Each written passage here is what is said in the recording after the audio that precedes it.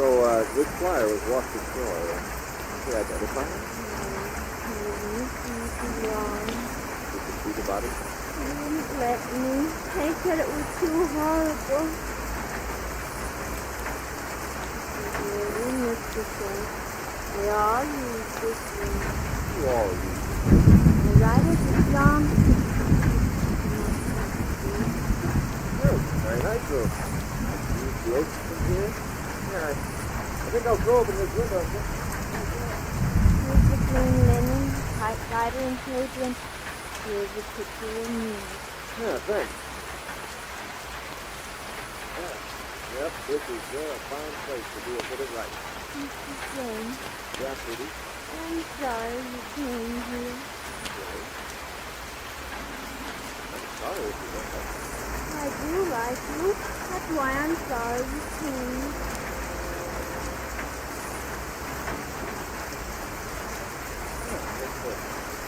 If I can't write a script here, I can't write it anywhere. Well, that's good as a right debate. Yeah, good. Good, not bad looking. Kind of pretty, in fact.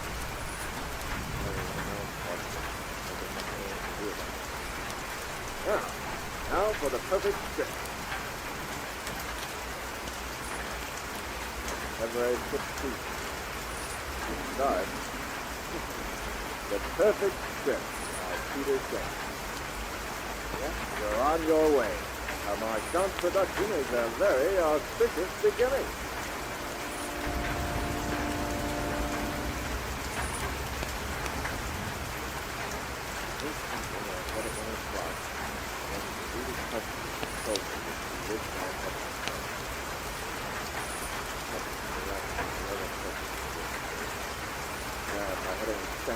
Cram out of it.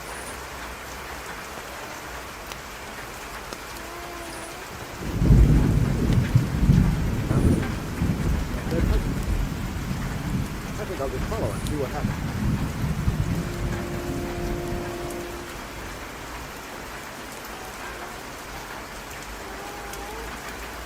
Trudy! Jack? No, Trudy, it isn't. Jack? Sorry, Trudy. But he will come someday, won't he? Yeah, let's sit down a bit. Just running in the sand is very tiring. Is he dead, is he? Certainly not in your thoughts. Well, you watch the sea a lot, don't you? Yes, I wouldn't want to miss you. Yeah, I know. I spend a lot of time watching the sea, but how do you get it? Well, Trudy, shall we start back? Yeah. Maybe the I think so. Do you think he'll come back tomorrow? Tell me he'll come back tomorrow. Johnny said he'd never come back. Johnny lied, did he?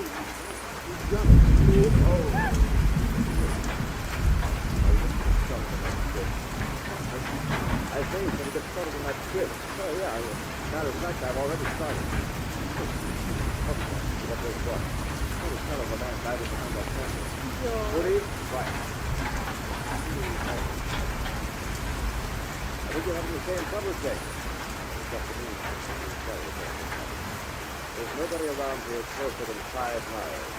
Well, it was the man with a shadow paint, nothing but a shadow. Mr. Marchand, I don't think shooting is very much of a thing. Why do you say that? You told me you were going to come. What do you mean by that? How do I know that you know? It is always the case someone's good at the race of good because you find no place. They know what they can do. Let's go again. Oh, you hurt I me. think you'd better get back to that city. You know, I'm thinking something. Maybe I can't cut it. Let it start cutting. Perfect script. Now, we'll never be any more ready than we are right now. I know, but the script Mr. King will be perfect. And you write it.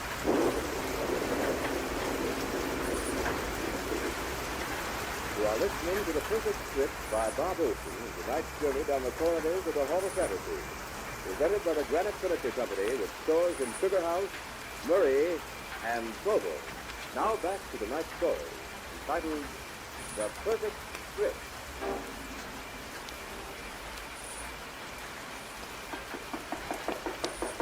Come in.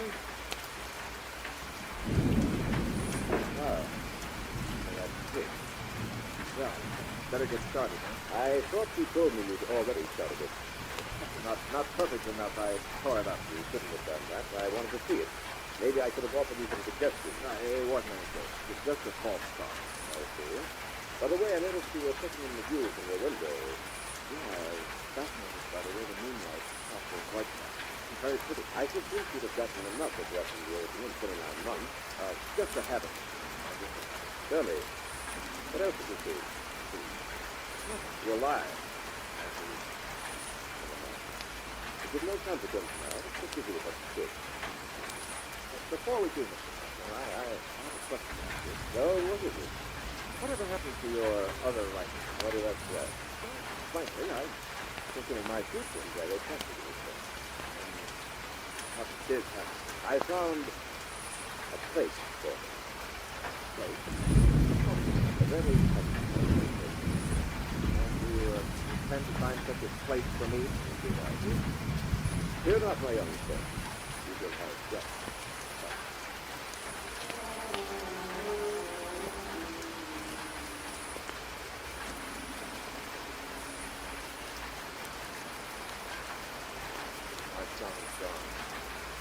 Partner on the table. While you can fold at the door. It comes strange to you I can't bust the windows or even smash the pane. I know he plans to kill me. It would be such a horror in this room that you'll have the actual passionate record of a terrified and dying man. Just how he intends to bring it about, I don't quite know. I just poured myself a glass of cold water. But this I do know. This script is written by Peter Schenck, a very mediocre writer, but one with enough talent to find an enthusiastic audience in the Los Angeles police department.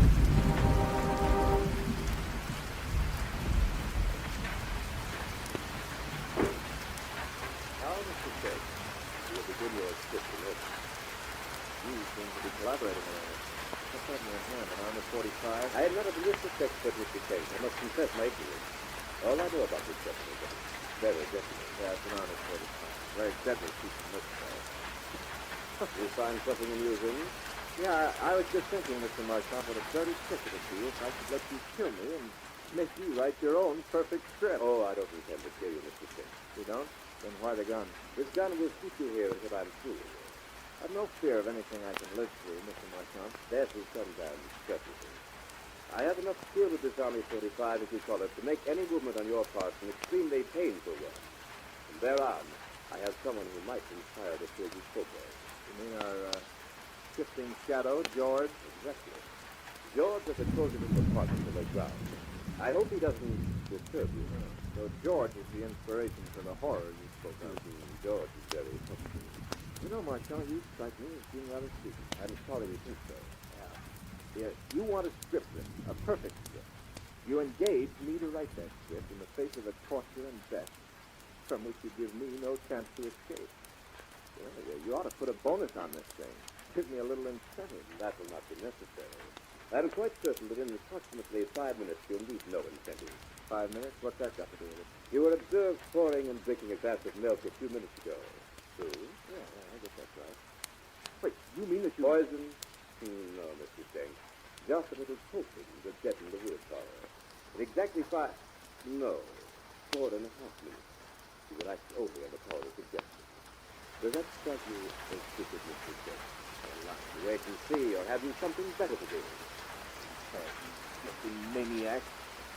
Why, in 2 minutes I could kill you. Yes, and by heaven I intend... Stand back. You wouldn't get to. This is no Capcut. Go ahead. As long as you're alive, you have a chance. Go ahead, commit suicide. See how much good it does. Hey, you're lying, I tell you. Now, okay, you know differently. Just relax. You go back. You'll even get a thrill out of it. Believe me, don't fight it. You only hurt yourself when you do. I hope you... phrases is a lot more. Your sister at least has some traces to her. You're just plain mad. My sister. Oh, yes. Doctor, if you prefer. You're well proven, I thought. You're just selling. You depend too much on the discussion of the insane. It's talking without sympathy. Doesn't matter. Take the insanity without. Maybe I am. It doesn't matter if the police is mad from heartbreak and fight. He could have been saved as well if you'd left. It serves your plan better if you didn't choose that.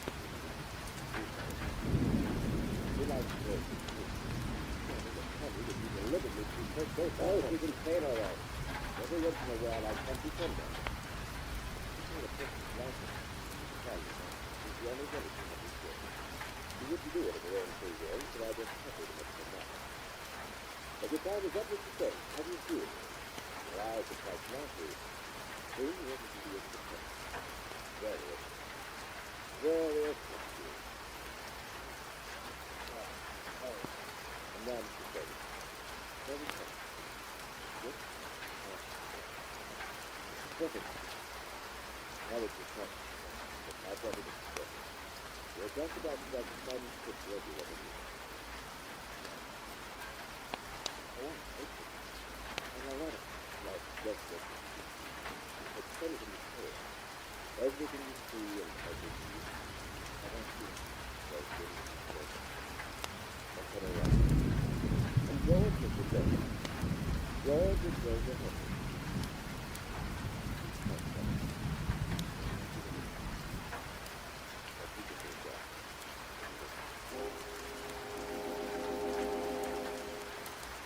Come with me. And we won't be far away. George doesn't like to have anyone to tell me around the rescue.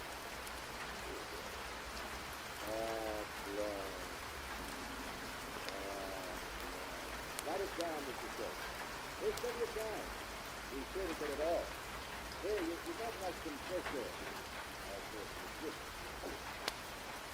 That's his last word. Tell me, you won't try to escape.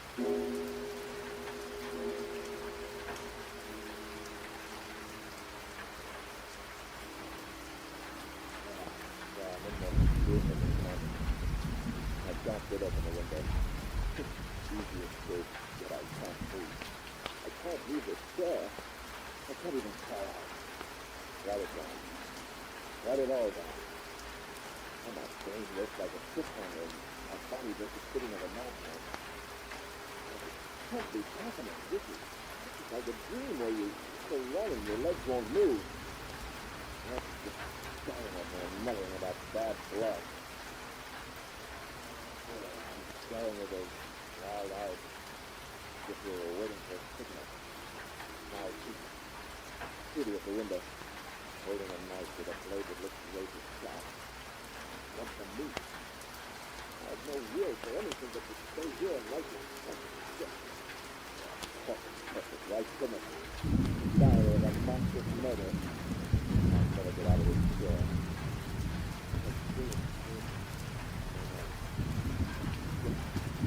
Perfect if I did.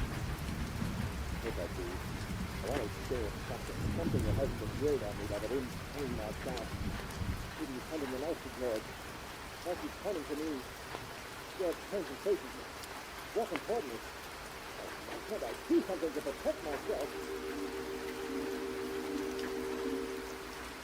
Bad blood. George has bad blood. Everybody says George has bad blood. George needs good blood. Then he'll be fine. No more bad blood.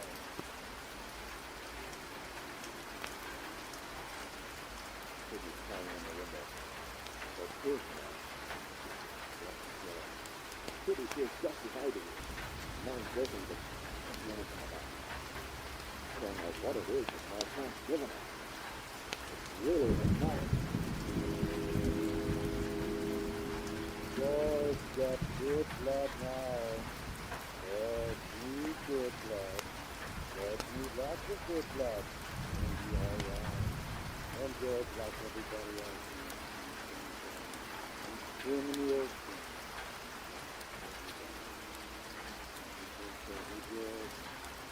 Hello, George. How are you today? My blood very good today. George got good blood now. I'm trying to stay up with George. George is screaming down his feet. He doesn't want me to die. I give a cold kick. He's trying to hug me. I'm going to lie down and push my feet. He only had the real good. And I am the only person in this room with any power over his bodily flaw. And he has no mind with which to control it. He was horrified. Something going wrong with his plan. Ooh! Where did I go? You never saw you in any of the weapons? Why are the boats too late? He was coming around. He's busy walking. He's secured. He's right up at angle. He grabs Kitty by the wrist. Watches her with an out. Oh, please give me the strength to move. Give me the power to get out of this chair. Now he's reaching through the window. I think he's going to try to fight this guy. Rushing to the monster. George pushes him off. He goes with shots later than I've heard him with his wound in the side of my cat.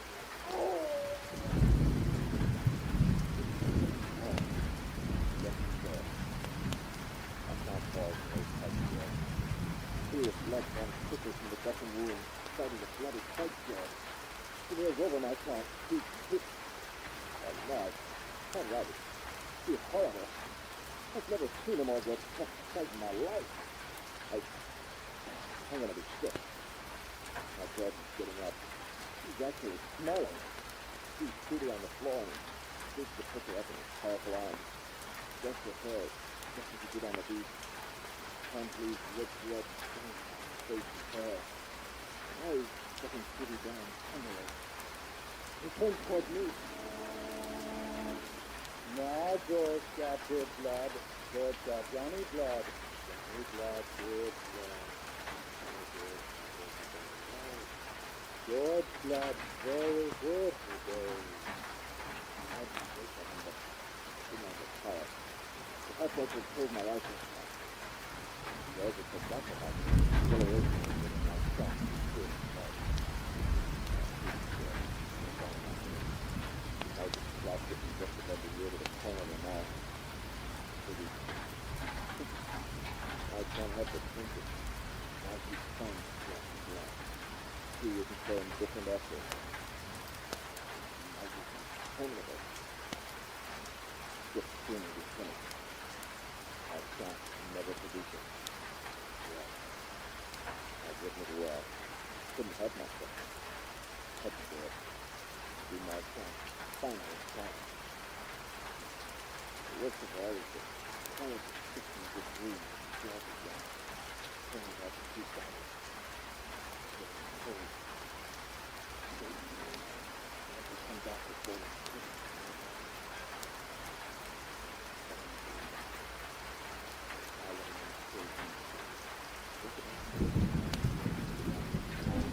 So he was.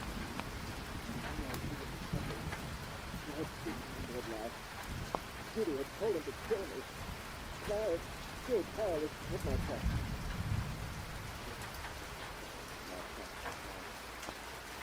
Now he just has to say. He isn't thinking anymore. George do that thing. George forget. George do that thing. I can use it. All I can do is fight. I was usually the record. So that all the world know what a half hour of a perfect gift has cost the lives of so many people. Raising his arm. The knife blade touched the glint of light. My eyes are blinded momentarily by the brilliance. God twists his red a little. It comes the knife. He pauses and... Suddenly, for no reason at all, I think of the road. The road that I walked along in Arizona just a week ago. Free, happy, glad to be alive. And then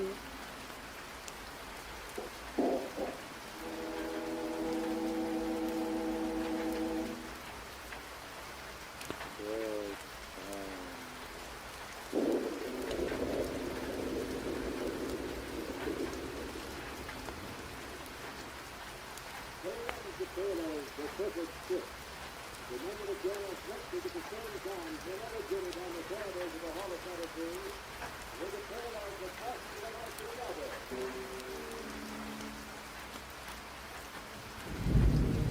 Tonight's program is an original radio drama by Bob Wilson entitled The Perfect Script. Heard in tonight's program with Richard Thorne as Marsan, Charles Wilson as Shanks, Jeff Colton as Trudy, and Nelson Hall as George. Musical background was provided by Earl Garrison. Technical supervisor was Levi Sorensen. These programs are produced and directed by Richard Thorne. Remember, be with us again next Sunday night on Thor at 8:30 p.m. in the Granite Furniture Stores in Sugar House, Murray, and Provo. We'll take you on another journey down the corridors of the Hall of Fantasy with a tale of the past of the monster robber. Ladies and gentlemen, the Granite Furniture Company with stores in Sugar House, Murray, and Provo presents the Hall of Fantasy. Welcome to the Hall of Fantasy. Welcome to the series of radio dramas dedicated to the supernatural, the unusual, and the unknown. What is he about this? We could descend to the world of the unknown and forbidden, down to the depths of the bed of crime and mysticism, and the supernatural reigns and kings. Come with me and listen to the tale of Death in the Bayou. The Granite Furniture Company brings you the Hall of Fantasy. Listen now to original tales of the imagination and some of the classics of the supernatural as we take you down the corridors of the Hall of Fantasy to the mysterious realms of the unknown. These are stories of fury and fantastic thrills brought to you by your friends at the Granite Furniture Stores. You know, spring is practically here, and the centennial summer is not far away, so now's the time to cheer up your home with something new from the Granite Furniture Company. You'll be amazed at how easily you can improve the beauty and comfort of your home with small items here and there, such as a new floor lamp, a new lounge chair, a table or so, or some other seemingly unimportant item. The Granite Furniture Stores in Sugar House, Murray, and Provo are daily receiving new stock for spring home redecoration. And now you may choose from these delightful new things at prices well within your budget. Go in tomorrow and see for yourself. And be sure to listen a little later in tonight's program for an important announcement from the Granite Furniture Stores in Sugar House, Murray, and Provo. And now for tonight's story. An original radio drama by Robert Olson entitled Death in the Bayou. It's about who's to say the deed was murder?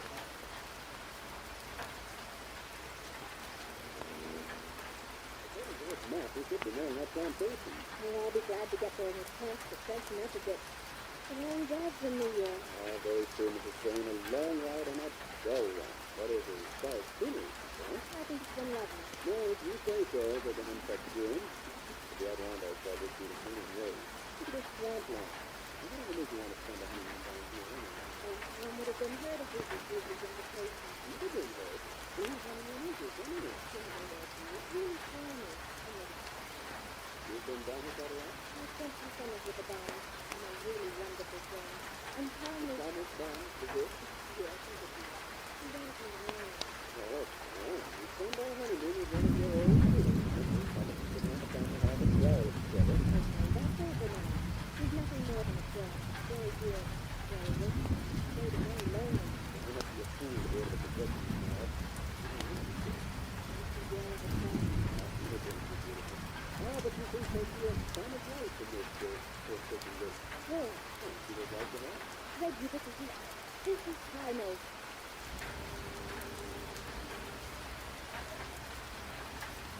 Oh, the welcoming committee. Well, that master looks as if he's like a fantasy of love. Well, take it easy, Wayne. We've been inside it. Hello there. Would you let us in, please? Oh, it's Amos. Amos, this is Miss Madeline. Hello.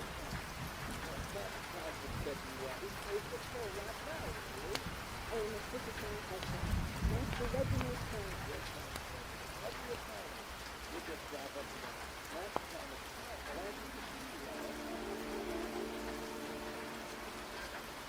Oh, man, this is wonderful. Really wonderful. I'm glad we never get here. And this is, I presume, is Dr. Gentleman. Yes, Tommy. This is Reggie's book. Well, take your things off and join me in the drawing room for a little bit. He looks like he's exchanged too. Thank you, Lena. I very much appreciate it. Let me get this. Hey, let's take our dress things the way we read. We were cool with all things that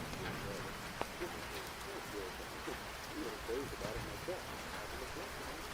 Didn't anybody think Reggie and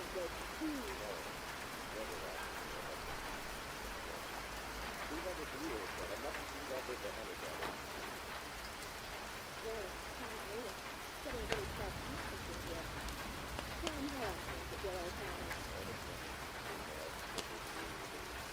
Since the family, my dear never died, well, how was yours? Thank you, Tom. It was nice of you to ask us down here. Where you going? I need to get back this morning. You mean the cigar house or the driving? I'll be all ready. Excuse me for the name. Don't forget my black overnight coat. Mary, but I told you I'd never let anyone else have you. The bottom knife is all over.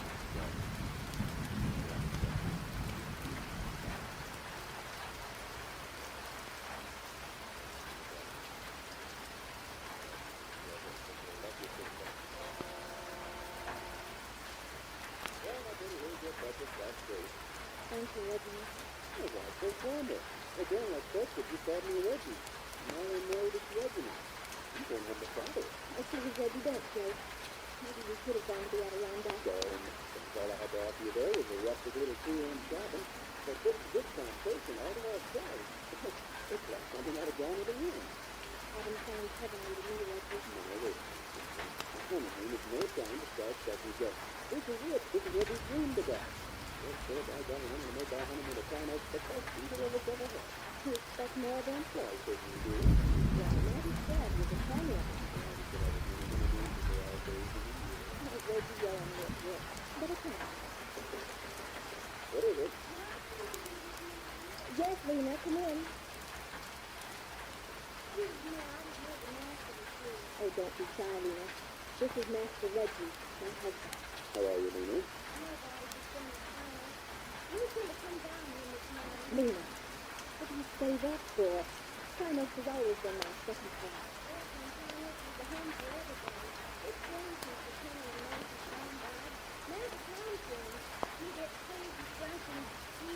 Beat you?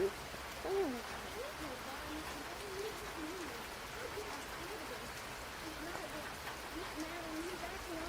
Lena, I won't have you saying such things. Now you run along or I'll tell Master Collins. What? Then don't let me hear you talking like that again. Please.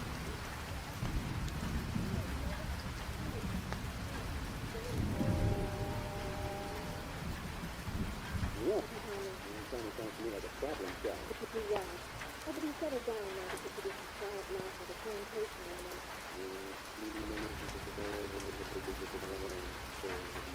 Now, Reggie, what do you mean? Only that he still loves you and hates me. I could see that right away. He wanted to put us in separate rooms. Imagine it? Yes, Reggie, I think you're right. That's what I was going to tell you. While you were out there, you said something very strange. What did he say?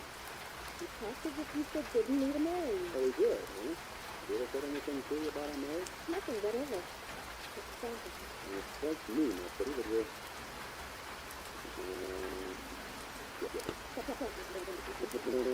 Nothing at all. Say, In the dry house. Oh, Reggie, isn't it lovely? oh, I don't know. You do. No. Anything lovely outside of you is... She's got to attract my attention right now. Then you retract your step to the home to father. Oh, home is never like this.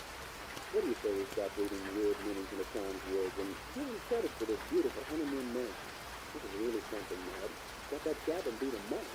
I bet that little cabin is wonderful. I get it. What was that? That sounds like the dog that greeted us at the front gate. What's he doing out in front this time of night? The fish is in the swamp. Tom's there too. I don't know, revise the question. What's Tom doing out in the swamp this time of night?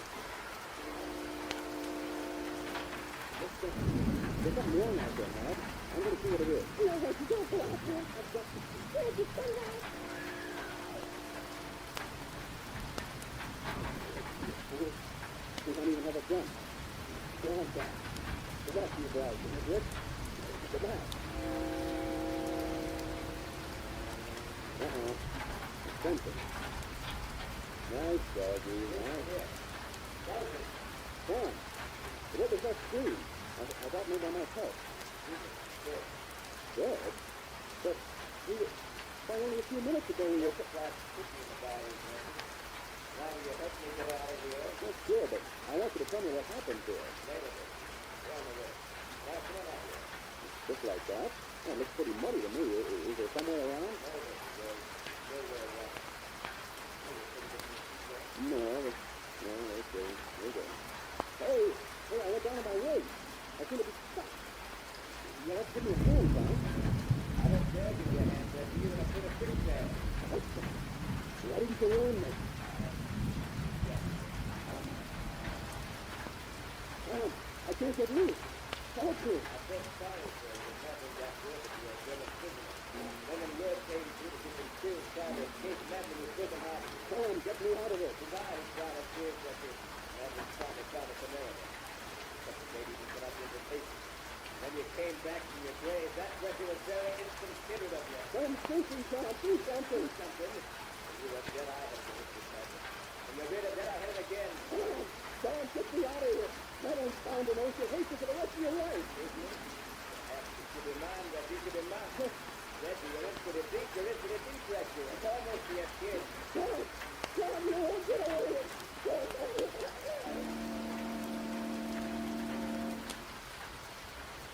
Reggie. Good night. Reggie. Hold on. Fine. Oh, Tom, where's Reggie? I'll tell you what you did that. Yeah, you can get my brother. He came out with it. Oh, help me find him, Tom. I'm afraid to have him out in the swamp alone.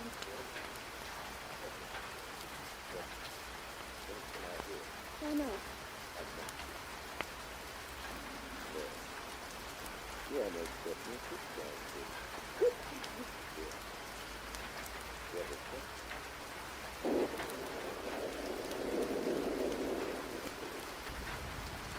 You are listening to Best in the Bayou in tonight's journey down the corridors of the Hall of Fantasy, presented by the Jonah Furniture Company, with stores in Sugar House, Murray, and Provo. Well, here's the special announcement we mentioned a few minutes ago from the Jonah Furniture stores in Sugar House, Murray, and Provo. Just received another new shipment of 9x12 rugs. Yes, you heard correctly. Another new shipment of 9x12 rugs at the Jonah Furniture Company. They choose from a wide variety of colors and patterns. And in addition to these new 9x12 rugs, we now choose from an excellent selection of Woody and Axminster wall-to-wall quality. Choose from more than 20 rows. And you know that rugs and carpeting have been very difficult to get. And because of better buying connections, the Granite Furniture stores have scooped the market. So buy early tomorrow. Rugs and carpeting just received at the Granite Furniture stores in Sugar House, Murray, and Provo. Now back to tonight's story, an original radio drama by Robert Olson entitled Death in the Bayou.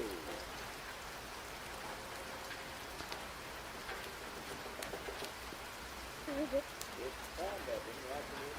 Oh, yes, Tom, please do. Gavin, is there anything I can do? Oh, Tom, help me find Reggie. Where could he have gone? The bayou has many houses. It is well to be out there to find. What happened out there, Tom? Captain, what do you mean? There was a strange trip why Reggie went out. That someone was in trouble. Now both Reggie and Lena are missing. What happened? These were quickly promised, Reggie. They were even expected to start too. It wouldn't be the first time it happened, even at Connie. It's no place for anyone who isn't acquainted with every perfectly. And you think Reggie I was... don't know, Madeline. Quicksand leaves no traces. Where were you when Lena cried out? I must have been in my tower. The first thing I heard was simply darkening. What did you see when you reached the pit? Just Finch raising up an awful family about something. Is there anything we could do? Well, make sure about... We've never been able to find out how deep that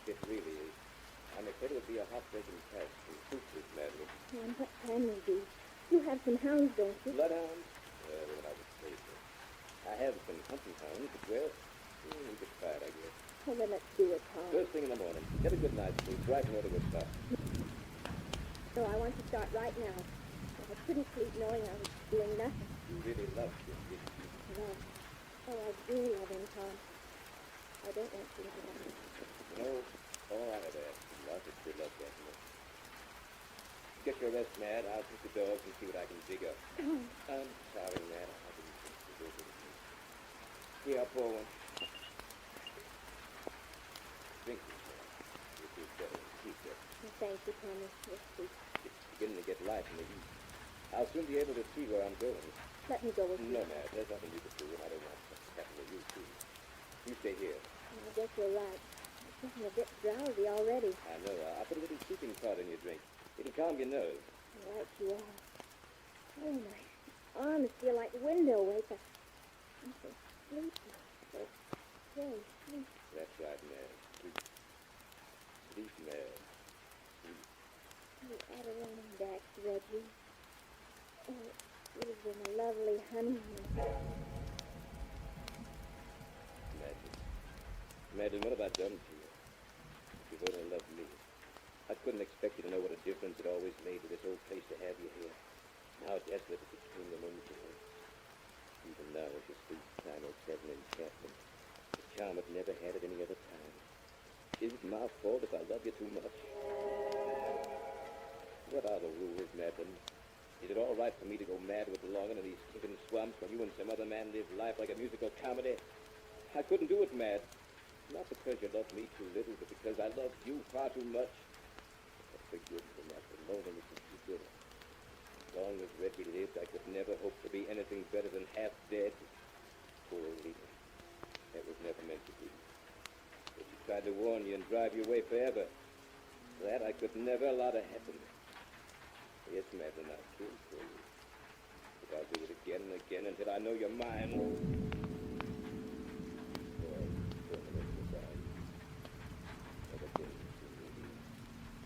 What would have been to you and me, Madeline? How can I still the heartbreak that weeps inside you, the longing for the lost one? Reggie's gone and true. Reggie will never come back. That's strange. But how can I destroy the memory of him?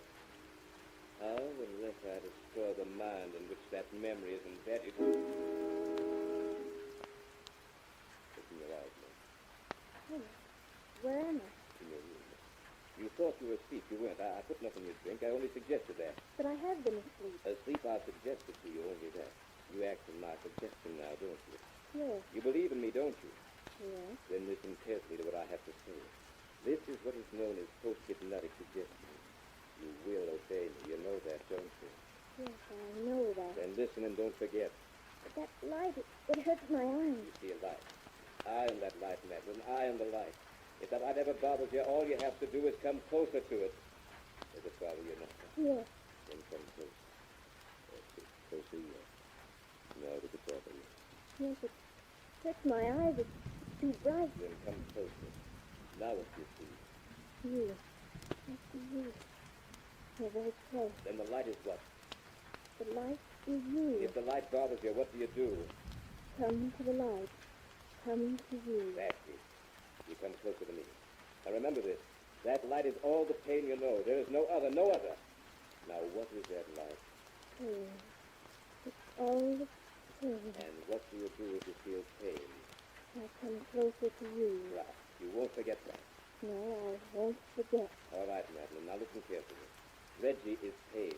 Every time you think of Reggie, you'll come to me. Do you hear that? Come to me. I am Reggie. I am pain. I am the light. You remember that? Yes. Good. Now, Madeline, wake up. Oh, hello, Tom.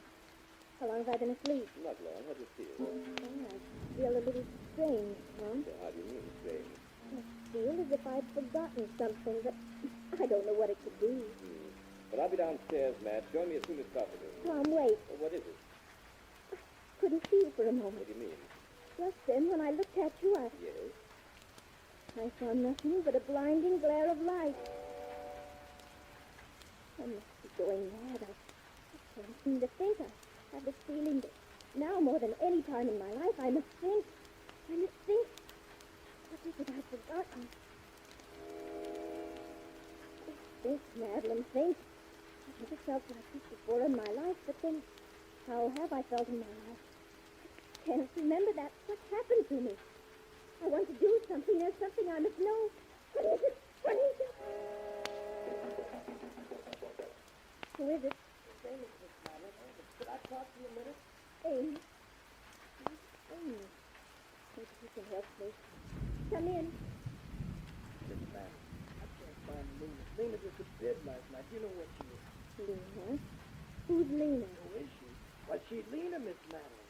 Amos, what am I doing here? What's that? What am I doing here? I'm sick. I can't seem to remember. Amos, where's that light coming from? What light, Miss Madeline? That light behind you. Behind you. Amos, what are you doing here? I looked for Lena, Master Tom. She's gone. She didn't come to the house last night. You know where she is? Of course not. But if Lena is lost, we'll find her. Now, don't bother Miss Madeline about it. She isn't feeling bad. Oh, I don't mind, Tom.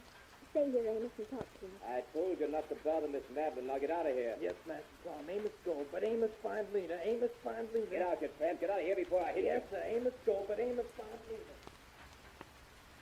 Tom, will you help me? I can't seem to remember anything. Look at me, Madeline. Yeah? What do you see? Oh, your face. It's what? It's the face I've been trying to remember. Who are you? Coming closer. Yes? Now, what do you see? Oh, it's Tom. Good. Now, speak, Madeline. Speak. With that face I saw a moment ago. Oh, would you let me see it again? Instead, speak. Yes, I'm asleep. But I must remember, too. I must remember.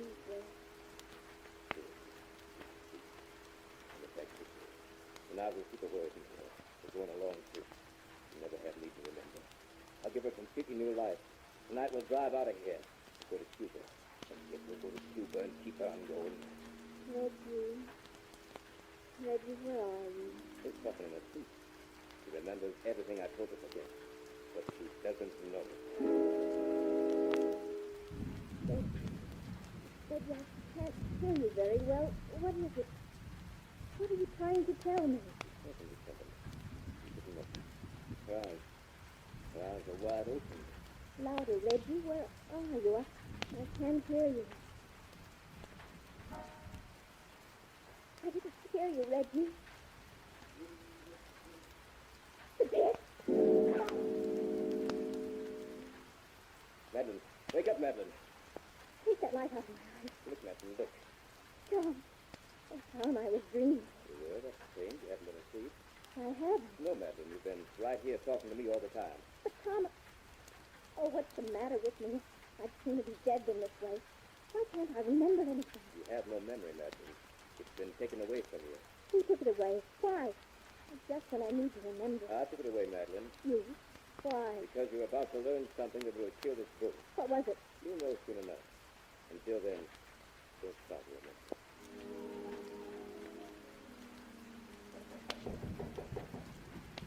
Miss Madeline. Miss Madeline. Who is it? It's Amos, Miss Madeline. I must see you right away. Come in, Amy. Miss Madeline, you gotta get out of here. Get out. Why? Master Tom's gonna kill me. He just tried to kill me. Oh, Amos, what are you saying? Tom wouldn't kill Yes, you. he would, Miss Madeline. I followed him out in the bayou. I saw him with Lena. Who's Lena? You remember Lena, Miss Madeline? She's Lena. She's my Lena. I seem to remember, yet I don't. Oh, tell me, Lena. Tell me more about her. Why should I remember her? You should remember Lena because Lena's your friend. Lena tried to help you. Now she's dead. My Lena dead, Miss Madeline. Master Tom's killer. I see him with it down on the bayou. Hey, I can't see. It's that light again. Hey, be careful. The light is behind you. Amos, I told you to stay away from Miss Madeline while you're here. I saw you, Master Tom. I saw you bury Lena in the bayou. You killed my Lena. I warned you. Now you're going to... Come back here, you babbling fool. Come back here. Amos be back. But Amos come back for Lena. Miss Madeline, run away. Run away, Miss Madeline. Run. Get that meddling fool. Amos, I'm coming to get you. Oh, the light is going away. I must follow it. I must follow the light. Madeline, stay back. Don't come out here. The light going away. I must follow the light.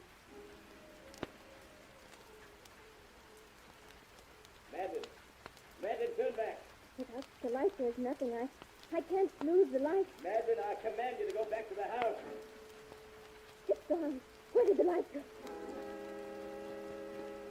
Hey, Miss Matt, stuck behind this tree. Then, Master Tom don't see us here. I'm gonna take you back to the house. Master Tom awful crazy. You gotta get out of here. Where are you, Madeline? Answer me. He's coming. Madeline, look, please, nothing else. Don't move an inch. The light. Where's the light? Get the light, Madeline. Please don't move a muscle. Snake isn't 2 feet from your face. Bring the light closer. I want pain. That's what I want, Tom. I want pain and Reggie. Madeline, I must find Reggie. Reggie. quiet, you little fool. That snake will strike at anything moves. Madeline, look out. Reggie. I lost Reggie. She remembers after all. Please, Miss Madeline, listen to Master Tom. Madeline, the snake. It's Madeline. Snake.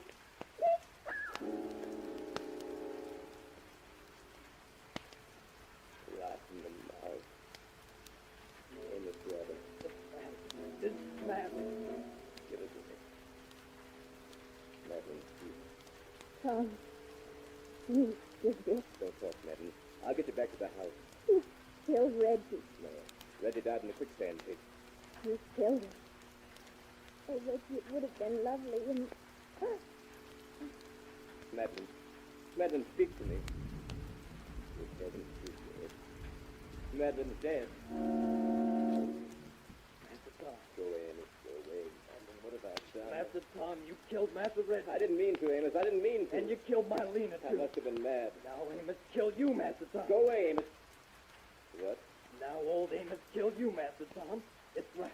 Amos must kill you now. Stand back, you fool. Get away from me. Amos gonna kill you, Master Tom. May the good Lord help me do it. Amos, give me that gun. I'll have you whipped. No, Master Tom, you won't whip Amos. You won't whip anybody anymore. Amos, don't. Master Tom, it's Master Tom. Like you touched the purpose in the fire. There's nobody left to stand in for the sun. But now you got us down. Now,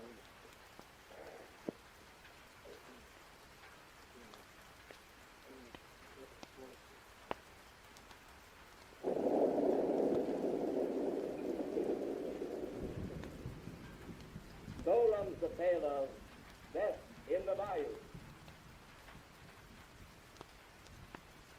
Well, friends, heave a big sigh and then listen to this. Another new shipment of 9x12 rugs and wall-to-wall carpeting has just arrived at the Granite Furniture Company. You may choose from a wide variety of 9x12 rugs in choice colors and patterns. In carpeting, the Granite Furniture Company is now able to offer you a choice from more than 20 rolls in Wilton or Axminster grades. This is hard-to-get merchandise, and the Granite Furniture Company, through its bigger buying power and better wholesale connections, has scooped the market. Buy early tomorrow on easy terms, rugs and carpeting at the Granite Furniture Company. There is a store near you in Sugar House, Murray, and Provo. Remember to join us next week at the same time for another journey down the corridors of the Hall of Fantasy to hear the tale of the Doctor of Terror. Tonight's story was written by Robert Olson. Heard in tonight's program were Michael Bruce as Reginald Crane, Beth Calder as Madeline, Dick Thorne as Tom, Carol Moser as Lena, and Ken Jensen as Amos. Musical background was provided by Earl Donaldson. The technical supervisor was Nephi Sorensen. Your announcer is Mal Wyman. These programs are produced and directed by Richard Thorne. Remember, be with us again next Sunday night on call at 8:30 p.m. when the Granite Furniture Stores in Sugar House, Murray, and Provo will take you on another journey down the corridors of the Hall of Fantasy to hear the tale of the Doctor of Terror.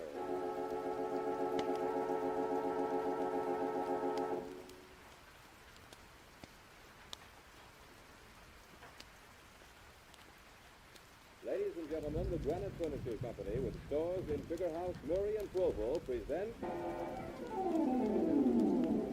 Hall of Fantasy. Welcome to the Hall of Fantasy. Welcome to the series of radio dramas dedicated to the supernatural, the unusual, and the unknown. Come with me, my friends. We shall ascend to the world of the unknown and forbidden, down to the depths where the veil of time is lifted and the supernatural reigns as king. Come with me and listen to the tale of The Judge's House. The Granite Furniture Company brings you the Hall of Fantasy. Listen now to original tales of the imagination and some of the classics of the supernatural as we take you down the corridors of the Hall of Fantasy to the mysterious realms of the unknown. These are stories of eerie and fantastic thrills brought to you by your friends at the Granite Furniture Stores.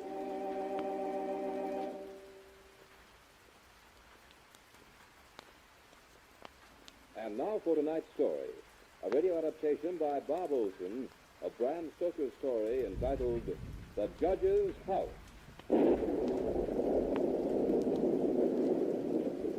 Justice. Peace. How can we be certain of either when hatred burns unchecked, even beyond the grave? I am Malcolm Lane. This is my story. I want to tell it to you while there is still time. I watched them carry the parcels into the judge's house. Mrs. Whittam, whom I had engaged as my housekeeper for the next 3 months, was directing the activity. She was an amusing little character. I had to promise that she wouldn't have to stay in the house after it began to get dark. The upholsterer's man was coming up the pathway with a cart and a new bed.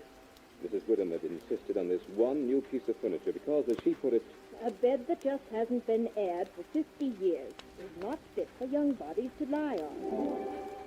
and she was right, of course. But my head was too full of plans for study to worry about such details as my living quarters. As for the tales about the harsh old judge whose house this had once been, I had only a mild enthusiasm. He must have been quite a character, though, to make an entire village fear him and his house, even 50 years after his death. Mrs. Whittam was positive there was something about the old place, though she nor anyone else quite knew what it was. The consensus of opinion, however, was that they would not take all the money in Drinwater's bank to spend an hour here alone. But Mrs. Whittam startled me with a very rational statement. The place is full of rats, and rats is bogies, just the same as bogies is rats. That explanation suited me very well, for as I said once before, my head was full of plans to study. Examinations were coming up soon, and I had paid 3 months' rent in this old house, so that I would be assured of peace and quiet while I prepared for them. The only mysteries I'm interested in, Mrs. Whittam, are those of harmonical progression and elliptical functions. They're a mystery enough for me. Not that you won't find company here, Mr. Lane. I've already cleaned all of 50 years of dust from everything. Oh, but that wainscot in this room must be hundreds of years old.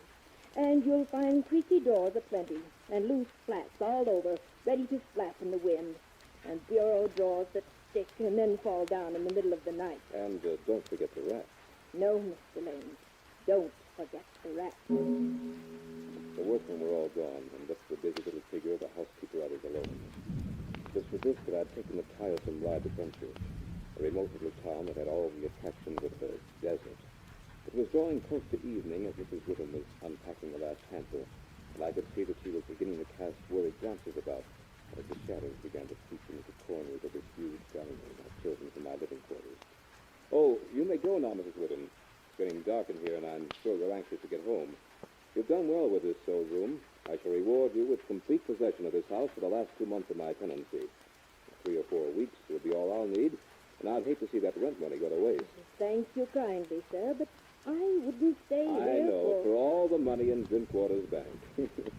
I'm really grateful, for I do want to be alone. And if you were not so opposed to it, I might be tempted to accept your company.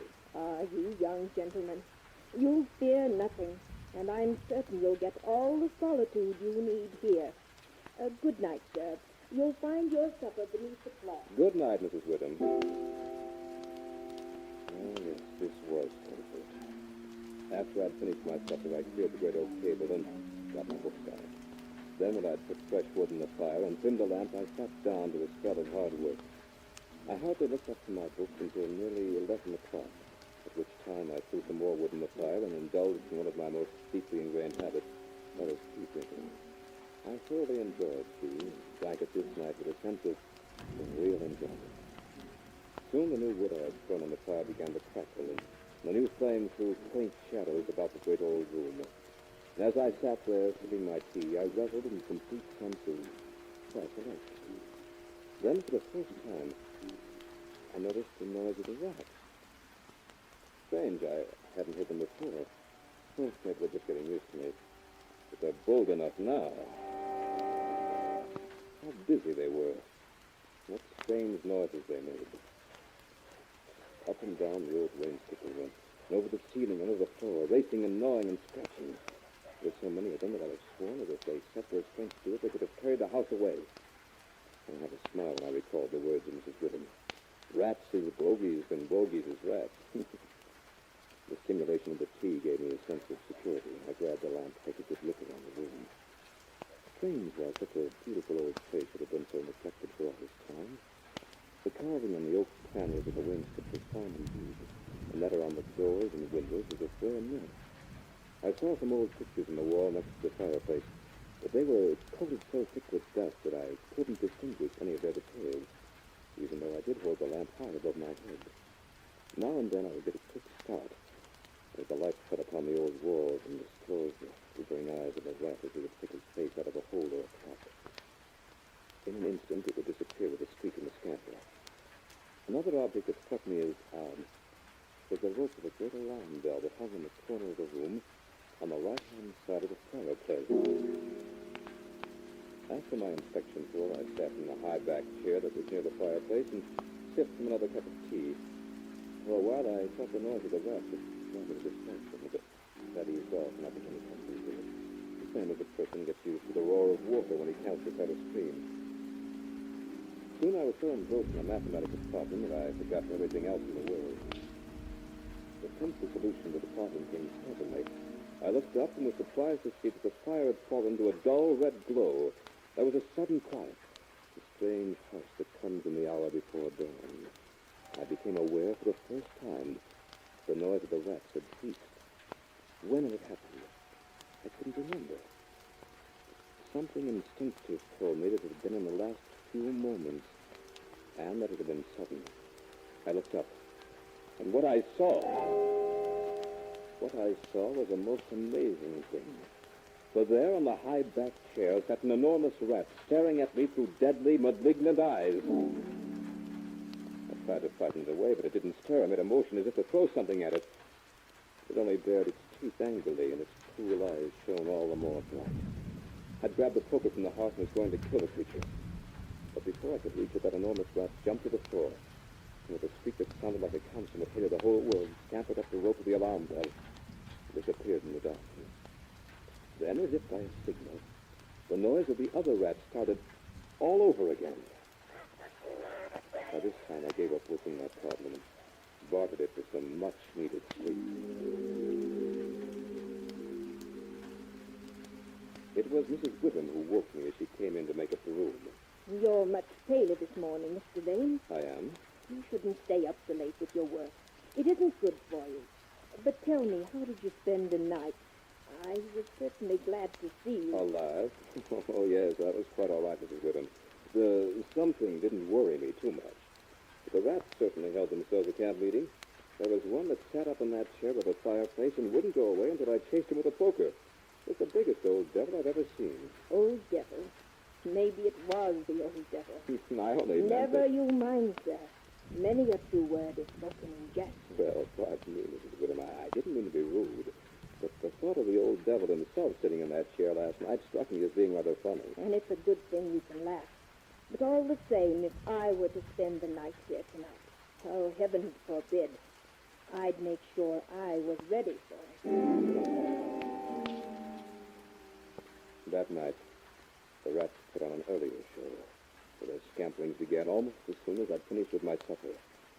The cursed creatures seemed to get on my nerves, and I sat there and puffed my pipe. And they squealed and scratched and gnawed. They seemed to go bold about a minute. By now they were coming to the chinks and cracks in the wall until their eyes shone like miniature lamps when the firelight struck them. It even makes bold sallies under the floor, and I'd have to frighten them away by pounding on the table with my fist. That was how I passed the early part of that night. Despite it, I became more and more engrossed in my studies. And then, a strange sensation coursed through me. For there it was again. Instinctively, I grabbed the handiest object I could find, a book, and flung it at the baleful little beast. The book was too hastily aimed, and the huge rat didn't stir. And once again, I went into the poker routine. And once again, it set up the rope of the alarm bell. I tried to follow its flight more closely this time, but before I could see where it went, it had been swallowed up in the shadows. And just as it had happened last night, as soon as the big rat had gone, the others resumed their activity. I looked at my watch and found that it was very close to midnight. I had built up the fire and brewed myself a pot of tea. I tried to get back to my work, but I suddenly became curious to know where the rat had disappeared to. For I was certain that tomorrow I would most likely get myself a rat trap. I gathered all my books about me and put them in a handy position for throwing. Then I took the rope of the alarm bell and placed the end of it upon the table underneath the lamp, where there would be plenty of light on it. As I picked up the rope, I was amazed how pliable and strong it was. Ideal, I thought, for hanging a man.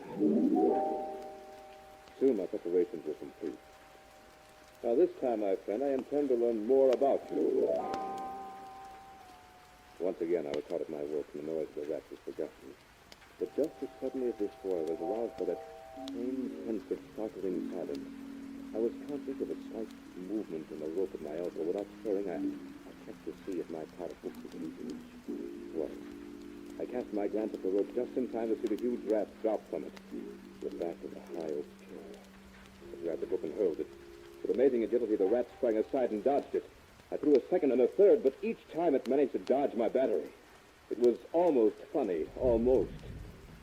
Finally, when I was down to the last book, I took careful aim, and as I did this, the rat squeaked and seemed afraid. I let the book fly. It struck the rat with a resounding thud. It gave out a shrill, terrified shriek, and running up the back of the chair, made a desperate leap, and with the speed of a bolt of lightning ran up the bell rope. The lamp rocked with a strain, but it didn't pop. Then I saw the rat creep to a molding and disappear through the hole in one of the big pictures that hung on the wall. I made a mental note of the exact spot. Third picture from the fireplace, huh? I'll remember that and have Mrs. Whittam scrub it clean the first thing tomorrow morning. I began to pick up the books I had thrown at the rat. As I did so, I took a good look at their titles. Conic section. Mr. Rat doesn't seem to mind that. You could read this one on cycloidal oscillations, and this one on thermodynamics he done very neatly. Oh, here's the book we've got him. As I looked at the title of the book that had probably the huge rat, I could see the colors spread across the page. So the title of that book was The Holy Bible.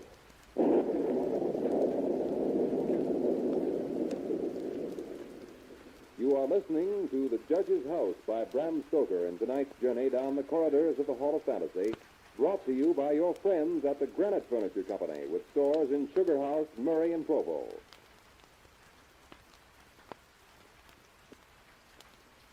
And now back to the story by Bram Stoker entitled The Judge's House.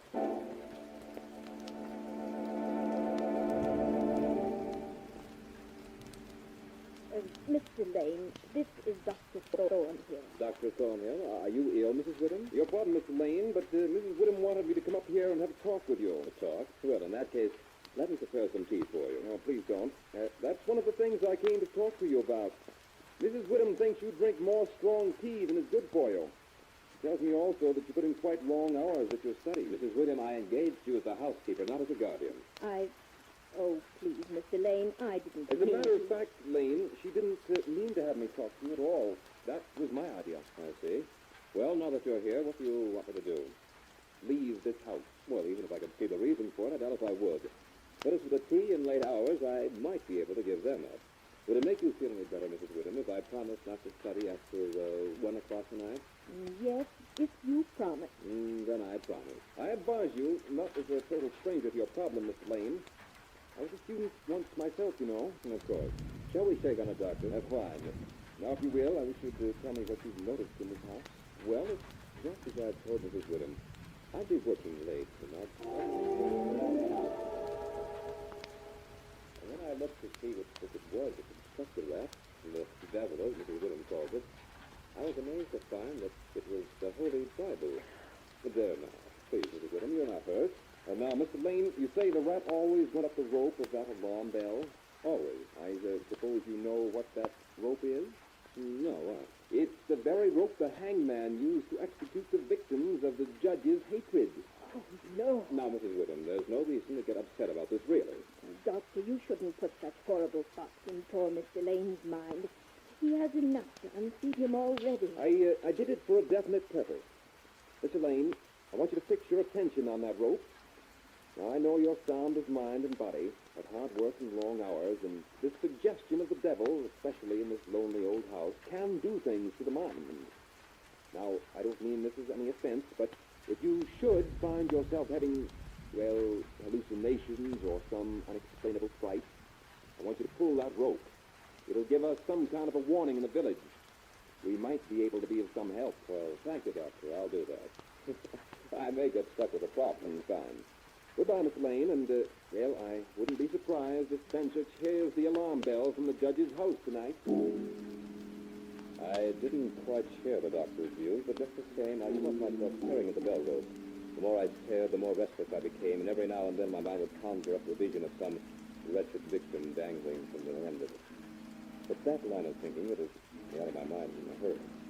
Mrs. Whittam had made the place neat and homely. I wandered over to one of the big windows and swung it open. I was surprised to find that a sharp wind had come up, a very cold wind for April.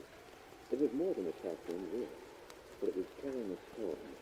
Little drops of rain began to pelt me in the face until soon it came a thing of fury. I bolted the shutters and built up a fire with some fresh wood. I was uncomfortable and was only vaguely conscious of the reason. Suddenly I knew. The rats were quiet tonight.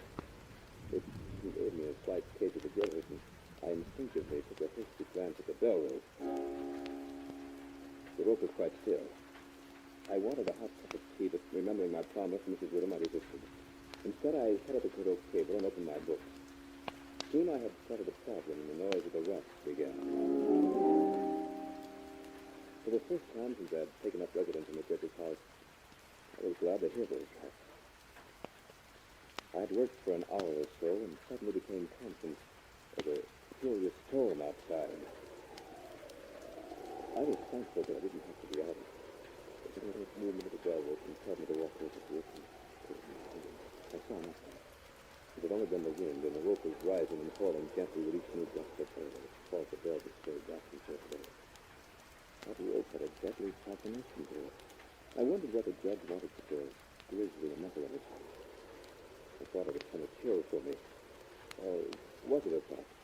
Didn't I sense a tremor along that rope? I couldn't be sure, but at that moment I remembered the picture.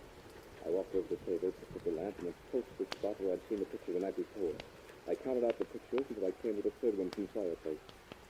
Even before I raised the lamp, I could see that Mrs. Whittam had washed it clean as I had told her to do. Then what I saw gave me such a start that I nearly dropped the lamp. My knees almost gave way beneath me, and I was conscious of huge beads of perspiration that were forming on my forehead. Just looking at it made me tremble like an aspen leaf.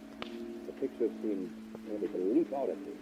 For there, dressed in his scarlet and ermine robes of a judge, with his merciless, evil face, his sensual mouth, and a nose that was shaped like the beak of a bird of prey. His face had a cadaverous color. It was ghastly.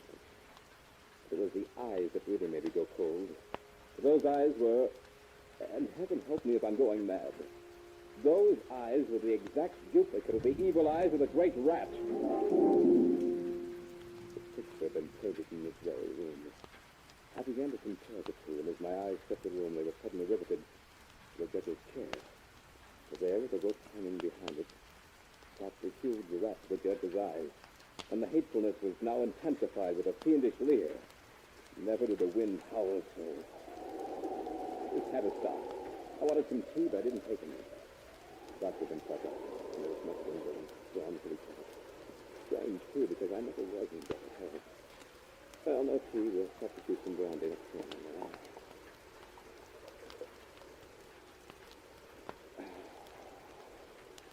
I had a stiff glass of the brown beer and back to work. The rats were at it again, and I was glad to hear them, for they had become a sort of symbol of normalcy. The storm raised such a fury that I was unaware of anything else. But once, During a silent lull, I heard another sound, a faint squeaking noise. I listened for it again, and then it was coming from the corner of the room where the bell was hung. At first I thought it was just the motion of the rope in the storm, but I looked up and saw something in the dim light that made me all the more positive that I was going mad. For there was a great rat, clinging to the rope and gnawing at it. I could see the lighter coloring of the bare strands were exposed. Just then the rat finished the job, and the rope fell to the floor. For a moment the huge rat hung there like a tassel. It was then that I realized what had happened. My only contact with the village was now gone. I don't know why, but I rushed to the lamp on the table, snatched off the shade, and ran over the picture of the judge. A chill of horror went through me. But I think I must have accepted what I saw.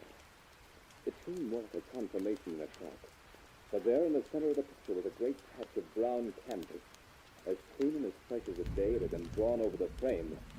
And where the portrait of the judge himself had been, there was nothing. I heard a sound behind me. When I turned around, I really got the ball. I suddenly became incapable of movement. I could hardly think. I had been prepared to see most anything, but what was there? For there in the judge's high-backed chair, with his black cap in his hand, his ermine robe fixed about him with a smile of triumph twisting his cruel mouth, was the judge himself. As the clock struck the hour, it seemed to beat the blood right out of my heart. At the 12th stroke, the judge placed the black cap on his head and walked deliberately over the place where the piece of velvet lay in a heap on the floor. He picked it up and drew it through his hand with one little right at his third place. Then he began to knot one end, fashioning it into a noose. He tightened it and tossed it at his foot. All this time he never took his horribly cruel eyes from my face. I began to feel pressed. For some reason I could barely move. I could only watch as he started to move along the table toward me. Then with a quick movement he threw the noose at me, as if to ensnare me in it. It missed. He raised it again, never once taking those hateful eyes from my face. Once more the noose came flying toward me. Once more with some last ounce of strength I dodged it. The room seemed flooded with light. The lamp had suddenly flared up high. I looked about the room and was astonished to see the tiny little eyes of the rats as they peered out the cracks and chinks in the wall. I looked up at the bell rope, and I lost his last hope of warning the difference. It was covered with a little feather. Funny thing that those rats were the only thing that gave me even the slightest sense of comfort. So as the rats clambered along the bell rope, the bell itself began to sway, and I heard a tiny sound, yes, very tiny, as the clamber touched the bell itself. It was only a whisper of a sound. It would grow louder in time. Or would. At this time the judge looked up and a start of terrible anger came to his face. His eyes were like red-hot coals, and he stamped his foot so that the house seemed to shake. The rats kept running up and down the rope as if they were conscious that it was a race against time. Now the judge was approaching me with a noose in his hand. As he came closer, there seemed to be something paralyzing in his presence, and I stood as rigid as a corpse. Suddenly, I felt the judge's icy fingers against the skin of my throat. He was adjusting the rope about my neck. Then he picked me up and stood me on the high oak chair and put his hand on the swaying end of the bell rope. As he raised his hand, I was conscious of my little rat friends seeing through the hole in the ceiling. They were my last hope. I stood there in the chair and couldn't move a muscle. Now that my last hope seemed gone, I wanted the judge to hurry and get it over with. Then he tied the end of the rope just about my neck, the dangling end of the bell rope. Then he jumped down to the floor and looked at me with those eyes that hated me so. The smile of diabolical triumph seemed to leave him in horror. I began to wonder about things. I wondered how long it would take. Whether the doctor in the village could possibly reach him in time. For I knew that I would soon be sounding the alarm bell. I even wondered if kind of a shadow had cast on the wall as I dangled from the end of the rope in this grotesque candlelight. But I didn't wonder for long. Because suddenly, the judge grabbed the chair on which I was standing and with sudden movement jerked it out from under me.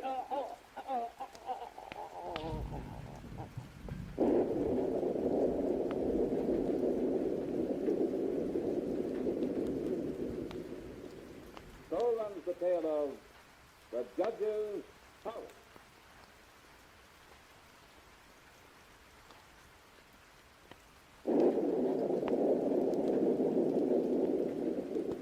Remember, join us next week at the same time for another journey down the corridors of the Hall of Fantasy.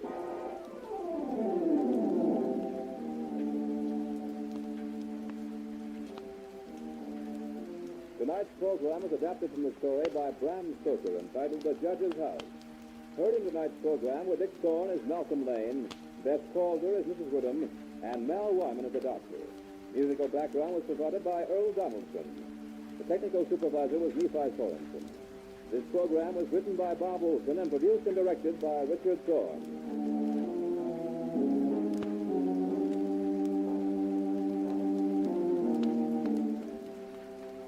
Remember, be with us again next Sunday night on call at 8:30 p.m. when the Granite Furniture Stores in Sugar House, Murray, and Provo will take you on another journey down the corridors of the Hall of Fantasy.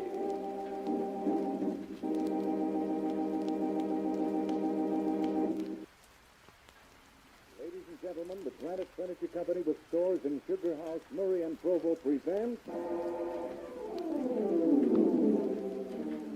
The Hall of Fantasy.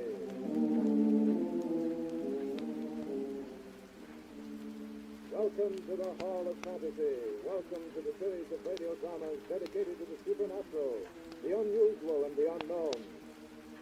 Come with me, my friends. We shall descend to the world of the unknown and forbidden, down to the depths where the veil of time is lifted and the supernatural reigns as king. Come with me and listen to the tale of Man-Sized in Marble. The Granite Furniture Company brings you the Hall of Fantasy. Listen now to original tales of the imagination and some of the classics of the supernatural as we take you down the corridors of the Hall of Fantasy to the mysterious realms of the unknown. These are stories of eerie and fantastic thrills, brought to you by your friends at the Granite Furniture Store.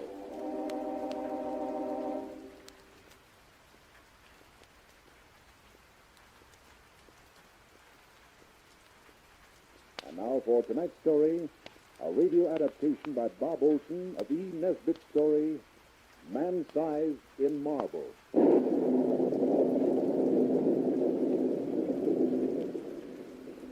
The villagers called it a delusion. That explanation gave them some comfort. Since it will give you comfort also, I'll say no more about it, except that it's difficult to understand how hallucinations can commit murder. Ours was one of those marriages on a dime. I'd been doing a bit of painting in those days and never knew what it was to have the money I really needed. But then Laura knew this before she married me. Well, we'll get along if we're careful. You can paint and I'll write articles for the magazine. Living in town will be out of the question, dear. We can find some little place in the country. As long as it's picturesque and sanitary, it doesn't matter where it is. And so we spent our honeymoon lightheartedly looking for a place that was both sanitary and picturesque, the two qualities that rarely keep company in one cottage. Little rose-covered trellises would invariably hide the corruption that lurked inside. We'd looked so hard and were so confused by the eloquence of house agents that we seriously began to doubt if we could tell a house from a haystack, even if we found one. But when we came out to the little village of Benjet, and thence 2 miles out to see the famous little church, our search was ended. For there, just 2 fields away, was the cottage.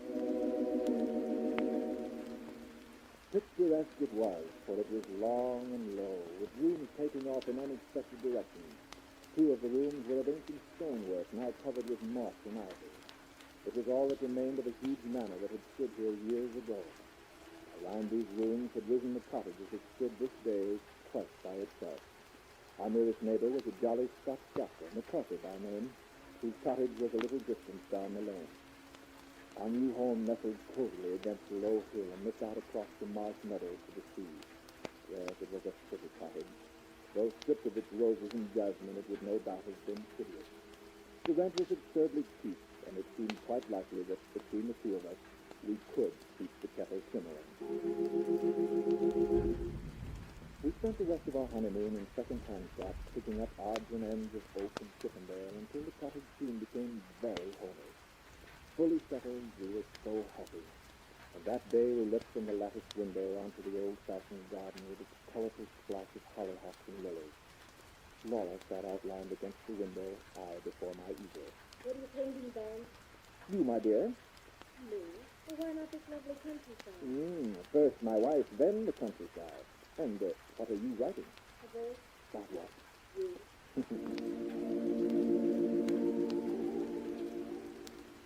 It was a gay life. We thought that only the quite humble or the very rich could enjoy. Our fortune was added to when we found Mrs. Gorman, a tall peasant woman with a good face and figure to keep house for us. Laura was delighted with her, for Mrs. Gorman was full of stories of the past, stories of the smugglers and highwaymen who dominated this part of England, cutting purses and throats with equal zest. Better still were her stories about the things walked and the sights that one met at a starry night. They gave Laura a good deal of material for her articles. Old wives' tales, I call them. 3 months passed quickly. We hadn't had a single quarrel. That's why it startled me when on the return from a visit to Dr. McCarthy, Laura, who had always been so happy, rushed to my arms and buried her dark little head on my shoulder and wept. Laura, what is it? It's Mrs. Dorman. Oh, what about Mrs. Dorman? She's leaving us. Leaving us? Well, what on earth for? She says that she must leave before the end of the month. She says that her niece is ill, but I don't believe her because, well, her niece has always been ill. She acted so queerly. Don't cry, Laura. You know it's a terrible shock to see you cry. I might cry a bit myself just watching you, and she's never expecting you again. Oh, but it's serious. Those people in the village are so sheepy, and well, if Mrs. Dorman leaves us without any explanation, no one will come and take her place. I just know it. But then we'll share the housework. But we'll have no time to earn what we need, and we've been doing so nicely now. We'll have to work all day, and rest only when the kettle's boiling. Oh, you exaggerate, Laura. You have less time, but still the time. However, when Mrs. Dorman comes back, I'll have a talk with her. We'll come to some sort of terms. Tell you what, let's take a walk up to the old church. It was large and lonely, and we enjoyed the stroll in the moonlight. The path that went through a wood and along the crest of a little hill was called the bier path, for the dead had been carried along this path to be buried. The churchyard was enclosed by a low wall and ceilinged by several large elms whose branches stretched out as if in benediction over the dead. We entered the old church from a long, low porch and through a heavy oak door studded with iron. Inside, the arches rose up into the darkness. We strolled up to the chancel where the fine-colored glass windows let in faint hues of tilted moonlight. It gave everything a substance of shadow. Even the gray marble figures of the 2 knights who lay there in full plate armor with hands upheld in everlasting prayer. You know, it's a funny thing. If there is any light in this church at all, it seems to shine on these figures. Who are they? No one knows. The peasants say they were marauders, bandits, but they were the scourge of their day. Does it give you kind of a strange feeling to know they used to live where we live now? I hadn't thought much about it. Has Mrs. Dorman told you the story? She doesn't know about it. She said the house was struck by a bolt of lightning. I heard it was the vengeance of heaven against their foul deeds. Funny how a pair like that would be given such an honored place in this little church. Well, the gold was good, no matter where it came from. Their heirs probably bought the honor. And those marble statues certainly aren't flattering. Yeah. From the look on the faces, even in marble, I doubt their conversion to Christianity. The church looked very weird as the shadows cast eerie forms about. We looked again at the sleeping warriors, and a feeling of awe came over us. Outside, we sat on the ancient stone seat, gazing out across the moon-misted meadows. A sense of quiet and peacefulness came over us. At such times, feathers bent us rest. Oh, feel better than you did, dear? Yes, Van. Oh, let's never leave this place. It's lovely. Ah, yes. Wasn't it silly to get all worked up over Mrs. Dorman? It's still a terrible nuisance. Granted, but if scrubbing and blacking boots is the worst of our lot, you manage quite well even without Mrs. Dorman. Of course we will. Well, nevertheless, when we get back to the house, I'll have a talk with her. You should be there by now. I hope you can convince her.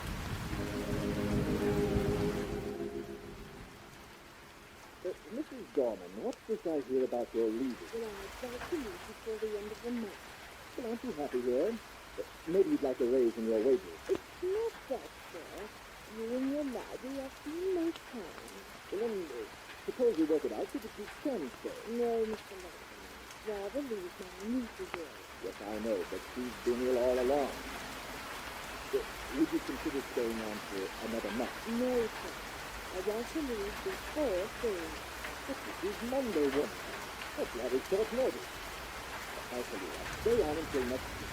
Maybe I can convince next week. But why must you go this week? Well, speak up. It's out, sir. Well, what about it? Late in time? No, but this is now. What do you need? Well, don't get it. I'm not going to laugh at you. Well, sir, I just seen them You mean the effigies of the knights in armor? I mean them two bodies brought out man-size in marble. A very graphic description, Mrs. Dorman, but what about the knights? In the village, they say that an old century that was come to life. Marble statues? And that they rise up from their slabs and walk down the aisle in their marbles. Then when the third class starts 11, thousands of the knights are dressed over as one. But how do you suppose... When the knights have been dressed, there is the marks of their feet along the bit. Well, where do they go? Back to their own. Their home.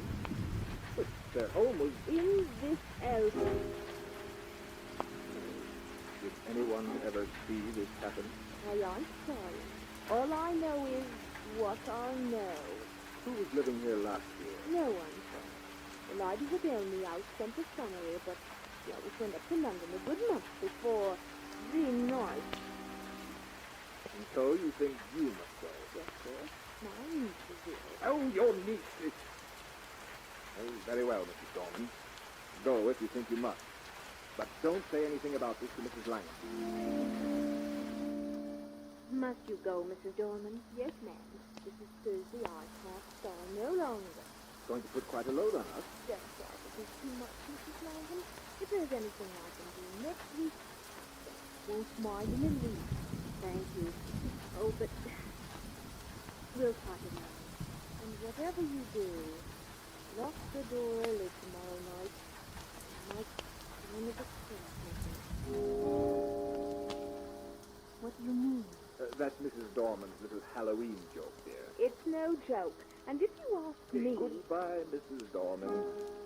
Goodbye. And don't forget what I said. What did she mean, then? Nothing, dear. Mrs. Dorman is just a superstitious old biddy, that's all. I would have looked forward to Friday a much happier man if I could have believed what I had just told Laura. But Friday came, the day before All Saints' Eve, the day this story ends. In fact, the day that gave this story its horrible substance.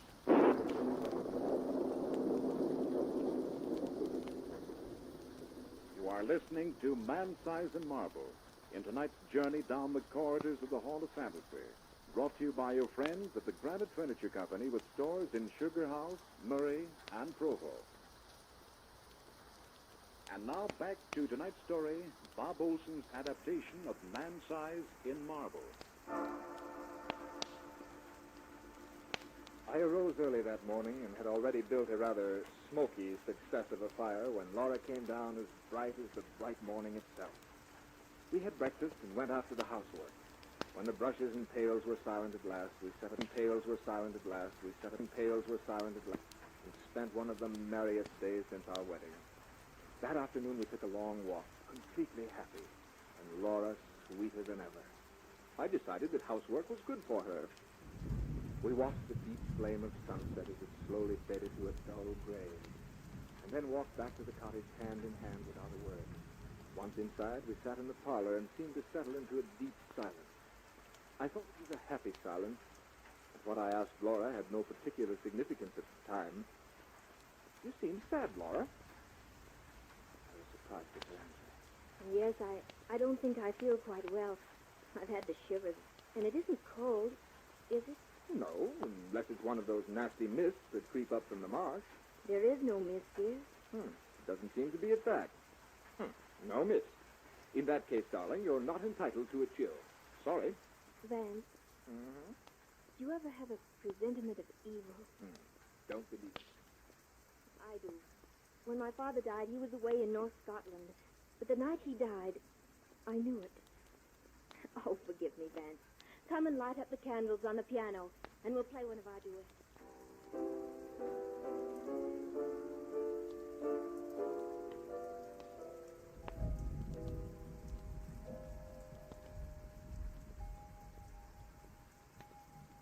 Hmm.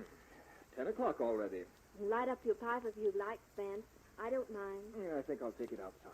May I come too? No, dear. You're much too tired. I shan't be long. You get to bed or you'll be ill. You're taking good care of me, darling. I have to. Can't do all this housework by myself, you know. Then give me a kiss. That will be a pleasure. Let me go with you. You get to rest. Vance, Yes? we've been very happy today, haven't we? Even happier than usual, sweetheart. You won't be gone long, will you? No, dear. Not long. I stepped out, leaving the door unlatched, for I expected to be back shortly. The night was magnificent. Huge masses of clouds, dark and heavy, seemed to clasp hands and reach from horizon to horizon.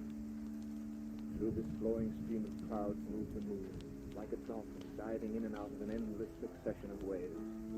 The treetops swayed like a metronome to the gentle swing of the clouds. There was the mystic glow on the earth that comes from the blend of dew and moonlight. I drank in the serene beauty of the night. There wasn't a hint of emotion about it.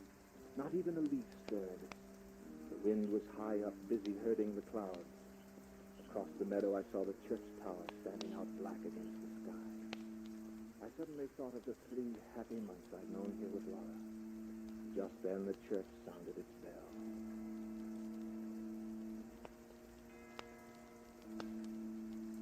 Hey, 11 o'clock. I should be getting back to the house. But first, I think I'll visit the church. I felt so happy and so very thankful. I wanted to take my gratitude to the old chapel that had heard the sorrows and the joys of its people for so many countless years. On my way, I passed our cottage and looked in the window where I saw Laura's dark little head silhouetted against the pale blue wall. She was very still. I decided not to disturb her. I turned down Beer Path. It was such a peaceful night that at first I was conscious of nothing. And then, suddenly, I became aware of a rustling sound that broke the stillness ever so gently. I stopped to listen. The sound stopped, too. I took another step and listened. The steps seemed to echo my own. Well, if that's a poacher, he's a fool not to step more lightly. I left the Beer Path and took to the woods. The footsteps seemed to echo along the path I had just left. Yes, it was. But then, all night sounds are strange. I passed through the corpse gate and walked among the graves to the low porch of the church. The door was open. Did I leave that open? I'd hate to have the damp get in and ruin those fine old fabrics. I went in and was halfway up the aisle when suddenly I remembered. That bell struck 11 o'clock. This is the very day, the very hour when the shapes drawn out man's size in marble begin to walk. Once I did remember, it came on me with a shiver. I was ashamed. And so to make up for it, I walked boldly to the altar. I did that because, Well, because I wanted to tell Mrs. Dorman how peacefully the shapes had slept through the ghastly hour. So with my hands nonchalantly shoved into my pockets, I passed up the aisle. In the dim gray light, the other end of the church looked more... well, it looked larger than usual. The arches above the two tombs seemed to have grown too. At that moment, the moon came out from behind a cloud, and in the ghostly beams of light, I saw the reason. They're gone! I steadied myself. It's some fool's practical joke. They can't be gone. I'm not in the right place. It's too dark to see here clearly. Yes, that's it. I took a newspaper from my pocket and lit it with a match. It flared up brightly. The confirmation was sickening. The bodies, drawn out man-size in marble, had actually disappeared from the church. Suddenly I was gripped with an indefinable horror. It was an overwhelming certainty of finished calamity. I drew down the torch and dashed down the aisle, out the front door and into the night. They're gone! They're gone! Help me, someone! The bodies, they're gone! Settle down, man. Let go of me, you fool. The marble figures have gone from the church. They've disappeared, I tell you. Hey, they know. You've been smoking too much. Smoking and listening to old wives' tales. But, Doctor, I've seen the bare slabs with my own eyes. They're gone, I tell you. We'll come back with me. I'm going up to the Palmers now. His loss is sick. We'll have a look into the bare slabs. Well, you can go if you like. I'm going home to Laura. Rubbish. I'll never permit it. You can't go around all your life as saying you saw a slab of marble in vitality. You can't do it, man. I'm not going back there. Then you want that you should be a coward? Coward?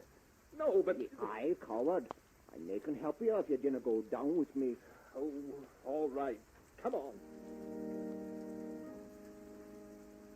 No, here we are at the church. Come in with me. I'm coming. Oh, what have you got your ears closed for? Here, I'll strike a match. No, look there. What have you had to drink, man? I opened my eyes, and what I saw made me absolutely mad. A huge black screen dropped across my reason. For there on the cold gray slabs were the two grotesque shapes in their marble. Dr. McCarthy, I simply don't know what to say. It must have been the light, or maybe I have been working too hard. Yes, you know, I was sure they were gone. Aye, I'm quite aware of that. You'll have to do something about that brain of yours. But wait, look at this hand. What's wrong with it, Doctor? It's been broken. There's a finger missing. Finger? But the last time I saw it, it was perfect. Someone may have tried to remove it. That can't be right. My impression was that they were gone. Completely disappeared. That was too much tobacco and painting. Perhaps. Well, come along, Dr. McCarthy. My wife will be getting anxious. I told her I wouldn't be gone long. Well, I should be going off to the Palmers. I'd appreciate it if you'd come on to the cottage with me and drink to my better senses. Or confusion to all ghosts or something. Well, it's pretty late, no? I had to see a lot of people tonight. I could go to the Palmers tomorrow. All right, I'll come with you. I believe I needed the sensible old doctor more than the Palmer girl did. You've had an illusion, man. Nothing more than an illusion. Yes, I fancy you're right about that, Doctor. But it was a most amazing one.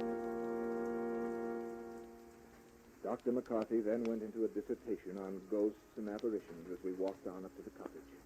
When we reached the garden path, I was a little puzzled by the bright light that was streaming out the front door. Soon I saw that it was wide open. Had Laura gone for a walk? Well, come on in, Doctor. We'll find Laura and then pour ourselves a drop of whiskey. Good. The house was ablaze with candles. Laura had not only lit the wax ones, but there must have been a dozen other sputtering, glaring, tallow dips stuck all over the room in odd little places. Laura, we have company. Oh, Laura! I wonder if she went out for a walk. Laura! Vance! Yes? Look! Where? There,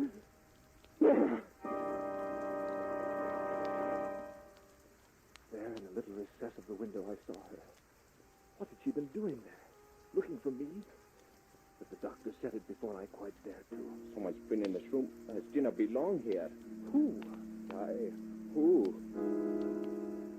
Laura didn't move. Her mouth was drawn and her eyes were wide open. Very wide.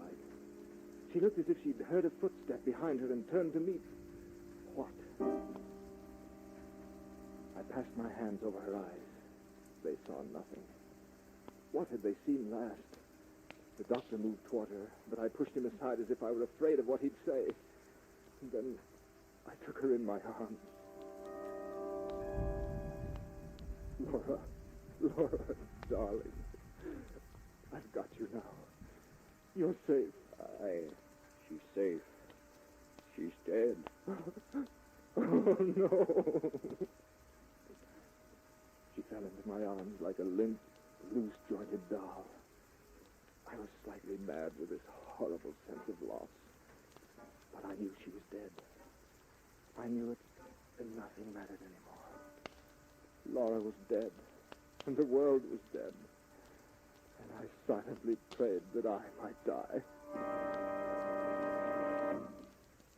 What's in her hand? I don't know.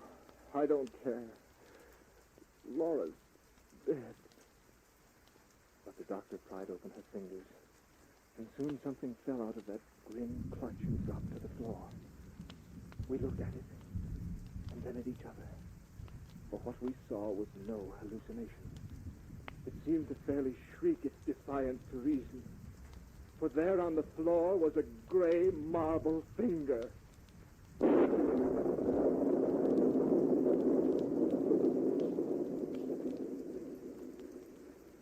So runs the tale of Man-Size in Marble.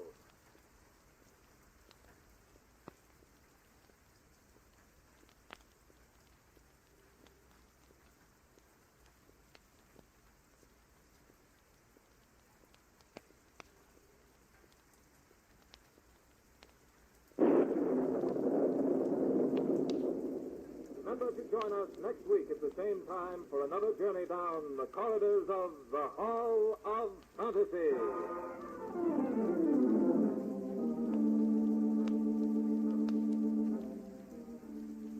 Tonight's story was adapted from the story by E. Nesbitt entitled Man-Size in Marble. Heard in tonight's program were Carl Grayson as Vance Langham, Beth Calder as Laura, Phyllis Perry as Mrs. Darman, and Archie Hughley as Dr. McCarthy. Musical background was provided by Earl Donaldson. The technical supervisor was Nephi Sorensen. This program was written by Bob Olson and produced and directed by Richard Thorne.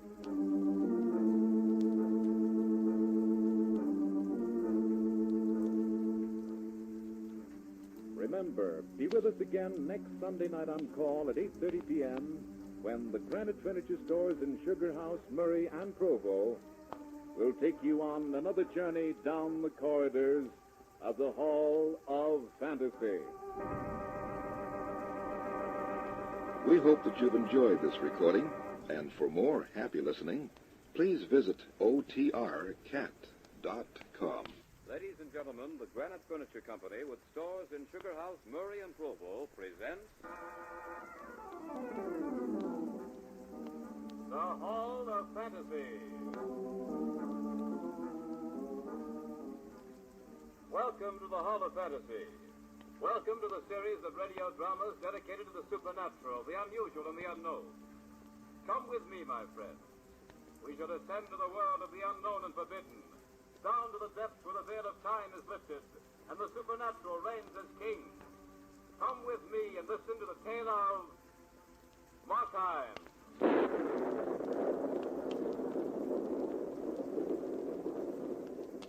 The Granite Furniture Company brings you the Hall of Fantasy.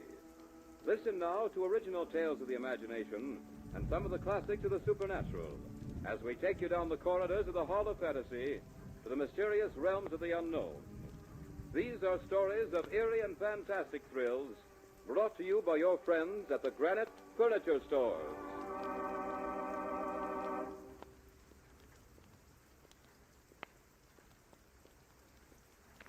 And now for tonight's story, an adaptation of Robert Louis Stevenson's Markheim.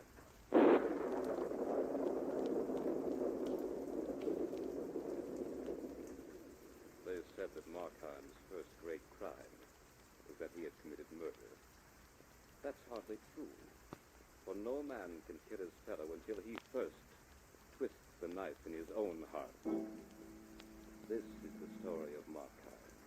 He was a gambler accustomed to lightning shifts of fortune, but on the eve of his greatest triumph, he couldn't resist that final spin of the wheel. It was his life against the future. He wanted the decision to come swiftly, as it had always done before. But this time, the wheel turned tortuously slow for Markheim, and once set into motion, no power on earth could halt it. It was Christmas Eve. Markheim was happy to be towed along on Angela's little leash. She loved him, or what she knew of him. Angela was quite aware of the power of her smile, and Markheim was aware of the fact that she'd been leisurely and charmingly spoiled. But even if it had been a great chain that had led him into this lovely garden, instead of a warm, sweet smile, he'd have resisted no more than he did now. For this leash would lead him to a fortune. More money than he'd ever dreamed existed in all the casinos in the world. Besides, he was in love with Angela. Mark, when do you plan to speak to Papa? Very soon, dearest. There are a few things I want to clear up first. It won't take long. Just a few days at the most. Tomorrow, perhaps? Tomorrow? Well, that's pretty short notice, darling. I'm afraid that Oh, I want it tomorrow. But why? What's so significant about tomorrow? I had thought to wait just a few more... Tomorrow's just as good as any other day. In fact, it's better. It's Christmas. It's tomorrow or never. Angela, what are you saying? Oh, don't look so frightened, darling. I was only joking. That's better. Only it will be tomorrow, Mark, won't it? You always get your own way. Always, darling. But I wouldn't have insisted if I didn't think it would make us both happy. And you think we'll be happier if I ask your father tomorrow? Of course. There's no need to wait, and I want this for a Christmas present. Christmas present? Yes. Oh, and speaking of Christmas presents, I have a very nice one for you. Oh, not too nice, I hope. I mean, I hope it wasn't too... Costly? Oh, but it was very. Hadn't, Angela. That is, well, I have something for you, too. You have? What is it? Well, you like it. Yes, it's very nice. Now it's my turn. You shouldn't have done it. Nothing is too good for you. Nothing. I hope it isn't too expensive. Well, it was. But it's just a little trinket. Whatever it is, Mark, it'll be very nice. But if you weren't such a successful member of the stock exchange, I'd scold you for spending too much money on me. Stock exchange? Oh, yes, quite. Well, Angela, I think I'd better be going. So soon? Yes, I really must. Then I won't detain you. But I want you here early tomorrow. Come just as soon as you possibly can. The iron rule of Angela. Ah, but I love it, darling. Until tomorrow? Tomorrow.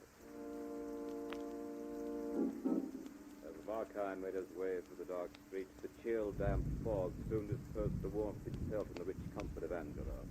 And the last word he'd spoken to her as he'd taken his leave seemed to mock him as he traveled in the night. His futile gropings for happiness seemed to slap him full in the face with each new wave of the gray night mist. For a moment he thought to return to his foul, dingy little room, barren and ugly though it was.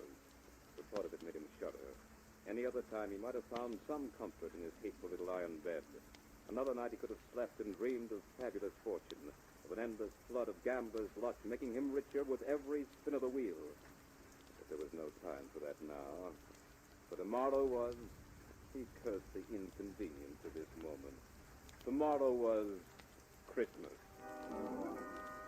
Suddenly, as if some henchman of the devil had whispered into his ear, Markheim heard the name that had been synonymous with resentment in his heart. That name seemed to strike faint but unmistakable sound in his brain. It was very faint at first, like the soft tinkling snap of an icicle when it breaks. But it soon became a giant thing that loomed up so forcibly it was almost physical. It came without warning out of the thick fog of his brain, and Markheim suddenly found the name on his lips. Zeigler.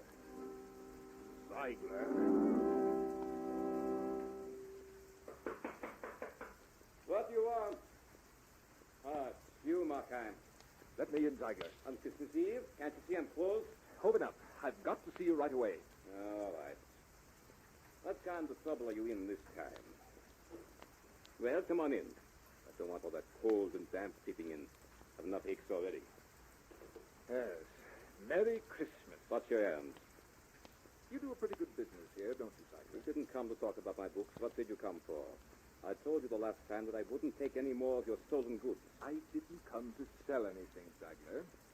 My uncle's cabinets are disgustingly empty these days. He's moved his collection. I don't wonder at that. Your uncle is a remarkable collector. His items were rare indeed. It must have been quite a blow to him when he discovered that they were disappearing so methodically. It was more of a blow to me, I assure you.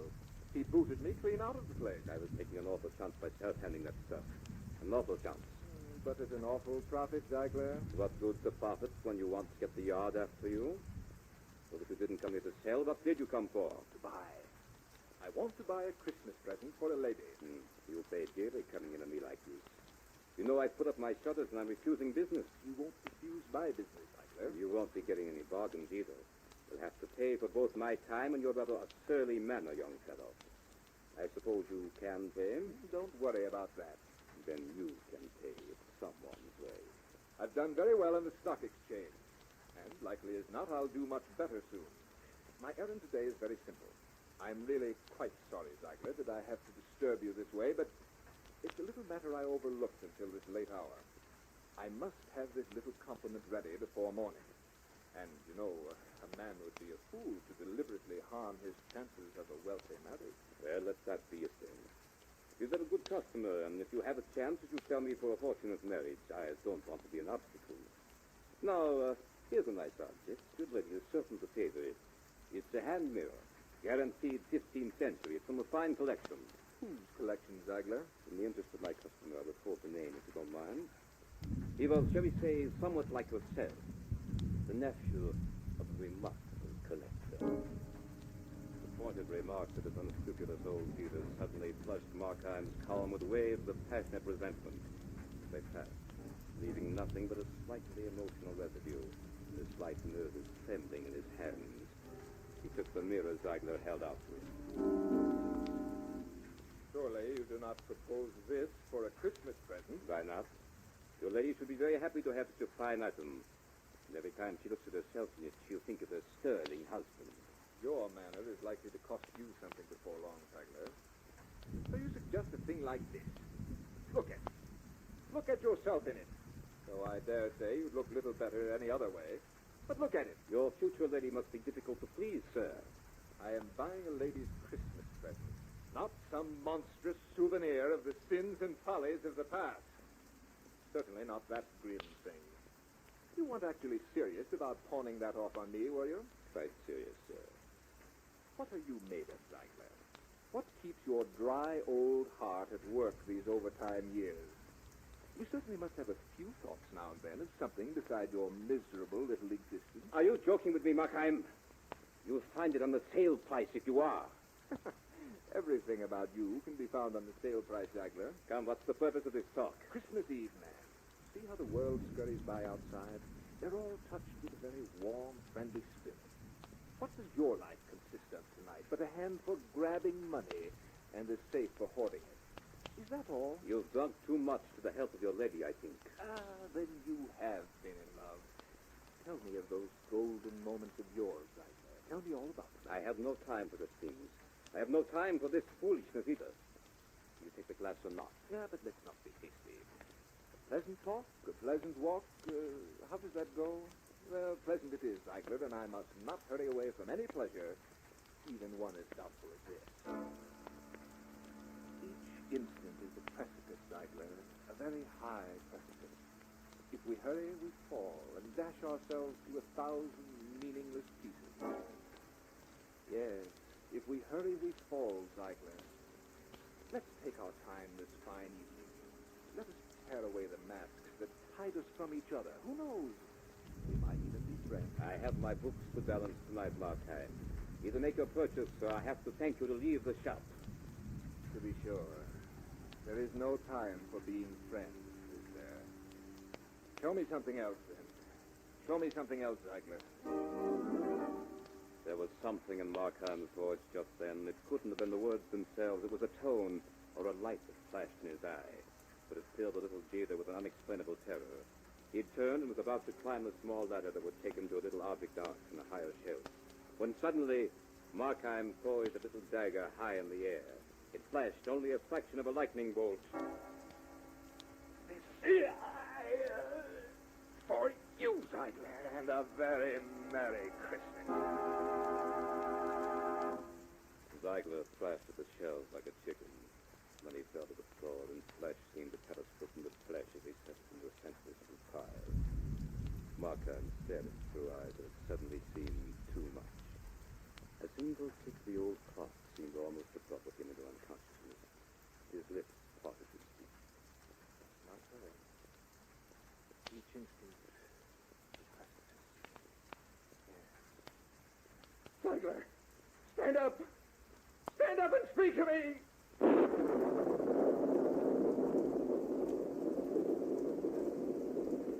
You are listening to a radio adaptation by Bob Olson of Markheim by Robert Louis Stevenson on tonight's journey down the corridors of the Hall of Fantasy. Brought to you by your friends at the Granite Furniture Company with stores in Sugar House, Murray, and Provo.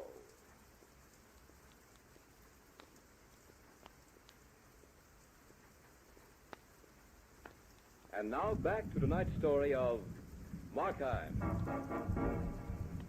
Markheim the gambler wagered his life and became Markheim the murderer. In one swift blow, he'd cut himself away from any part of the world he'd known. That's why no one can tell his story now but Markheim himself. I stood there, my hand still clinging loosely to the dagger. A hand that seemed to have no relationship to the rest of my body. I looked about me. The candle on the counter caught a chill draft and was wagging like the tail of an excited puppy. I steadied myself. The room was heaving and tossing like a schooner in a storm. Hundreds of feet away, it seemed, the door was slightly ajar. Through this opening, a long, slim finger of light pointed accusingly at the very spot I stood. I leaped aside. A shiver of fright shot through me as I realized the stupidity of the motion. I looked at the body of Zeigler. It lay there like a listless sack of sawdust. As suddenly as had the fright, a wave of calm came over me. I looked again at the body. It was nothing. Yes, there was nothing there to be afraid of. A hunk of lifeless something that had once been a man. The clock ticked on, but no longer affected the day of this thing on the floor. Yes, it was nothing. It had suddenly lost meaning to Zeigler, to the shop, to everyone but me. But that security didn't last. I looked again, saw the deep color forming about this haggard heap. That blood. It was still alive. What if it found a voice? What if this flesh had raised a cry that could be heard all over England and thence? Where? And it would take up its endless flight around the earth. It would never be still again. Never. Time. I must have time. Oh, but time had such a raucous voice. Yes, what is time? A new precipice each instant. Each tick of the clock was a new danger. I picked up the candle, started about the room, filling my pockets with the treasures of art that Zeigler had gained so craftily and guarded so fiendishly. I saw things that terrified me. Things that turned out to be my own shadow. I'd catch a reflection of myself in a rack of mirrors, rich imported glasses that sent a new fear to wilt my nerves. For each time I looked, I saw a hostile sea of my own eyes spying on me. 1,000 questions flashed across my world hysteria. Why had I used a knife? Why hadn't I chosen a more quiet hour? Why had I killed him at all? And then there were more. Where was the servant girl now? When would she be back? How much time did I have? Yes, how much time? When would the world know of what I had done? When would Angela know? Oh, you fool. My brain became a racetrack for nightmares. There seemed to be something terrifying about the normal as ever rhythm of the footsteps out in the street. They must know about the thundering riot in this house. How could they help it? I began to fear nature herself. I expected her her to break her own laws to accomplish my own personal destruction. Yes. What if the walls should suddenly fail to hide me? If the prying eyes of London should gain the power to see beyond nature's barriers? Then another vision came to me in this room that was pulsating so with clamor and silence alike. Yes. All the old women of London started to rock feverishly in their chairs and began to weave a rope with which I was soon to be hung. I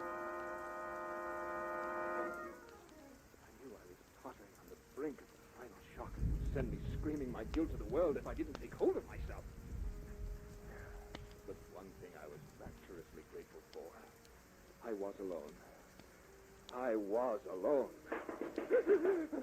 No. Zeigler, open up. Answer your door, Zeigler.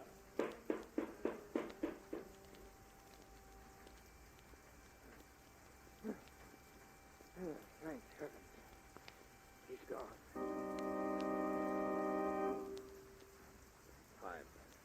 Time. Yes, I must have time. Others will come. The girl. I must get the money. No time to waste. I walked over to the body, shoved it with my foot. It rolled over crazily and took on a queer, twisted posture. The face was pale like wax. I remembered the wax museum I'd seen as a lad. That memory robbed the scene of its grotesque quality. I took new courage. I saw myself as a boy. Here's how horrified I'd been at those realistic reproductions of famous murders. Even the music came back to me, the monotonous chant of the Calliope. The time came for me to act a run. But I didn't run. I grabbed the keys from Zeigler's coat pocket and started up the stairs that led to his private apartment.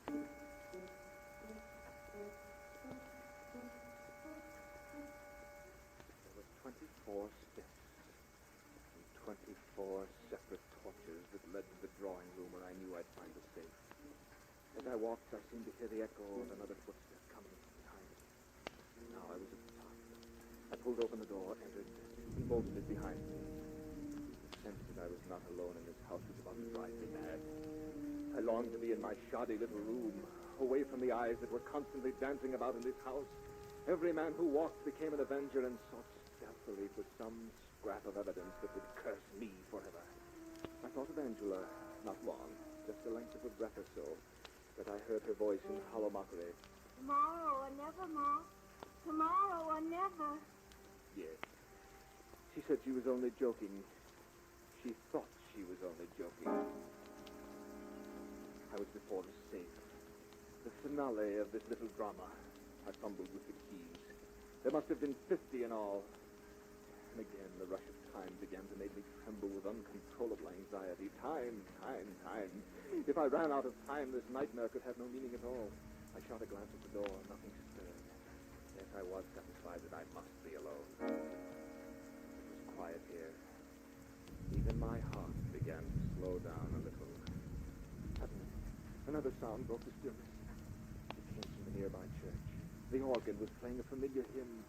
I listened.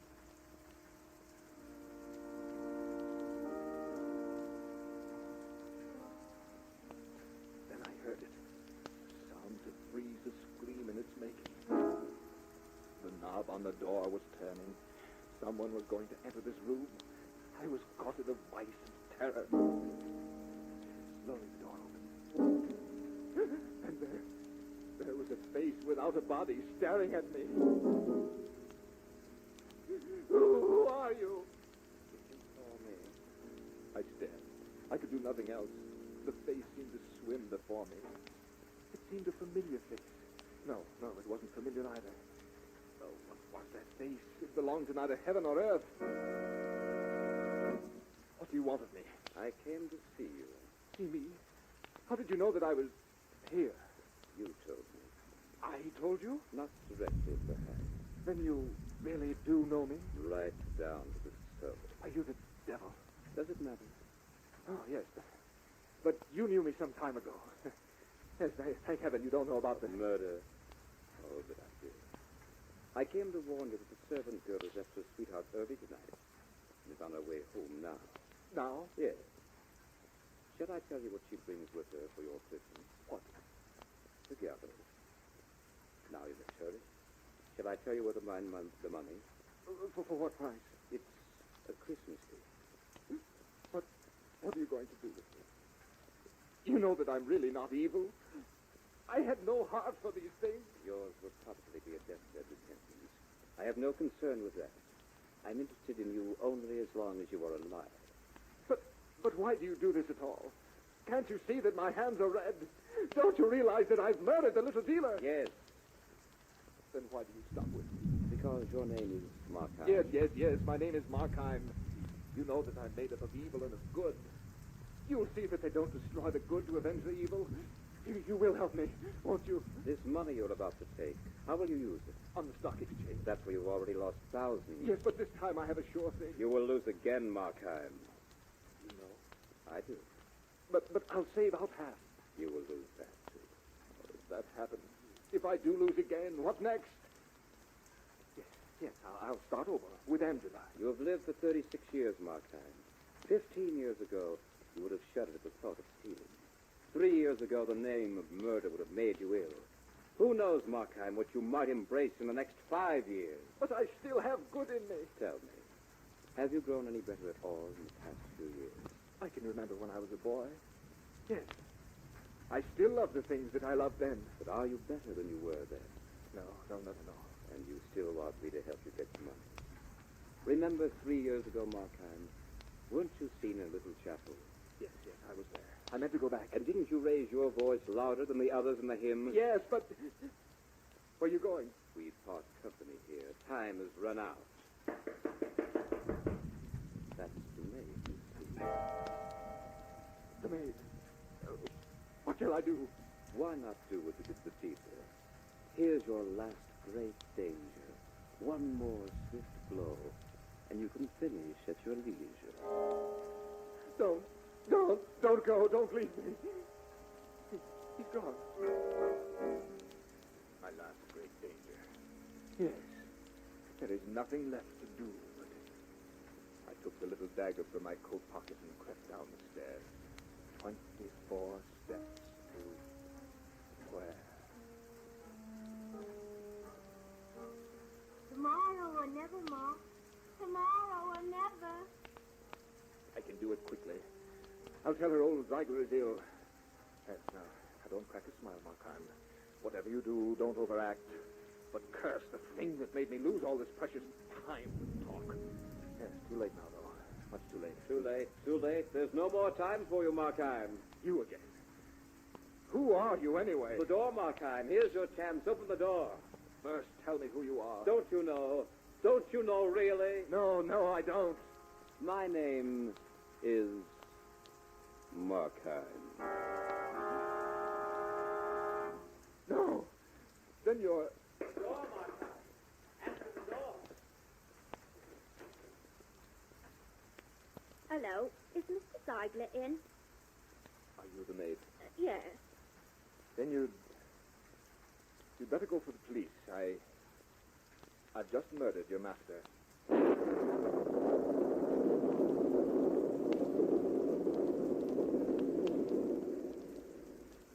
So runs the tale of Markheim.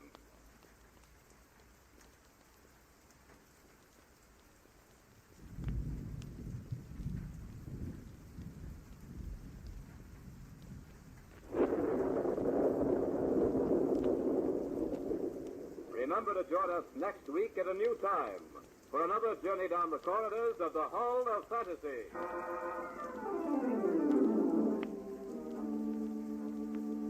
Tonight's program was adapted by Robert Olson from the story by Robert Louis Stevenson. Heard tonight were Carl Grayson as Markheim, Richard Harcourt as the narrator, Beth Calder as Angela, and Richard Thorne as Ziegler. Musical background was provided by Earl Donaldson. The engineer was Nephi Sorensen. These programs are produced and directed by Richard Thorne.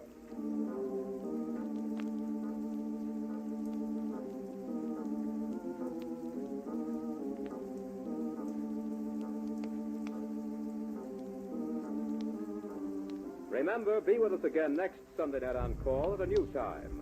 just 1 hour later at 9:30 p.m., when the Granite Furniture Stores in Sugar House, Murray, and Provo will take you on another journey down the corridors of the Hall of Fantasy.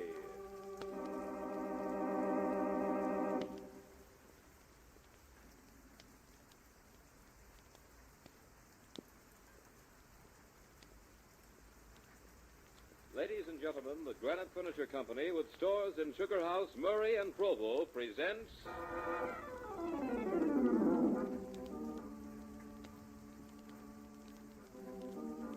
The Hall of Fantasy.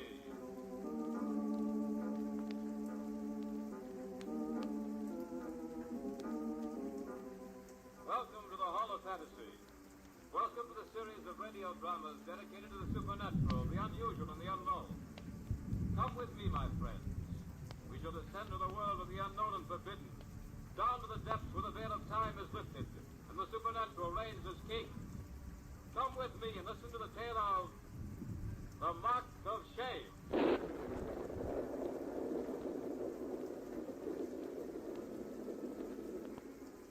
The Granite Furniture Company brings you the Hall of Fantasy. Listen now to original tales of the imagination and some of the classics of the supernatural as we take you down the corridors of the Hall of Fantasy to the mysterious realms of the unknown. These are stories of eerie and fantastic thrills brought to you by your friends at the Granite Furniture Stores.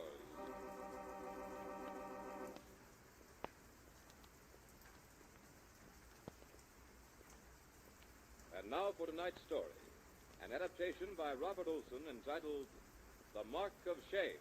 The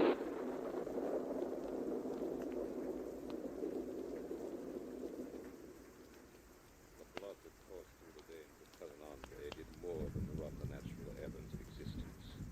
That blood fed his hates, his prides, his will for ego, till the end of time and beyond. Yes, and that same blood flushed a vivid red mark of shame in Andre's fair young face. It was phenomenal, nothing like I'd ever seen before, nothing certainly like the welts on a child's tender back. This mark never faded from his handsome, womanish cheek. As usual, it started over a woman. This happened at a masquerade ball given in the Palais Royal, a logical setting for quarrels of the women, or privileges, or just quarrels. It was a gay affair. The women who followed in the footsteps of Philip of Orleans were likely grounds for controversy. One could hardly refer to their love as steadfast, for their favors swung from one brightly taped courtier to the other, from a fallen sword to a victorious one, with the swiftness of death itself. But such were our times, and in this colorful gathering, it was not difficult to recognize the predominant shade as a blood red. No need to mention the woman's name. Makes no difference anyway. She was not the issue. The issue was that Andre de Brissac, darling of the court, had been shamed, and I had dealt the smarting blow. I remember that moment with amazing terror.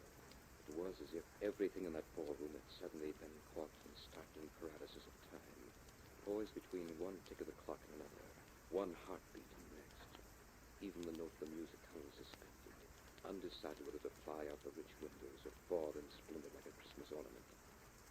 I remember the dancers caught midway in the step, their faces turned toward me, the frozen gasp of the woman in question, sound that seemed barely to clear her lips, and paused in the awful highlight of that instant.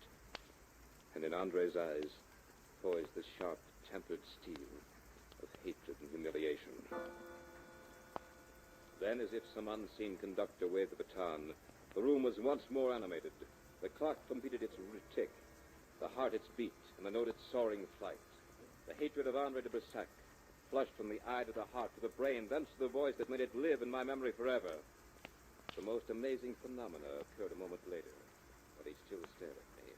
For to Andre, there came a crimson blush of shame, clearly outlined by the very form of my hand, in the exact spot where it had landed a flashing, stinging slap. So it was that on that dim August dawn, Andre and I crossed to one of the bridges that led to the ground beyond the church of Saint-Germain-des-Prés to fight a duel over a beautiful viper of the court of Philip of Orleans. Andre stood there opposite me with his two young friends at his side. They were all scoundrels, including my cousin, sorry to say. They seemed eager for this sport. We must have made a strange sight in that golden sunrise hour. We had just come from the Regent Saloon, still in the costumes we'd worn the night before.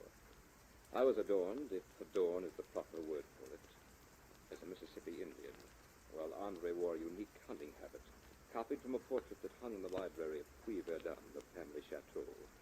The orange and purple of his adornment looked pale in this early light. The mark on his face was all the more vivid. I am ready, cousin. Andre, when this is over, no matter what happens, will you promise me one thing? Please. When this is over, one of us will be standing, the other dead. That's the only promise I care to make now. That's true, Andre. But you forced me into a situation for which I have no appetite. I'm a soldier, Andre. It is my business to cut down my enemy. Now, I'm the better sort. That's why we must talk now or not at all. Then if you don't mind, cousin, we'll make it not at all. As for your being a better swordsman, you'll do me the honor of proving your skill. Your curly locks have sabotaged your good judgment, sir. The captivating ladies of the court shall miss their nimble-tongued darling. Ah, but they shan't miss his boorish cousin. Enough of this. On guard. On guard, cousin. You stand well, my merry fellow of fortune. But I could teach you much. Conserve your breath, cousin. Ah, your beautiful face, Andre. Your parry was full. My sword is tipped with crimson. Your lovely powder bear would swoon to see that.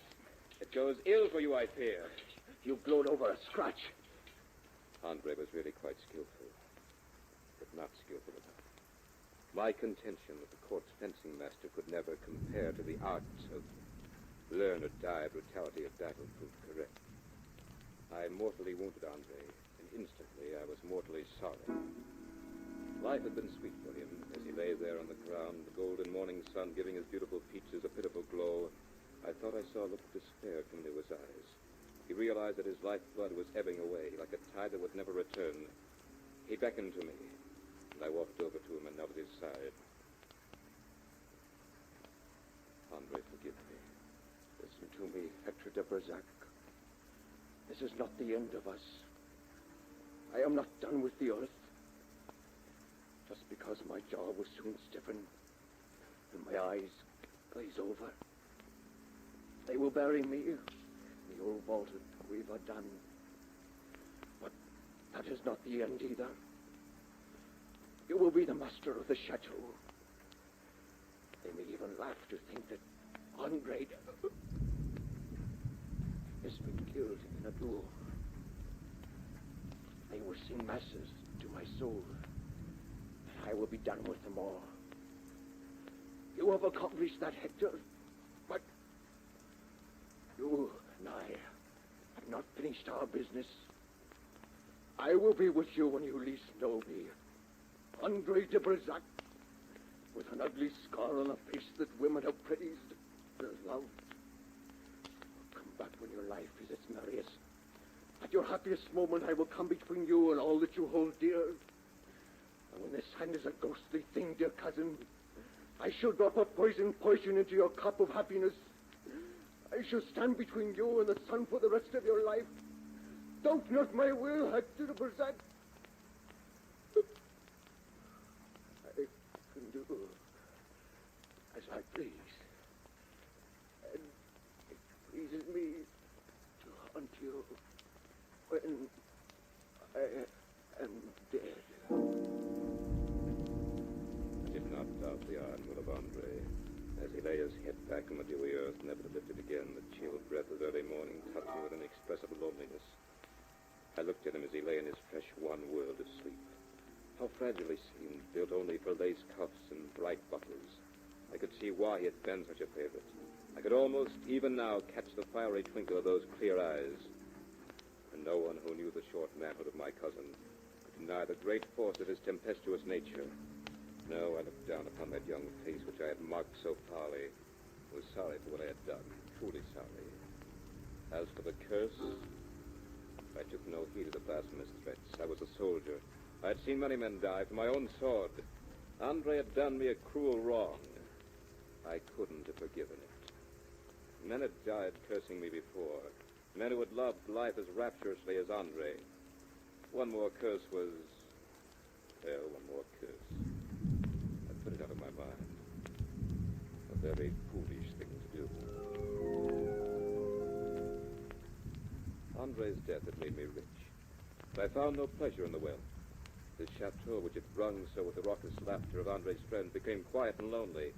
None of the servants showed me the slightest sign of friendliness. Even in the village, the children would shrink from me as I rode through.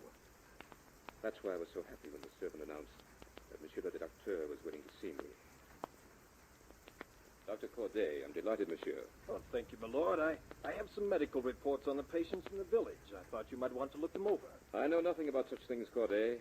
If there's no ravaging epidemic, I should be happy to dispense with it altogether. Oh, there's nothing to fear. The usual aches and our share of deaths and our share of babies. Good, doctor. Will you join me?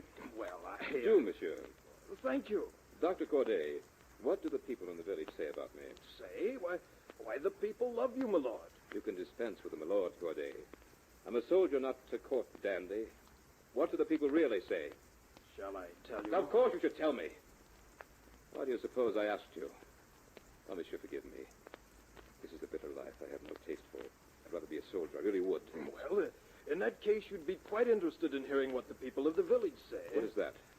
That you have sold your soul to the evil one for your cousin's heritage. That's really funny, Doctor. Really very funny. I never wanted this life, never once. I wouldn't hesitate a moment to trade it for a place in His Majesty's troops. What you need is a wife, my lord. A wife? I can't even win the sympathetic ear of a friend, let alone the heart of a lady. It's a very gay season in Paris right now, my lord. You should find an angel there to take compassion on you. Paris?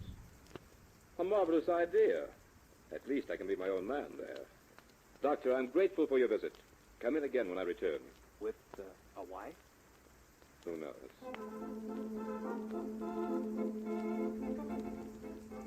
In Paris, I ran into an old comrade, a sulky, sour old captain of dragoons.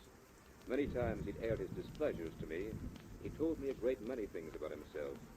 But one thing he should have talked about, he never even mentioned. That was that he had a perfect sunbeam for a daughter. That her name was... Can you hear the music as I say it? Eveline. Eveline Buckley. Eveline, I've been a fool. Is it wise to tell me, monsieur? Wise or not, I must. Eveline, I've been a soldier all my life. I know little about what pleases a lady. When I take your hand, I'm filled with the fear that you will not feel as I do, that there's someone else.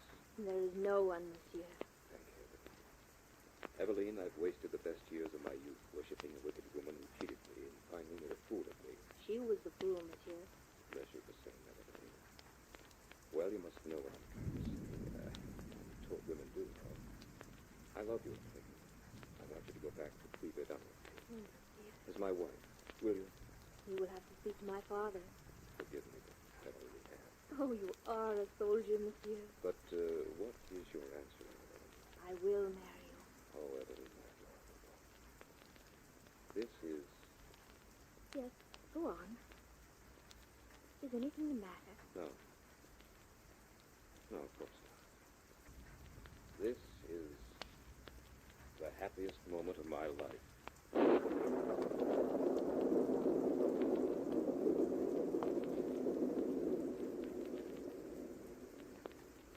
You are listening to The Mark of Shame on tonight's journey down the corridors of the Hall of Fantasy.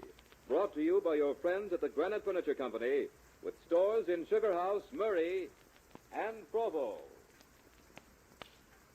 And now, back to tonight's story, The Mark of Shame.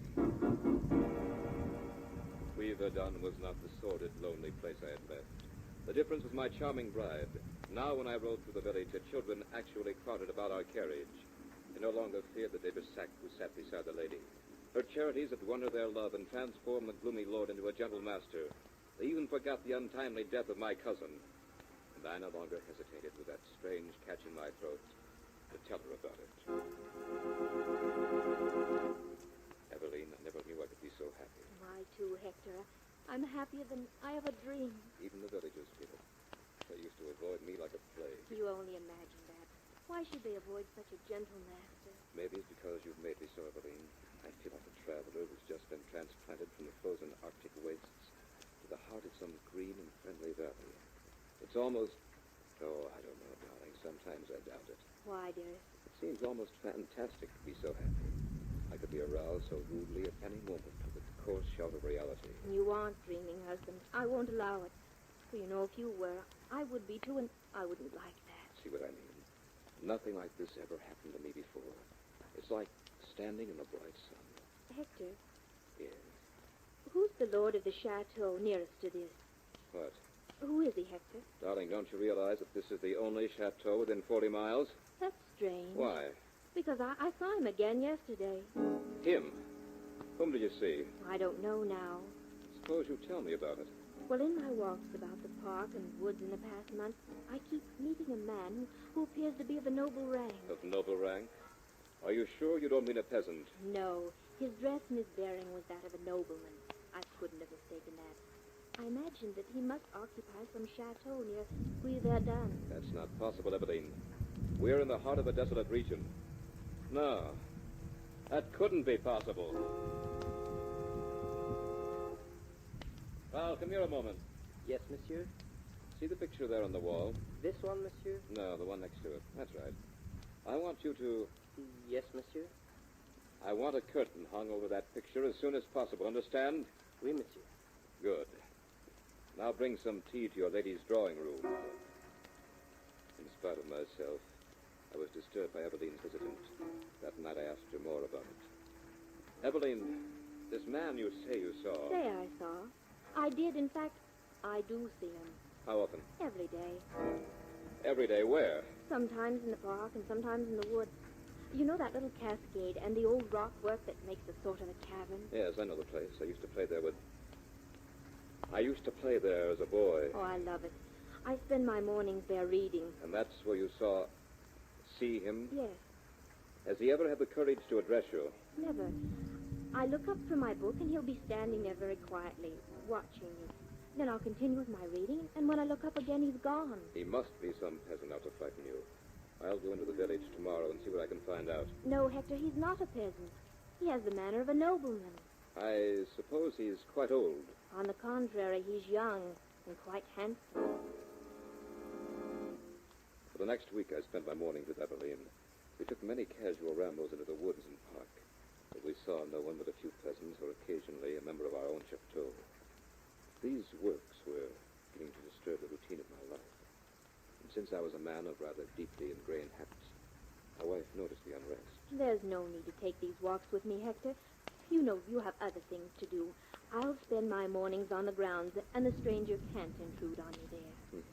I'm beginning to think the stranger is your own fantasy, darling. You've probably met too many handsome cavaliers in your books. No doubt he's some Persian prince in modern costume. Hector, that's what puzzles me. The stranger's costume isn't modern. Shall I tell you what it looks like? By all means. Well, he looks as if he's been in an old portrait that had stepped down from his frame. It wouldn't have been a more startling blow if she'd butted me in the stomach with the end of a staff. I thought of the picture in the library with the orange and purple hunting costume Andre had worn that fateful night in the Palais Royal. But then something else happened to take my mind from the picture, Andre or anything else. But after a time, my wife, who had always been as lovely and glowing as the fresh petal of a rose, began to fail in her health. The change seemed to have stolen up on her. Even I, who had seen her every day, hadn't noticed it until one day she put on a lovely gown she hadn't worn in several months. I was amazed how loosely it hung on her. Then I noticed her eyes that had at one time sparkled as bright as the jewels she'd planted in her hair. They were now quite dim and sick. Darling, how long have you been ill? I'm not ill, Hector. That's insane. You are ill. Quite seriously so, I might add. Stupid of me not to notice it before. What's done this? I feel faint. And she fainted. I caught her in my arms and swept her to her bed. Then I sent a messenger for Dr. Corday. Tell him to come immediately. I don't want a single moment's delay, understand? Yes, monsieur. I stood there as helpless as a child and watched my lovely Eveline seem to waste away with this insidious thing. I cursed every moment of delay before Dr. Corday arrived. When he did come, I rushed him to a room before he'd even had a chance to remove his cape. Then I sat and poured myself a drink for the torturous wait. And even before he came out to speak to me, I, for no explainable reason, had lost faith in the powers of medicine to combat the thing that has struck down my Eveline. Strange, very strange. Doctor, is she... Frankly, I don't know. I just don't know, my lord. Monsieur le Docteur, I mean, well, I was beginning to be afraid that she may be a little... Well, Dr. Corday, this isn't easy to say. Well, then let me say it for you. You're wondering if she's insane. Let me assure you that she is not. Oh, thank heaven. She's been seeing some... Well... Oh, you mean this strange visitant? Oh, yes, she spoke of it. It's possible that she may be suffering from some sort of illusion at that. But she's so rational on all the other accounts. I think that this person is quite real, at least to the eye. Usually, a monomaniac tells very incoherent stories of their illusions.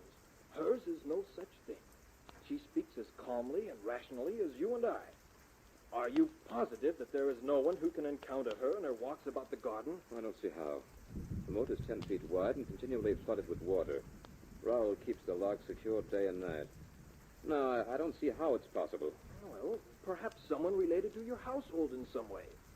A young man with a fair womanish face and a crimson scar that looks as if it might have been the mark of a violent blow. Oh, no. The dress, Doctor. How is he dressed? In a hunting costume. A purple and orange hunting costume. Doctor, this... Oh, no. What can I do? Right now, my lord, you'd better go in and see Lady de Bersac. She's asked for you. Darling, how are you? Oh, Hector.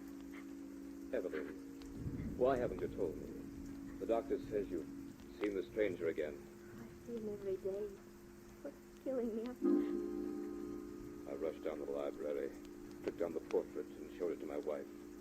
She looked at it and trembled like a leaf.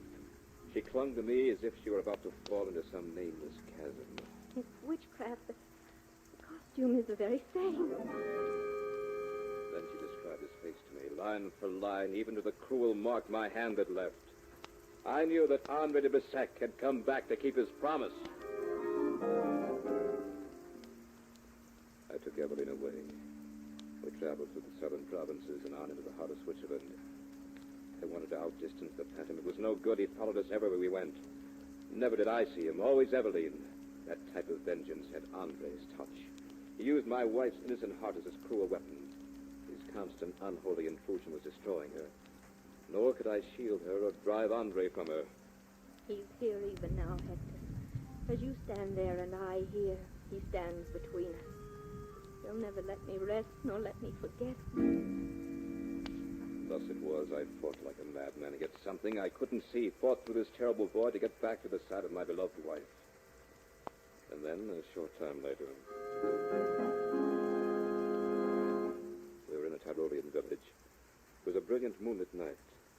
I was about to speak a word of encouragement to Eveline when she spoke. Hector, I'm going to tell you something so strange and terrible that you'll probably hate me forever. Hate you? Why, my poor darling. Oh, no, please don't sympathize with me. I won't be able to tell you, and I must tell you, I must. Darling, you're just tired. What you need is some rest. Hector, I'm dying. No. No, Eveline, you're not. Yes, I know it. That's why I must say what I have to say. I won't listen. You must listen. At first, when I began to see the stranger in the park, I shrank from him. He seemed terrible to me. Day after day, he came. Then one day, I wasn't afraid anymore. I found that I was thinking about him, watching for him. Then for a while, I didn't see him. Was that when I was with you? Yes. Even then, when I was with you, I found that I was desolate without him. Eveline, you don't know what you're saying. Oh, believe me, Hector, I do. I wouldn't blame you if you killed me. But I began to count the hours to the time when I'd see him next. He took all the old joys from my heart and left me nothing but the unholy pleasure of his presence. Now, Hector, curse me, kill me, anything. Only know this. Whatever it was, witchcraft, the imperfections of my heart, I don't know. I only know I fought against it and couldn't win. Now I'm dying, and oh, forgive me if you can. Forgive you? What is there to forgive, my darling? This is no work of yours. Oh, Eveline, my wife, forget everything that you're in my arms. Forget everything except that we love each other. I'm dying, Hector. I'm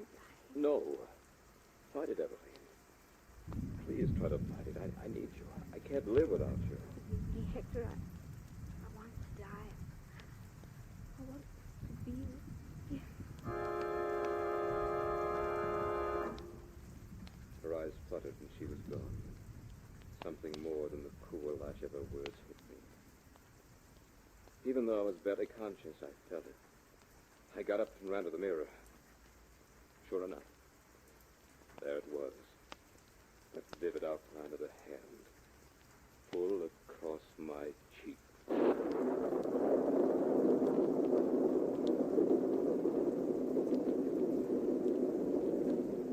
So runs the tale of The Mark of Shame.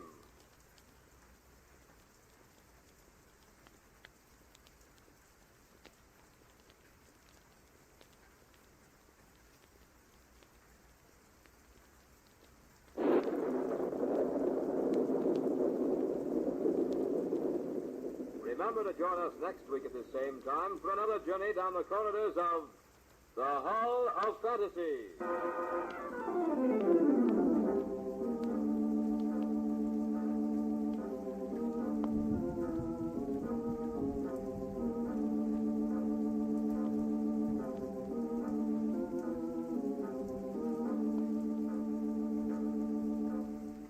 Tonight's program was adapted from Miss Bratton's story, Eveline's Visitant, by Robert Olson. Heard tonight were Richard Thorne as Hector, Beth Calder as Eveline, Archie Hughley as Andre, Ken Jensen as Dr. Corday, and Michael Orogo as Rowell. Musical background was provided by Earl Donaldson. The engineer was Nephi Sorensen. These programs are produced and directed by Richard Thorne.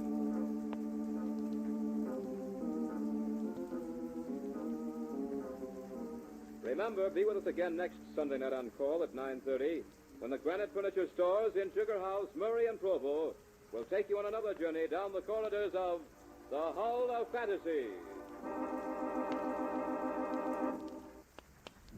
And now, the Hall of Fantasy. Welcome to the Hall of Fantasy. Welcome to the series of radio dramas dedicated to the supernatural, the unusual, and the unknown. Come with me, my friends. We shall descend to the world of the unknown and forbidden, down to the depths where the veil of time is lifted, and the supernatural reigns as king. Come with me and listen to the tale of He Who Follows Me. The Death That Walks? Well, how did he come to get that name? 'Cause people around here have seen him at night. But he's dead. That's right, he's dead. And they've seen him walking. It must be their imagination. It ain't their imaginations, I know. I've seen him myself. What are you trying to do? Frighten us? I ain't trying to frighten you none. I don't have to. You frighten you. Old Mr. Thomas, the death that walks. Because he'll come for you. He'll come for you. In just a moment, the Hall of Fantasy will present He Who Follows Me. And now for our story. Adapted for radio by Richard Thorne, entitled He Who Follows Me. I have before me the diary of a dead man. He and his wife were my best friends. The words he's written down tell a tale so fantastic it's almost impossible to believe. Yet I know that Bill and Helen Mason lived the last few months of their lives in dread fear of the slow steps that followed them. It is late evening as I read his words. I have come to their house, now so empty, and sit in the large, overstuffed leather chair in the library. Outside, rain pummels against the side of the house. The wind blows the fall leaves from the trees, and the sound of thunder gives vent to the anger of the storm. There's something in the house. A tension. A fear, perhaps. I feel almost as if unseen eyes were watching me.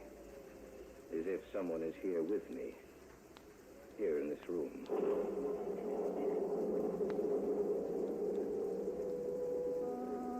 And so I start to read his diary. Living words from the pen of a man who sleeps forever. March 3rd. Today, Helen and I came across one of those delightful old southern mansions. We decided to stop and make a study of the place. And Helen was especially interested in taking some color pictures to illustrate our lecture series in the fall. Well, I guess no one will mind if we take a look around the place. No, I'm sure they wouldn't. Oh, it's a shame that whoever owns the house and grounds let the place run down this way. It must have been beautiful in its day. I imagine it was, Helen. Well, the house could still be saved, renovated. Beautiful place. Oh, wait a minute. I'd like to get a shot from here. Ah, if that turns out, it'll make a nice picture. Helen? Mm-hmm. I wonder what that building is over there. Where? Right over there, just in back of the house. Oh, well, no one's to stop us. Why don't we take a look? All right, let's do. Can't understand why anyone would let the grounds and house deteriorate so. Well, it must have cost a lot of money to run a place as large as this, darling. The real estate office probably couldn't find a buyer. You're probably right. I noticed the other building doesn't seem to be so run down. No. It's in remarkably fine condition. It must have been built a lot later than the house. Seems to be made of stone. Gray I stone. wonder what it's used for. Don't know. Actually, I believe that someone lived in the old house not too long ago, and I think probably the second building was constructed during that time. Well, it's a crime to let a beautiful old place run down like this. Well, here we are. Bill, Yes, dear? it doesn't have any windows. Yes, I noticed that. Seems rather strange. Oh, well, maybe it was used for a storehouse. Oh, look at the door. What's the matter with it? I think the lock's broken. Yeah, you're right. Why don't we take a look inside? All right.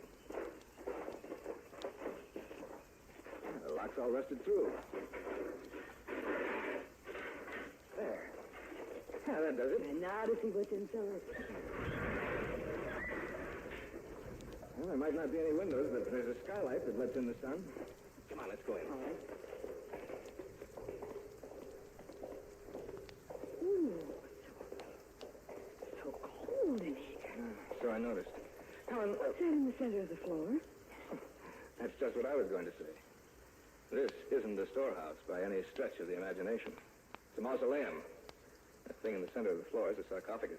Stone coffin. There's nothing else in here. Just that thing in the center. And yet I feel as if it's crowded.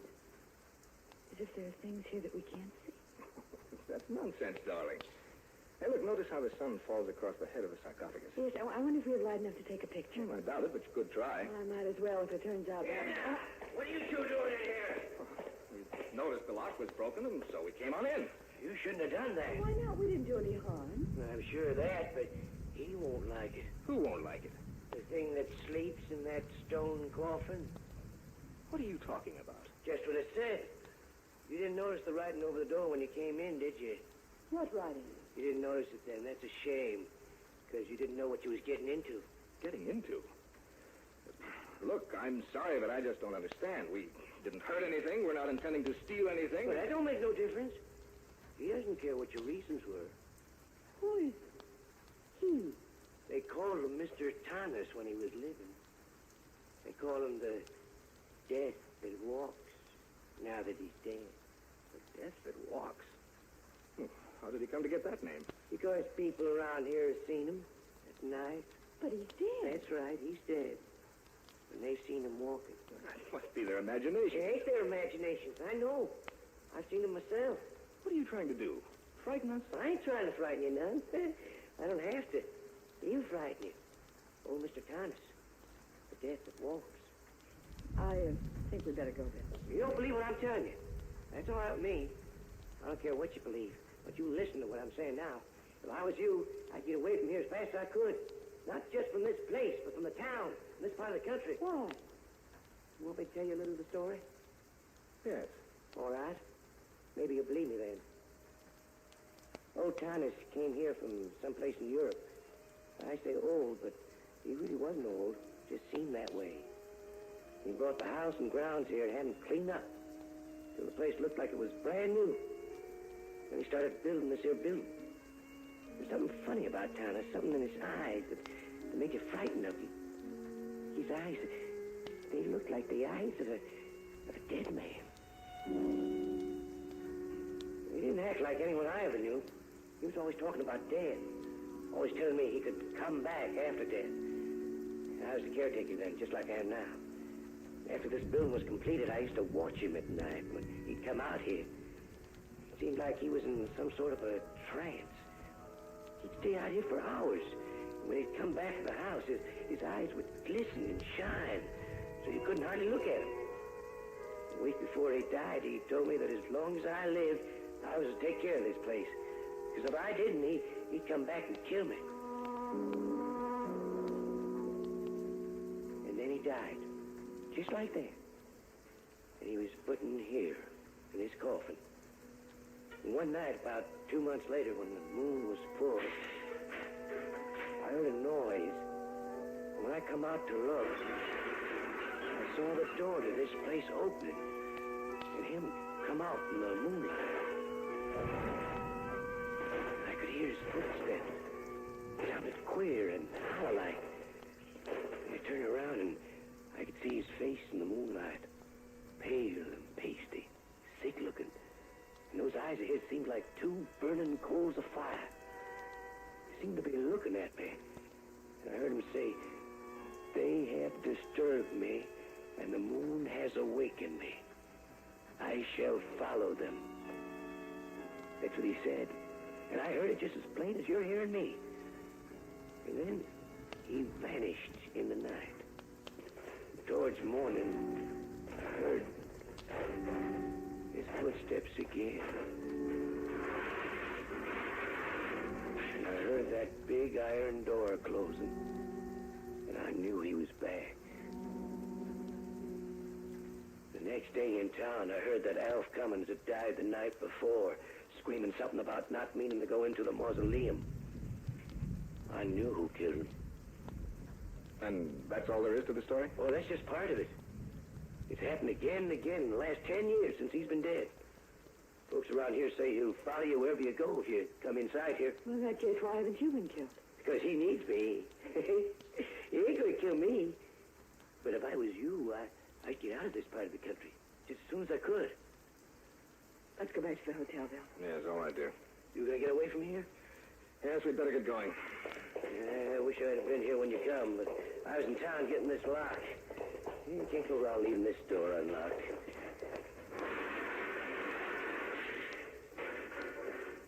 Yes, that ought to satisfy him.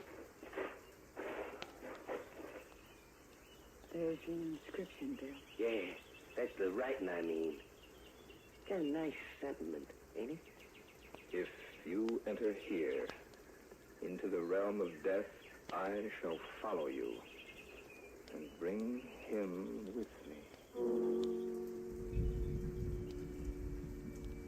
March 3rd, later. I sit here and write these words. It's quite late and the moon has risen full in the sky. Helen is standing by the window looking out. For some reason, I am frightened. And yet I know that a few months from now I shall only laugh at the memory of my fright.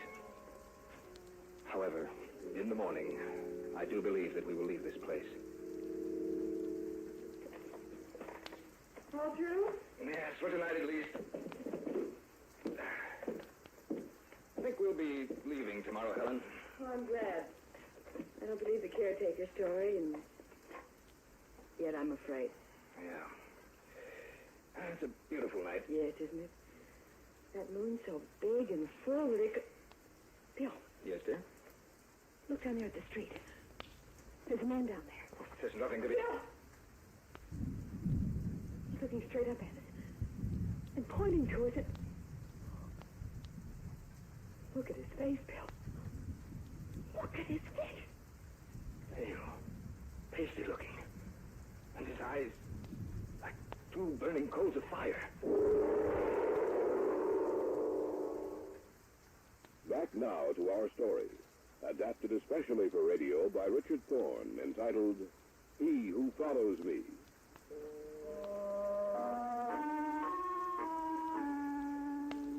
As I read these pages, the words stare up at me, and their formations bring to life a nameless terror which I feel all around me. Outside, the storm still rages. sound of it fades from my mind as the terror in the pages of the volume I hold before me becomes increasingly apparent.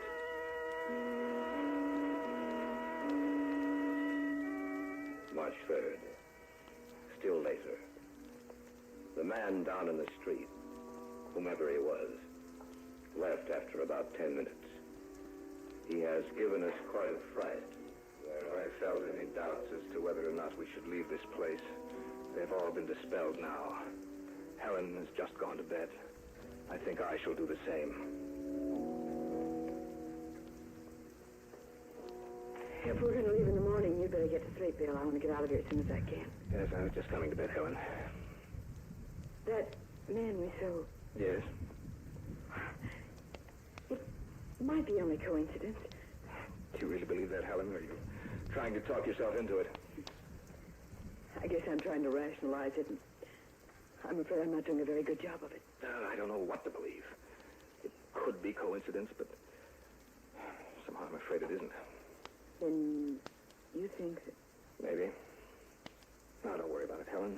By tomorrow we'll be several hundred miles from here. And I doubt if whomever it was will follow us. They sound just like the steps the caretaker described to us. Yes, but we saw him walk away. And Billy's in the room upstairs. Well, it's probably someone else. It's not, I know it's not. All right. Just a minute. I'll call the desk. This is William Mason in 316. Can you tell me who has the room directly above mine? Clerk's going to check. Yes? Oh, I see. No, thank you very much. What did the clerk say? The room directly above ours is unoccupied.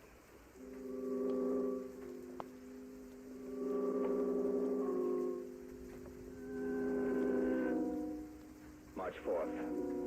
We left the hotel a short time after we heard the steps. We went immediately to our car and drove all night and all day. We're stopping now in a motel almost 1,000 miles away. It's reassuring to know that he could not possibly follow us. I am very tired. Go to bed and get an early start in the morning.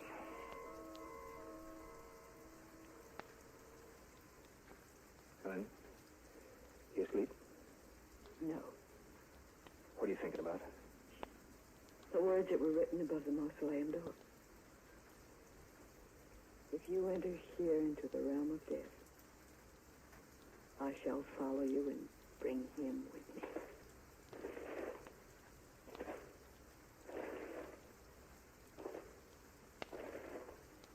Bill? Yes, I hear them too. He couldn't possibly have come this far, could he? I don't know. What's the matter? Your face. Pressed against the window. It's not there now. I was there for just a few seconds. I saw it, Bill. The same man we saw last night outside the hotel. He was right outside the window.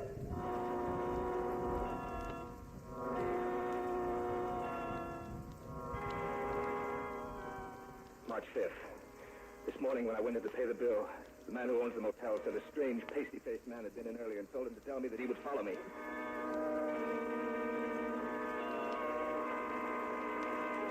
March 11th.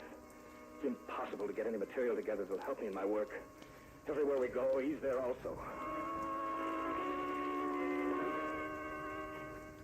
March 16th. Yeah, Mr. Mason, this guy said it was all right for you to go on ahead because he was going to follow you. March 22nd. No, he didn't leave a name. He just said that he'd be in touch with you. April 7th. Never saw anyone who looked like that before. See a friend of yours, Mr. Mason? April 18th. He said he'd follow you. April 29th. Told me to say he'd follow you. May 15th. Follow you. Follow you. Follow you. Follow you. Follow you. Follow you.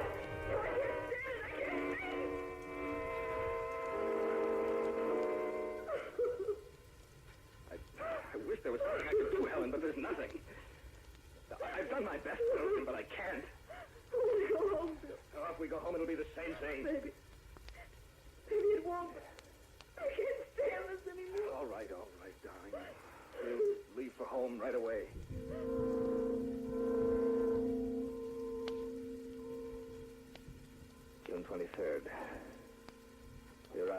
evening. I called Gary as soon as I could. He said he'd be out within the hour to see us.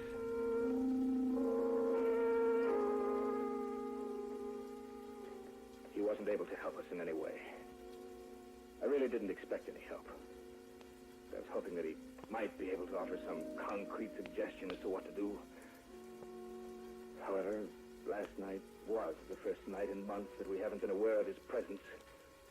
Maybe Helen is right. Perhaps he won't follow us here. Back now to our story, adapted especially for radio by Richard Thorne, entitled He Who Follows Me. July 3rd. We've not seen or heard anything unusual since we first came home. I feel as a man might feel who has been given a new lease on life.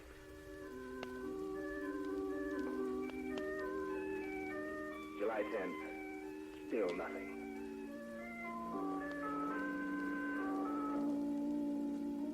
August 19th. For the past 2 months, a feeling of peace and security has enveloped the house. Helen and I have been able to go around with no sense of danger nor of dread. But last night, that feeling was shattered. Gary had come out for dinner. It was almost 10 o'clock. Well, it's about time for me to get along. Oh, it's only 10, Gary. Sure you don't have to go so soon. I'm afraid I must, Helen. Tomorrow's a working day for me. I thought I might be able to get you into a game of chess. Oh, some other time, Bill. Well, next time, don't stay away so long. Don't worry. I think we ought to... Tell me, is someone upstairs? No. Well, listen. He's back. Who's back? The man we told you about. Those are his footsteps. I'd know them anywhere. I should. I've heard them enough. What are you going to do? Look, will you come upstairs with me, Gary?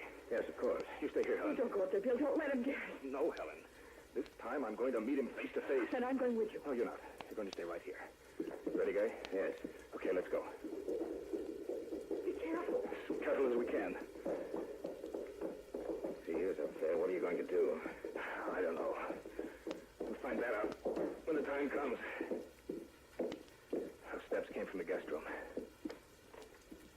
I don't hear anything.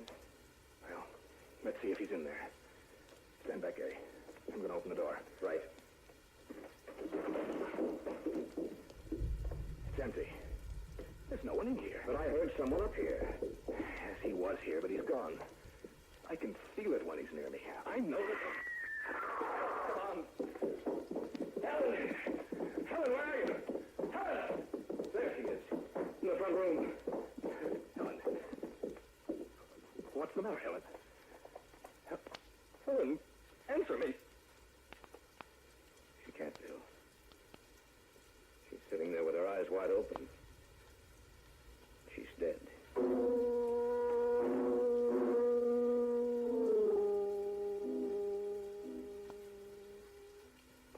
August 23rd.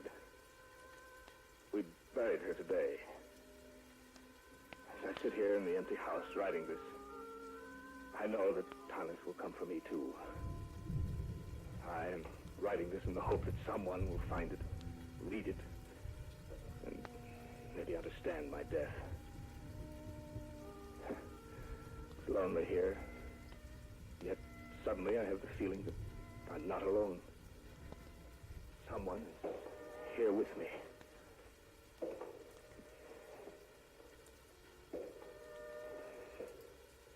He is here, in this room with me. I'm afraid to turn and meet him. To have those eyes of his burning into me. And yet I must. I pray that someone reads this. Perhaps he will...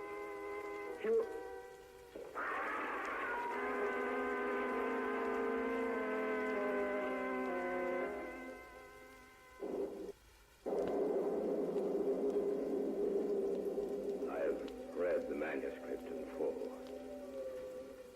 The August 23rd entry was the last he ever made. The feeling of creeping horror that runs through the pages has imparted itself to me. And I sense that someone is here with me. Of course, I realize that it's only my imagination. But I can't shake that feeling.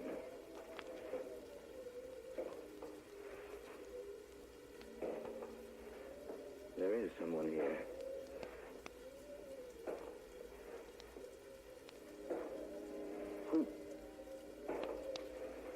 Who are you? Who do you think I am?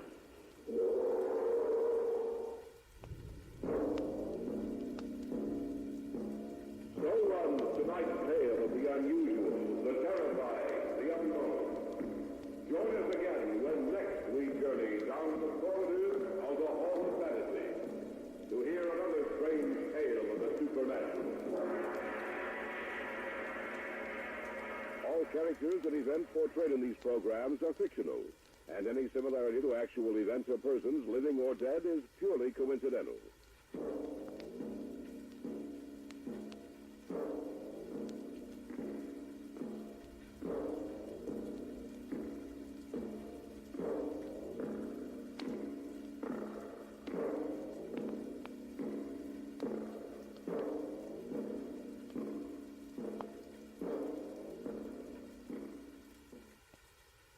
And now,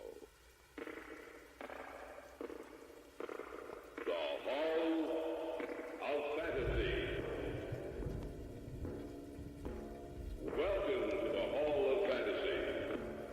Welcome to the series of radio dramas dedicated to the supernatural, the unusual, and the unknown. Come with me, my friends.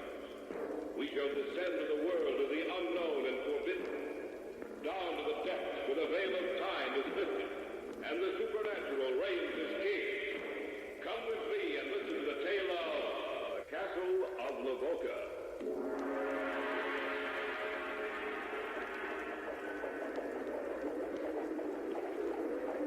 One night, shortly after sunset in the dead of winter, they say a carriage drove through here. A carriage drawn by 4 cold black horses. The carriage, too, was black, and the driver was clothed in a livery of black. He whipped the horses and drove them as if his life depended on it. No one saw who rode inside the carriage, but on its heels there ran a pack of snarling, howling wolves. He said that Drago, Baron of Lavoca, was going to make a pact with Satan himself.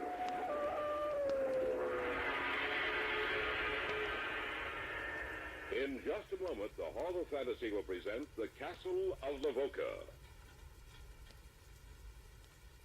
And now for tonight's story, an original radio drama by Richard Thorne entitled The Castle of Lavoca.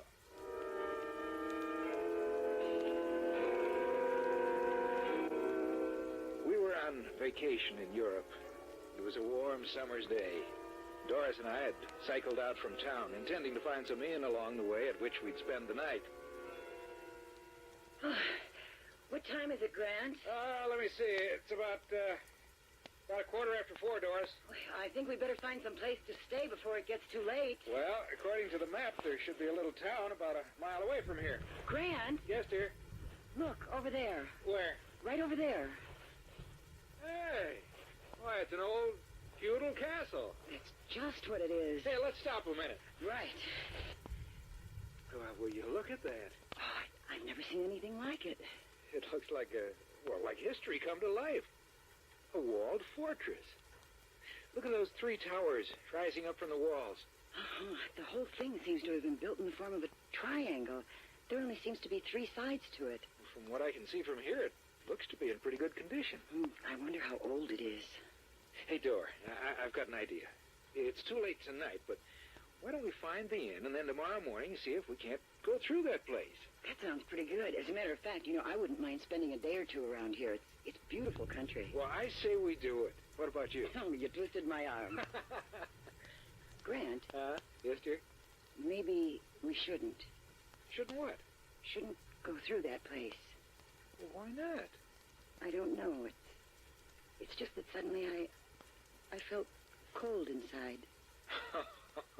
You're just remembering a lot of stories about old castles and ghosts. There's nothing to worry about, Dor. The man who probably built that castle and all his descendants are only memories now. And memories can't hurt you.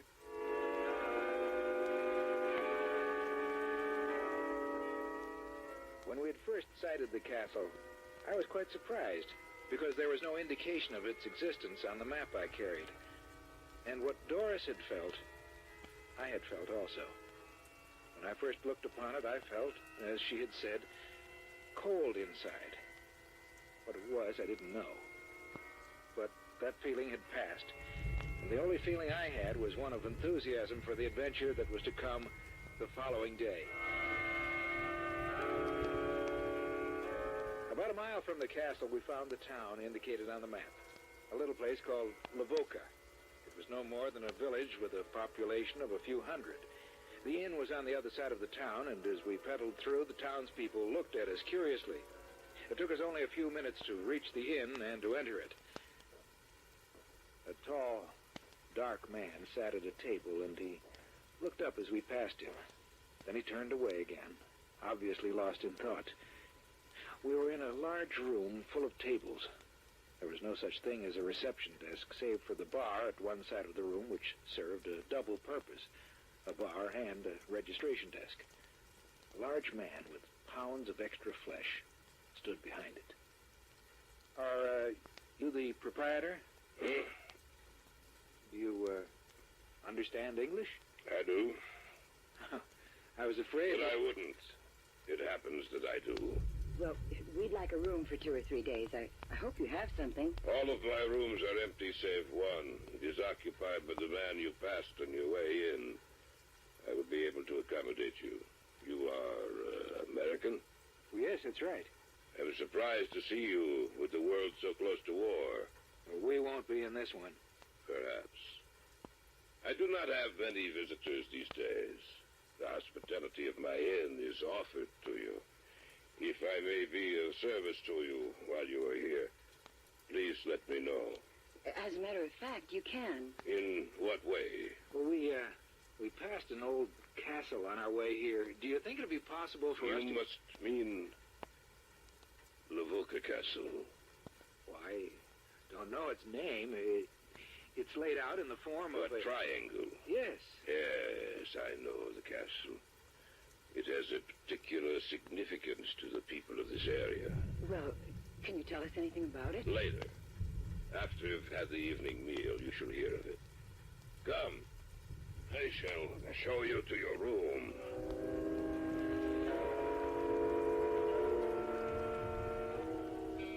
As he led us upstairs to our room, we passed again the man who sat alone at the table.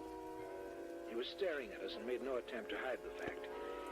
As we went up the stairs to the second floor, I wondered why the innkeeper had seemed so afraid when I mentioned the castle. I had no time for further speculation, however, at least for the next hour. Our time was spent in cleaning up, and Doris kept talking of other things. Well, I'm ready to go back downstairs, Grant. What about you? Hey, look at the sunset, Doris. Oh, it's a beautiful sight, Grant. Grant? Yes? Look where I'm pointing to.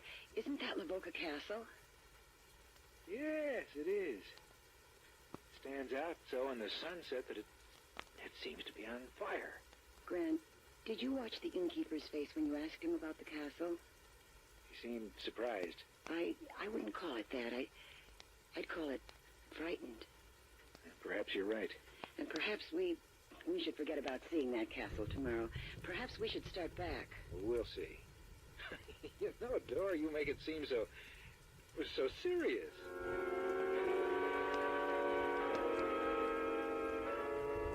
We stood there by the window, looking out at the medieval structure that stood there at the base of the mountains. That afternoon, when we had first seen the castle, it had seemed to be a beautiful relic of a dead past. But as we watched it, bathed in the redness of the setting sun, it seemed to be a mass of molten rock. Little by little, the sun slipped down, and the gray shades of dusk moved out towards the castle, advancing slowly, covering the walls with the dark shadows of night. And then it was gone from our sight, swallowed up in the darkness. I had a fantastic thought for a moment that Lavoca Castle was the dwelling place of death. Well, the meal was excellent, and we were both quite hungry. At length, well, it was over, and our host walked over to us. Some brandy, perhaps? Not for me. You? Or perhaps later, not now. If you do not mind, I shall join you. Yes, of course. You say you wish to know about Lavoca Castle. Would you object to another at this table? I mean, another besides myself. Oh, no, of course not. Marek? Yes? Marek, come here. What do you want? They desire to know of Lavoca Castle. There are strangers here? Yes, you must have seen us come in this afternoon. You were sitting right over there at that table. Oh, yes, I remember. Please, sit down, won't you? Thank you. Yes, I know of the castle. Perhaps more than anyone. But we'd like to learn some of its history. I will tell you the story. Then we shall see whether you are still interested in Lavoca Castle. The castle was built centuries ago, sometime in the late 1600s. It was built by Drago, the first and only Baron of Lavoca, a man renowned for his cruelty and his prowess in the arts of war. War was his life, the only life he knew, and he lived for the feel of a strong blade in his hand. He lived for one purpose, to kill. It is said that the only thing Drago feared was death. He dealt with it almost every day of his life, yet he feared it. He feared the day that he would die. It is said that he made a pact with Satan himself so that he would not die. This is the legend. One night, shortly after sunset in the dead of winter, they say a carriage drove through here. A carriage drawn by 4 coal-black horses. Get up there! Get up! The carriage, too, was black, and the driver was clothed in a livery of black. He whipped the horses and drove them as if his life depended on it. Get up there! Get up! No one saw who rode inside the carriage, but on its heels there ran a pack of snarling, howling wolves. Those who saw what happened that night were frightened almost to death. The carriage drove straight to the gate of Lavoca Castle. And a huge drawbridge was lowered to admit its entrance. The carriage rumbled across it, but the pack of black wolves stayed outside.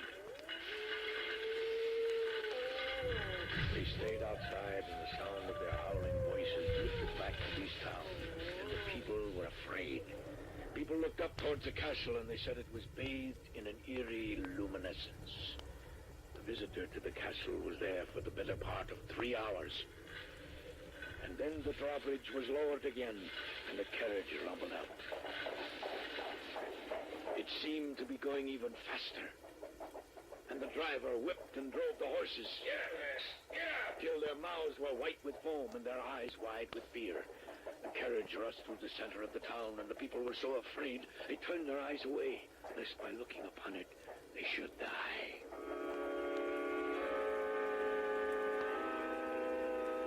There were those who said they heard the sound of a crying baby coming from inside the carriage, but they thought they were mistaken.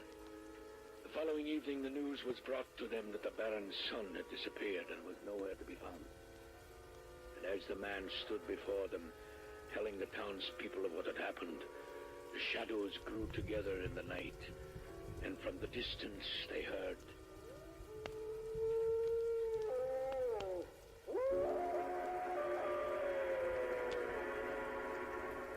You are listening to the tale of the Castle of Lavoca on tonight's journey down the corridors of the Hall of Fantasy. We'll return to our story in just a moment. And now back to tonight's story, entitled The Castle of Lavoca. We sat there around a large oak table and listened to a story so fantastic it defied description. There were 4 of us in that room, the innkeeper, Doris, and myself, and Mark, the storyteller. He continued with his story. The shadows grew together in the night, and from the distance they heard the howling cry of a wolf. The face of the Baron's servant blanched with fear, and he turned and made his way back to the castle.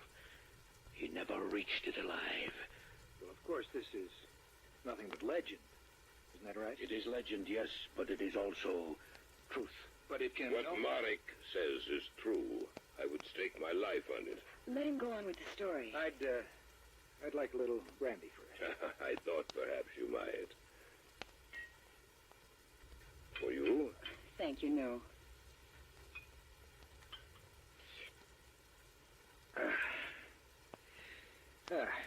Now then, go on with your story. By your leave. As I said, they found the servant outside the castle gate, and there was a great uproar about his death. But the Baron issued an edict that it was never to be discussed. And of course the people obeyed him, for by now they lived in superstitious fear of the Baron. I must add that the night the carriage appeared, that night the Baron's son was carried away. The war began. Of course, the Baron went off to the war and distinguished himself in the field. The war was over in due time, and the Baron returned to Lavoka Castle. He lived a quiet life in the years that followed. But 21 years to the night his son disappeared, it happened again. Again, it was a cold winter's night. The snow crunched under your feet, and the air was brisk and biting. From the north, the wind began to blow. Then, from out of the night, the carriage appeared again. It was exactly the same as that which had happened 21 years before. Get up there! It was the same driver, the same carriage, and it even appeared to be the same horses. It flashed through the town and up the road leading to the castle, and in the back of it, the devil dogs ran, snarling and howling. Until the carriage rolled into the castle, and they sat outside as they had a generation before. But it was not for long, for in a few minutes the carriage appeared again. There was no doubt about it this time, for very clearly the townspeople heard... No, let me go! Let me go! In the name of...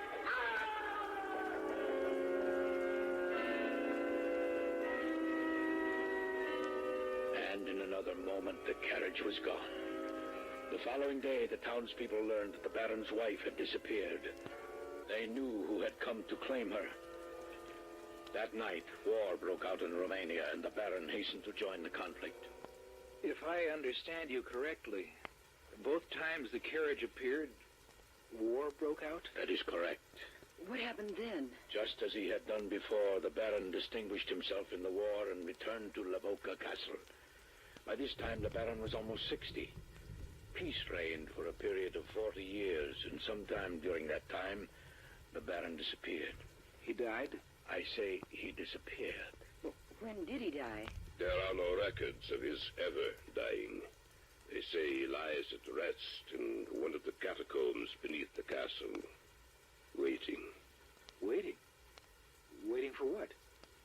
Waiting for the war. The war? The black carriage has appeared each time war begins, no matter where it happens. And in each war there has been a report of a man who calls himself Baron Lavoka, fighting in the battles.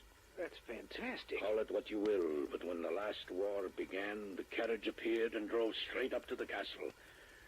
I was but a boy then, and I saw it with my own eyes. The night before that, we heard the wolves.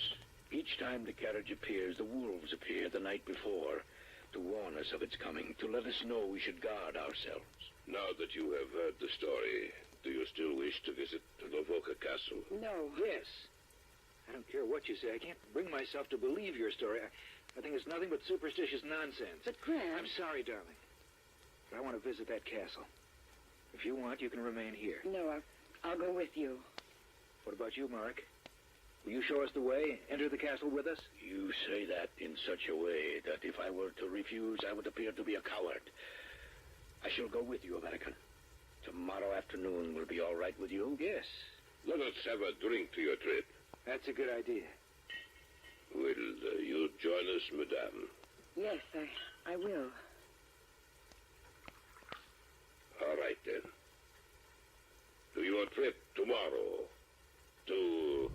Lavoca Castle. To Lavoca Castle.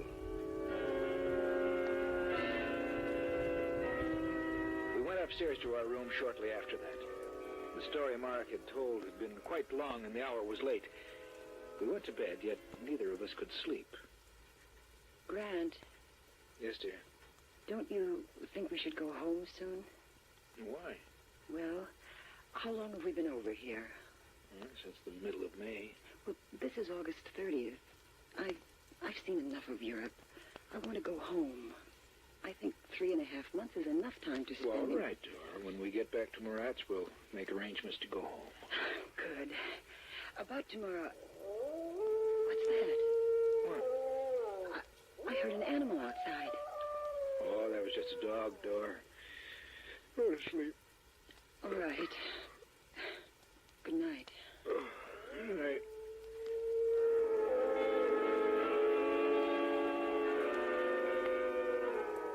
It was the following afternoon. For some reason, we hadn't been able to get started until late in the afternoon. It was after 3 o'clock when we started out. We discarded our bicycles in favor of horses, which Mark had been able to procure for us.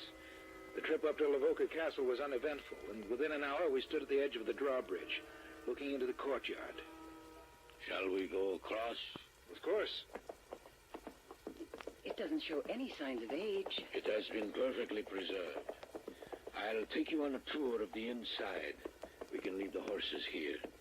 I'll give you a hand, Doris. That's all right, Grant. I can manage. All right. Now, just follow me. Marek led across the courtyard and into the gray building.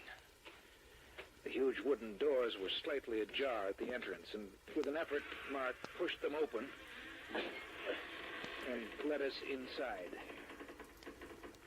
We were in a huge hall, which must have served as both a reception hall and a dining place. From there, he led us into the Baron's chambers, his wife's, which formed two sides of the massive triangle. Members of the retinue must have occupied the third side of the triangle. We visited each of the 3 towers which looked out across the countryside, giving a clear view of anything approaching. And then Marek led us down into the cells beneath the castle. Coming finally to another stairway, he turned to me. This leads down into the catacombs. Well, let's go down and take a look at them. Perhaps we... Oh, nonsense, Dor. We both have flashlights. I see you brought a gun, Mark. Nothing could hurt us. Let's go. All right. Oh, it seems colder down here. Yes, it does. I shall show you where they say the Dago is sleeping. What time is it, Grant? Well, it's 7:30. Yes, we have been in the castle for several hours.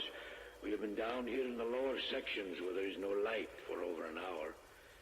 I shall show you the Baron's resting place, and then we shall return to the inn. This is the chamber where he sleeps. Oh, Grant, there is someone in here. But this isn't a joke, is it, Mark? I have never been down here before. It is no joke, as you call it. I want to have a look at him. No, Grant, don't. I can't believe it. This man seems to be sleeping, yet he's not breathing. Let's get out of here, Grant. All right.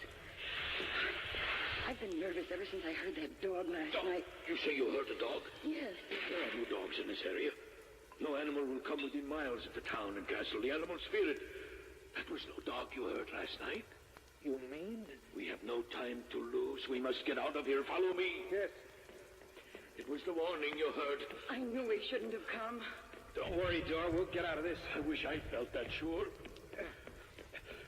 The horses are out in the courtyard. It won't be long now. The horses are on the other side. They're gone. What are we going to do? Quiet.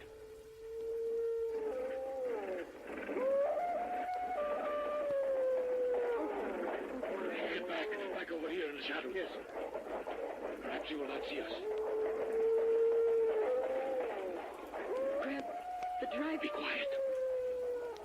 What's that noise? I don't know. The driver's pointing to the doorway. Oh. Grant. It's the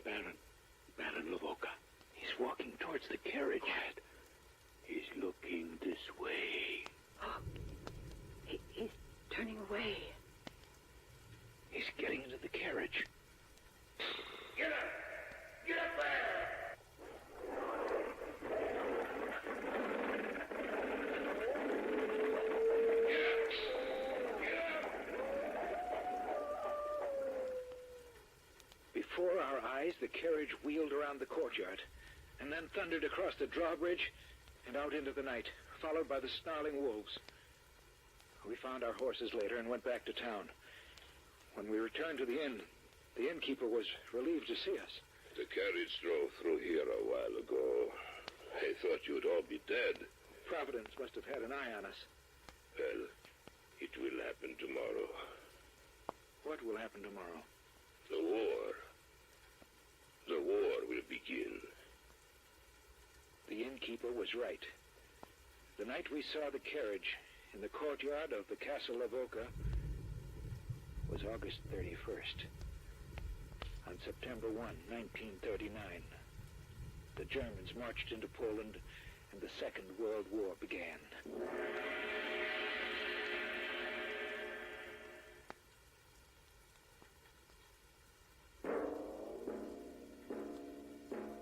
So runs tonight's tale of the unusual, the terrifying, the unknown. Join us again when next we journey down the corridors of the Hall of Fantasy to hear another strange tale of the supernatural. All characters and events portrayed in these programs are fictional, and any similarity to actual events or persons, living or dead, is purely coincidental.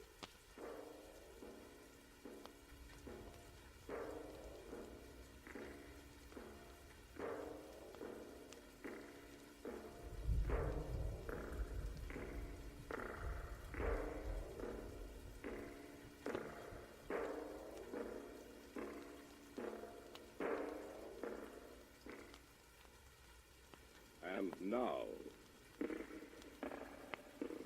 the Hall of Fantasy. Welcome to the Hall of Fantasy. Welcome to the series of radio dramas dedicated to the supernatural, the unusual, and the unknown. Come with me, my friends. We shall descend to the world of the unknown and forbidden, down to the depths where the veil of time is lifted, and the supernatural reigns as king. Come with me and listen to the tale of the Shadow People. Elaine, have you seen anything else since you spoke to me last? No, I haven't. Ever since Mother died, nothing's happened. Well, I only hope it came from upstairs. Come on. I don't know what to think. I only hope it... David, if anything's happened to him... We'll see in a moment. There's no light in this room. You wait here, Elaine. Where's the light? Over to your left.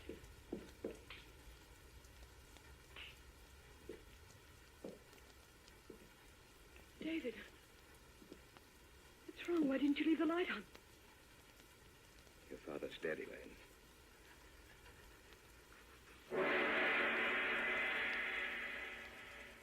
In just a moment, the Hall of Fantasy will present the Shadow People.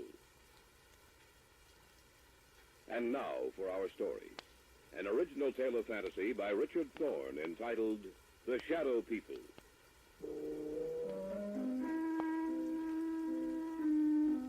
Somewhere along the line of your life, you've met them. You have come in contact with the Shadow People.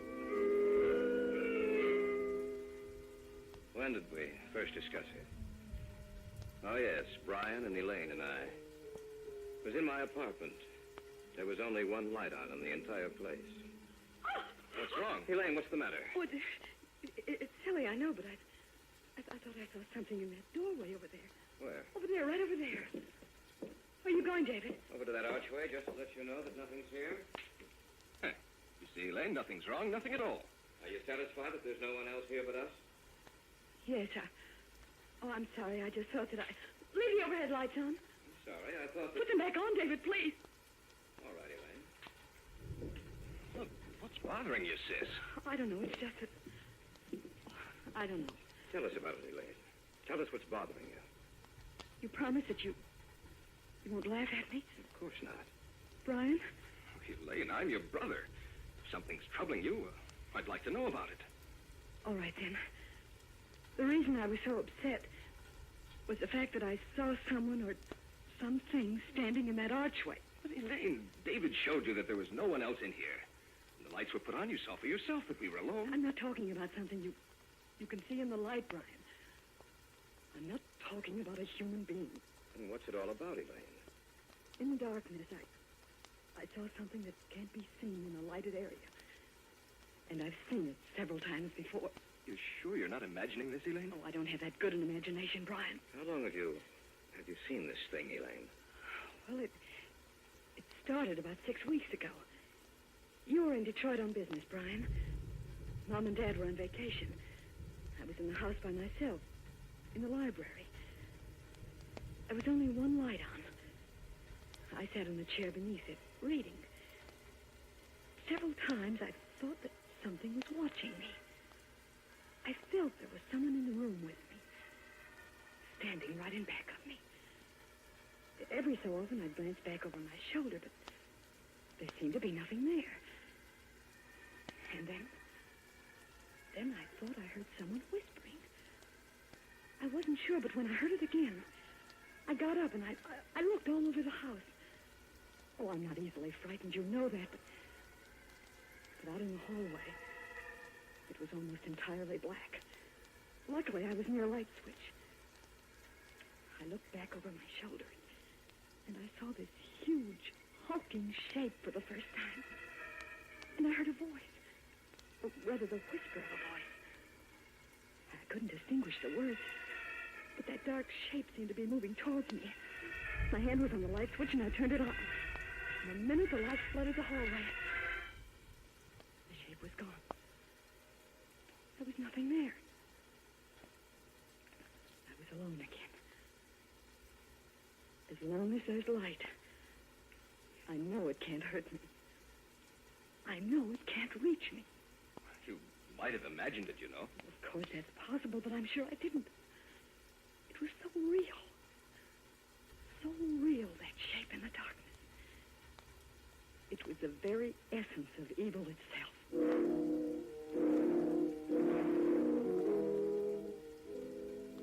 There was an old man I knew of, a Dr. Hesidius. I'd heard that he knew quite a good deal about the supposed supernatural manifestations which had taken place in the world. I went to him to see if he knew anything that might explain the events of the story Elaine had told us.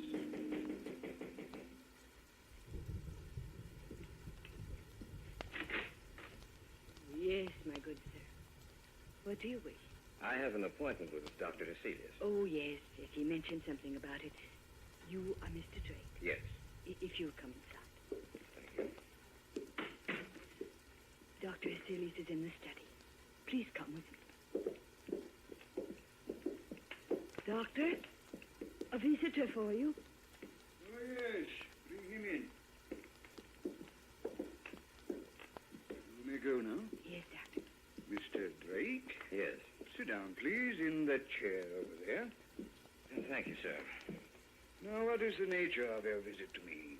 Well, I understand, Dr. Hesidius, that you have a great knowledge of the supernatural manifestations which have occurred on the Earth. Great knowledge, Mr. Drake? No, hardly that. I have only scratched the surface in my years of study. Perhaps I can help you, then again, perhaps I cannot. Well, may I tell you the story? By all means, my good sir. All right. Now, this didn't happen to me, Doctor, but to my fiancée. It seems that about 6 weeks ago, when she was alone, when the light was on, the dark form disappeared. And that's the story, sir. As much of it as I can remember. I see. It's a strange tale to tell. I'm fully aware of that, Dr. Hesidius. You say she seemed to hear whispered voices? Yes, that's what she says. I see. A moment, please. I have a book in my file. Oh, yes. Here it is. This is the one. Yes. Perhaps I may be able to help you after all. Let me see.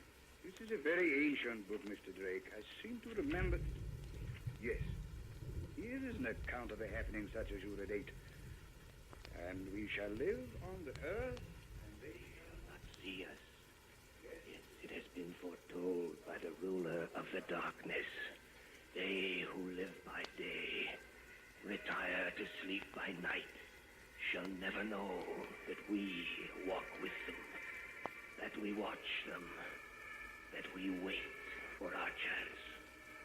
Only in the night will they see us, for in the daylight we are not seen. Only in the night, when the darkness grows together and the forms of the shadow people are shaped from the blackness, they will know us. They will know that we are their companions, for we are the shadow people. I knew I had read something similar to the story you have told me, Mr. Drake. Dr. Aselius, what can we do? Well, give me a little time. Let me see if I can find any more references to these people of the darkness. One more thing, Mr. Drake. Be sure that your fiancée is never left alone at night. Be sure that there is some living thing, animal or human, which accompanies her every second of the night. For she is in danger, Mr. Drake. A terrible danger.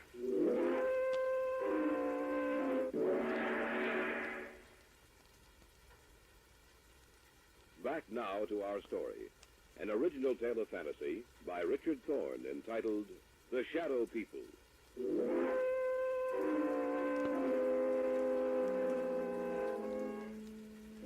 That night, the night of the day I had seen Cecilia's, Elaine's mother died. She died in her sleep. When she failed to appear for breakfast, Elaine's father went upstairs to see what was wrong. When he entered her room, he discovered that she was dead. The family doctor couldn't explain it, for Elaine's mother had been in perfect health. A few weeks later, I was out at the house spending a weekend with them. I glanced at the clock on the mantel, and it showed 11.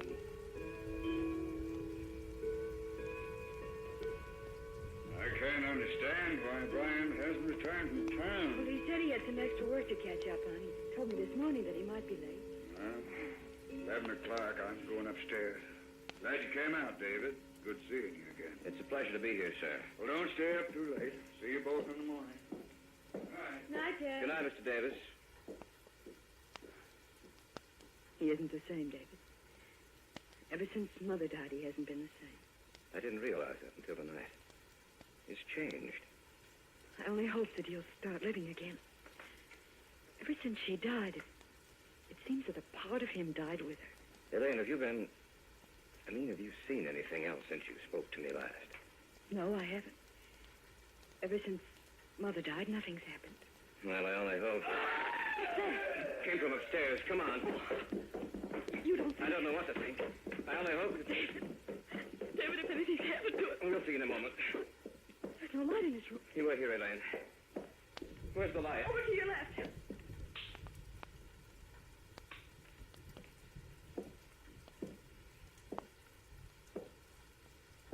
David, what's wrong?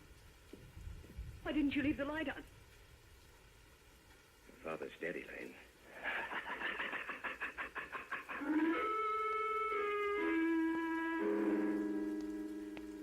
I'd walked into the darkened bedroom. On the bed was Elaine's father. It didn't take a second look for me to know that he was dead. I switched off the light and walked back into the hallway to tell Elaine what happened. And then from the room there had come an eerie, quiet laughter. In the darkness of that room was some unknown evil power. The voice itself was unearthly. There was no substance to it. It sounded as if it came from the darkness itself. No. No, I don't believe you. It's the truth, Elaine. There's nothing more I can do. We'll have to notify the police. Tell me it's not the truth, David. Tell me it's not true. I'm sorry, Elaine. I wish I could. The father's dead.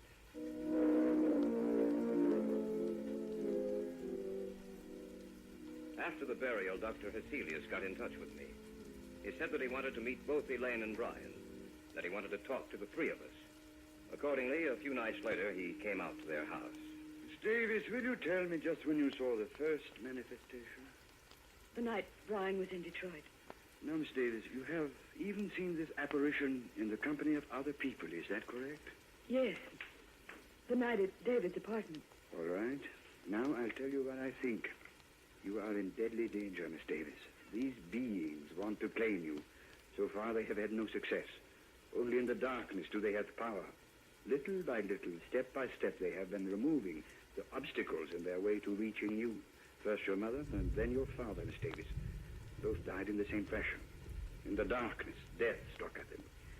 Now tell me, do you feel their presence here in this room as I talk to you? Yes. Turn out the lights, Brian. Stand by the switch, if you please, Brian. If anything happens, turn the lights back on. All right. Dr. Vasilius, I don't... Do you want me to continue working with you? Yes, sir. All right, then. Brian, turn off the lights. Yes, Doctor. The room now is in darkness, Miss Davis. Do you feel or see anything? No, Yes. Yes, I do. Do you see anything? Yes. Doctor, I don't... Be quiet, you fool. I know what I'm doing. In front of me. The darkness gathering together into a huge, terrible... Not only do you see us, Miss Davis, but everyone else in the room also will see the vague shapes forming themselves in the blackness. We do not want you, Dr. Vasilius. The girl we want. We advise you to drop this case. You'll only bring down the wrath of the shadow people upon your head. The girl. We want the girl. Do not stop us. Let us take her now. Turn on the light! They're gone. Miss Davis, are you all right? Yes. Yes, I am. Just as she said. The darkness. I saw it form into something, too. So did I. What are we going to do, Dr. Vasilius? At the present moment, I don't know. But this much I do know. You must leave this house immediately. You must try to get out of their reach. I don't know if that is possible. I hope it is. I shall have to return to my home. I must learn if there is some manner by which we can defeat these creatures. For the moment, leave this house. Dispose of it in any manner you may see fit, but leave this house.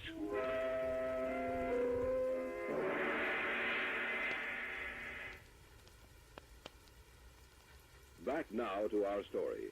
An original tale of fantasy by Richard Thorne entitled The Shadow People.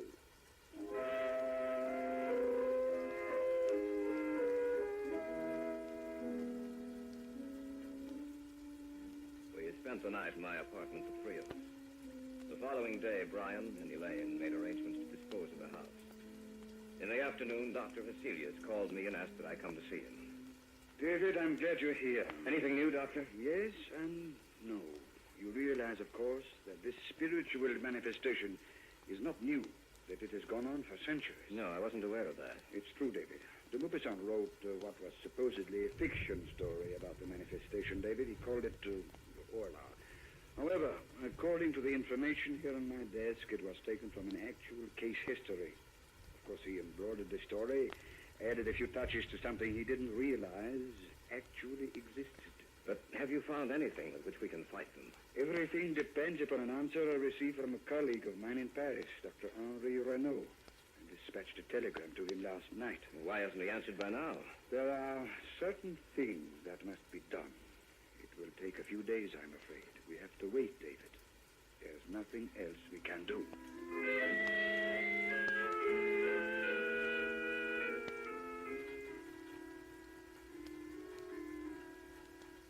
In the next few days, the house was sold, and Brian and Elaine moved into a newer, more modern home a few miles from my apartment.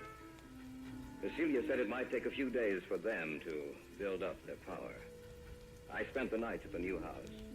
The lights were left on, and I watched for any unusual occurrence. In the daytime, I'd return to my apartment and get some sleep.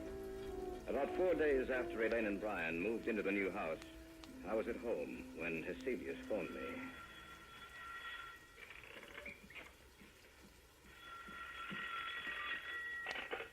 Hello? David?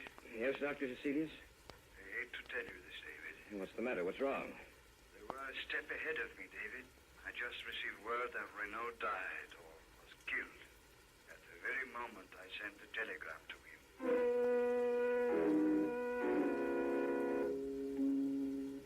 Step by step, they had outwitted us. For they had anticipated every move we'd make. Even Dr. Vasilius was at a loss as to what to do. He agreed to meet me at the Davis house. you want to see us about, Dr. Asilius? Did you find out anything more? I'm sorry to say that I haven't. At the moment, I'm at a complete loss. I don't know what to do. But what did you want to see us about this evening? Merely to check, to see if anything else has happened. Miss Davis, have you seen or heard anything? Not in the house, only in my dreams. Your dreams? Yes. When I go to sleep at night, in my dreams, in the darkness, I see them. And it's grown worse, much worse. I was hoping that it would not have progressed so far. There has been no disturbance in this house, but now they disturb your sleep, Miss Davis. Now, you must stay awake for as long as you can. I want the three of you to move into my house. Perhaps that will give you more protection.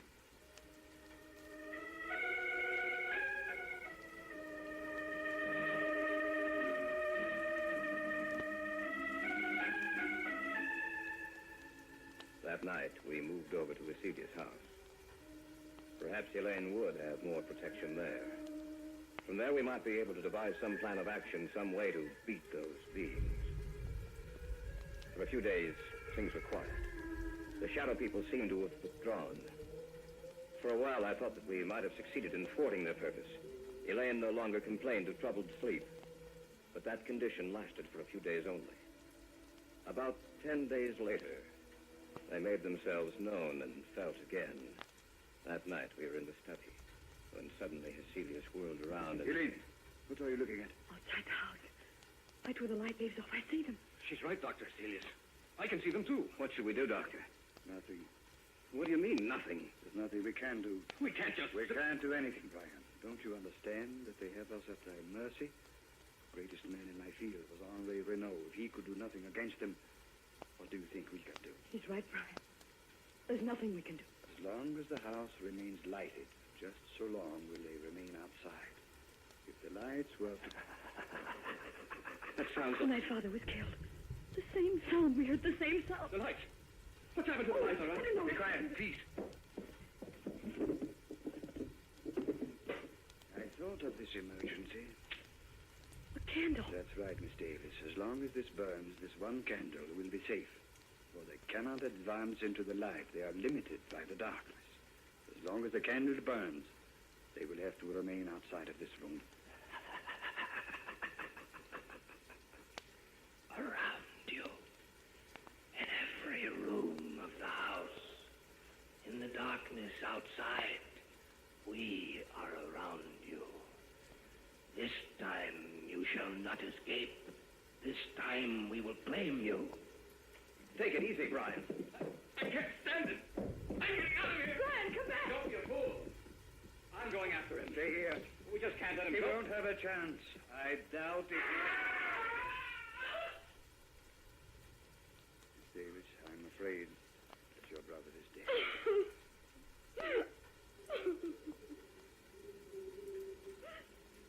The wind, Doctor. Listen to the wind. I know. Yes, Doctor. Listen to the wind. You must realize by now that the three of you haven't a chance. You must know in your minds that we can destroy you at any moment we desire.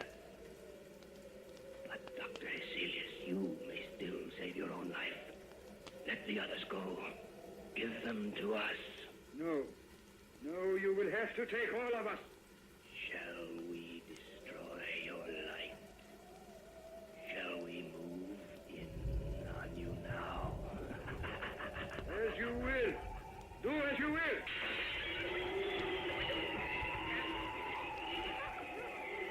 Sorry, David. The candle is out.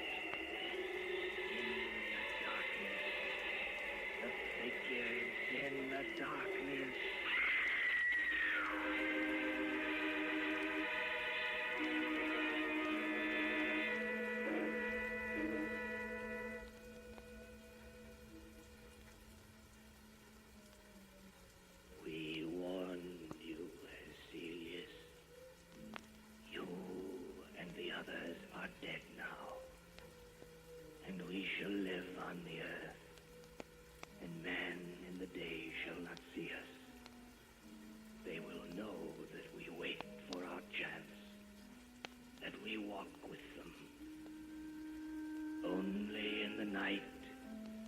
when the darkness grows together, and the forms of the shadow people are shaped from the blackness, will they see us?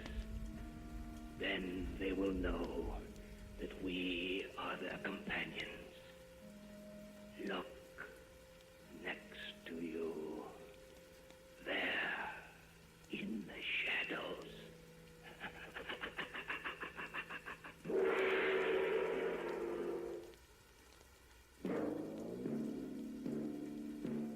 So runs tonight's tale of the unusual, the terrifying, the unknown. Join us again when next we journey down the corridors of the Hall of Fantasy to hear another strange tale of the supernatural.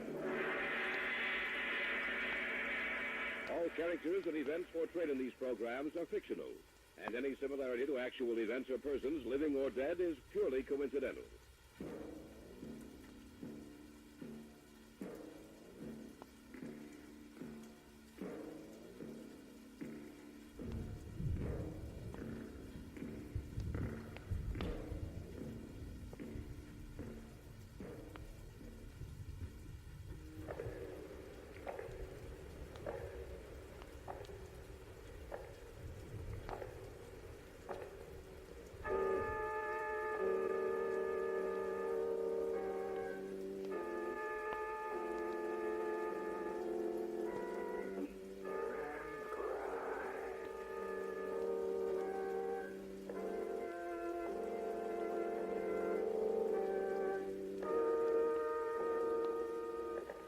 Come with me, my friend. We shall descend to the world of the unknown and forbidden, down to the depths where the veil of time is lifted and the supernatural reigns as king. Come with me and listen to the tale of the steps that follow me.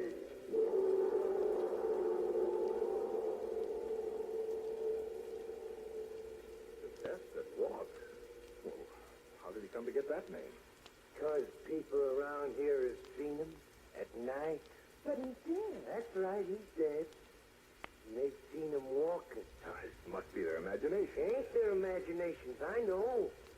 I've seen him myself. What are you trying to do? Frighten us? I ain't trying to frighten you none. I'll have to. You frighten me. Old Mr. Thomas, the death that walks. 'Cause he'll come for you. He'll come for you.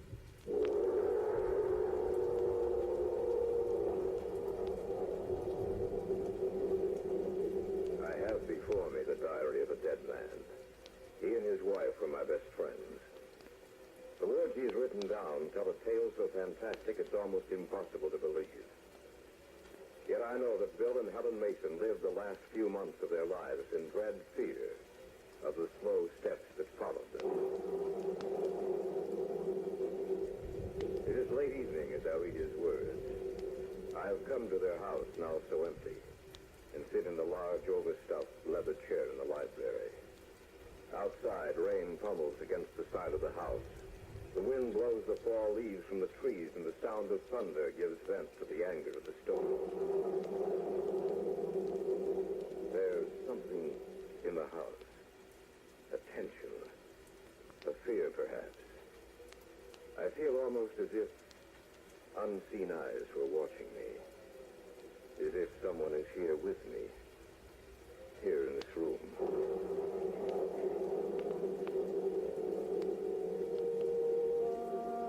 And so I start to read his diary. Living words from the pen of a man who sleeps forever. March 3rd.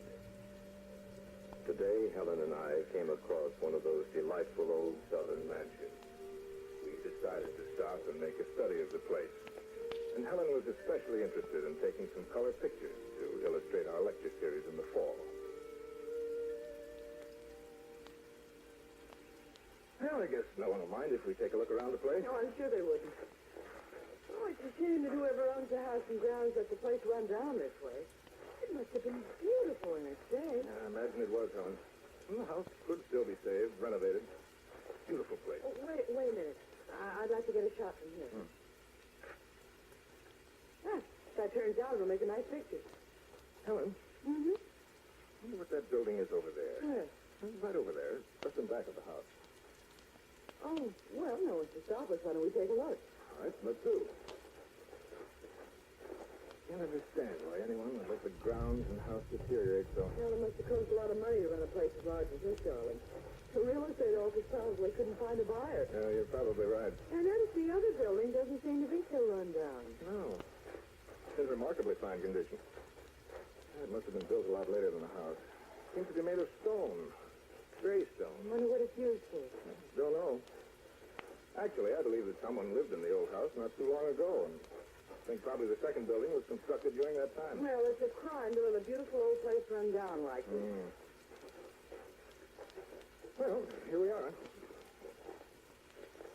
Bill, Yes, dear? it doesn't have any windows. Yes, I noticed that. Seems rather strange.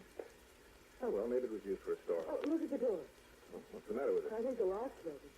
Yeah, you're right. Why don't we take a look inside? All right. The lock's all rusted through. There. Yeah, that does it. And now that you look inside. Well, there might not be any windows, but there's a skylight that lets in the sun. Come on, let's go in. All right.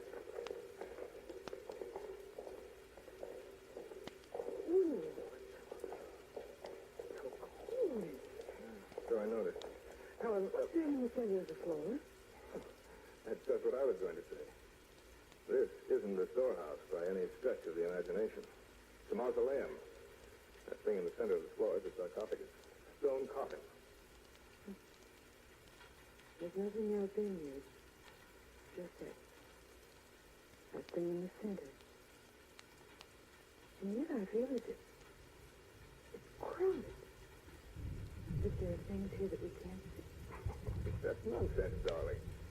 Hey, look, notice how the sun falls across the head of the sarcophagus. Look, I wonder if we're light enough to take a picture. I doubt it, but it's a good try. Well, I might as well if it turns out that...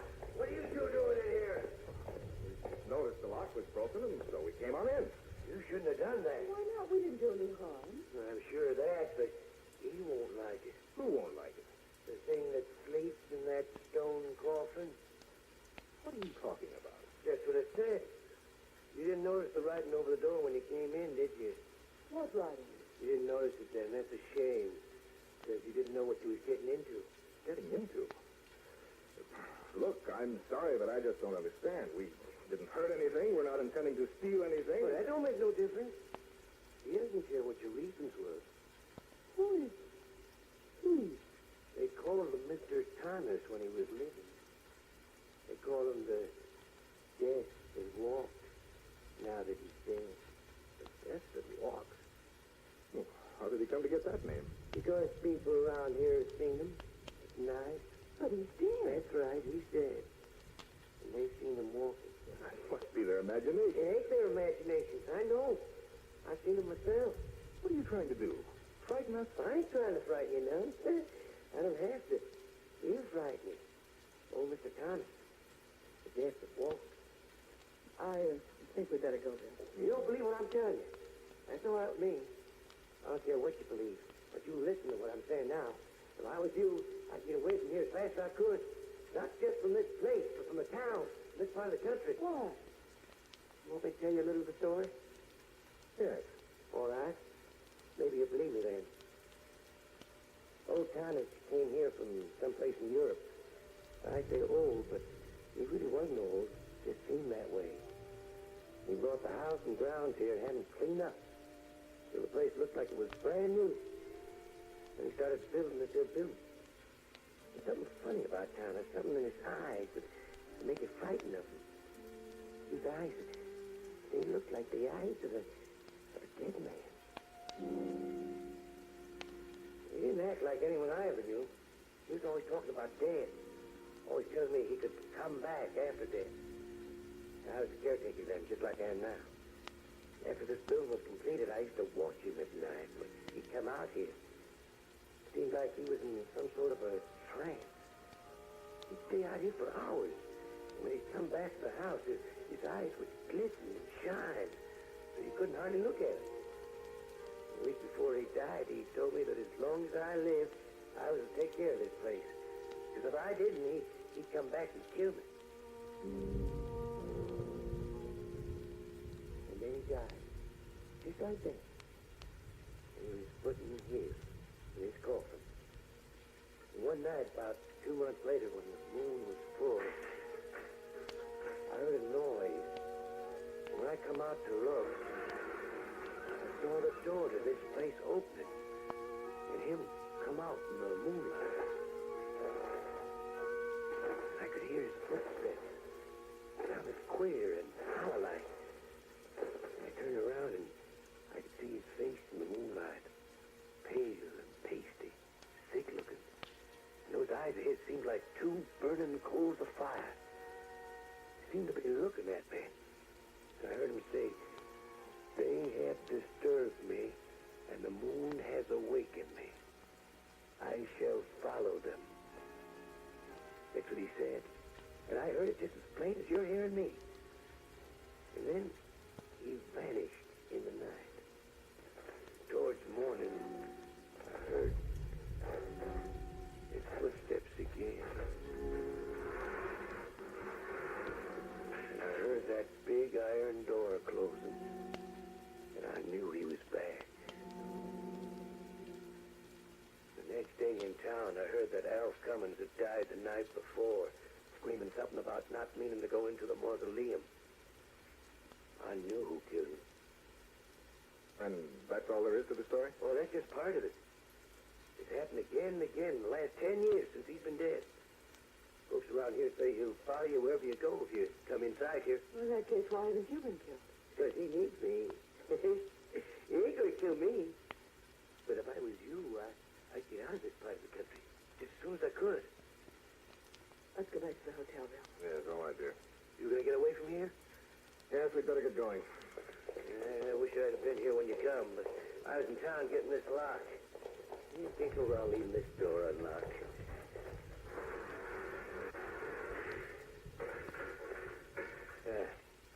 That ought to satisfy him.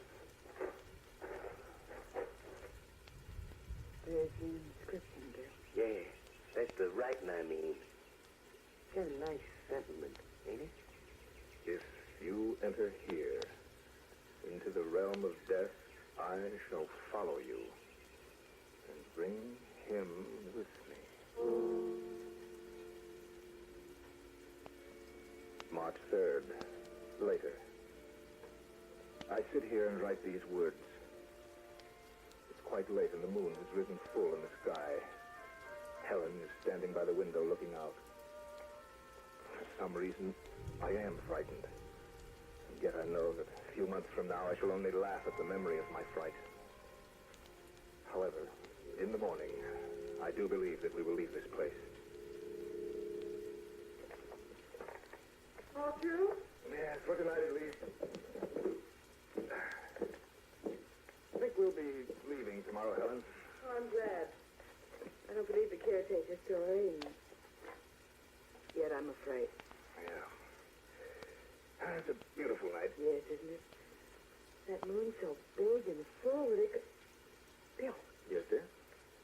look down there at the street. There's a man down there. Oh, there's nothing to be... Bill! He's looking straight up at us and pointing to us. Look at his face, Bill. Look at his face. Pale, pasty looking. And his eyes like two burning coals of fire. You are listening to the tale of The Steps That Follow Me.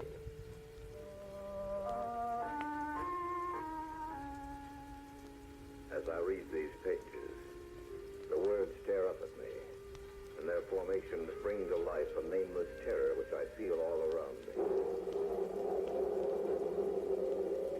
Outside, the storm still rages, yet the sound of it fades from my mind as the terror in the pages of the volume I hold before me becomes increasingly apparent.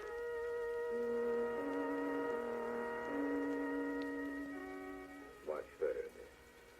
Still later. The man down in the street, whomever he was, left after about 10 minutes. He has given us quite a fright, where I felt any doubt been dispelled now. Helen has just gone to bed. I think I shall do the same.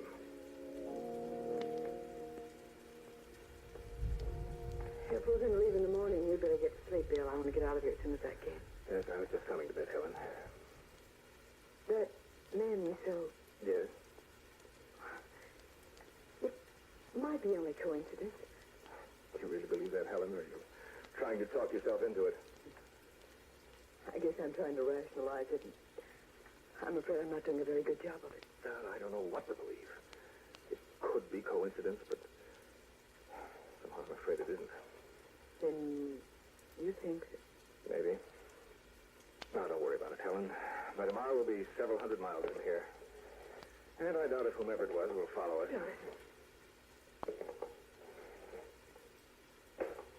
They sound just like the steps that caretaker described to us. Yes, but we saw him walk away. And Billy's in the room upstairs. Probably someone else. It's not, I know it's not. Oh, wait, all right. Just a minute, I'll call the desk. This is William Mason in 316. Can you tell me who has the room directly above mine? Clerk's going to check. Yes? Oh, I see. No, thank you very much. What did the clerk say? The room directly above ours is unoccupied.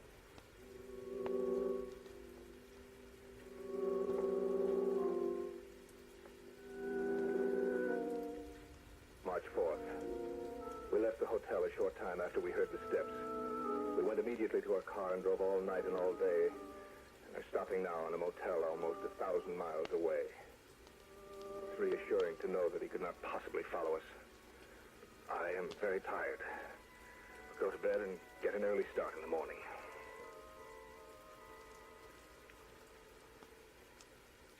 Helen, you asleep? No. What are you thinking about? The words that were written above the mausoleum door.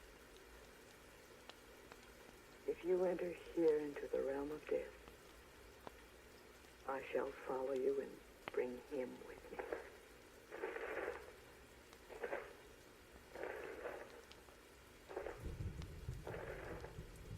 Bill? Yes, I hear them too. He couldn't possibly have come this far, could he? I don't know. What's the matter? Your face. Pressed against the window. It's not there now. I was there for just a few seconds. I saw it, Bill. The same man we saw last night outside the hotel. He was right outside the window.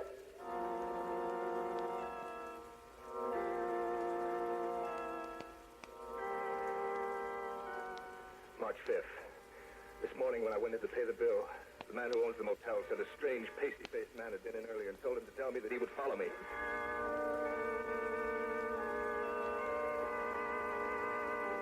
March 11th. It's impossible to get any material together that'll help me in my work. Everywhere we go, he's there also.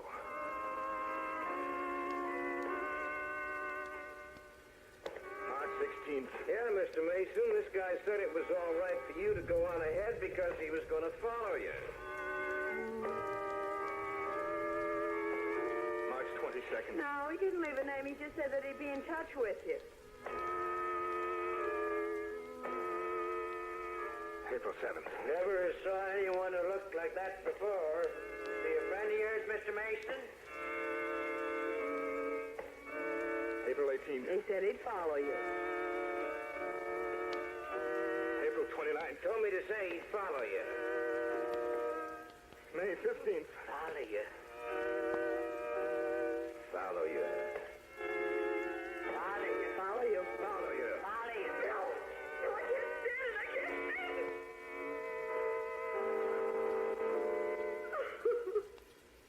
I wish there was something I could do, Helen, but there's nothing.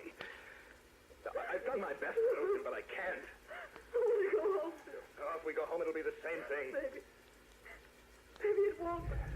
I can't stand this anymore. All right, darling. We'll leave for home right away.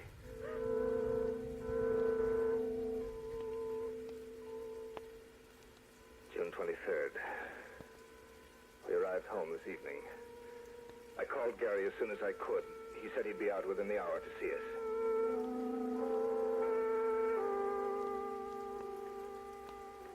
He wasn't able to help us in any way. I really really didn't expect any help. I was hoping that he might be able to offer some concrete suggestion as to what to do. However, last night was the first night in months that we haven't been aware of his presence. Maybe Helen is right. Perhaps he won't follow us here. July 3rd. We've not seen or heard anything unusual since we first came home. I feel as a man might feel who has been given a new lease on life.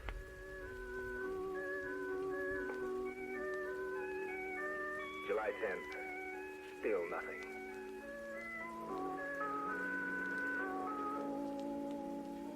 August 19th. For the past 2 months, a feeling of peace and security has enveloped the house. Helen and I have been able to go around with no sense of danger nor of dread. But last night, that feeling was shattered. Gary had come out for dinner. It was almost 10 o'clock. Well, it's about time for me to get along. Oh, it's only 10, Gary. Sure you don't have to go so soon. I'm afraid I must, Helen. Tomorrow's a working day for me. I thought I might be able to get you into a game of chess. Oh, some other time, Bill. Well, next time, don't stay away so long. Don't worry. I think we ought to... Tell me, is someone upstairs? No. Listen. He's back. Who's back? The man we told you about. Those are his footsteps. I'd know them anywhere. I should. I've heard them enough. What are you going to do? Look, will you come upstairs with me, Gary? Yes, of course. You stay here, Helen. Don't go up there, Bill. Don't let him, Gary. No, Helen. This time I'm going to meet him face to face. And I'm going with you. No, you're not. You're going to stay right here. You ready, Gary? Yes. Okay, let's go. Be careful. As careful as we can. If he is up there, what are you going to do? I don't know. We'll find that out when the time comes. Those steps came from the guest room. I don't hear anything. Well, let's see if he's in there. Stand back, Gary. I'm going to open the door. Right. It's empty. There's no one in here. But I heard someone up here. Yes, he was here, but he's gone. I can feel it when he's near me. I know that... Come on. Helen! Helen, where are you? Helen! There she is. In the front room. Helen. What's the matter, Helen? Helen, answer me. She can't, Bill. She's sitting there with her eyes wide open. She's dead.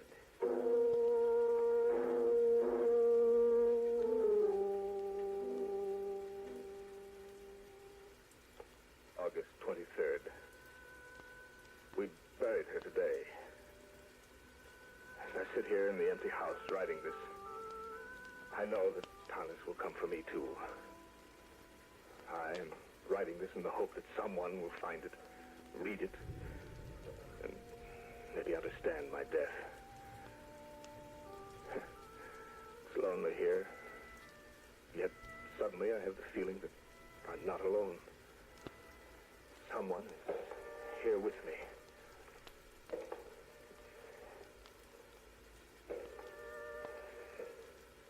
He is here, in this room with me. I'm afraid to turn and meet him. Have those eyes of his burning into me. And yet I must. I pray that someone reads this.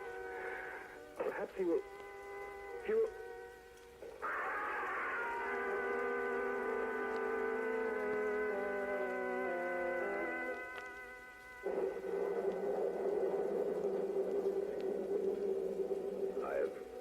Manuscript in full. The August 23rd entry was the last he ever made. The feeling of creeping horror that runs through the pages has imparted itself to me. And I sense that someone is here with me. Of course, I realize that it's only my imagination. But I can't shake that feeling.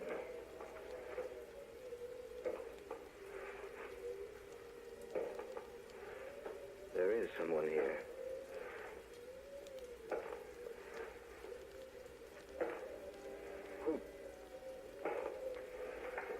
are you? Who do you think I am?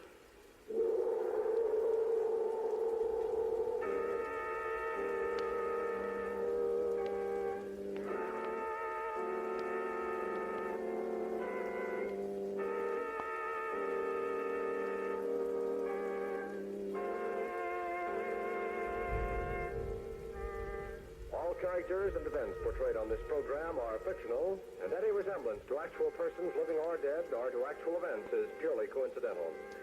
Featured on this program were Carl Grayson as William Mason, Eloise Comer as Helen Mason, Richard Thorne as Gary, and Sam Siegel as the caretaker.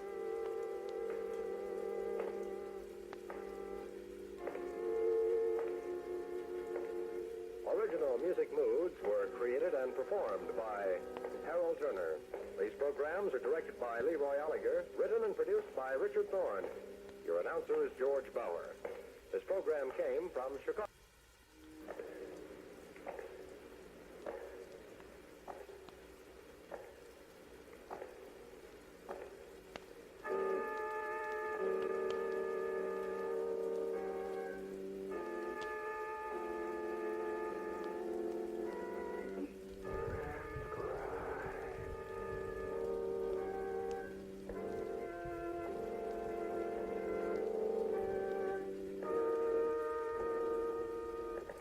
Come with me, my friend. We shall descend the world of the unknown and forbidden, down to the depths where the veil of time is lifted and the supernatural reigns as king.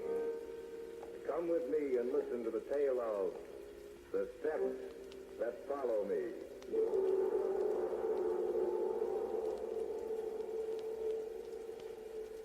The steps that walk? Well, how did he come to get that name? Because people around here have seen him at night. But he's dead. That's right, he's dead. And they've seen him walking. It must be their imagination. Ain't their imaginations, I know. I've seen him myself. What are you trying to do? Frighten us? I ain't trying to frighten you none. I'll have to. You frighten you. Old Mr. Thomas, the death that walks. Because he'll come for you. He'll come for you.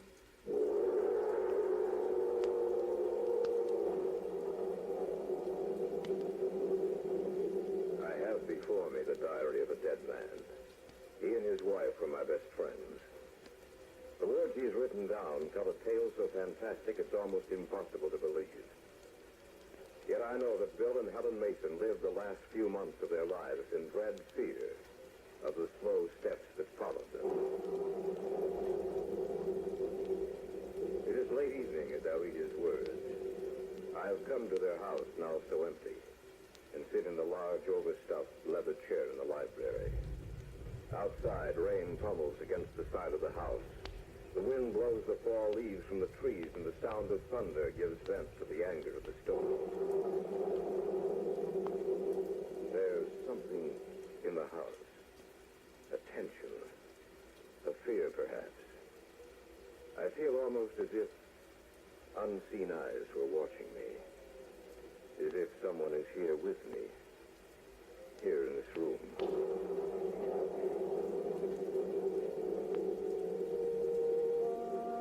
And so I start to read his diary. Living words from the pen of a man who sleeps forever. March 3rd. Today, Helen and I came across one of those delightful old southern mansions.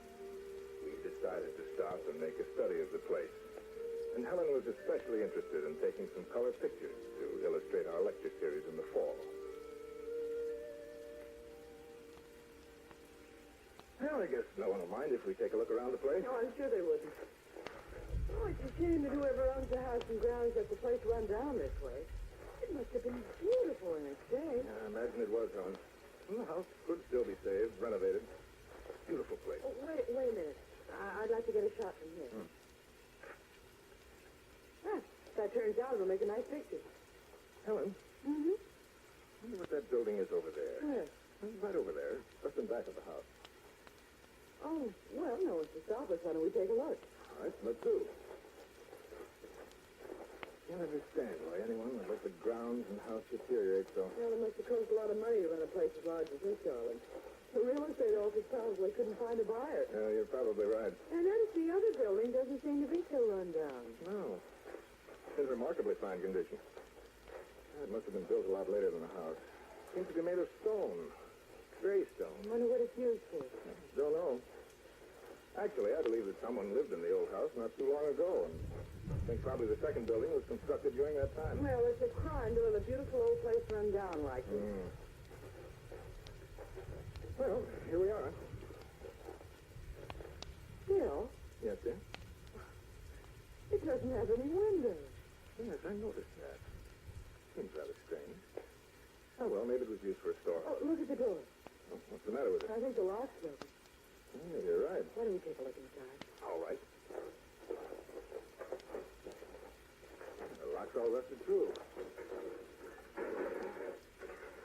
There. Yeah, that does it. And now to see what's inside. Well, there might not be any windows, but there's a skylight that lets in the sun. Come on, let's go in. All right.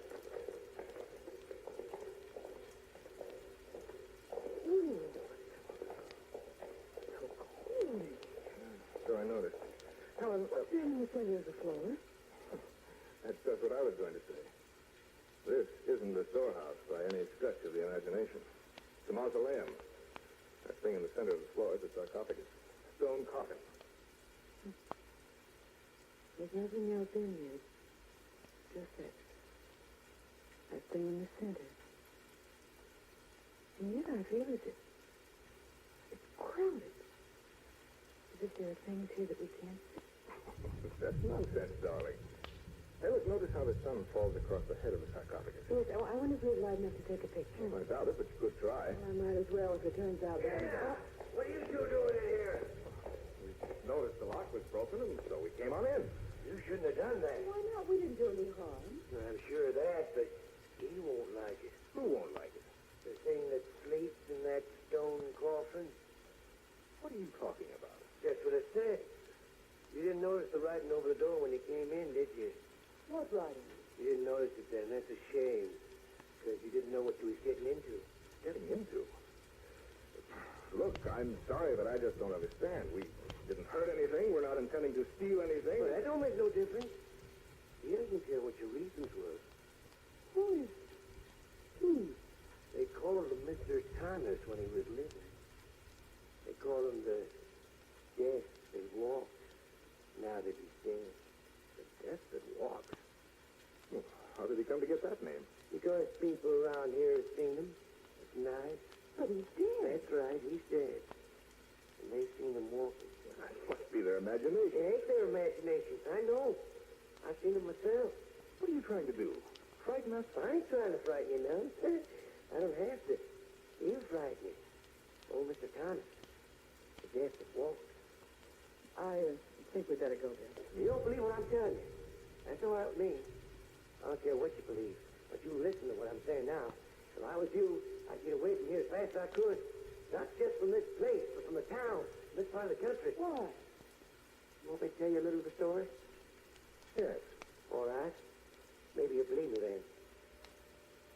Old Thomas came here from someplace in Europe. I say old, but he really wasn't old.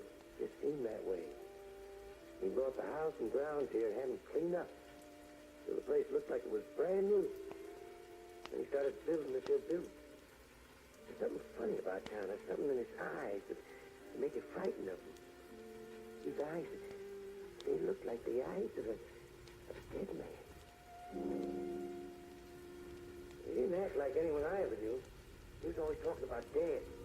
Always telling me he could come back after death. I was a caretaker then, just like I am now.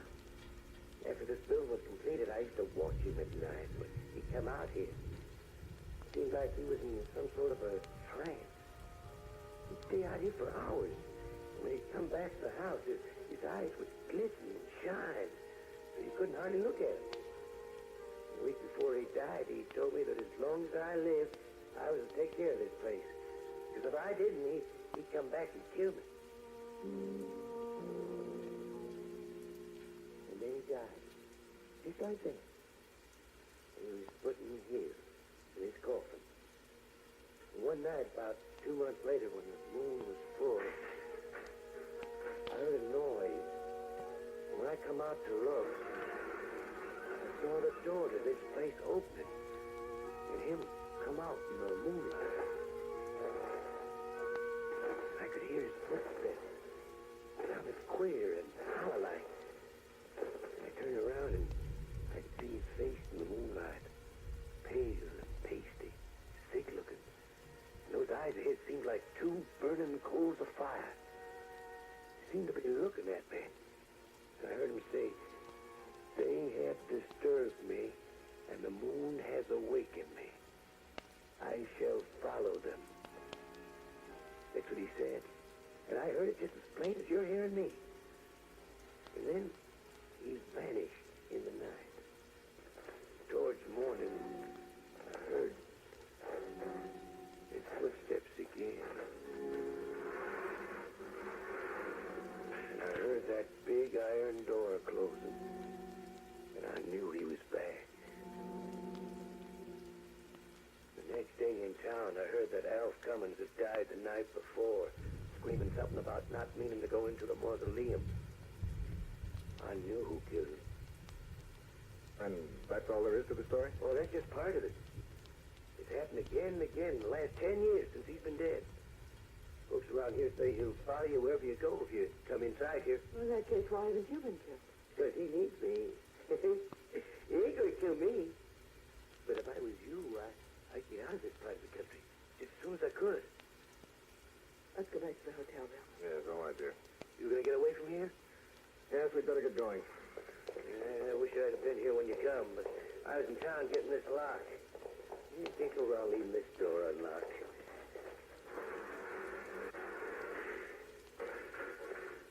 Yeah, that ought to satisfy him. There's the inscription, Bill. Yeah, that's the writing, I mean. Got a nice sentiment, ain't it? If you enter here, into the realm of death, I shall follow you and bring him with me. March 3rd, later. I sit here and write these words. It's quite late and the moon has risen full in the sky. Helen is standing by the window looking out. For some reason, I am frightened. And yet I know that a few months from now I shall only laugh at the memory of my fright. However, in the morning, I do believe that we will leave this place. All through? Yes, for tonight at least. I think we'll be leaving tomorrow, Helen. Oh, I'm glad. I don't believe the caretaker's still in. Yet I'm afraid. Yeah. It's a beautiful night. Yes, isn't it? That moon's so big and full that it could... Bill, Yes, dear? look down there at the street. There's a man down there. There's nothing to be... Bill! He's looking straight up at us. And pointing to us. Look at his face, Bill. Look at his face. Pale, pasty looking. And his eyes like two burning coals of fire. You are listening to the tale of The Steps That Follow Me.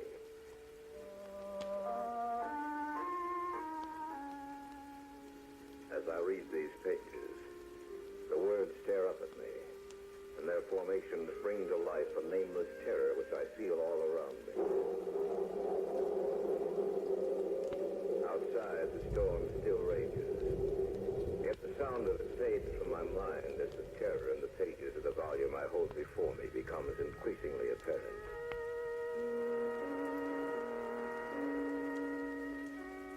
March 3rd. Still later. The man down in the street, whomever he was, left after about 10 minutes. He has given us quite a fright. Where I felt any doubts as to whether or not we should leave this place, they've all been dispelled now. Helen has just gone to bed. I think I shall do the same. If we're going to leave in the morning, you'd better get to sleep, Bill. I want to get out of here as soon as I can. Yes, I was just coming to bed, Helen. That man we saw, Yes? it might be only coincidence. Do you really believe that, Helen, or are you trying to talk yourself into it? I guess I'm trying to rationalize it.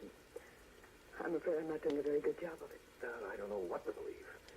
It could be coincidence, but somehow I'm afraid it isn't. Then you think that... Maybe. No, don't worry about it, Helen. By tomorrow we'll be several hundred miles from here. And I doubt if whomever it was will follow us. No. They sound just like the steps that caretaker described to us. Yes, but we saw him walk away. Isn't Billy's in the room upstairs? Probably someone else. It's not. I know it's not. All right. Just a minute. I'll call the desk. This is William Mason in 316. Can you tell me who has the room directly above mine? Clerk's going to check. Yes? Oh, I see. No, thank you very much. What did the clerk say? The room directly above ours is unoccupied.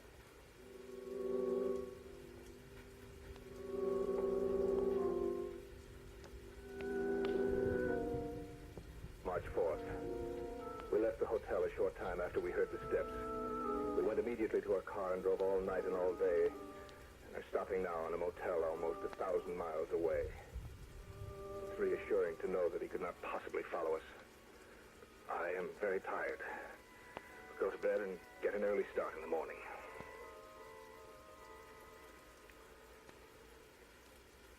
Helen, you asleep? No. What are you thinking about? The words that were written above the mausoleum door. If you enter here into the realm of death, I shall follow you and bring him with me.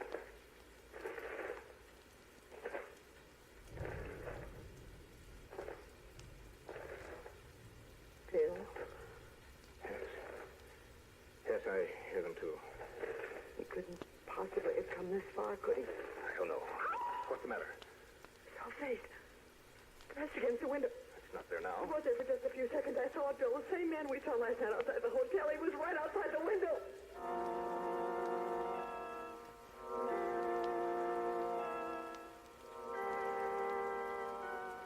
March 5th. This morning when I went in to pay the bill, the man who owns the motel said a strange, pasty-faced man had been in earlier and told him to tell me that he would follow me.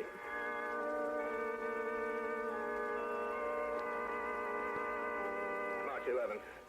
It's impossible to get any material together that'll help me in my work. Everywhere we go, he's there also.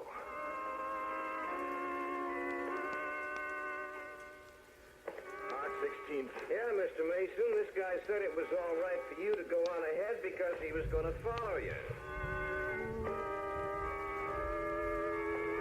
March 22nd. No, he didn't leave a name. He just said that he'd be in touch with you. April 7th. Never saw anyone who looked like that before. Is he a friend of yours, Mr. Mason? April 18th. He said he'd follow you.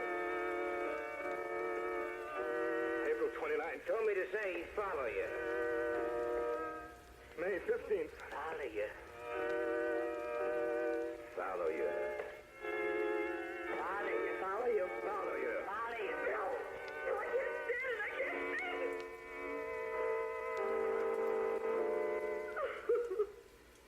I wish there was something I could do, Helen, but there's nothing.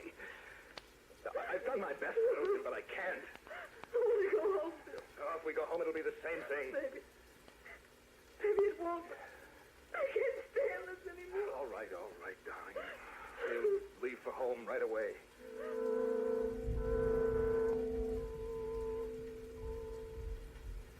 June 23rd.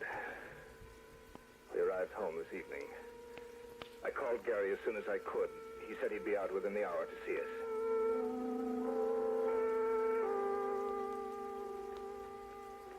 He wasn't able to help us in any way. I really didn't expect any help. I was hoping that he might be able to offer some concrete suggestion as to what to do. However, last night was the first night in months that we haven't been aware of his presence. Maybe Helen is right. Perhaps he won't follow us here. July 3rd. We've not seen or heard anything unusual since we first came home. I feel as a man might feel who has been given a new lease on life.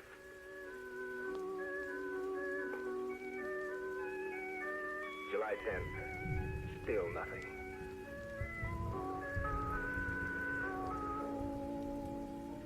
August 19th. For the past 2 months, a feeling of peace and security has enveloped the house. Helen and I have been able to go around with no sense of danger nor of dread.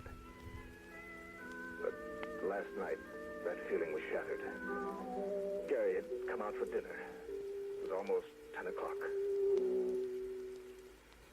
Well, it's about time for me to get along. Oh, it's only 10, Gary. Sure you don't have to go so soon. I'm afraid I must, Helen. Tomorrow's a working day for me. I thought I might be able to get you into the game of chess. Some other time, Bill. Well, next time, don't stay away so long. Don't worry. I think we ought to... Tell me, is someone upstairs? No. Well, listen. He's back. Who's back? The man we told you about. Those are his footsteps. I know them anywhere. I should. I've heard them enough. What are you going to do? Look, will you come upstairs with me, Gary? Yes, of course. You stay here, Helen. Don't go up there, Bill. Don't let him, Gary. No, Helen. This time I'm going to meet him face to face. And I'm going with you. No, you're not. You're going to stay right here. You ready, Gary? Yes. Okay, let's go. Be careful. As careful as we can. If he is up there, what are you going to do? I don't know. We'll find that out when the time comes. Those steps came from the guest room. I don't hear anything. Well, let's see if he's in there. Stand back, Gary. I'm going to open the door. Right. It's empty. There's no one in here. But I heard someone up here. Yes, he was here, but he's gone. I can feel it when he's near me. I know that... Come on.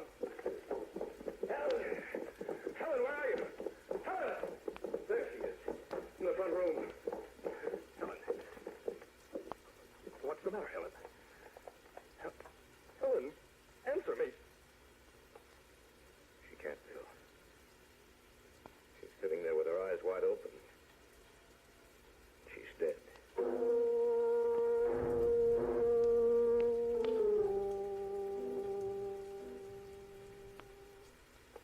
August 23rd. We buried her today. As I sit here in the empty house writing this, I know that Thomas will come for me, too. I am writing this in the hope that someone will find it, read it, and maybe understand my death. It's lonely here, yet suddenly I have the feeling that I'm not alone. Someone is here with me.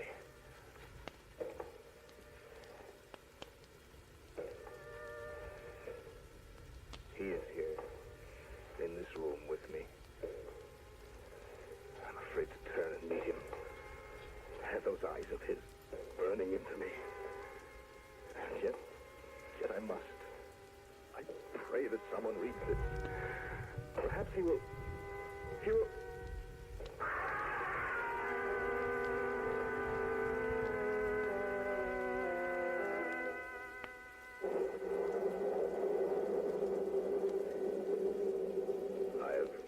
Manuscript in full. The August 23rd entry was the last he ever made. The feeling of creeping horror that runs through the pages has imparted itself to me. And I sense that someone is here with me. Of course, I realize that it's only my imagination. But I can't shake that feeling.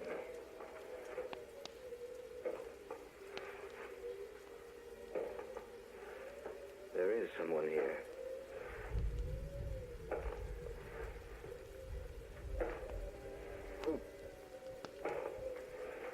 Who are you? Who do you think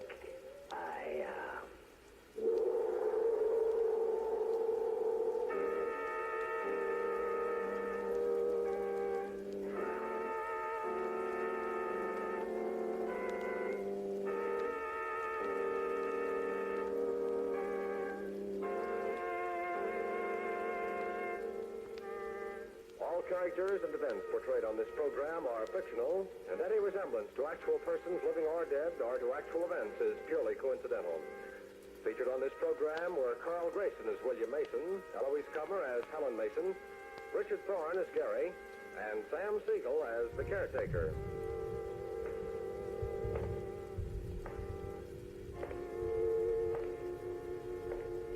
Original music moods were created and performed by Harold Turner. These programs are directed by... And now, the Hall of Fantasy. Welcome to the Hall of Fantasy. Welcome to the series of radio dramas dedicated to the supernatural, the unusual, and the unknown. Come with me, my friends. We shall descend to the world of the unknown and forbidden, down to the depths where the veil of time is lifted, and the supernatural reigns as king. Come with me and listen to the tale of the Hangman's Rope.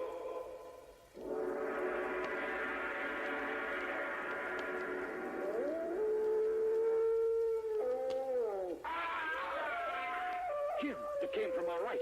We better take a look. Yeah. I hope nothing... Arnold, huh? Look.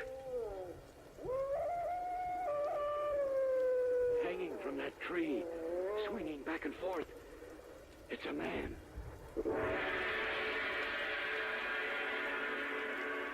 Hall of Fantasy will present The Hangman's Rope in just a moment. And now for our story. An original tale of fantasy entitled The Hangman's Rope.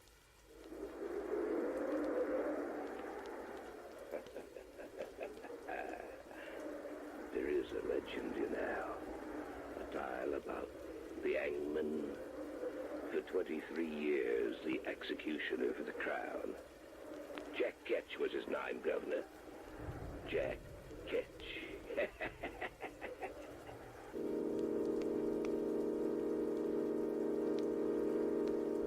I remember we were on our way back from the lake. Jim and Carol and I. And for some reason, we started back to the city later than usual. We hadn't been driving for more than half an hour when one of those sudden spring storms... Now, where did that come from? Someone said there might be a storm tonight, but I thought we'd be home before it broke. Well, we'd better put the wipers on. We started back too late tonight. What was it that held us up, Jim? I don't know. A lot of things. When I finally looked at my watch, I couldn't believe my eyes. Arnold, look out. There's a man right in front of the car. You stay here, Carol. Come on, Arnie. We'd better take a look. Yeah, right. We didn't hit him, did we? I don't think so.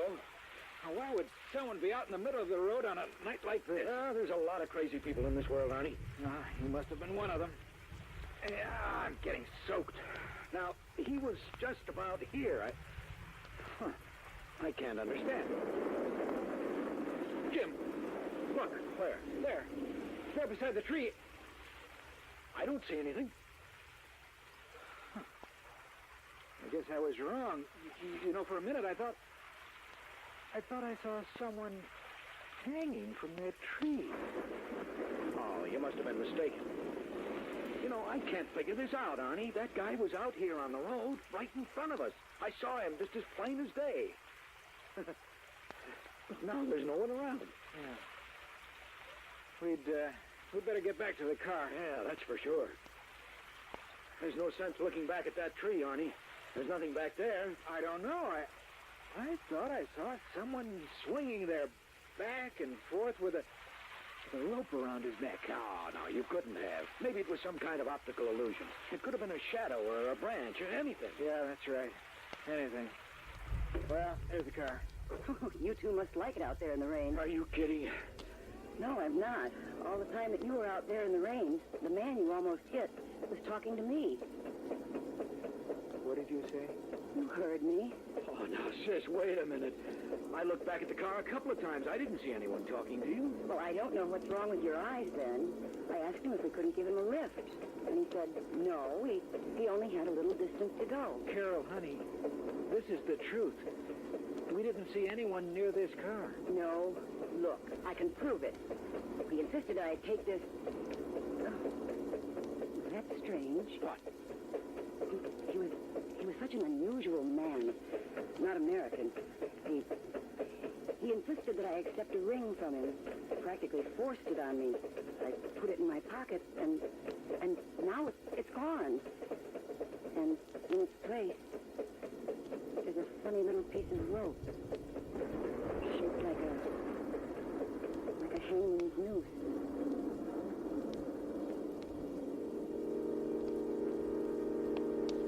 I knew Carol wasn't lying to us. I asked her if she would let me have the little piece of rope. After I dropped them off at their place, I went home, took it out, and set it on the table.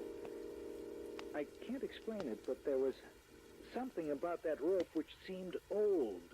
It was made of hemp, the kind of rope you would imagine Jack Ketch might have used 250 years ago when he was the hangman. That night, as I slept, my sleep was troubled. In my dreams, there was a huge black gallows. I saw a man climbing the stairs to his death.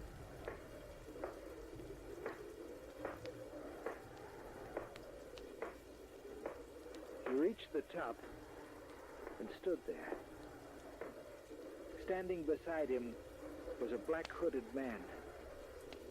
He raised his hand and the trap door sprung open. There was a scream. And then I saw this man swinging back and forth. His face was hidden from me, yet there was something strangely familiar about him. I felt as if I knew him quite well.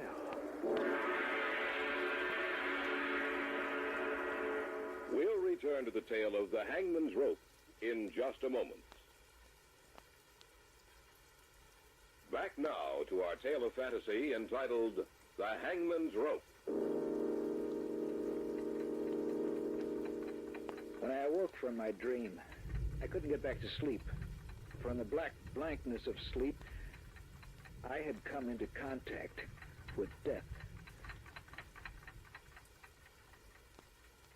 As the morning approached, I fell into a nervous sleep. I was awakened.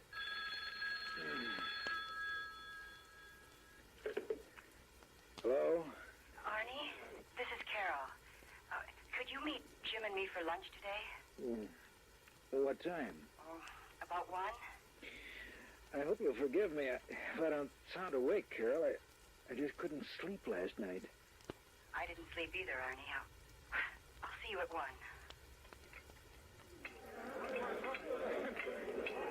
Then I guess I wasn't the only one who missed out on sleep last night, huh? That's right. I don't know what it was, but I had the craziest dream. When I woke up, I couldn't get back to sleep. That's what happened to me, too. What kind of dream was it, Carol? Well, everything was dark and gloomy.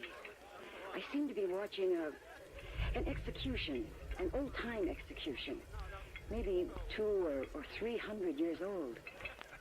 A man walked up the steps of the gallows. Another man was there with a black hood over his head. He raised his arm. The trapdoor opened, and the man swung back and forth, and there was something familiar about him. Isn't that right? Yes, but how did you know? Because my dream was the same as yours, sis. Exactly the same.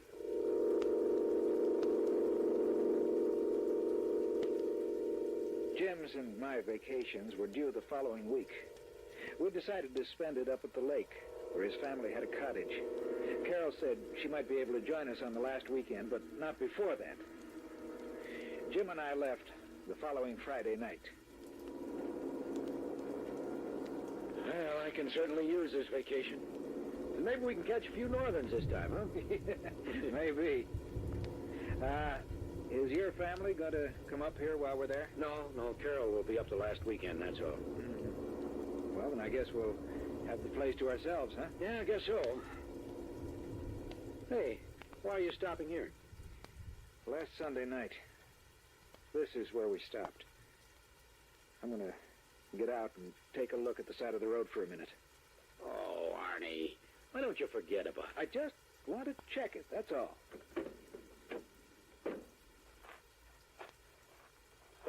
tree, isn't it?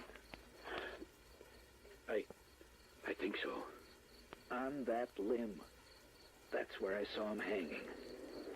Oh, just thinking about it makes me nervous. Come on, let's go back to the car. All right. Carol said that while we were out of the car, she was talking to the fellow we saw. If that's the case, I can't understand why we didn't see him, too. You know, Jim, there just wasn't enough time for him to get away from the car without our seeing him. Unless what? Unless he was never there. Oh, but that could... Arnie! Look! On the car seat. Another little piece of rope.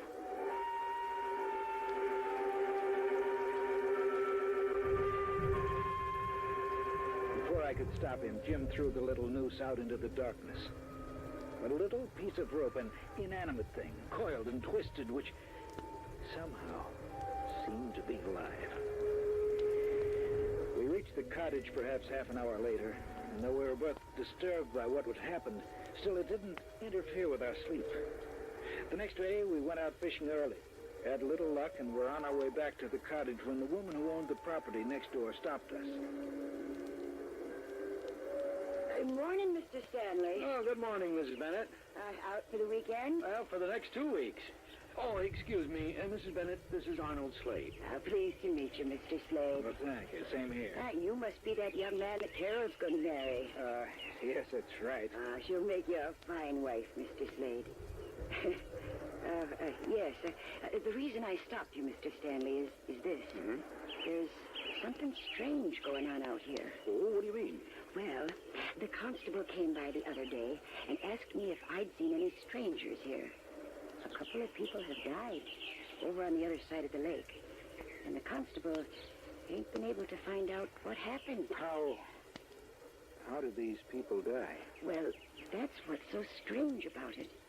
Both of them were killed by hanging. Hanging? That's right. Old Mr. Taylor, who lived about a mile down by the shore, he was one of them, and he couldn't hardly walk. They found him swinging from a tree, but he was several feet off the ground, and nobody can figure out how he got up there. What the woman had said frightened me.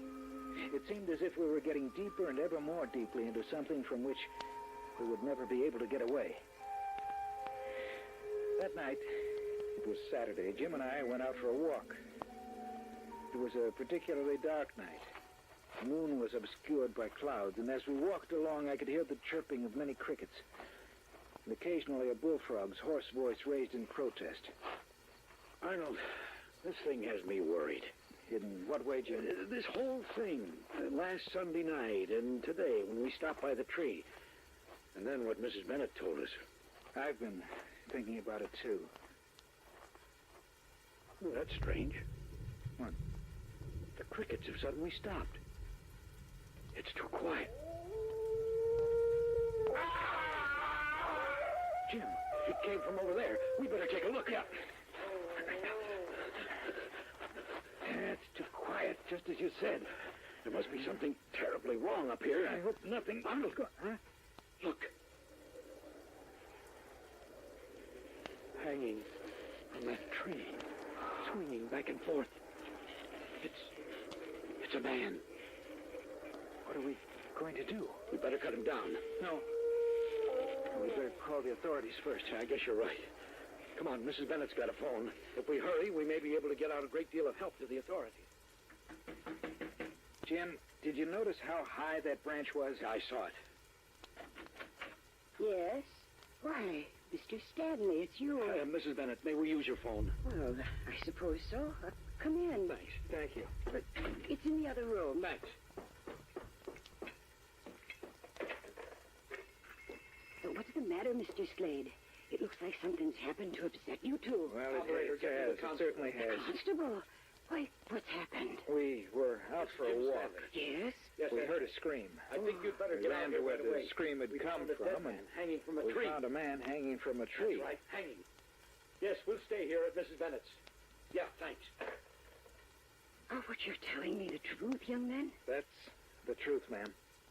Mr. Stanley, is what Mr. Slade told me the truth? I'm afraid it is. Oh, then no one is safe around here. I wonder who it was. What difference does that make, Mrs. Bennett? A man's been murdered. It makes a lot of difference, Mr. Slade. If it was Bill Roberts, then it was just like the other two. I saw him just the other day, and he said someone was playing a joke on him, that he'd been sent a little piece of rope, shaped in the form of a noose. You are listening to the tale of The Hangman's Rope on this week's journey down the corridors of the Hall of Fantasy. We'll return to our story in just a moment.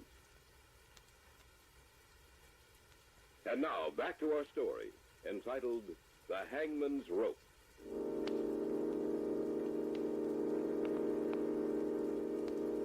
A little piece of rope. Both Jim and I stared at each other for a moment. It might be coincidence.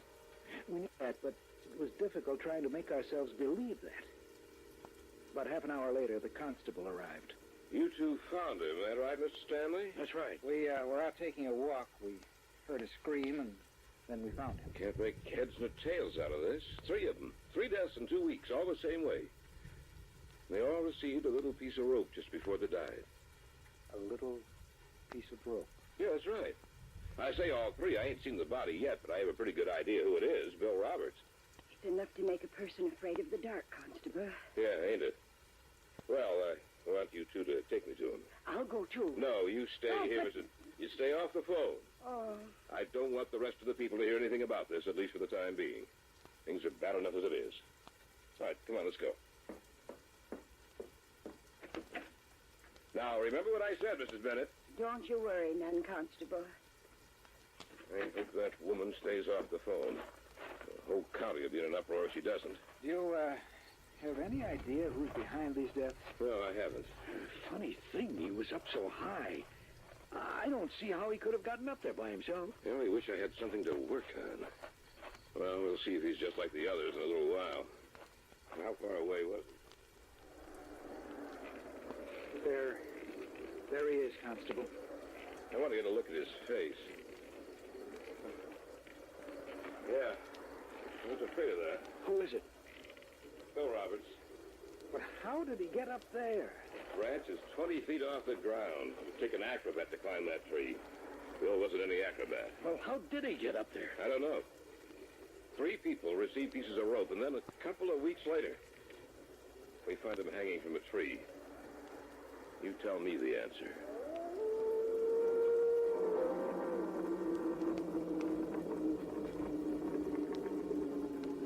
We cut him down, but it took almost an hour to get up on that branch to do it. We put him in the constable's car and drove him back to town. Before he left, we told him that we too had received the little gift, the noose of rope, which had been in 3 instances the forerunner of death.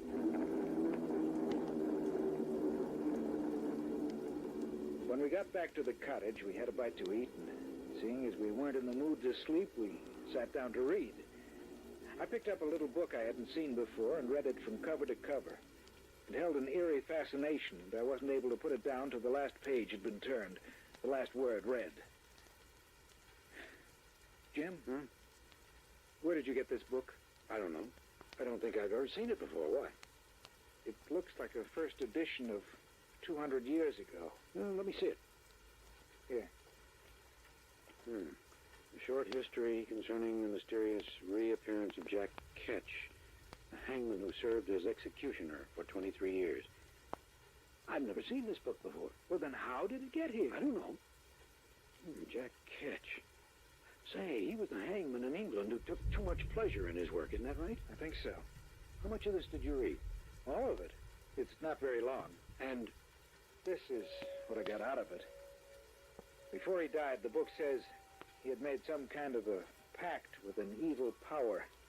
It seems they actually do have a written copy of that agreement somewhere in England. And there's his signature, and an illegible scrawl that no one has ever been able to decipher. The pact promises life after death for him in exchange for certain services. Then the book says that year after year, some rather mysterious deaths have occurred. They find the victims hanging from the branch of a tree almost impossible to climb. And the book also says that each of the murdered people received a little piece of rope before their deaths, identical to the ones Jack Ketch used as executioner. That is the warning. The warning of death to follow. But that's impossible. The man's been dead for over 250 years. That's right, he's dead.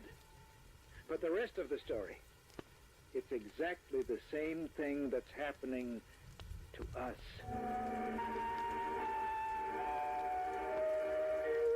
2 days later, in late evening, the rest of the story unfolded. Jim had gone down to the store to pick up some cigarettes. I'd been down to the shore doing a little fly casting and had started back up to the cottage. I was surprised at how quickly night had fallen. I wished that I'd brought along a flashlight. From somewhere across the lake, I heard the cry of a dog, and the sound of it filtered through and was carried along by the night air. For some reason, I became unaccountably nervous. I stopped walking. I felt someone was watching me. Then from the darkness of the trees, a man emerged.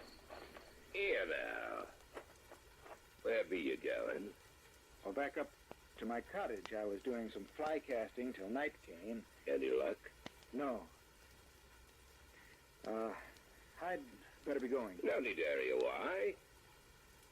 Nice out here, ain't it? I suppose so.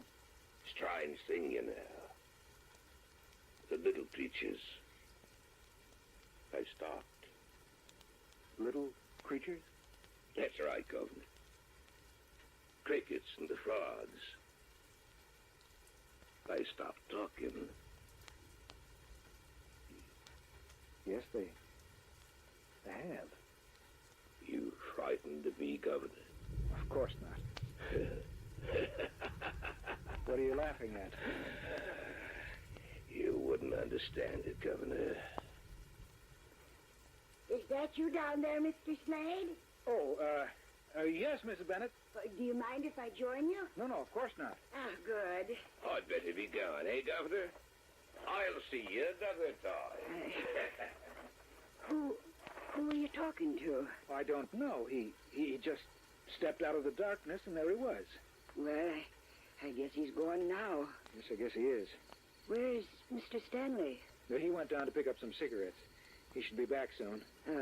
Well, the constable told me to tell you that he'd be out tonight. Oh, thank you.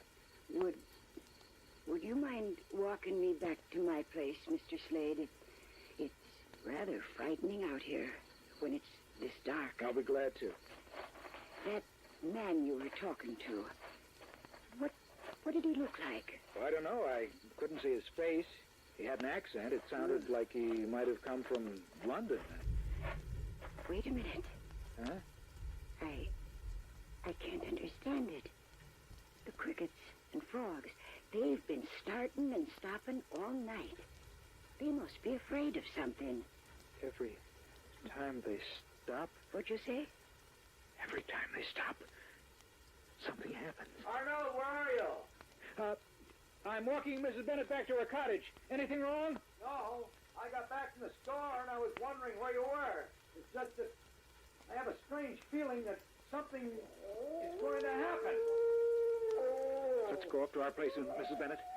Maybe the constable will want to see you, too. That's a good idea. Land's sakes, Mr. Slade. The strangest things have been happening out here lately. Arnold! We'll be right there, Jim. Well, there's someone up here now. I thought I went... Jim! Something's wrong, Mr. Slade. I don't know. Jim! What's the matter? Answer me!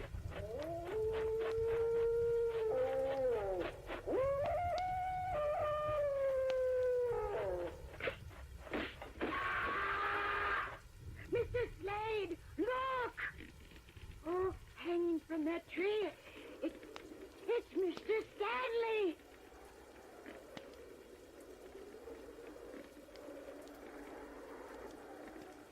There is a legend, you know. then. For 23 years, the executioner for the crown. Jack Ketch was his nine governor. Jack Ketch.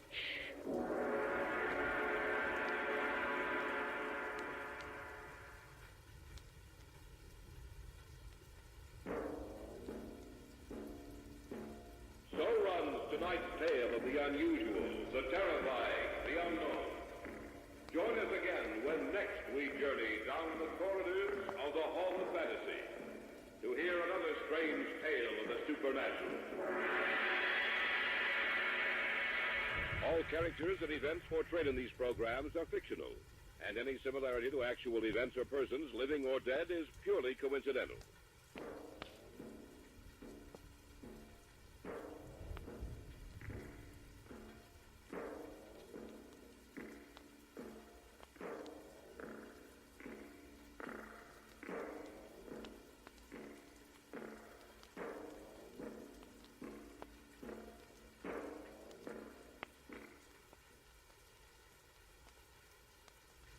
And now, the Hall of Fantasy. Welcome to the Hall of Fantasy. Welcome to the series of radio dramas dedicated to the supernatural, the unusual, and the unknown. Come with me, my friends. We shall descend to the world of the unknown and forbidden, down to the depths where the veil of time is lifted, and the supernatural reigns as king. Come with me and listen to the tale of the Cask of Amontillado.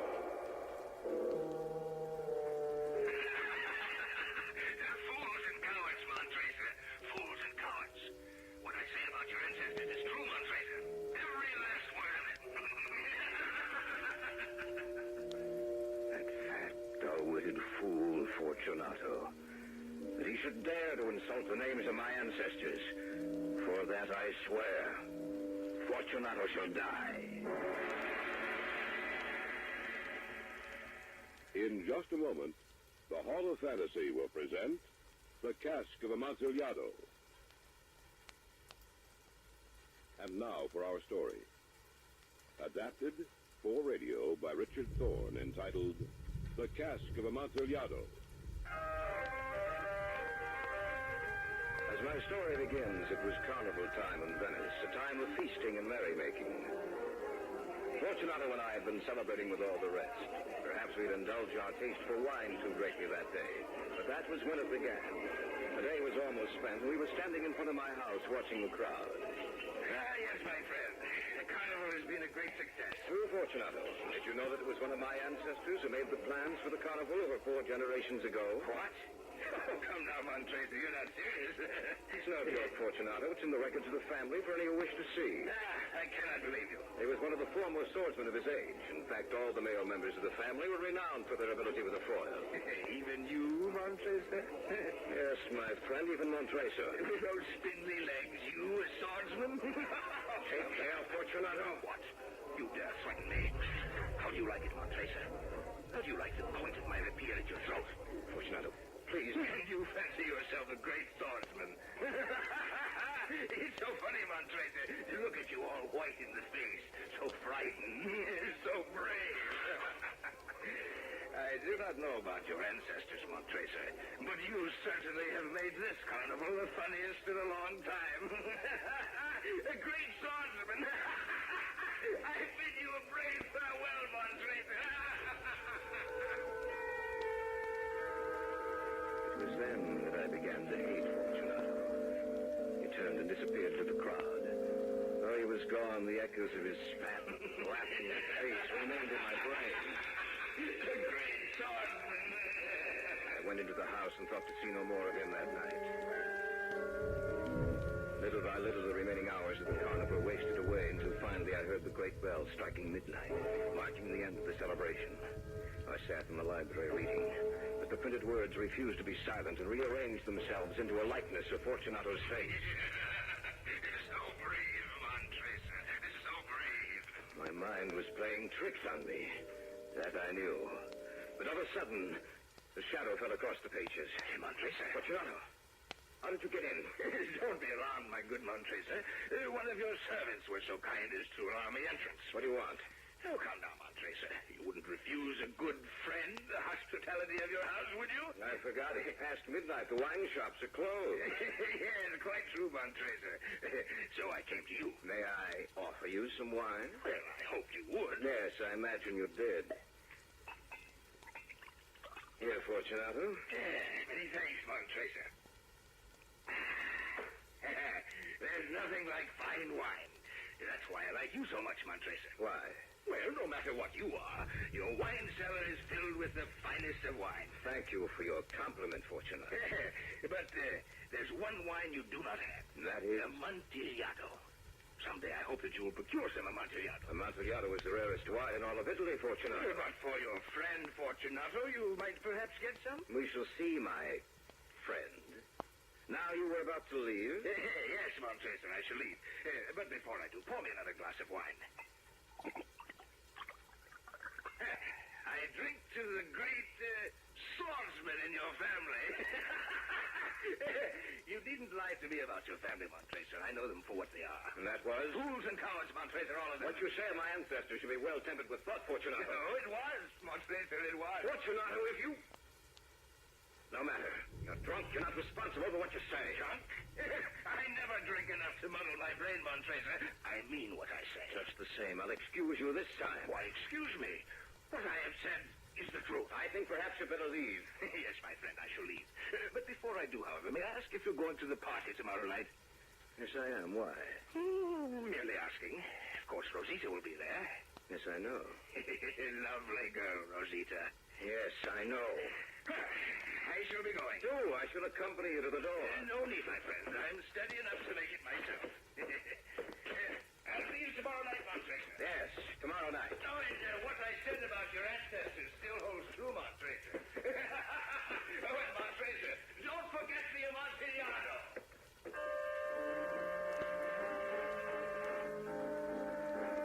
I decided to let the insult pass this time. But if it occurred again, I would settle the score with Fortunato.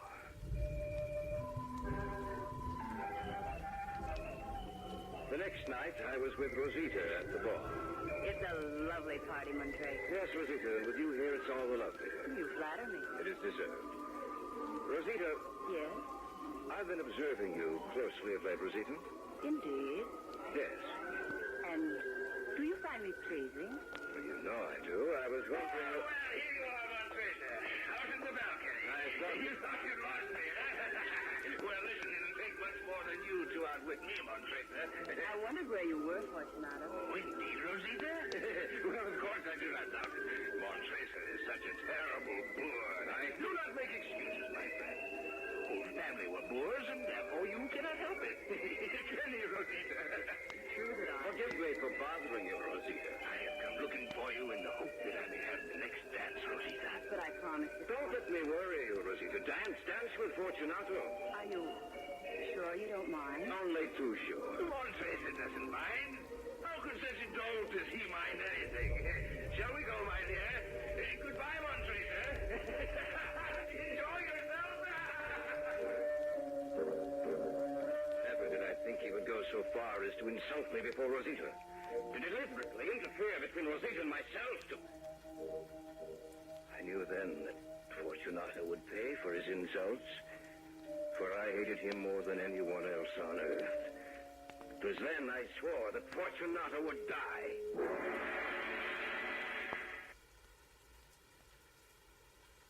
Back now to our story, adapted especially for radio by Richard Thorne, entitled The Cask of Amontillado. I determined then to even the score, to revenge the desecration of my name, of my family honor, and immediately into my brain flooded a host of ideas to destroy him. What were his weak points? How could I catch him at a disadvantage? If only I could lure him down into the catacombs beneath my house. Few people knew of the vast subterranean caverns that lay beneath the house. But how to get them there? Let me see. Something he said might give me a clue. Something he said. Fools and cowards, Montresa.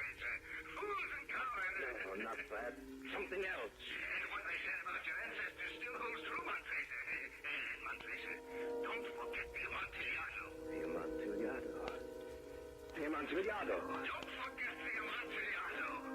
Don't forget the Amontillado. Yes, that was it. The Amontillado. The cask of Amontillado. Fine drinker, was he? A connoisseur of fine wines, eh? That was it. That was the way to accomplish my revenge. Amontillado, the rarest wine in all of Italy. Fortunato would die for a glass of Amontillado. Yes. Fortunato would die for a glass of Amontillado. Accordingly, a few days later, I sent him a message saying I would like to meet him at his favorite place of entertainment and wine merchants, and of course, I waited anxiously for his answer.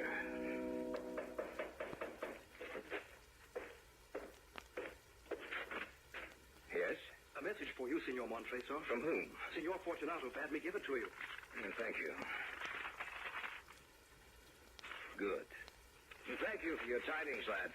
Here's something for your trouble. Oh, thank you, Signor Montreso. Fortunato had agreed to meet me on the morrow. My nerves were tense and the time moved so slowly. I sat by the hourglass the entire night and part of the next day watching the grains of sand mark off the time. Finally, when I knew I could bear to wait no longer, the time arrived. Signor Montreso. Oh, good day, Ferroni. I was just leaving. Signor Fortunato was over by the window. Confidentially, Montreso, I'm glad you're here. When he's had too much to drink, he's a destructive man. Well, I shall take care of him, Ferroni. Thank you, Signor Montreso. While I'm gone, and if you want something, just call my wife. She's in the rear. Thank you, Ferroni. Good day, Signor Montreso. So you come in, Montreso. Come and join me. I'm quite glad you could meet me today, Fortunato. I hope I didn't inconvenience you by asking you to meet me here. Absolutely not, Montreso. If you had, I wouldn't be here. What are you drinking? Sherry. Will you have a glass? Yes, you can pour me a glass of sherry. Well, I assure you, my friend, it's the very best. There you are. Excuse me, Montreso. I have a cold. You should take better care of yourself, Fortunato. Yeah, it will pass. Well, then, tell me, what did you wish to see me about? Perhaps I better not mention it. Oh, come, Montreso. Don't tell me you wanted to see me for nothing. Well, I wanted your advice on something. Oh, what? You see, I've procured a cask of what is supposed to be Amontillado. Amontillado? Where? When? From whom? That I cannot tell you, but you see, I have my doubts about it. A cask of Amontillado? A whole cask? It sounds impossible. I agree with you, my friend. It does sound impossible. Perhaps I was foolish to pay the full Amontillado price without consulting you in the matter. But you were not to be found, and I was fearful of losing a bargain. No, I can't get over it. Amontillado. I have my doubts for you. Amontillado. And I must satisfy you. Amontillado. I had contented myself with Lucchesi. If anyone should know, it should be he. He will tell you. Lucchesi is a fool. But he cannot tell Amontillado from the common sherry. And yet some people say his taste is a match for your own. They lie. Well, that is a matter of opinion. No, they lie, I tell you. Lucchesi is an imposter. I think I'd better be going. I'm going with you. My friend, no. I will not impose upon your good nature. You will not go to Lucchesi. Montreso, are you insulting me? Why, no, Fortunato. I merely thought... I care not for what you think. I will go with you. It is really your cold that I worry about, Fortunato. It is damp in the cellars. Very damp and very cold. It matters not to me. This cold is a mere nothing. But Amontillado... I must know if you've been swindled. Oh, and Montreso. Yes? Forget about Lucchesi. He knows nothing about fine wines. As you say, my friend. Shall we go?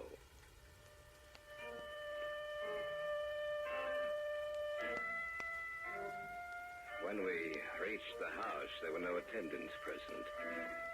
I'd made sure that we'd be entirely alone. Before we go downstairs, my friend, let us fortify ourselves against the cold and dampness with some wine. The catacombs will undoubtedly make your cold much worse. A capital idea, Montreso. A little sherry, if you please. Not too much. But not too little, either. Have no fears, Fortunato, my friend. It'll be just right. Yes. Let me have it. This makes me feel better. Much better. Have another glass, Fortunato. No. Please. Well, on second thought, hot, Montracer. Yes, I will have another glass. I thought so. Here you are, Fortunato. Many thanks, Montracer. Drink heartily. Who knows, you may not be alive tomorrow to enjoy it. Yes, Montracer, how right you are. What a sense of humor you have. But I intend to be alive tomorrow. But then, who can tell, Yes, who can tell?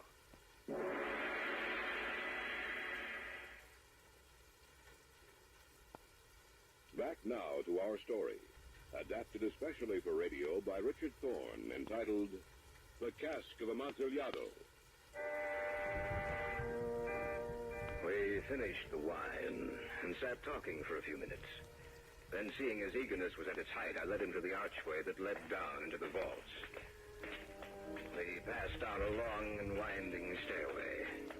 At length, we came to the foot of the descent and stood together on the damp ground of the catacombs of the Montracers. Here we are, Fortunato, in the catacombs of the Montracers. Yes, but the cask of Amontillado, where is it? It is farther on, Fortunato. The walls of this place are so dirty. I hate to be caught down here. How long have you had that cough? Oh, it's nothing. Let us proceed. No, we'll go back. Your health is precious. You'll be ill, and I'll be responsible. We might even become lost. Besides, there's always occasion. Enough! The cough is nothing. I shall not die of a cough. True, Fortunato. You will not die of a cough. I had no intention of alarming you unnecessarily, Fortunato, but you should use the proper caution. And there's a bottle of wine on the rack here. Just have some. Make you forget the dismalness of this place. Yes, by all means. It's so damp and cold down here. Sorry, I have no glass to offer you. No, don't stand on ceremony, Montracer. Here, let me have the bottle. Here. This is the family crypt, is it not? Yes, this is the crypt of the Montracers, an ancient and honorable family. Well then, I drink to the buried that repose around us. And I drink to your long life. Yes, that's a good toast. In my long life. You know what, Tracer? These vaults are extensive. What would happen if we were to be lost down here? I will not be lost, Fortunato. Still, perhaps we should go back. And leave the Amontillado? Well, we could return another time. If you're afraid, I can always get location. No. Let us proceed to the Amontillado. After all, we shall only be here for a little while. If you insist, Fortunato. If you insist.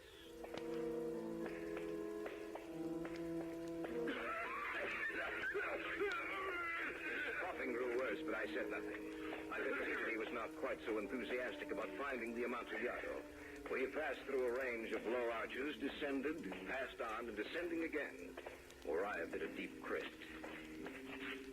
Hey, Montracer. Where is the Amontillado? The Amontillado? Oh, yes, in the crypt, Fortunato. I can't... Where? In that low crypt ahead of you. Why, yes. Just tall enough for a man of my size. Yes, isn't it? But, I do not see the cask of Amontillado. Oh, but you will, Fortunato, you will. You wouldn't want to turn back now, would you? A man of your courage. I will not have it said that Fortunato is a coward. Now then, just where is the Amontillado, Montracer? Lift your torch a little higher, Fortunato. You'll see it. Where? Just inside this niche, Fortunato. Just inside. Why did I hide it here? You forget Amontillado is the rarest wine in all of Italy, Fortunato. Yes, you're wise, Montracer. Now, Fortunato, herein lies the Amontillado. As for Ducati... Yes, Amontillado. A whole cask of Amontillado. Yes, go in. Get to the Amontillado, Fortunato. The Amontillado. This rock is in the way. Put your hands up high and push, Fortunato. No, higher. That's it. What are you doing? Just shaking you, Fortunato. Montracer, the Amontillado. Now, Fortunato, dance. Dance with Rosita. You should have seen the look of terror on his round face. He could barely move. The crypt was just the right size for him. Just the right size for him to die in. Then I began to work. I began rolling up the entrance to the niche in which Fortunato was chained. Montracer, What are you doing? Even adults can understand what I'm doing, Fortunato. Even adults such as Montreso. Please, Montreso, don't wall me up in here. I didn't mean the things I said. Please, I promise I shall leave Rosita alone. Yes, Fortunato, you will leave Rosita alone. Have mercy, Montreso. I'm sorry for what I said. It's too late, Fortunato. Too late to make excuses. I had barely finished with the first year of masonry when I discovered that the effect of the wine had worn off Fortunato. He began shaking his chains in an effort to throw them off. Get loose, Montreso. I'll throw these chains off and I'll kill you. Do you know, so to think those chains are strong, Fortunato. I made sure of that. Montreso, look, I'll give you anything you want.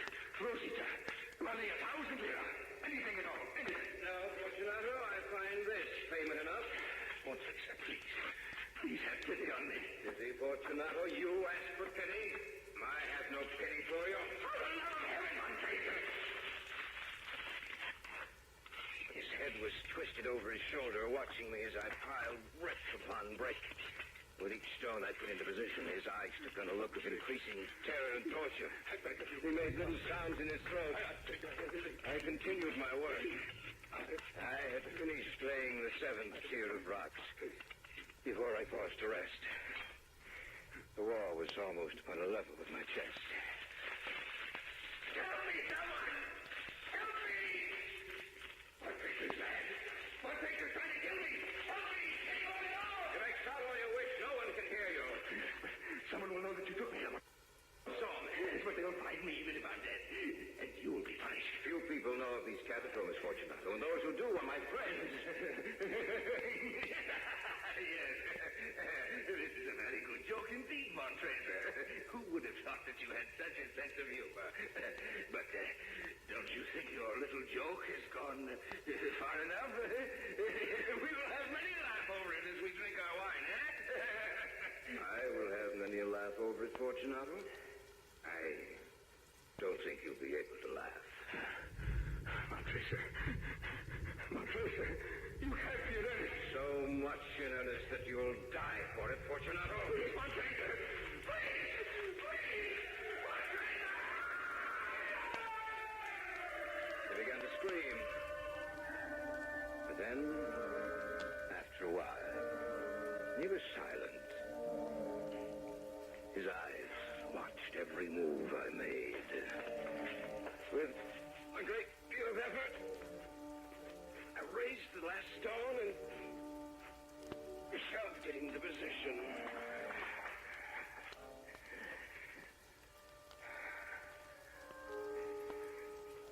I waited for a few minutes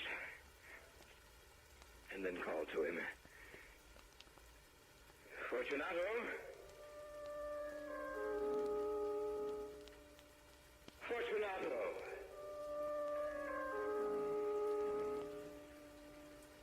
Dear me, where is Fortunato?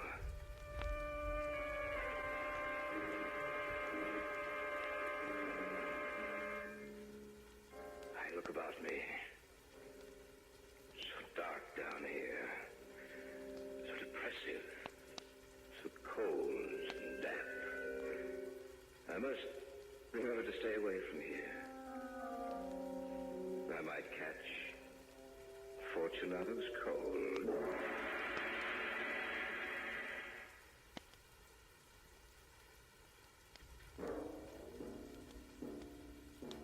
So runs tonight's tale of the unusual, the terrifying, the unknown. Join us again when next we journey down the corridors of the Hall of Fantasy to hear another strange tale of the supernatural.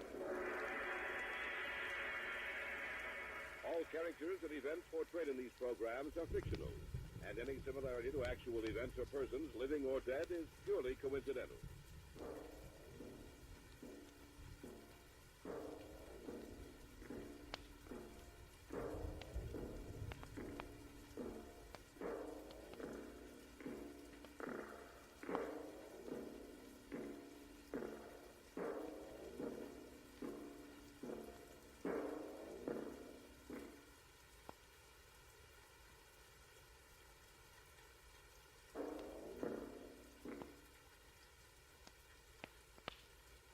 now. The Hall of Fantasy.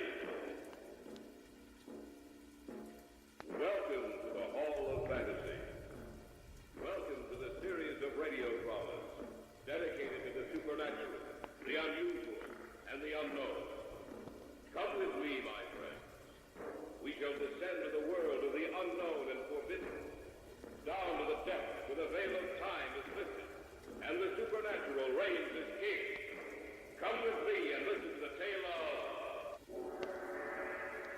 the Black Figurine of Death. Is that you, David? Yes, I heard a shot. So did we. I thought it was one of you. It was Sawyer. He came out late tonight. I found him out in the mausoleum about an hour ago. Here's his room. Try the door. It's open. He's on the floor. Is he? Yes. He's dead. In just a moment, the Hall of Fantasy will present the Black Figurine of Death. And now for our story. An original tale of fantasy by Richard Thorne entitled The Black Figurine of Death.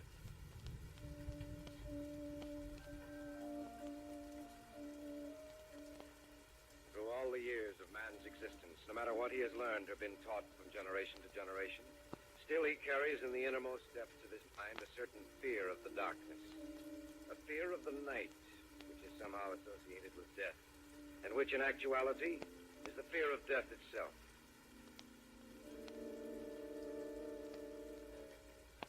Each of us in his lifetime will probably come in contact with some psychic phenomenon, either directly or indirectly through the experience of a relative or acquaintance. An experience never to be forgotten. And about such an experience is my story tonight.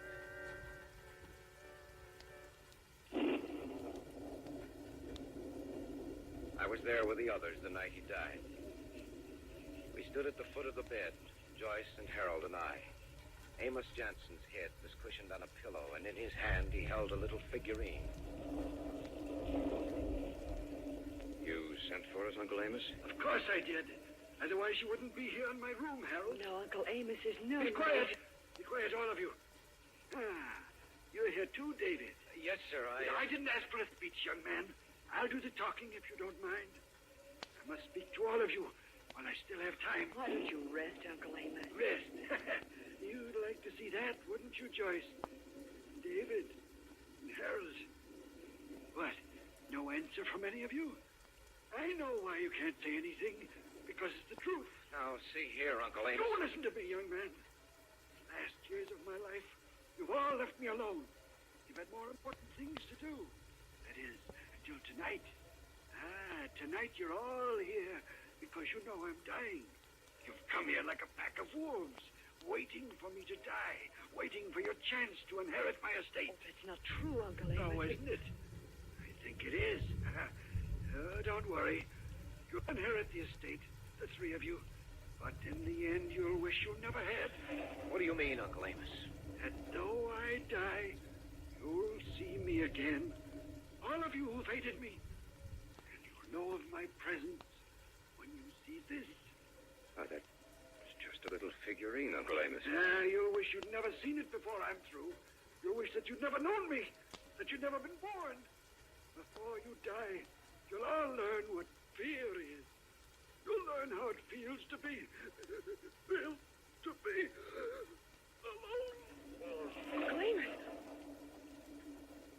He's dead, Joyce. Oh, no. Oh, no, he can't. He's dead, all right. What's that? Something dropped out of his hand. Why? It's the little figurine.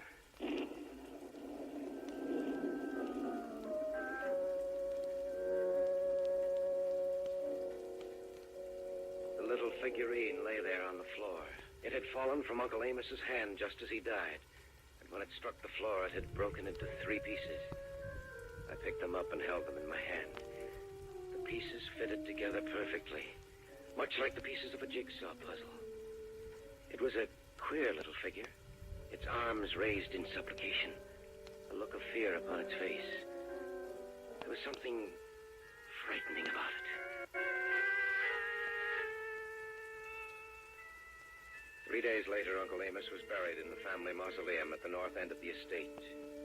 A week after that, we had gathered again in the library of the old house with Carl Sawyer, the executor of the estate.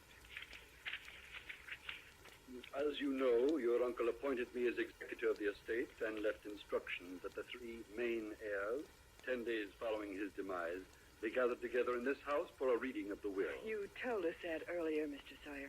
So I did. Are you all seated comfortably? Quite comfortably, Mr. Sawyer. It's a rather long will, you know. Now, I shall begin. I, Amos Johnson, being of sound mind and body, do make, ordain, and publish this instrument as my last will and... Mr. Sawyer, why don't you just tell us about the will? That's a rather unusual procedure, David. Well, David's right, Mr. Sawyer. It'll save a lot of time and trouble.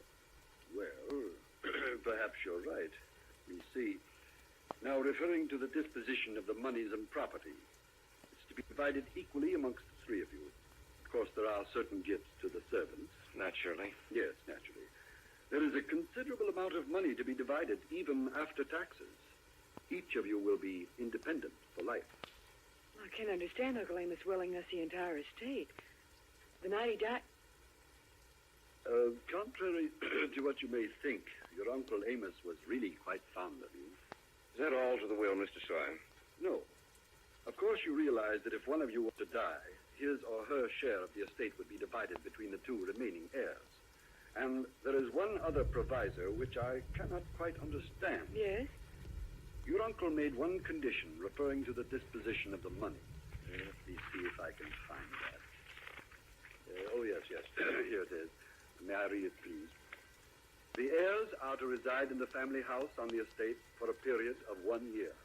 If this is not done, their claim to the estate is to be nullified, and they are to be left without a penny.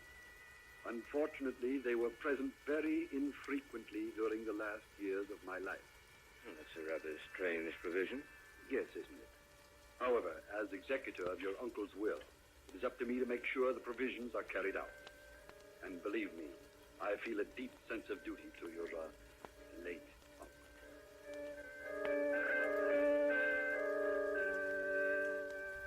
The 4 of us discussed the will until the early hours of the morning. We persuaded Sawyer to spend the night with us, to return to the city in the morning.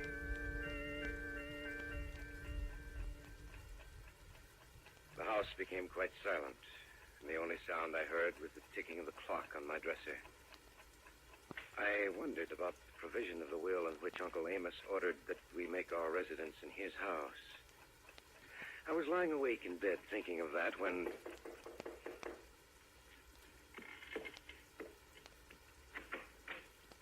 Standing outside my door in the hallway was the housekeeper. Mr. David? Yes, Emily? I found this in my bedroom tonight. Oh, let me see it. Here.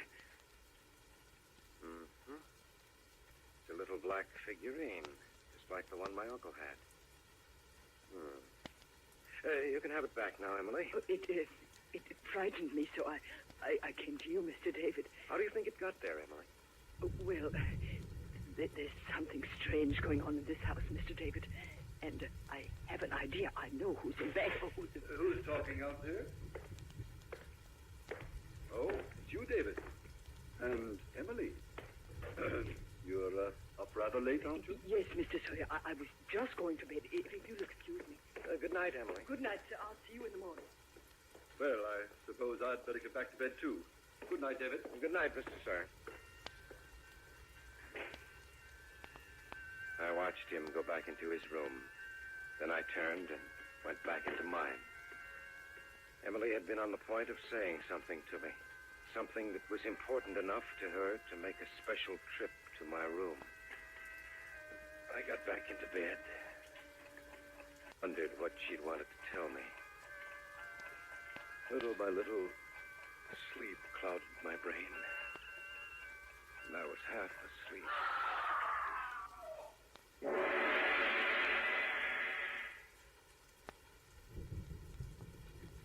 Back now to our story. An original tale of fantasy by Richard Thorne entitled The Black Figurine of Death.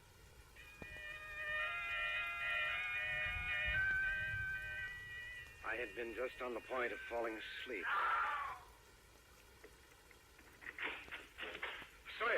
and scream. So did I, David. I know I did. There's David and Mr. Sawyer. Maybe they can tell us what happened. Did you two hear anything? It was a scream. First, I thought it might have been you, Joyce. I think it came from the servants' quarters. Emily. What did you say, David? It'll keep. Come on. Do you think it was the housekeeper, David? It has to be. Maybe she was just startled or something. Well, we'll see in a moment. No, that's a room just down the hall. I hope it's nothing serious. It was serious enough to make her scream. Emily! Emily, is anything wrong? Try the door, David. Right. It's unlocked. The light's on in there. She's not in bed. She's... Oh, on the floor. Maybe she fainted. No. She's dead. And look, right beside her, there's a little broken black figurine.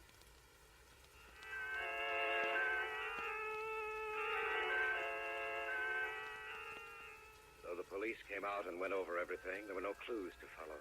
They said that Emily had been strangled, but there was nothing to indicate who might have done it. The police continued their investigation for almost a month. But at the end of that time, all they could write down in their case book was murder unsolved.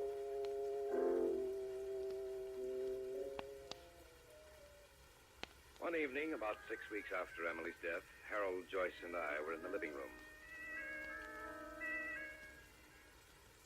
The police said they'd never be able to find out who did it unless something new turned up. And it probably won't. Oh, the whole thing frightens me. I still remember Uncle Amos's dying words. And though I die, you'll see me again. All of you who have hated me. And you'll know of my presence when you see this. What makes me shudder every time I think of it. I've been thinking about what he said, too, Joyce. I wonder if he could come back. You mean come back after death? Yes. Don't be a fool, Harold. Once a man dies, he's dead. Is he? I'm not so sure of that. You shouldn't talk that way, Harold. It's frightening. Would you come out with me to the mausoleum, Dave? Why? When I came in? Probably weren't looking over there. I wasn't either. Another little black figurine. Broken just like the others.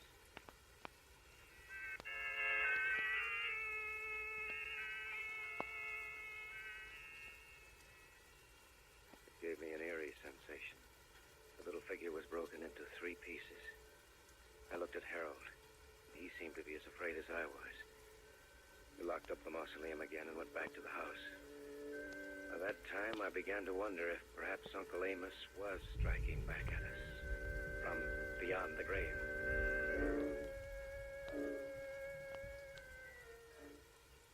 We said goodnight about 11 and retired to our rooms.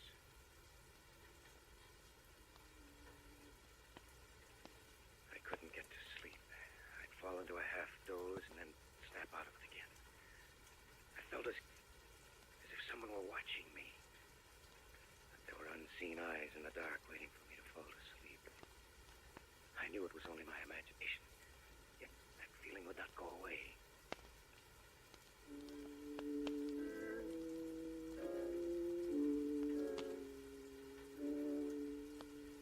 About 3 o'clock, I got out of bed. I decided to return to the mausoleum. As I went out front door, I noticed a light drizzle had sprung up.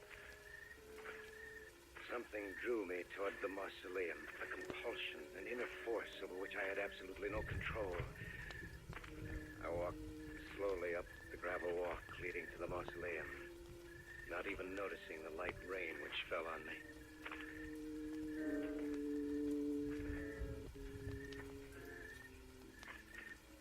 When I was close enough to see the doorway, I received a distinct shock. For the door was open, and there was a circle of light behind it. I walked to the door.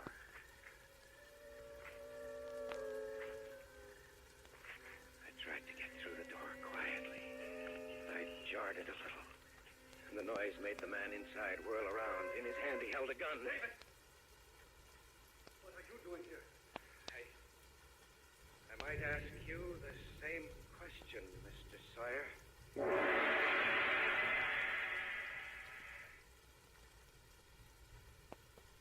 Back now to our story. An original tale of fantasy by Richard Thorne entitled The Black Figurine of Death. I had gone into the mausoleum. Standing there with a gun in his hand was the executor of the estate, Carl Sawyer.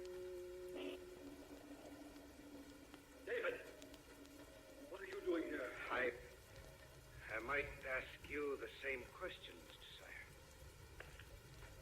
I began to wonder. I don't believe in people coming back after they die, but... Is that the reason for the gun? I didn't know what I'd find. I wanted to be safe, that's all. Now that I see it's you, I'll put it back in my pocket. By the way, David, what are you doing out here? I was restless. Harold thinks everything that's happened has some supernatural significance. All his talk made me nervous. I see. And do you think that there is something supernatural about the way Emily died? I don't know, Mr. Sawyer. I just don't know.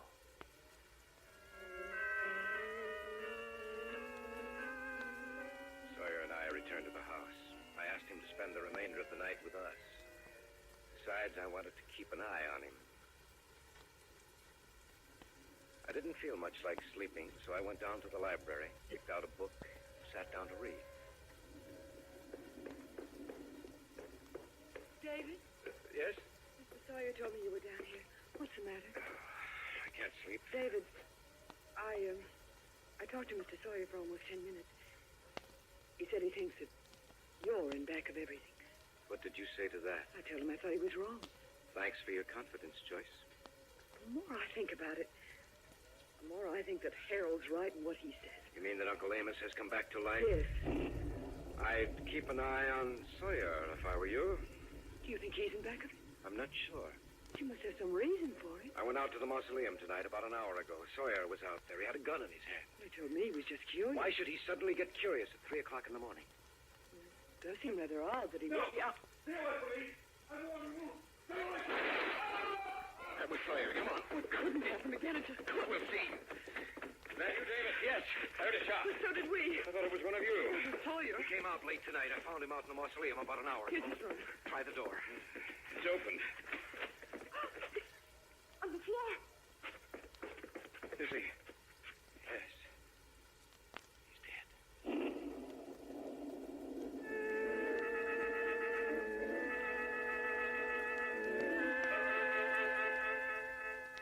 Sawyer lay there on the floor, sprawled in the grotesque position of death. By one outstretched hand was a gun, and by the other, broken into 3 pieces, was a little black figurine.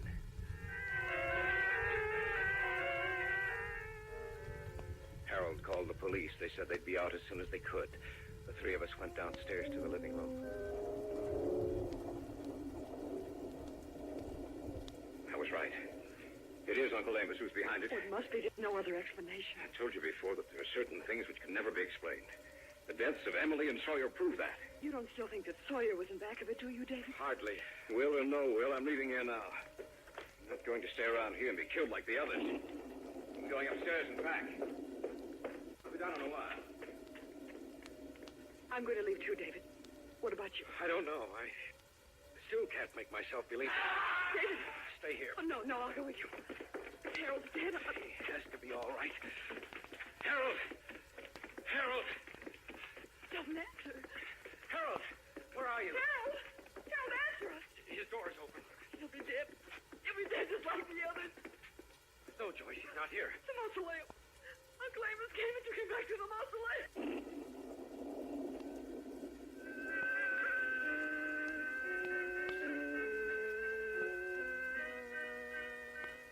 We went into Sawyer's room. Harold wasn't there, nor was Sawyer's gun. I supposed that Harold had picked it up on his way to the room. I decided to go out to the mausoleum to see if Joyce was right, to see if Harold's dead body would be found there. Joyce wouldn't remain in the house alone, so together we started out through the rain-filled night. Why don't we wait until the police come, Dave? If this is something supernatural, then they wouldn't be able to help us anyway. David. What's the matter? The mausoleum door's open. You can stay here if you want. I'm going in. I'll go with you.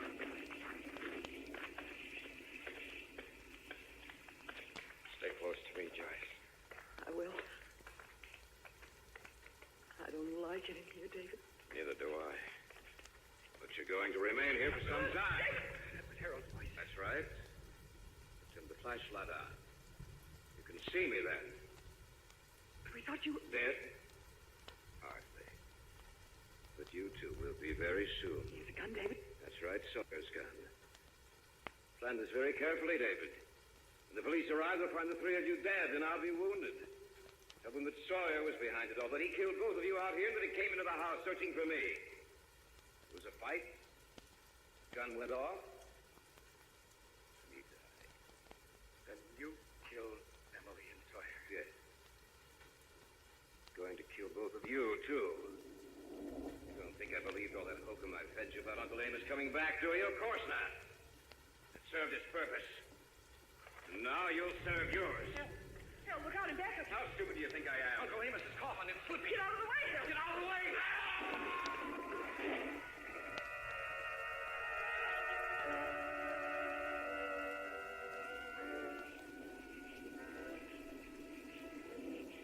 He's dead, Joyce. Uncle Amos. What did you say? Remember what Uncle Amos said when he was dying? He'd come back and settle with us. The coffin. I wonder if it was just an accident that had slipped out of the crib. Or whether Uncle Amos really did come back.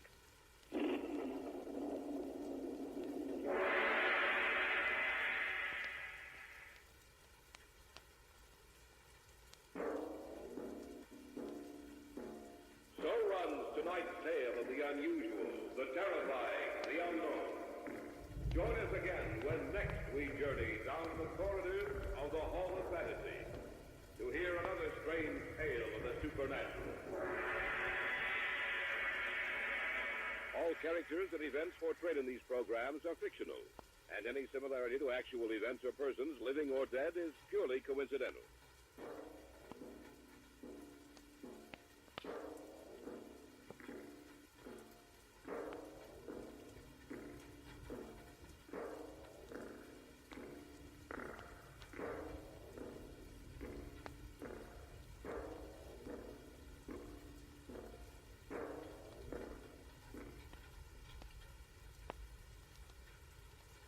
And now, the Hall of Fantasy. Welcome to the Hall of Fantasy. Welcome to the series of radio dramas dedicated to the supernatural, the unusual, and the unknown. Come with me, my friends. We shall descend to the world of the unknown and forbidden, down to the depths where the veil of time is lifted, and the supernatural reigns as king. Come with me and listen to the tale of the Silver Flask.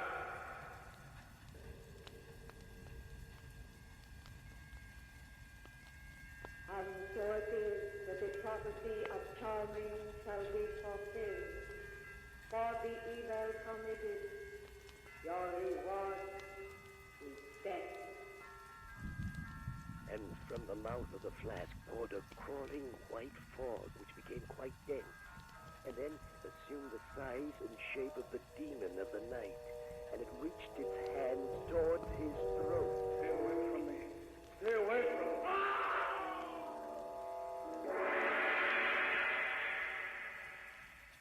In just a moment, the Hall of Fantasy will present the Silver Flask. And now for our story. An original tale of fantasy by Richard Thorne entitled The Silver Flask. And so it was the new town called the Silver Flask to be made. Small and thin it was, with a diamond embedded into the space, so that it could see. And he summoned the sorcerer Charming, and bade him bestow upon the flask the mantle of magic. And it was done. For goodness, it will return good. For evil, it will bring death. It began commonly enough. Chris and Pat Redfield and I had dropped into an art dealer's shop on the avenue. I don't know what made us go in. I think it's mere circumstance. There was an auction going on. Going once, going twice, 3 times and gone. Sold to the lady in the brown fur coat. Oh, that was a bargain, Chris, a real bargain. I don't know, maybe. I wonder what'll be up next. Probably an old bat warmer. We might as well leave. I don't think there's anything here we'd be interested in, Pat. Oh, just a few more minutes, Chris. But we'll be late for... Oh, all right, Pat, but just a few minutes. Oh, now there's a husband for you. May I ask for your attention once more, ladies and gentlemen? Thank you. Now I ask you to look at the object in front of me. It's a flask, a silver flask, perhaps tarnished a trifle, but silver nonetheless. How old this object is, no one has been able to ascertain. How it came into the possession of this company is a mystery, but the workmanship is definitely Oriental. For a collector's item, it would be perfect. I like the Now, looks of who that. will Bid start for the it, then. bidding on I this think I will. valuable piece of art? Come, ladies and gentlemen, who will be the first to make a bid on the silver flask? Go ahead, Chris. $10. $10. The man in the blue overcoat bids $10. Do I hear 15? 15. 20. $20 for the silver flask before me. $20 is the bid. Do I hear 25? 25. 30. 50. 50. No. $50 is the bid. $50. Do I hear more? $50 is the bid. Going once. $50 going twice. $50 for the third time. Sold to Mr. Henry Stebbins. Come on, let's get out of here. All right, Chris. You really wanted that flask, didn't you, Chris? Yes, I don't know why, though. Oh, it just caught your eye, that's all, darling. Excuse me. Pardon me, please. Will you let me go through? Now, look, Chris, there's the man who outbid you. He seems to be coming over here. Waving to us. I wonder what he wants. Please, madam, will you let me by? Thank you. Excuse me, sir. I couldn't help but notice you bidding against me. I'm terribly sorry that only one of us could own the silver flask. Oh, it's perfectly all right. Allow me to introduce myself. My name is Stebbins, Henry Stebbins. I'm retired now, you see, and my hobby is collecting unusual art objects. Your name is... Oh, excuse me, Mr. Stebbins. This is Larry Reardon. How do you do? My wife, Pat Redfield. How do you do? And Chris is mine. Really? I'm very pleased to meet you, all of you, you know. Are you by any chance interested in collecting art objects, Mr. Redfield? I have an interest. I'm not a collector. Mr. Reardon? I'm afraid I'm in the same category as Chris. I see. Well, I was wondering, I do have a rather good collection, you know, and I hope you won't think it presumptuous, but it's so infrequent that one meets people who are interested in the same things as me. Why don't you, all of you, come to dinner at my house next week? Say Monday? Why, of course, Mr. Stebbins, we'd be delighted. Here's my card. You will come, won't you? I'm sure you'll find it very interesting.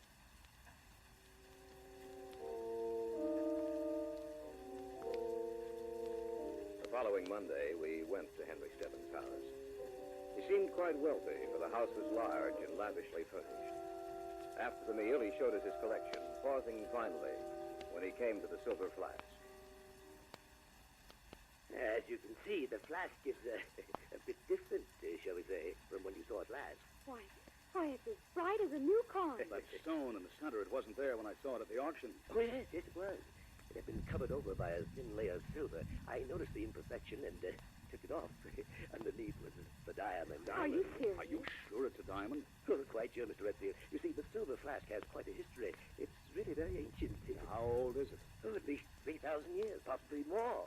It's a relic of the Yuan dynasty, lost for over 2 centuries. How do you know these facts, Mr. Stebbins? I've been watching for the flask for several years. Many times I was sure I'd found it, but needless to say, I was disappointed. At last, however, it's in my possession. Would you like to know some of its history? Oh, yes, very much. All right, then. It was first ordered made by the Chinese Emperor Yu Tuan, made for him by the sorcerer Zhao Ming, who also was responsible for a certain jade dagger I would like to possess. Zhao Ming bestowed this magic upon it. For goodness, it would return good, and for evil, it would bring death. The flask was in the family of Yu Tuan for many generations. However, 100 years after it was first made, the last of the Tuan was emperor. A member of his court plotted against him. Strangely enough, the original motivation was possession of the silver flask. But the night he came, he feared a flood.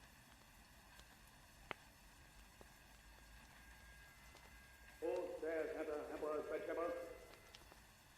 Who is in here? What do you want? Where are you? It is so dark my eyes cannot see. It is pity you're not the dagger which brings your death.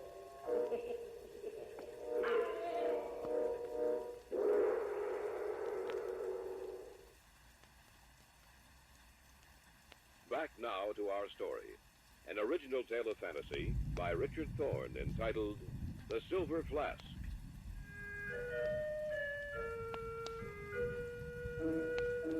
Our eyes were upon Stebbins as he talked. Yet we saw not the man before us, but the scene which his words conjured up in our minds. Is this story true, Mr. Stebbins? Every word of it, Mr. Reardon. Is that all to the story? Oh, no, not at all. There's a good deal more to it. A good deal. I'd like to hear the rest of the story. You're sure I'm not boring you? No. All right, then. Let me see. Where was I? The Emperor had just been murdered. Oh, yes. What had originally started as a covetous fascination about the silver flask resulted in the murder of the last of the Juwans. The killer knew of the supposed magical properties of the flask, yet he thought it only legend, with no true significance. He took the silver flask with him when he left the side of the murdered emperor. No one knew of the emperor's death. When the killer retired for the night, he put the silver flask next to his bed, but he was unable to get to sleep, and his gaze was drawn to the diamond in the flask, the all-seeing eye that Jiao Ming had given it. It began to glow and shine in the darkness, becoming a thing alive. The killer watched it in horrible fascination, and then he heard a voice. And so it is that the prophecy of Jiao Ming shall be fulfilled. For the evil committed, your reward is death.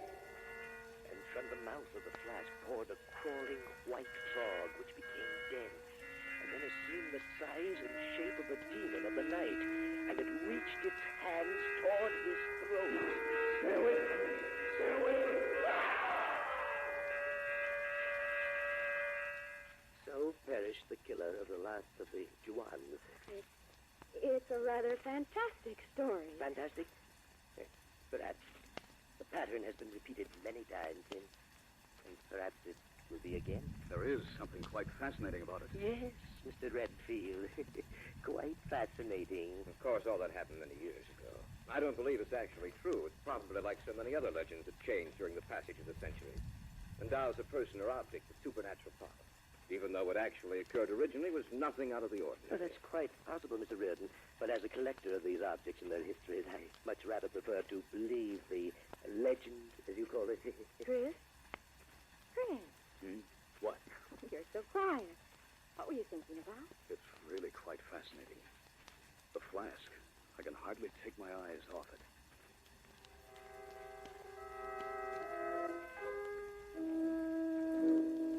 The evening ended shortly thereafter with another invitation from Henry Stebbins that we'd return soon. Chris was silent as we drove home, his mind lost in thought, only occasionally joining in the conversation. I knew that he was thinking about the silver flask. I was inclined to think of the story Henry Stebbins had told us as coming from a man who was highly nervous, a man who, because of his loneliness and preoccupation with himself, would read into the slightest glance a willingness to commit murder.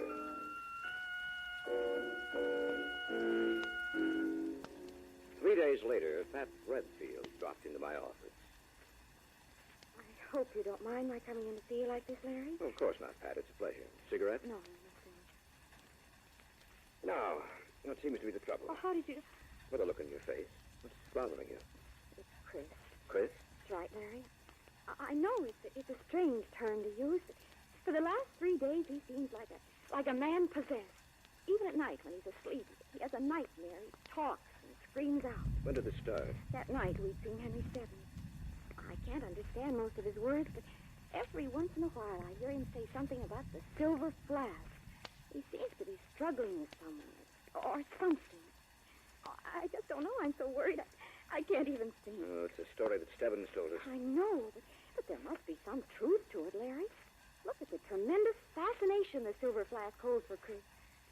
Sometimes I even think he'd be willing to kill Stebbins just to get his hands on it.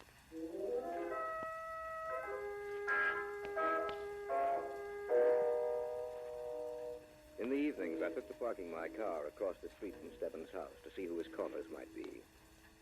About a week after Pat had been to my office, I'd been parked across from his house for several hours. It was almost midnight, and I was on the point of starting my car and driving home, when on my side of the street, about half a block away, I I saw a familiar figure walking towards me. He walked slowly, like a man in a trance. His head turned so that his eyes were on Stebbins' house. Chris? What are you doing out here, Chris? I might ask you the same question. They're waiting for you. Why me? Why not someone else? Because no one else has an interest in the silver flask. Has Pat been talking to you? Not recently. Then you know all about it, don't you, Larry? That I want the silver flask, that I'm going to get it now, tonight. No, you're not, Chris. Yes, I am, Larry. Now, get out of my way. That knife back in your pocket, you fool. It's pretty, isn't it? Just press a button and the blade snaps open. Out of my way. You're not going anywhere with that knife. No, we'll see about that. Oh, you asked for it, Larry. Oh, let go of my arm. Drop that knife. Drop it. Drop it. All right. That's better. Take this little thing. Now get into the car. Oh, I'll get into the car, all right, Larry. I won't make any fuss about that. You think you're doing me a favor by stopping me. I don't. Maybe my chance is lost tonight, but I'll get another. Don't worry about that. There isn't anything that's going to stand in my way. Not you, not Pat, most certainly not Stebbins. I'd even commit murder to get that silver flask.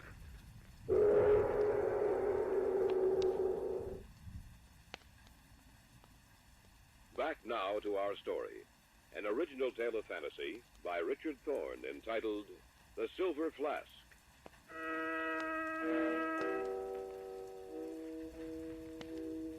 Chris was quiet and sullen as I drove him home. He didn't say a word to me all the while we were together. I watched him enter the front door of his house, and I drove back to my apartment. When I got there, I called Henry Stebbins. Hello? Mr. Stebbins, this is Larry Reardon. Oh, yes. You'd better make sure that your house is locked up tight from now on. Your friend? Yes. I've been watching the front of your house for several nights. Tonight, about midnight, I saw Chris. I think he intended to break in. I'll be careful. Thanks for calling.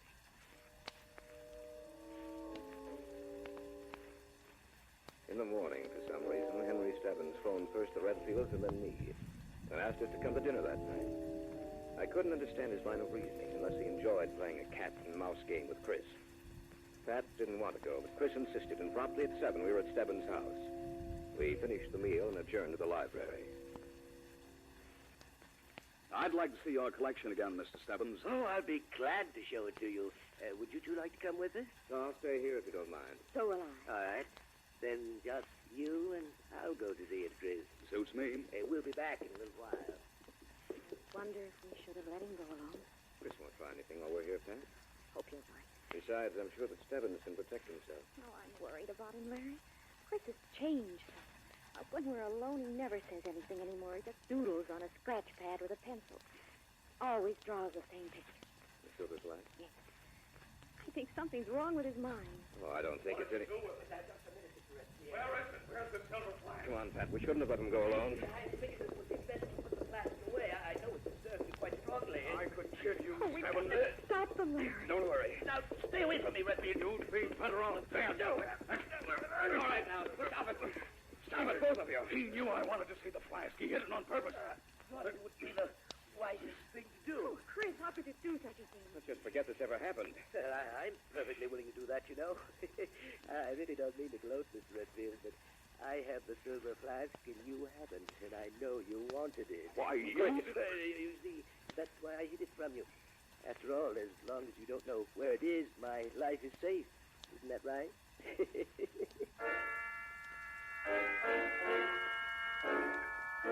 Stebbins was right, of course. As long as Chris didn't know the whereabouts of the silver flask, Stebbins' life would be safe. But if Chris knew where it was with his overpowering obsession to own it and Stebbins stood in the way, his life would mean nothing to Chris. But Chris had told me that he wouldn't stop, even at murder.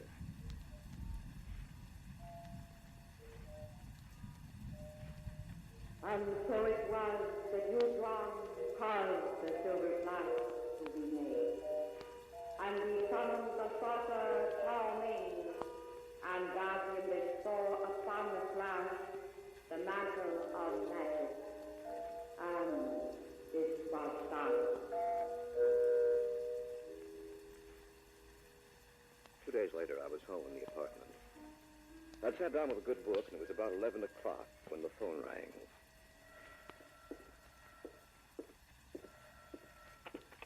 Yes? Oh, Larry, this is Pat. You'd better go over to the Stebbins house right away. Why? Chris came home this evening. They did it all night long. Then about 15 minutes ago, he muttered something about the silver flask and ran out of the house. You think he was going to see Stebbins? Yes, I think so. You have to hurry over there, Larry, before he does anything. Have you called Stebbins? Yes, I warned him. But Chris might do anything. Go over there, Larry. See that there's nothing wrong. I have the strangest feeling that Stebbins is going to die tonight.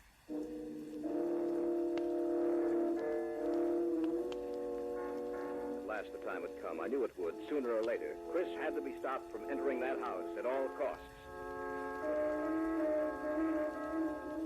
I hopped into my car and drove over to Stebbins' place as quickly as I could. Within 15 minutes, I was knocking on his front door.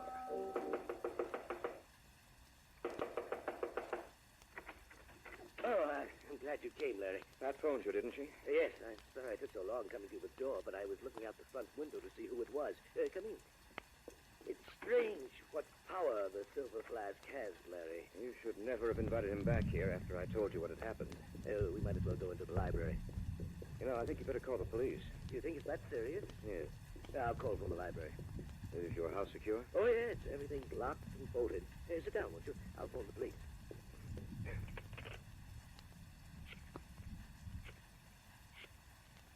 Stebbins, the flask still hidden? What? Oh, no. It's over there on the table. Perhaps the police can send a man out and you'll be able to go home. Oh, hello? My name is Henry Stebbins. I have good reason to believe that someone is going to make an attempt on my life tonight. What? Name? Chris Redfield. He's wanted something of mine for some time. He'll do anything to get it. Yes, I'd appreciate that. Thank you very much. I'll have a man out here in 15 minutes. I didn't tell you that Chris had a knife the night he came here to kill you, did I? No, you didn't. Well, that's funny. Still have it with me. Well, we'll give it to the police when they get here. Yes, I'm sure they'll find it. What? The knife. I'm sure the police will find it. What do you mean? This. Chris's knife. You should never have been afraid of him, Mr. Stebbins. Chris would never really kill you. But I would. Stay away from me. I can't do that. You see, Stebbins, everything fits in perfectly now. You've warned the police against Chris. They'll find his knife. They'll never suspect me. You're insane. No, far from it. I merely want the silver flask. The curse. Don't forget the curse. Who believes in curses, Mr. Stebbins? Don't come any closer. Just close enough. Ah!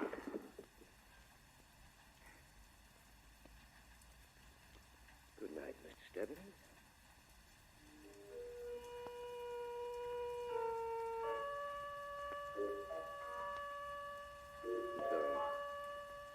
I have the silver flask. It stands in the dresser next to my bed. The diamond shines so in the dark. It seems almost to be getting brighter. I imagine the police are looking for Chris Wright. And it is getting brighter. And there's something else. The sound. Like the sound of escaping air. There's something here in this room with me.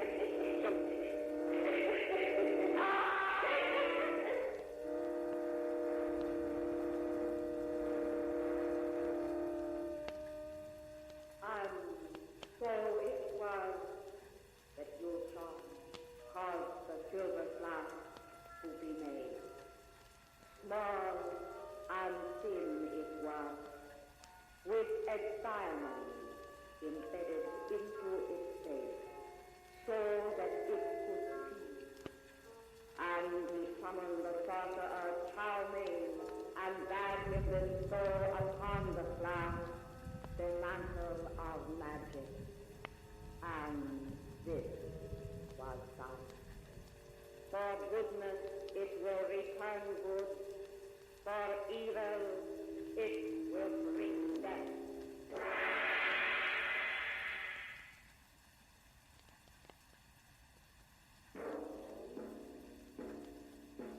So runs tonight's tale of the unusual, the terrifying, the unknown. Join us again when next we journey down the corridors of the Hall of Fantasy to to hear another strange tale of the supernatural. All characters and events portrayed in these programs are fictional, and any similarity to actual events or persons, living or dead, is purely coincidental.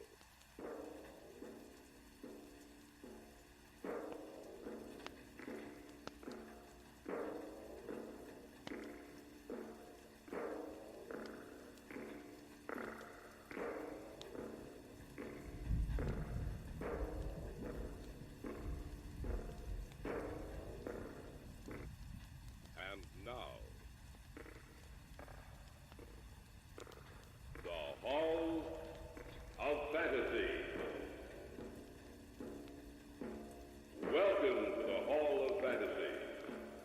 Welcome to the series of radio dramas dedicated to the supernatural, the unusual, and the unknown. Come with me, my friends. We shall descend to the world of the unknown and forbidden, down to the depths where the veil of time is lifted, and the supernatural reigns as king. Come with me and listen to the tale of The Dance of the Devil Dolls. Hello? Anyone out here? You don't think... I don't know what to think, Chuck. We better take a good look around. There's something strange about this whole setup. I don't know... Emery. What? Look. It's him. Come on. No wonder he didn't answer us, Chuck. You mean? That's right. He's dead. In just a moment, the Hall of Fantasy will present The Dance of the Devil Dolls. And now for our story. An original tale of fantasy by Richard Thorne entitled The Dance of the Devil Dolls. Have you heard of avutomo? Literally, the word means face image. The practice of avutomo is as ancient as Egypt and Assyria, and still found from Ceylon to the United States, Europe to Africa, South America to Scandinavia. A figure is made to resemble that of a hated enemy, then methodically injured or destroyed, resulting in pain and death for its human counterpart. Charles and I had gone up for a weekend of fishing. Saturday night at dusk, when the sky had dulled from blue to gray, and the gray was shading darker every minute, we were walking back up to the cabin. Not a bad haul, huh, Emery? For you, not for me. I'll bet you the smallest of those three bass weighs over 4 pounds. What bait were you using? Well, a spoon. Fish just wouldn't leave it alone. Anyway, we'll have a good fish dinner tonight. And maybe tomorrow my luck will change. Well, I hope so. What time is it? About 9. We've been out 5 hours. Chuck. Yeah? There's someone coming down the trail towards us. Where? Oh, yes, I see. Can't be going down to fish this late. Oh, can't tell. Some guys really get the bug. There's a guy I know named Lloyd Erskine who will fish off... Excuse me, gentlemen. He means us? Wonder what he wants. Excuse me, gentlemen. I lost something. I wonder if you found it. I don't know what you're looking for, mister, but we haven't found it, whatever it is. Perhaps you saw it lying on the ground. It was a doll. A doll? Yes, about 12 inches tall. It looked something like me. I'm sorry, we haven't seen it. Of course, you can always buy your daughter It doesn't belong to my daughter. Oh. Well, we haven't seen it. Are you staying at a cabin on this lake? Yes. Only until tomorrow night. It's right at the head of the trail up there. You must have passed it as you started down. If by any chance you do come across it, I'll stop in before I leave this area, if you don't mind. Well, that's perfectly all right. Thank you, gentlemen. I must have the doll for the dance tonight, or the old woman will be angry. Well, what do you make of that? Search me. He talked so strangely. I must have the doll for the dance tonight, or the old woman will be angry. I think he's off his rocker. Well, it's not our worry, Emery. Come on, let's go.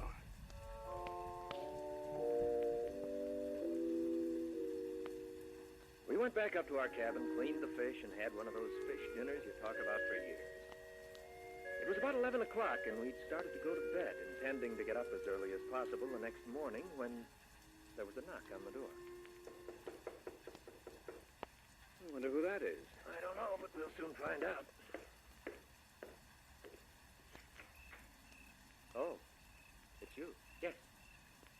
come in? Of course. I see you found the doll. Yes. I wanted to let you know that I had. Well, thanks for telling us. Now I must take him to the dance.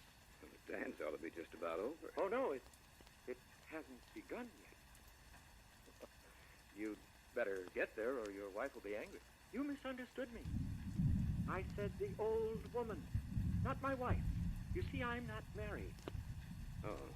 I hope you'll forgive me. I see that you're just about ready to retire, but I am afraid. Afraid? Of what?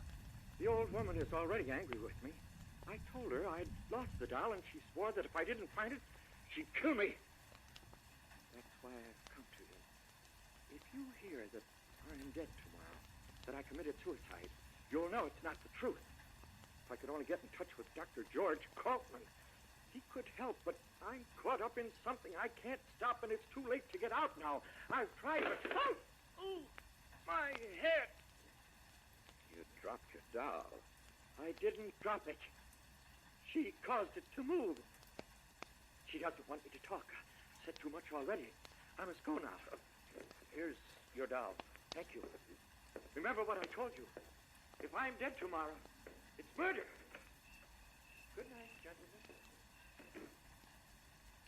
After he dropped the doll, did you get a good look at him, Chuck? Yeah. The doll hit the floor on its forehead. A few seconds later, there was a heavy bruise on the right side of his forehead. You know, he said if he was found dead tomorrow, that it would be murder.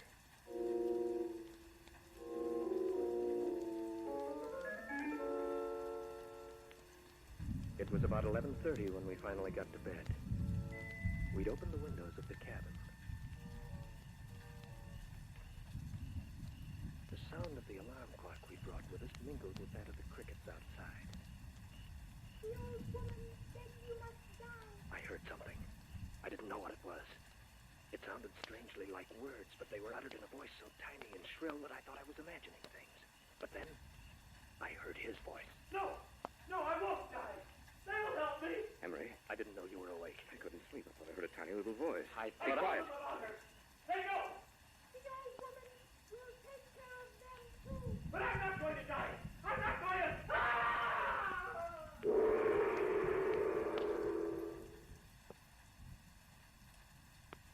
Back now to our story. An original tale of fantasy by Richard Thorne entitled The Dance of the Devil Dolls.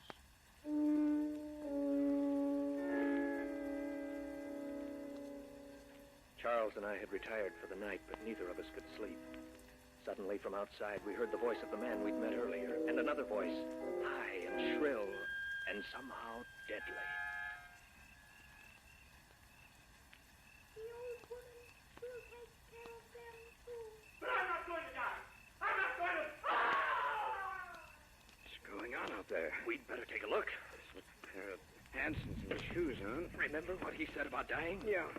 You ready? Yes. All right, let's go. Beginning to think that guy belongs in an institution. Maybe. Maybe not. I think his scream came from the left. I'll take a look over there, then. Didn't tell us his name, did he? No. Well, I'll try calling him. Anybody out here? Hello? Anyone out here? I don't know what to think, Chuck. We'd better take a good look around. Something strange about this whole setup. I don't know it. Emery. What? Look. It's him. Come on. No wonder he didn't answer us, Chuck. You mean?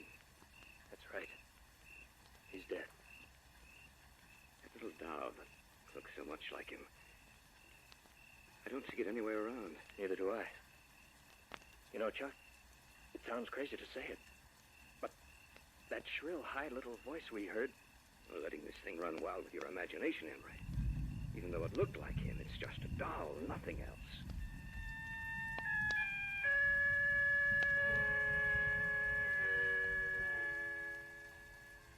It had to be my imagination, of that I was sure. But the mere thought of it, of the doll which so resembled the man with its shining face and beady little eyes, caused a strange sense of apprehension and fear to come across me. And I glanced out into the darkness and saw only the lumbering shadows of the trees and heard the rustle of their leaves as they brushed together. I saw nothing. Yet I had the feeling that something with beady little eyes was watching us.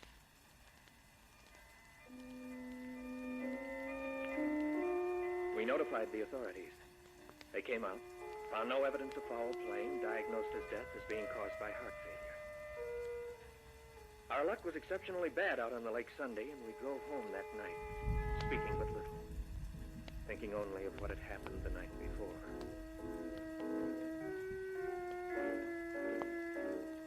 About 10 days after we returned to the city, both Charles and I were home one evening. We shared an apartment together, and that night neither of us had anything to do. We were playing gin rummy.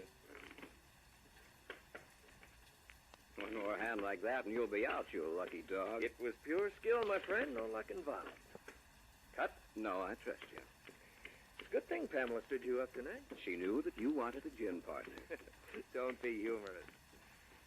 Proposed to her yet? No, but I'm working on it. You know, you deal like a card shark. I have nothing but... Expecting anyone? No, you. Well, I'll see who it is. Whoever it is, get rid of him. I got a good hand. Coming right up.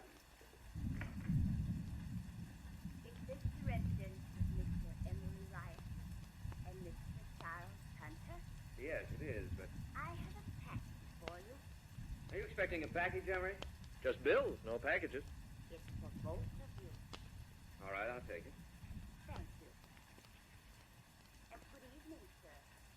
Oh, yes, good evening. It's an old woman. Get a package for us. Well, set it down on the table and open it, man. Don't look a gift horse in the mouth. So I'll open it. It's wrapped very well. Maybe it's a bottle of scotch. Who is be sending us a bottle of... Someone has a real fine sense of humor. It's like the doll that fellow had with him. It's the same doll. Notice that little nick out of its forehead? That happened when he dropped it on the floor. What are we going to do with it? I don't know. You can keep it, I suppose. Well, let's get back to the game. No, I'm not in the mood now. You know, Emery, I can't help but remember what he said. The man who died? Yes. He said I must have the doll for the dance tonight. Or the old woman will be angry. Yes, that's right. What brought that back to your mind? The woman who delivered this package.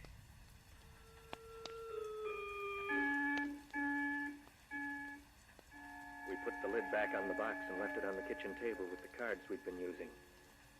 Neither of us entered the kitchen again that evening.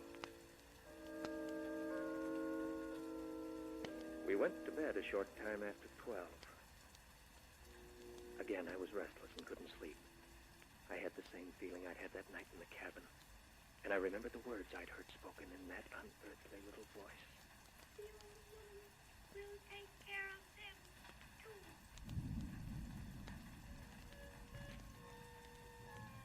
And I wondered if I'd only imagined those words, or whether they had actually been uttered by the creature in the box in the other room.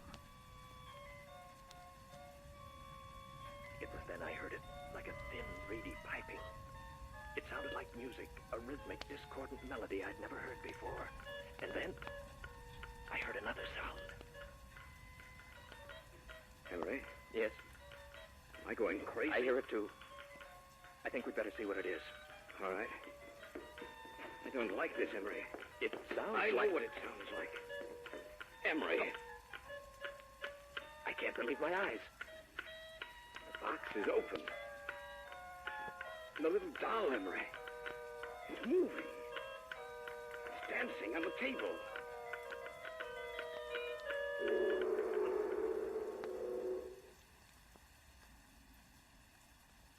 Back now to our story. An original tale of fantasy by Richard Thorne entitled The Dance of the Devil Dolls. Charles and I couldn't believe our eyes, for the scene before us was as bizarre and fantastic as the wildest dream of an insane imagination. It's moving. It's dancing on the table. Yes, I see it. There's something that... I'm going to destroy that thing. Be careful. Look out, Chuck. It's running. I'm going to get it if it's the last thing I do. It's running over toward the window. It's gone. It's gone through the glass. Maybe it's down there on the sidewalk. Possible, but that's a 2-story drop. I can't see it. No, Emery. It's gone. He turned again to the old woman.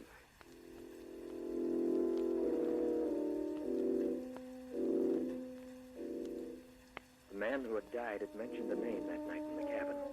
The name of Dr. George Kaltman. Now it came back into my mind. Kaltman was associated with occult research. If Kaltman could have helped the man who died, perhaps he could explain what was happening to us. We got in touch with him and made an appointment for the following evening.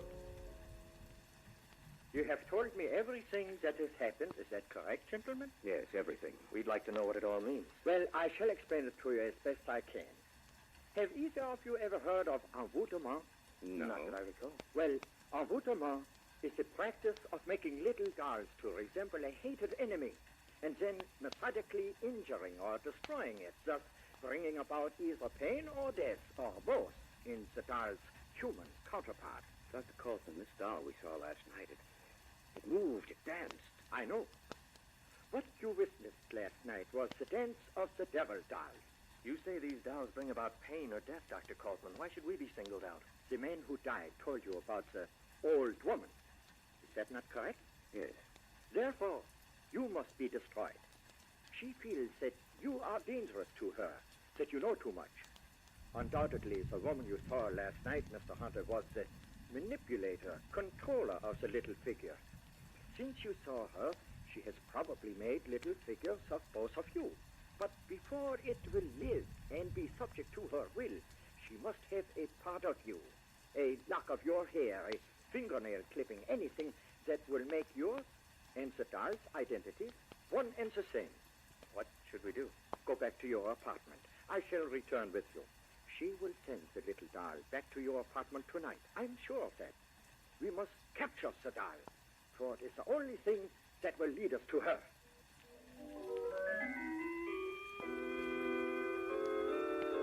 Kaltman, Charles, and I returned to our apartment and took up our vigil in the bedroom, for that was the place the doll and the old woman would expect us to be.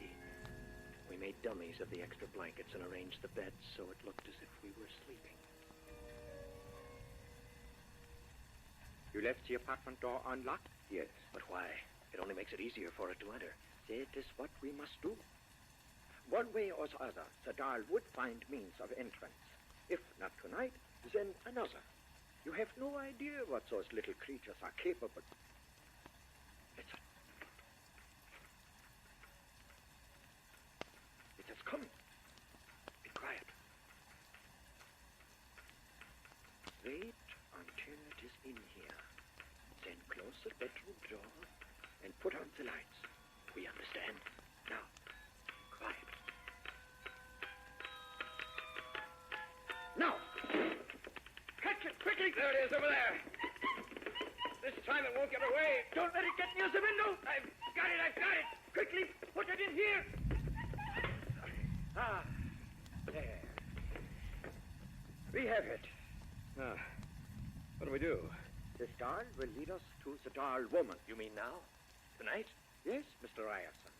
She will know that we have captured her little messenger if it does not return in a few hours, and she will be prepared to stop us.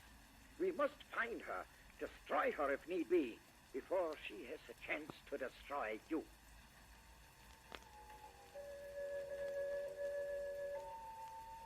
Then began one of the strangest sights I've ever seen. Kaltman took the doll out of the box in which we'd imprisoned it, tied its arms and legs while it writhed and twisted in his hand. Then he began speaking to it, softly, rhythmically, slowly putting it into a hypnotized sleep. The eyelids of the little figure finally closed, and it was in an hypnotic trance. Sleep and tell me. Now, listen to me. You must tell me where your mistress is. You must tell me where your mistress is. The house. The house of dolls. The house of dolls. A strange answer. Not so strange, my friends. I know what it means. What is it? She is a diabolical person, this doll woman. The House of Dolls is a toy shop with rare and unusual dolls. What better place to hide? no one would suspect what was behind those burning eyes of hers. I myself have purchased dolls for my little granddaughter from her. We must go there immediately. We have no time to lose.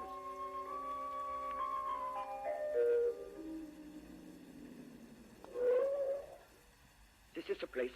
Let's go. Right. It's past 2. There's no one on the street. Points are better. Try the door. It's open. Probably waiting in the rear of the shop for the creature she sent out. Well, let's go in. As quietly as possible. We must catch her by surprise. All right.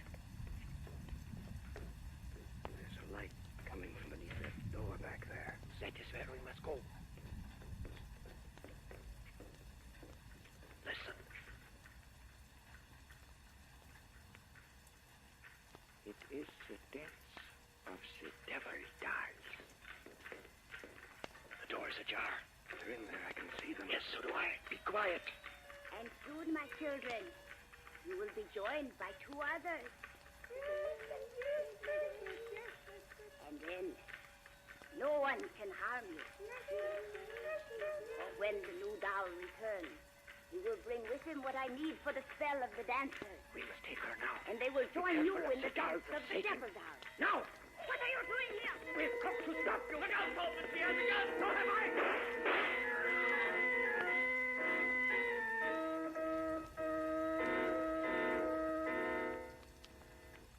She is dead.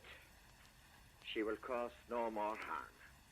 Seems strange to see those little creatures on the floor. All of them so quiet and still. And just a short while ago. They were participating in the dance of the devil doll. Yes. Do not feel pity for them, Mr. Hunter. The dolls did not really live. They were a creation of evil, sparked by the malevolence of the old woman.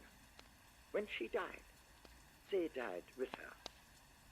Perhaps the humans they resembled will rest quietly now.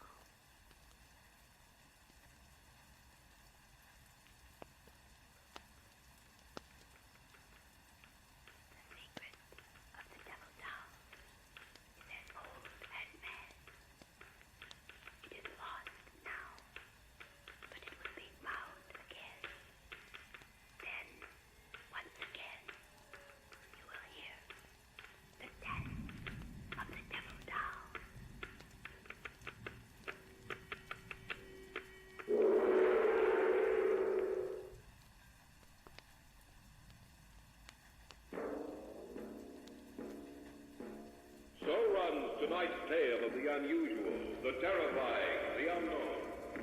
Join us again when next we journey down the corridors of the Hall of Fantasy to hear another strange tale of the supernatural. All characters and events portrayed in these programs are fictional, and any similarity to actual events or persons, living or dead, is purely coincidental.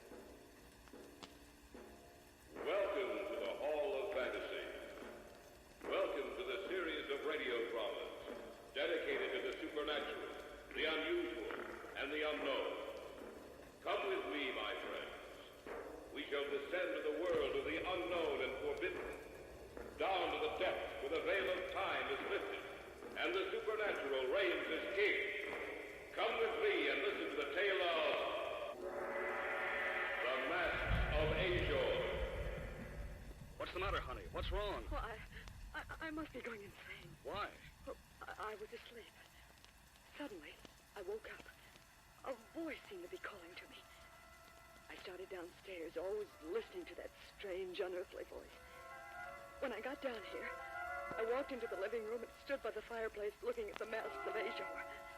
And Bert, I saw a pair of eyes in each mask, looking down at me.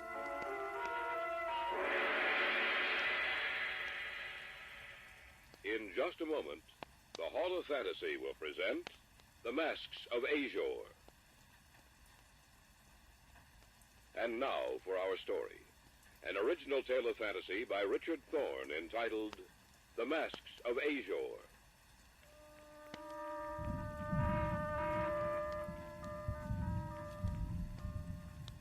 There's certain things in this life of ours which can never be explained, at least with any normal, rational explanation.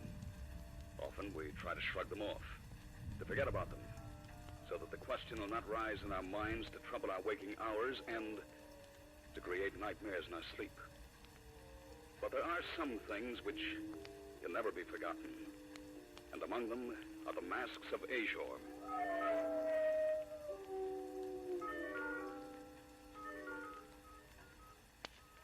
Marcia's uncle sent them to us. Harold Letterby was a man of wealth and unusual taste. He traveled a good deal, and frequently he'd send back little curiosities that he thought we might enjoy. So we thought there was nothing unusual about the masks of Azure. Oh, who can that be at this hour? I don't know, but don't you think you'd better see who it is? I suppose so. Yes? Package for Marcia Stanton. Well, I'm Marcia Stanton. Will you sign here, please? Yes, of course. Thank you, ma'am. Good night. Good night. Did you order anything, Bert? No. Did you? No, not that I can remember. Oh, wait a minute, Bert. It's from Uncle Harold. Harold to go broke sending us all these things. Well, open it, honey. See what's in it. Did you notice the postmark? Mm-hmm, he's down below. Well, I'll save those stamps for Greg. He'll want them. Uncle Harold's certainly been useful to Greg in his stamp collection, hasn't he? Well, there, that's done. Now I'll take the top off the box. What are two masks in the box? Gold masks. And a letter. Uh-huh. Here, I'll open it. Read it aloud, Marcia. All right. See. Oh, my dear Marcia and Bert, here is a little present I picked up in Istanbul. I hope that you like them as much as you seem to have enjoyed the other curiosities I have sent you. I picked them up at a little shop from a dealer who was quite anxious to get rid of them. He called them the Masks of Azure. They're almost pure gold, and yet I bought them quite cheaply. There's some kind of a story connected with them. I don't know what it is. If I learn anything more, I'll be sure to write you. We'll return to the States shortly. Love, Uncle Harold. They're beautiful, and yet grotesque at the same time. Well, they look human, and yet... Well, it was pretty nice of Harold to send them to us. Where should we hang them? I don't know. That's your domain, not mine. Well, how about... Oh, over the fireplace? One on each side of the mirror? That sounds pretty good. Well, we can hang them right now. Anything to make a man work. Bert. Yes, dear. Oh, it's nothing. What were you going to say? Well, I don't know. For a minute, I had the strangest sensation about those masks. As if they could actually see me.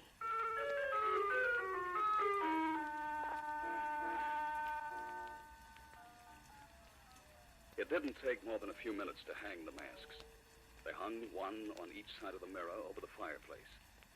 They looked quite good there, and yet, in a way, they seemed out of place.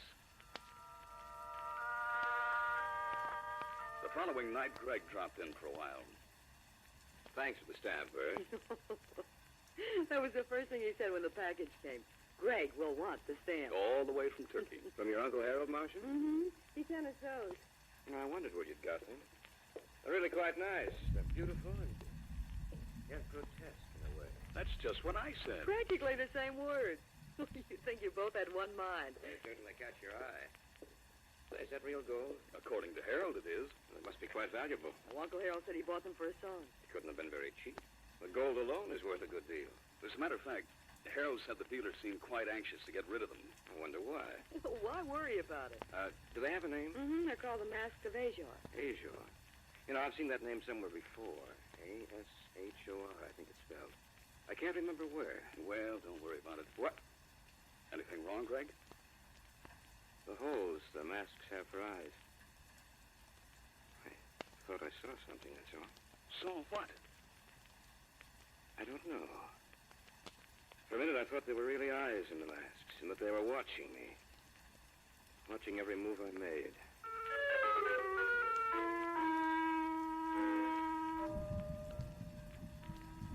It had happened again. I looked closely at the masks, yet I could see nothing unusual about them. They hung there on the wall, lifeless, with that strange, mocking expression on their gold faces and yawning empty holes for eyes. For a minute, I had the desire to destroy them. Greg left about 10. At 11, Marcia and I went to bed.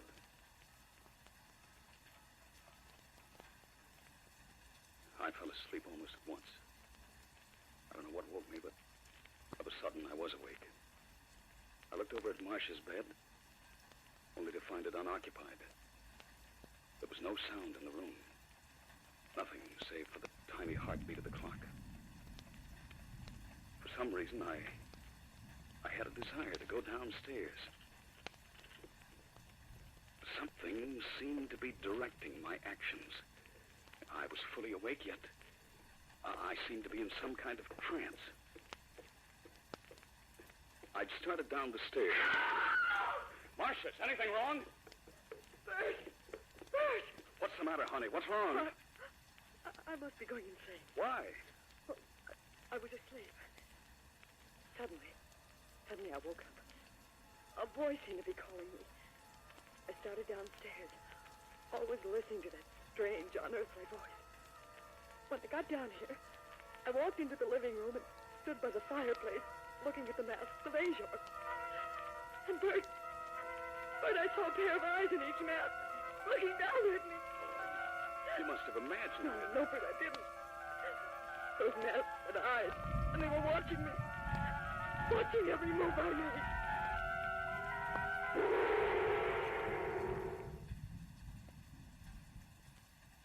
Back now to our story, an original tale of fantasy by Richard Thorne entitled The Masks of Azure.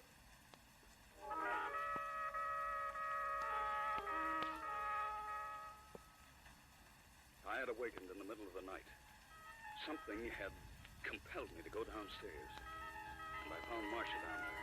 She was almost hysterical. Those masks had eyes. And they were watching me. Watching every move I made. Wait a minute, Marcia. Take a look at them again, with the lights on. No, I can't. Of course you can. Take your hands away from your face. There. Now take a look at them. But they're just as they should be. Of course they are. You imagined you saw eyes, Marcia. Perhaps it was a trick of the moonlight. I guess you're right, Bert. Oh, of course I am. Now let's go back upstairs to bed.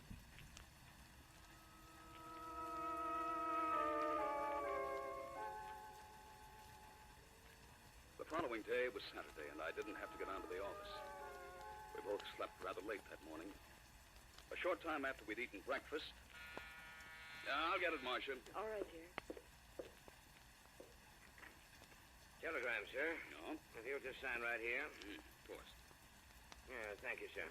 Good morning. Good morning. What, Bert? A telegram. Who'll be sending us a telegram? I don't know. I'll see. Who's it from? Harold. Uncle Harold? What did he say? I'm returning to the States as soon as possible. Taking plane this evening. Be very careful of masks of Azure.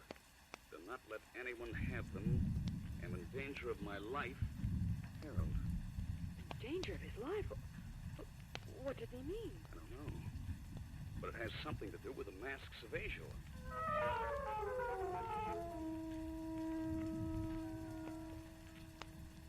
Saturday evening, Greg dropped in. What he told us that night was the first inkling I had that Harold Letterby had stumbled upon a relic of the past that would have been better had been forgotten for all time. By the way, I did a little research on those masks of yours. Oh? Did you find out anything interesting? Yes, quite a good deal. Well, give us a rundown. I don't know if you'd like to hear it. Why not? It's not very pleasant. Well, tell us anyway. All right. You see, I knew I'd heard the name Asia somewhere. Finally came back to me. In college, I took a course in mythology. That's where I'd heard the name. Azure was the messenger of the underworld. It was he who went forth and summoned the victims to death, the final count. He wore a mask when he appeared on Earth, which he removed when he saw his victim. The mask was also worn to protect others, for whom the time was not ready to gaze upon his countenance. For the sight of his face meant death. You were right when you said it wasn't pleasant. He was accompanied always by a dog, a large dog of indeterminate breed who went before him. Azure's presence was always known by the howling of the dog. Well, of course, that's just a myth. Azure never really existed. I have to take it for what it's worth. Oh, yes, and one other thing. Yes? It said that the masks were once stolen from him, and he's been searching for them ever since. That he wears a different mask while searching for the gold ones. Oh, you're giving me the shivers. Well, that's the story, Marcia. Sounds like nonsense. A being who set forth to summon people to death, always accompanied by a dog. It is a superstitious belief that's come down to us from the childish minds of an ancient people. Did you hear that dog? Oh, it's only a dog in someone's backyard, baying at the moon. Rather a coincidence, you might say, talking about a dog and then hearing one howling. But just a coincidence. What's that? I don't know. Sounds like an animal of some kind. Scratching at the door. I'll take a look. I'll go with you. Now be careful. There's nothing to be afraid of. There's nothing out here. What? I said there's nothing out here. But I think I heard something scratching at the door. Well, there's nothing here now. There's no need to get upset about it. Let's go back in. I can't understand it. Forget about it, honey. I'm sorry if what I've told you has upset you. That dog, howling again. Somebody ought to talk to the guy who owns that animal. There's something at the door. Someone must be playing a joke on us. See what's here. I want to know what's outside. I'll go, Bert. I'll go, too. But is someone playing a joke on me? Don't move. It is a dog. Why, I ought to. You wouldn't stand a chance. Alec! Alec! Come here. Speak the dog's owner. Alec! Where are you? Quiet, Alec. Are you the owner of this dog? Yes. I'm sorry if it's caused you any trouble. But you ought to keep him on a leash. Is everything all right? Yes, everything's all right, Marcia. Your dog, it frightened us. I'm very sorry about that. Alec, you shouldn't run so far away from me. What are you looking at? I'm sorry. I was looking past you to those masks you have hanging over the fireplace. Right. I'd better put the leash on him. If you'll excuse me, I'll be going. Sorry to have disturbed you. Well, we might as well go back inside. Wait a minute. What? He dropped something. I'm going down to get it. He was a queer sort of fellow, wasn't he? Yes. His face looks so strange. Soft. Almost like rubber. Marcia! What's the matter? Look. He dropped it as he was walking away. He dropped it deliberately. Well, what is it? It's a mask. The mask of Azure.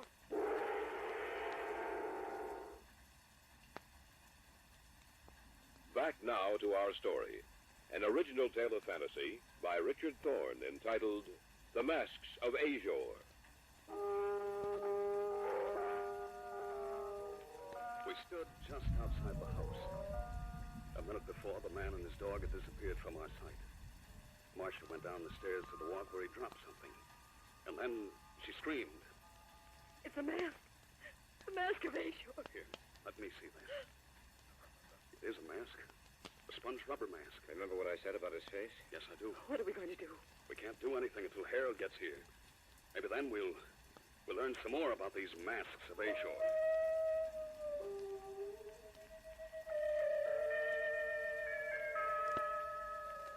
I'm sure that Marcia didn't sleep that night.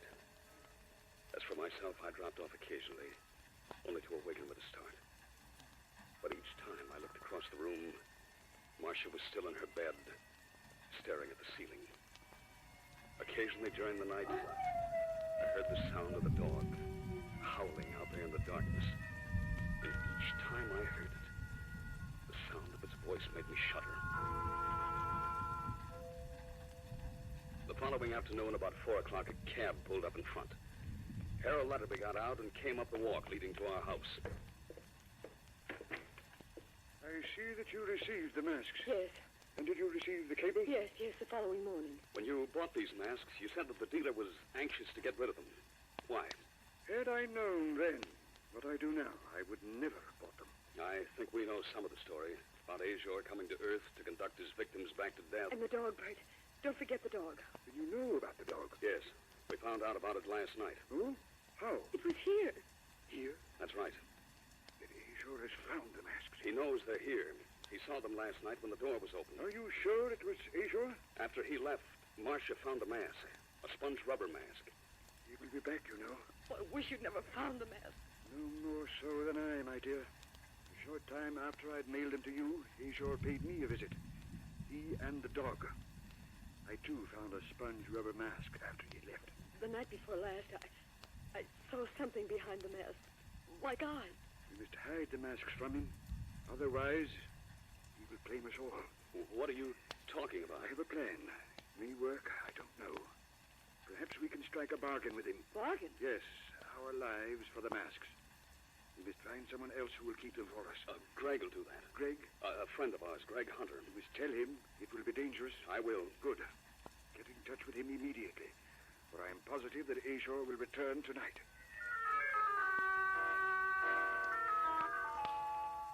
I called Greg and told him of our plan. Harold decided that he'd go back to Greg's apartment with the masks, and if Azure agreed to the bargain, we would send him there and Harold would return them to him. Greg would stay with us to await the appearance of Azure. By 6 o'clock that evening, Harold had gone to Greg's apartment with the masks, and Greg had come to our house to await our expected visitor. At 7:30, the shades of night had diffused themselves across the sky. By 8:30, the tension had mounted in each of us to a point where we were jumpy and irritable. What time is it? A little past 8:30. Do you think he'll come? Uncle Harold said he would. Just waiting. It makes me nervous. So am I. Listen. Yeah, I heard it too. Well, the waiting is over now. Bert, I'm frightened. Everything will be all right, Marcia. I don't know. I feel that something's going to go wrong. He's here.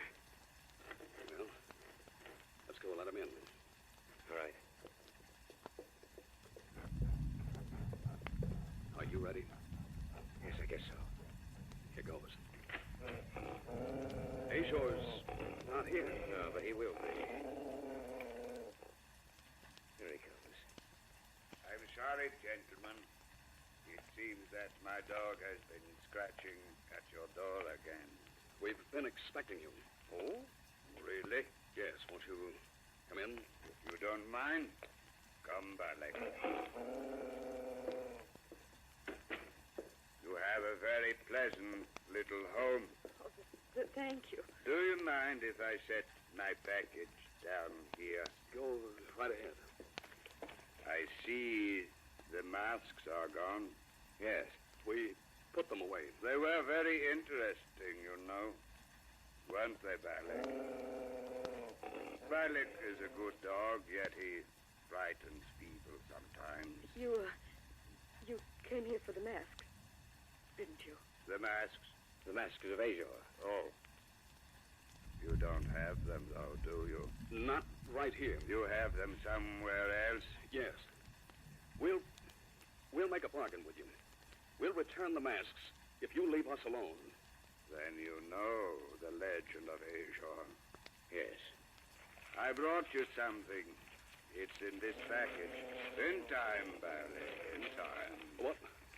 What about the bargain? The bargain? Oh, yes, the bargain. I'm afraid I can't agree to it. Why? You see, I already have the masks of Azure. Look for yourselves. But Uncle Harold is no longer alive. Why, you dirty... I'll tear that mask off your face and... Quiet, Alec. Quiet. I have no mask on, Mr. Stanton. But you are gazing upon the face of Azure, and those who see him no longer remain alive. Now, Balak. Now. Look out! Look out!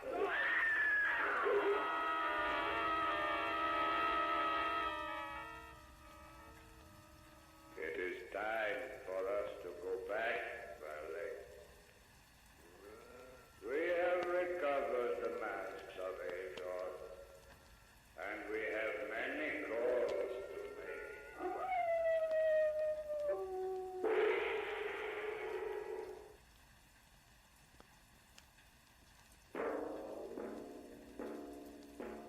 So runs tonight's tale of the unusual, the terrifying, the unknown.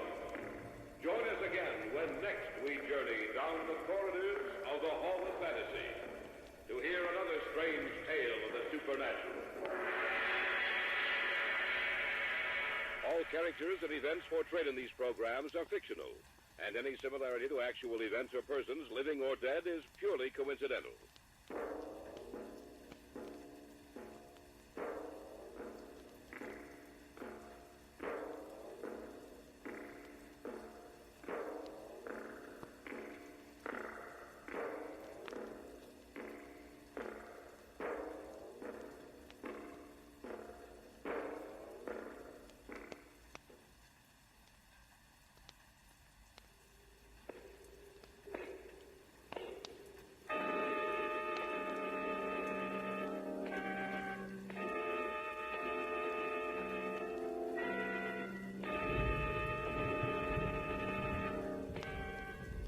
Come with me, my friends.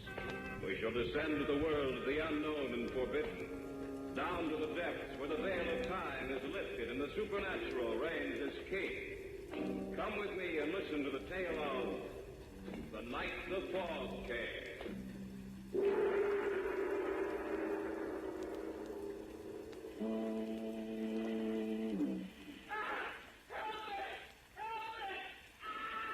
It came from our right. We better take a look. Come on. We're getting close to the lake. Only this fog. Wait a minute. There. Right there. Let's take a look. I hope he's all right. And throw him over. He's dead. I know. Do you realize how he died? What do you mean? Look at him closer, Hal. His clothes aren't wet. Even his hair isn't wet. Look at the water trickling from his mouth. This man died less than a minute ago on dry land, 200 yards from the lake. And he died by drowning.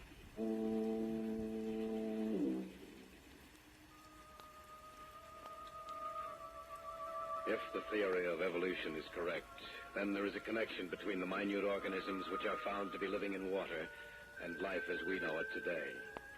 But what connection with us did those things have which came from out of the fog? What connection with human life did those horrible creatures who came from the depths have? And what is their purpose? Why did they suddenly appear and destroy, then vanish as suddenly as they had come? I shall tell you as much as I know about it. Listen to the tale of The Night the Fog Came.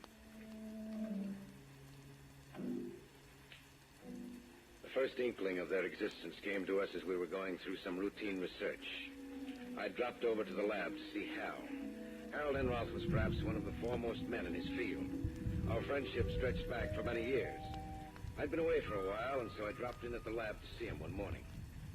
Jeff, you old dog, you're a sight for sore eyes. How are things going, Hal? Fine, couldn't be better. How'd you like your vacation? I can't wait till next year. I hated to come back. You know, Jeff, I'm glad you dropped in. I have a little problem. Oh? What is it, money? No, not that. Here, I'll show you. Pull those blinds, will you? Sure. Yeah, that's fine. There you are. I have a specimen here on the slide. I want you to take a look at it. Go ahead. Turn the projector on. All right. There. What do you think of that? I don't know. It looks like some form of water life. But I don't think I've ever seen it before. This has been enlarged 100 times. There's no use trying to recognize what it is. It's a form of water life completely unknown to us. A new form of life. Where did you get this? It's a specimen of water one of our field researchers took from the westernmost tip of Lake Superior, somewhere near the Wisconsin-Minnesota border. Have you contacted anyone else about it? No. Why not? Well, it's... Come on. Don't try to avoid telling me, Hal. We know each other too well for that. All right. Listen to me, Jeff. All right. Everything I say is fact. I've conducted countless tests to discover what I do know about this form of life. That thing is able to reproduce itself. A hydra type? Possibly. That's beside the point right now. What's more important, all trace of the other organisms in that drop of water has disappeared. Are you serious? Of course I am. And another thing, there was a little mist hovering above what was left of the water. A mist? That's what I call it. Something like fog. Why, that's impossible. No, it's not. I know that when the water evaporated, it should have been dispersed into the air. Eventually it was, but not for several hours. Oh, I'm sorry, Hal. I still can't... Here, I'll show you. We have a little of the water left. It's over here in this jar. You can see for yourself. Well, it looks just like ordinary water. I know it does. But believe me when I say it isn't. Now, it'll take just about 3 minutes.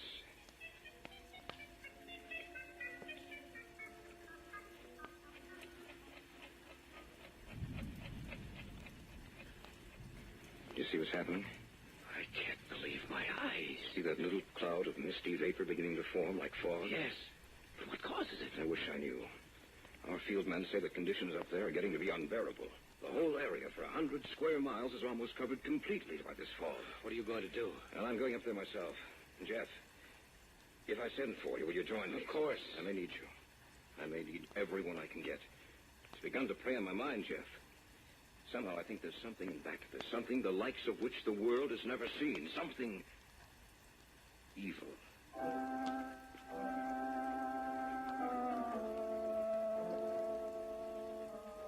Hal went up there the afternoon of the morning I had seen him. At first he wrote that the reports had been exaggerated. Then he discovered that all traces of the new form of life had disappeared. He decided to return. I was quite glad to get that letter from Hal. Before he had gone up there, he had been quite worried. The only thing I couldn't understand was what had become of the new water life form. The day before he was to return to the city... Hello? Jeff, this is Hal. Where are you? I thought you... I had them put me through direct to you, Jeff. I need your assistance. What's the matter? I've already called Arnold Simpson and Jack Rackle. They've agreed to come. I need you too, Jeff, just as soon as you can possibly make it. Don't worry, Hal. I'll be there. Remember, as soon as you can possibly make it.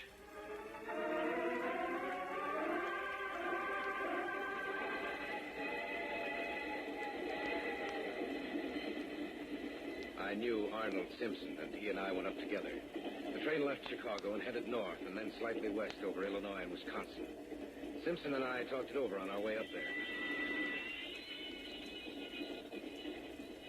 Hal talked to you before he left, didn't he, Arnold? Yes, he did. I never had enough time to get up to his lab so he could show me what it was, but his words were description enough. Frankly, I'm worried. In what way? Jeff, why should a new form of water life suddenly appear? Why should it destroy everything with which it comes into contact? And why should the mist or the fog appear to be so dense and heavy? I don't know. That's just the trouble. We don't know. Where has this form of life been, or did it just develop? What's its reason for being here? Perhaps we'll find the answers to those questions when we get there, Arnold. Perhaps. But I'm convinced of this much, Jeff. Whatever it is, whatever that fog is hiding, poses a new problem for us. A problem which may be unsolvable. which could very well destroy the human race.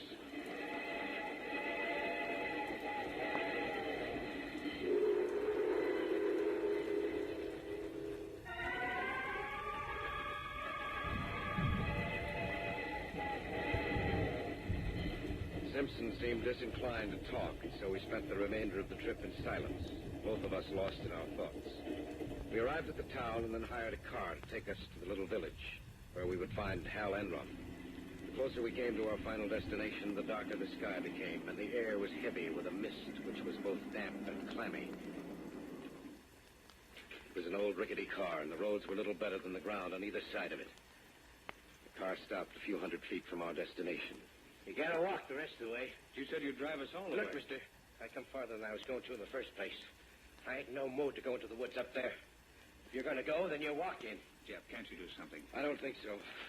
Here's your pay. Thanks. Let's go, Arnold. It could be worse, Arnold. I suppose so. He seemed genuinely afraid. Aren't you? A little. Hey, we must be pretty close to the lake. I've never seen the fog this thick. It's unnatural.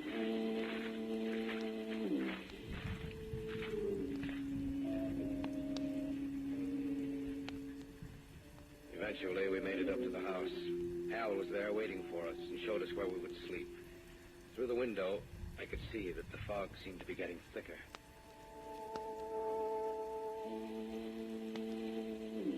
That's an eerie, lonely sound. You get used to it after you've been here for a while. Hal, you wrote me that this fog, the new form of life, had disappeared. It had. But 2 days ago, it suddenly reappeared. And with it, the fog returned. Then there must be a connection between the two. Yes, but what? I haven't any idea. Look, I have to go down to the village for some food. We don't have enough here to feed 4 of us. Will you come with me, Jeff? Certainly. I'll be right back, Arnold. It's only about a mile away near the lake. Go ahead. That trip made me tired. I think I'll take a nap.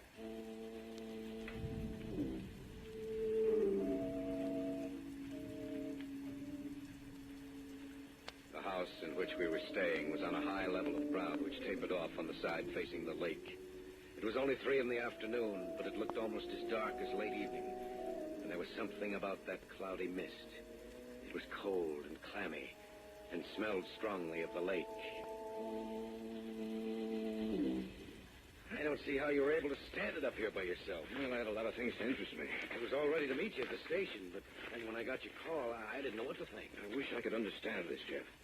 The fog disappeared when the water life disappeared. When signs of this strange new form of life showed again, the fog came back. Why? Maybe we can find the answer to that. I hope so. Surely the sound of that foghorn does get on your nerves. Yes, I can imagine it would. You know, if this were a clear day, you could see the village from here. Oh? Actually, it's just a tiny resort town for fishermen and hunters. And it's located right on the westernmost tip of the lake. Imagine it must... It came from our right. We'd better take a look. Come on.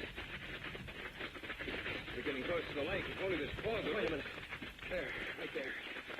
Let's take a look. I hope he's all right. Right. Roll him over. Okay. He's dead. I know. But do you realize how he died? What do you mean? Look at him closer, Hal. His clothes aren't wet. Even his hair isn't wet. But look at the water trickling from his mouth. This man died less than a minute ago on dry land, 200 yards from the lake. And he died by drowning. That's not possible. Are you sure he drowned? There must be a doctor down at the village. Let's take him down there and see what the doctor says. Only I'm sure he'll agree with me.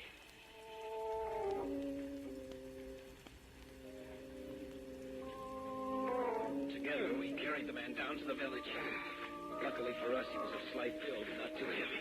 It took us almost half an hour to get him down there. When we finally did arrive, it took another few minutes to locate the doctor. What do you think, Doctor? Get them out. All right.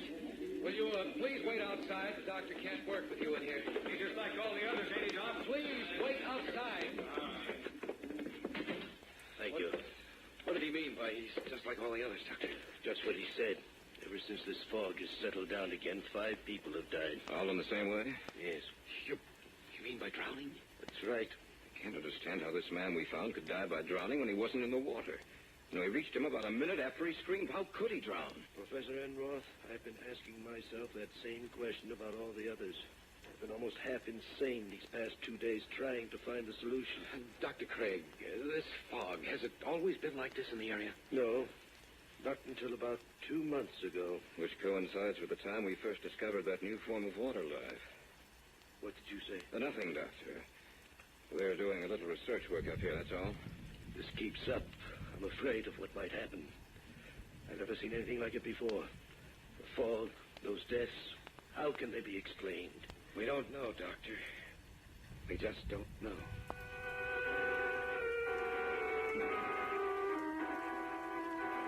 When we got back to the house, we discovered that Simpson had indeed taken a nap. Our arrival must have awakened him, for as we entered, he came slowly down the stairs from the second floor. Need any help? No, we can manage. But come out to the kitchen with us. What's the matter with you two? We found a dead man on our way to the village. Are you serious? Just set those bags on the table. All right. No, I'm not joking, Arnold. We heard a scream. It took us about a minute to get to him. He was dead when we got there. A knife? Drowned. What? On dry land. 200 yards from the lake. You must be insane. No, it's the truth, Arnold.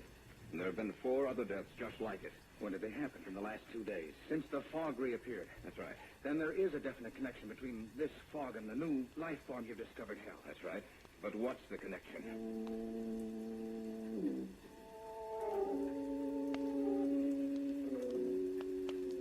We'd gotten back to the house about 6 o'clock. It was about 7 that it happened. Simpson said he was going outside for a minute. He opened the door. I just want to get outside for this. Good heavens. What's wrong? Take a look. The fog, it's so thick. I've never seen anything like that before. Shut the door. Some of it's getting inside. It's moving along the floor. Just shut the door. Did you see it? Yes. The fog. Just like it was alive. Moving like a living thing. Creeping along the floor.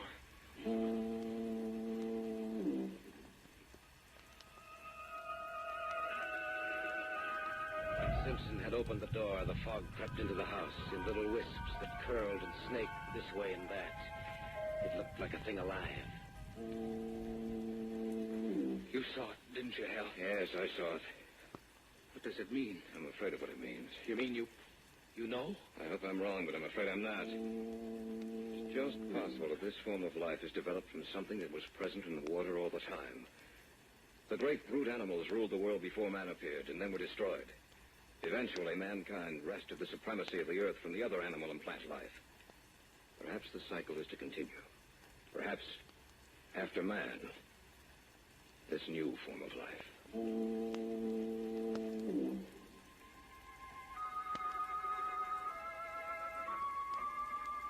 As the minutes passed by, we noticed that little slips of the fog began inching their way through every opening of the house. It was Simpson who pointed down at the bottom of the door and first brought it to our attention. We began to plug up all the openings in the house. At first, we did it slowly, but as time passed, we worked faster and more feverishly. No matter how tired we became, we had to finish the job, or the fog might claim the house, too. It was too quiet. The only thing we heard was the distant, monotonous call of the foghorn. And then Hal broke the silence. Do you know why this fog is so thick? I wish I did. This might be insane, but it has to be the answer. That fog is carrying moisture, a lot of it, perhaps enough to also carry this new form of life. To move it from place to place, to spread it even farther. To kill everything which stands in its way. That might be it. It is. I'm sure it is. Well, in that case, what happened to break it up the first time? And that's the solution to the problem. I don't know what it is, but it did break it up the first time. It drove it back, down to the depths from where it came. That's why there was no sign of it in the water. It came from right outside the house. Racco. He said he was going to arrive this evening. We better take a look. Bring the flashlight. Right. Let's go. That light doesn't carry more than a few feet. It's so wet out here. Over there. Look. Little pinpoints of light dancing up and down, all clustered together. That must be it. Come on. It's spreading out. Guys, look. There, on the ground. It's Racco. Same way. Same way as the other one.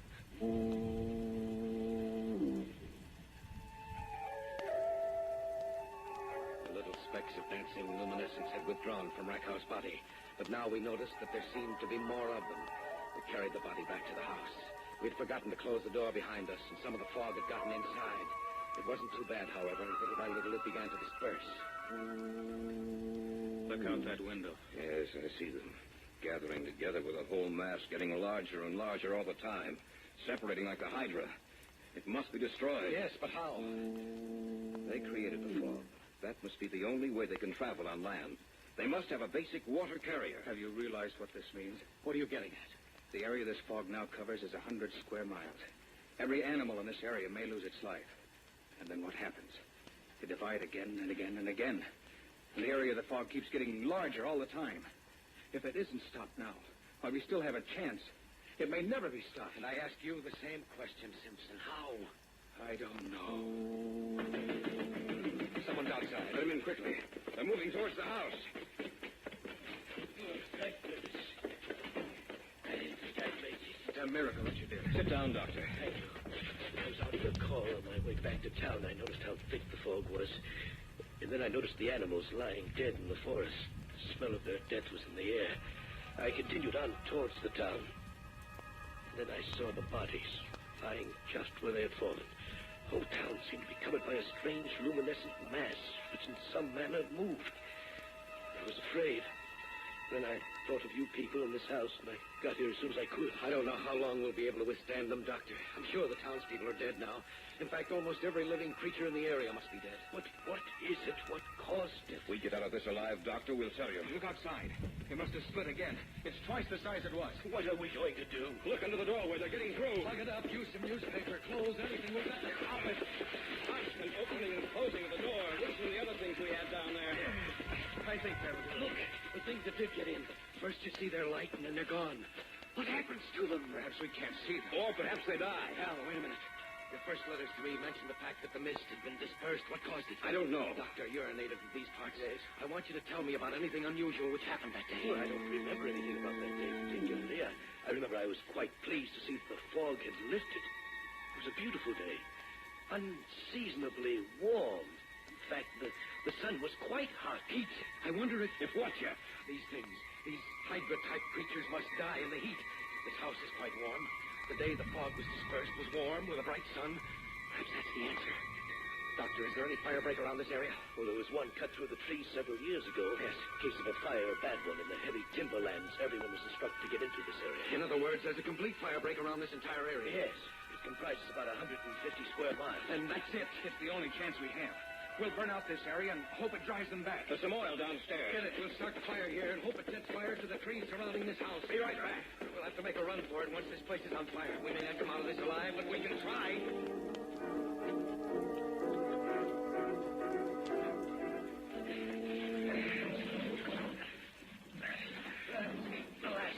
Good.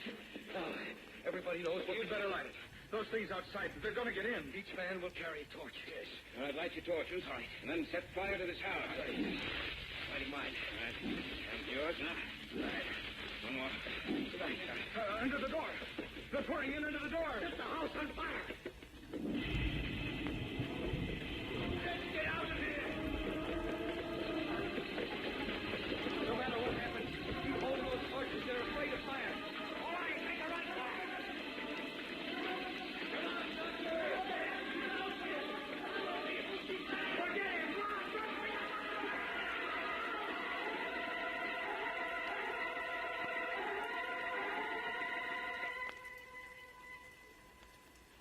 The fire caught hold, and the entire area was burned out. A week later, the smoke had cleared, and the fire was out. There was no sign of the fog, which had meant death to so many things. I had caught a glimpse of the doctor. He had dropped his torch, and it had gone out. He was immediately engulfed in those luminescent killers. I'm going back up there with Enroth and Simpson, though there is now no trace of those things in the water. Still, we know they lurk somewhere, waiting for their moment. We must destroy them, once and for all, before that moment arrives.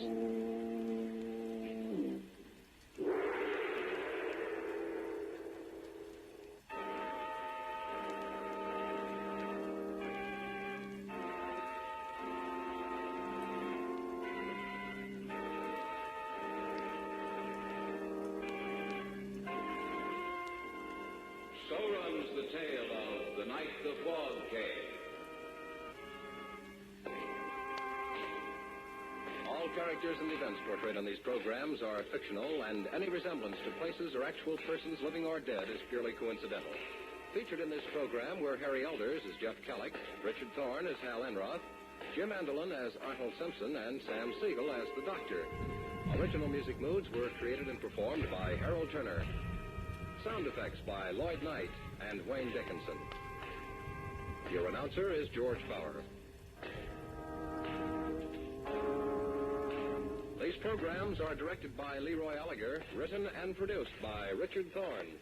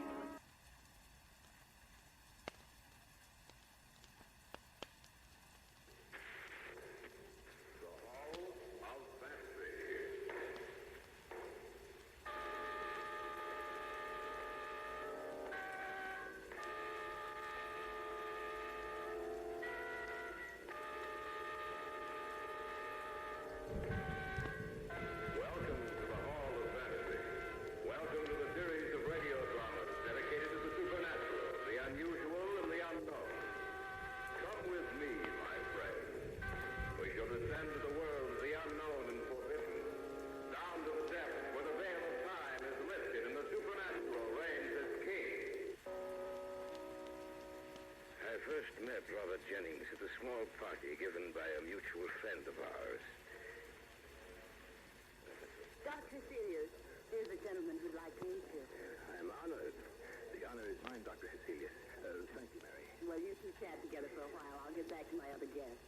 Well, isn't it I'm very interested in some writing of yours, Dr. Heselius, especially in the term metaphysical medicine. I read them a few years ago. Well, I hope they didn't bore you. Quite the contrary. Just a few days ago, I thought of the subject again, and I searched everywhere for my copy of the book, but I couldn't find it. I understand that it's out of print. Yes, quite true, Mr. Jennings. I'm interested in the cause of a certain phenomenon that I have witnessed. I thought perhaps your book might help me. If you still care to possess a copy, I should be glad to provide you with one. As any author, I still have 2 or 3 around. Thank heaven you're able to help me. I'd almost given up hope.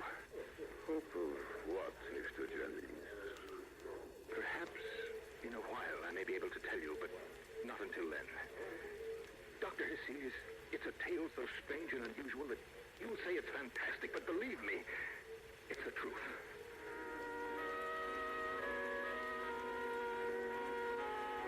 Party ended about 11. Everyone left except Mr. Jennings, our hostess Mary Crandall, and myself. I don't know what it was that made me stay later than I had intended. Perhaps it was the way that Mr. Jennings acted. At any rate, I have gone into the library to see if perhaps Mary might have a copy of my book. I heard a strange sound that I couldn't place.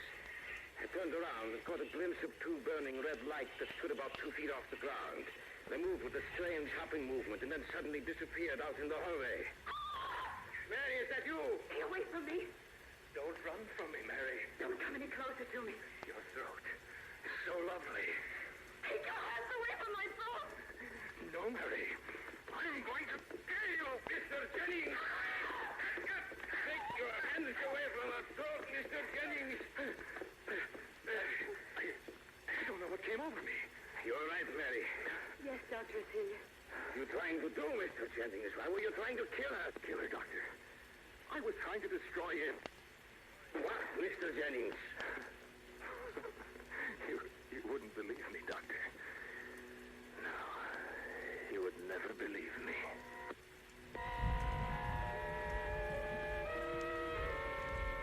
Mary and I watched him as he left the house.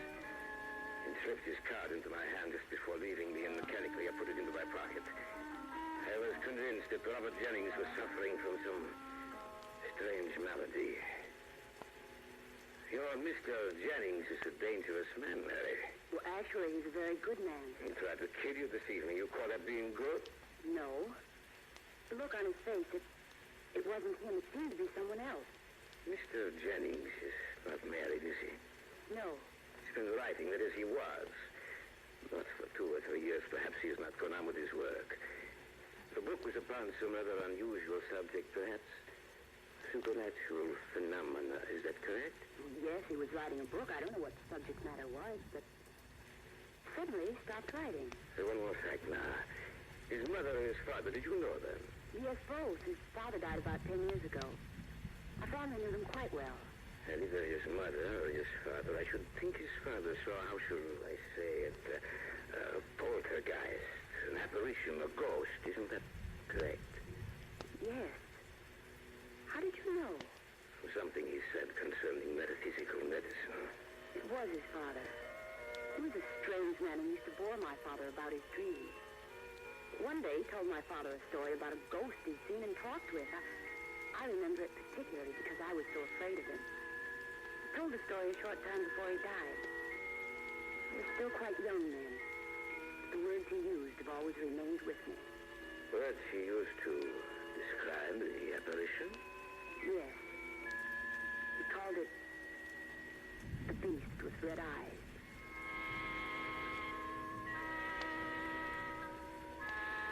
The following day, I went to call on Mr. Jennings, carrying with me the little book he had asked for.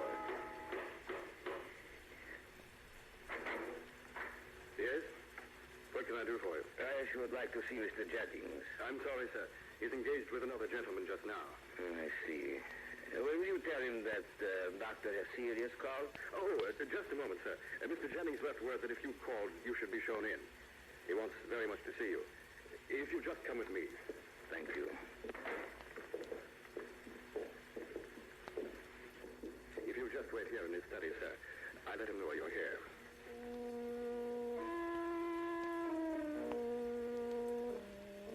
I noticed an open book on his desk. I couldn't help but go over to look at it. My eye fell upon a sentence underlined in red.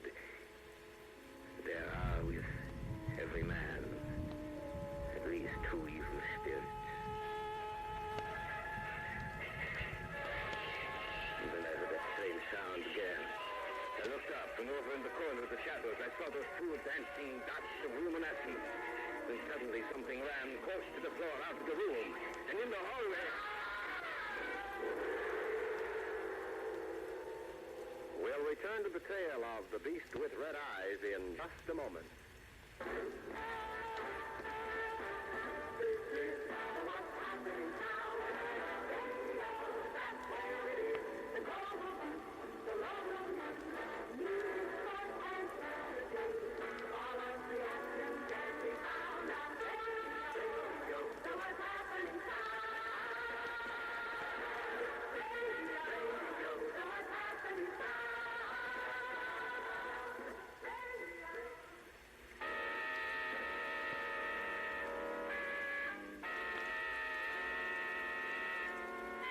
Back now to the Hall of Fantasy and the tale of the beast with red eyes. I had gone to Robert Jennings' house.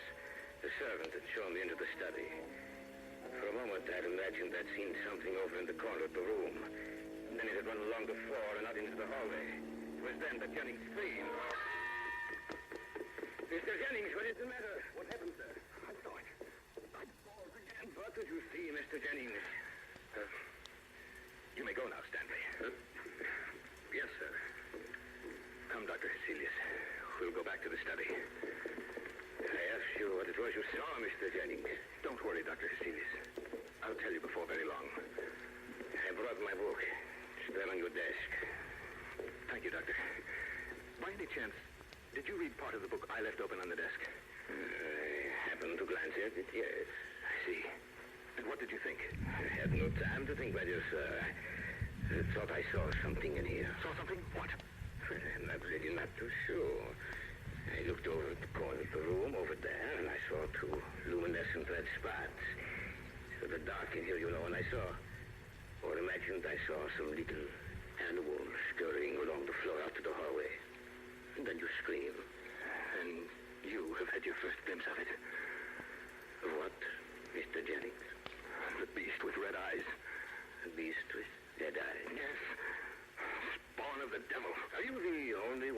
seen this apparition, Mr. Jennings? No. No, my father saw it too. How did your father die? I don't know, Doctor. I was downstairs when it happened. I heard him scream, and when I got upstairs, he was dead. I see. And his eyes. I shall never forget his eyes that night. They were like the eyes of the animal I see. Like a burning red fire. Tell me about it, Mr. Jennings. Tell me everything. Well, it's a rather long narrative, Doctor. Please be seated. Thank you. About 4 years ago, I began a book for which I had done research for many years.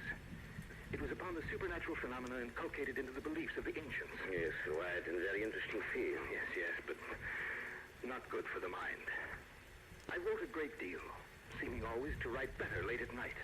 I was always thinking about the subject. I used to sit up very late, and it became a habit with me to sip my tea, green tea, every now and then as the work progressed. One day, I met a man who had some rare old books, German editions in medieval Latin. I asked him if I might be allowed to read them. I certainly had Jennings. You could have the full existence, but be careful of them, for there is the touch of death about them. One night, I had stayed at his house very late, and when I went out into the street, I found that I could find no cab. So I took the omnibus, which used to drive past this house. Save for the driver, I was the only passenger. It was quite late and quite dark. I leaned back in my seat, thinking about what I had read. The interior of the omnibus was very shadowy. At the end, next to the horses, I seemed to see two small circular reflections of a reddish light. They were about 2 inches apart. I didn't know what they were. In another minute, it became rather frightening, for those two luminous points with a sudden jerk descended near the floor. Then they rose to the level of the seat on which I was sitting. Then suddenly, they disappeared. My curiosity was aroused, and I moved forward, keeping my eyes upon those two red lights which had now reappeared. The coachman, seeing that I was acting strangely, asked me, Anything wrong, sir? No, nothing at all. Get off there!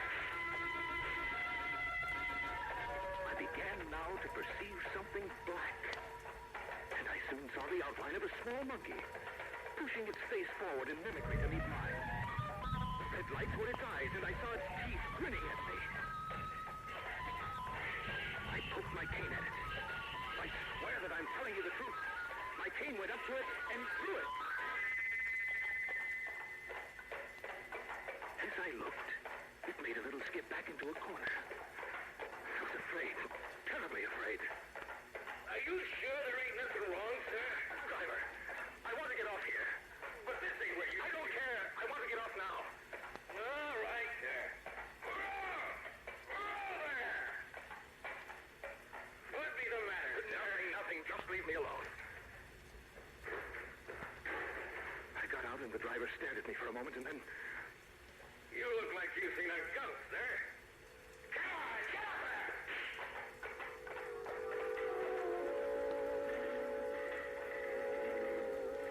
I started walking towards my house. It was only 300 or 400 feet away. There's an old brick wall that runs just beside the path I took. I noticed nothing for the first few seconds. But then, I heard a sound that was strange to the night. I looked at the top of the stone wall, but seeing nothing, I continued on my way. It was then I heard it talking to me.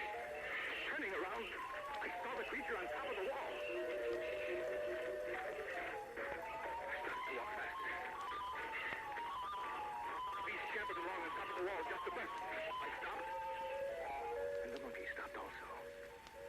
It sat there on the wall, just stared at me, making no sound now. I started walking again, and it sprang down and scampered along beside me. I could feel it when it touched my leg. I was terribly frightened. I began to run.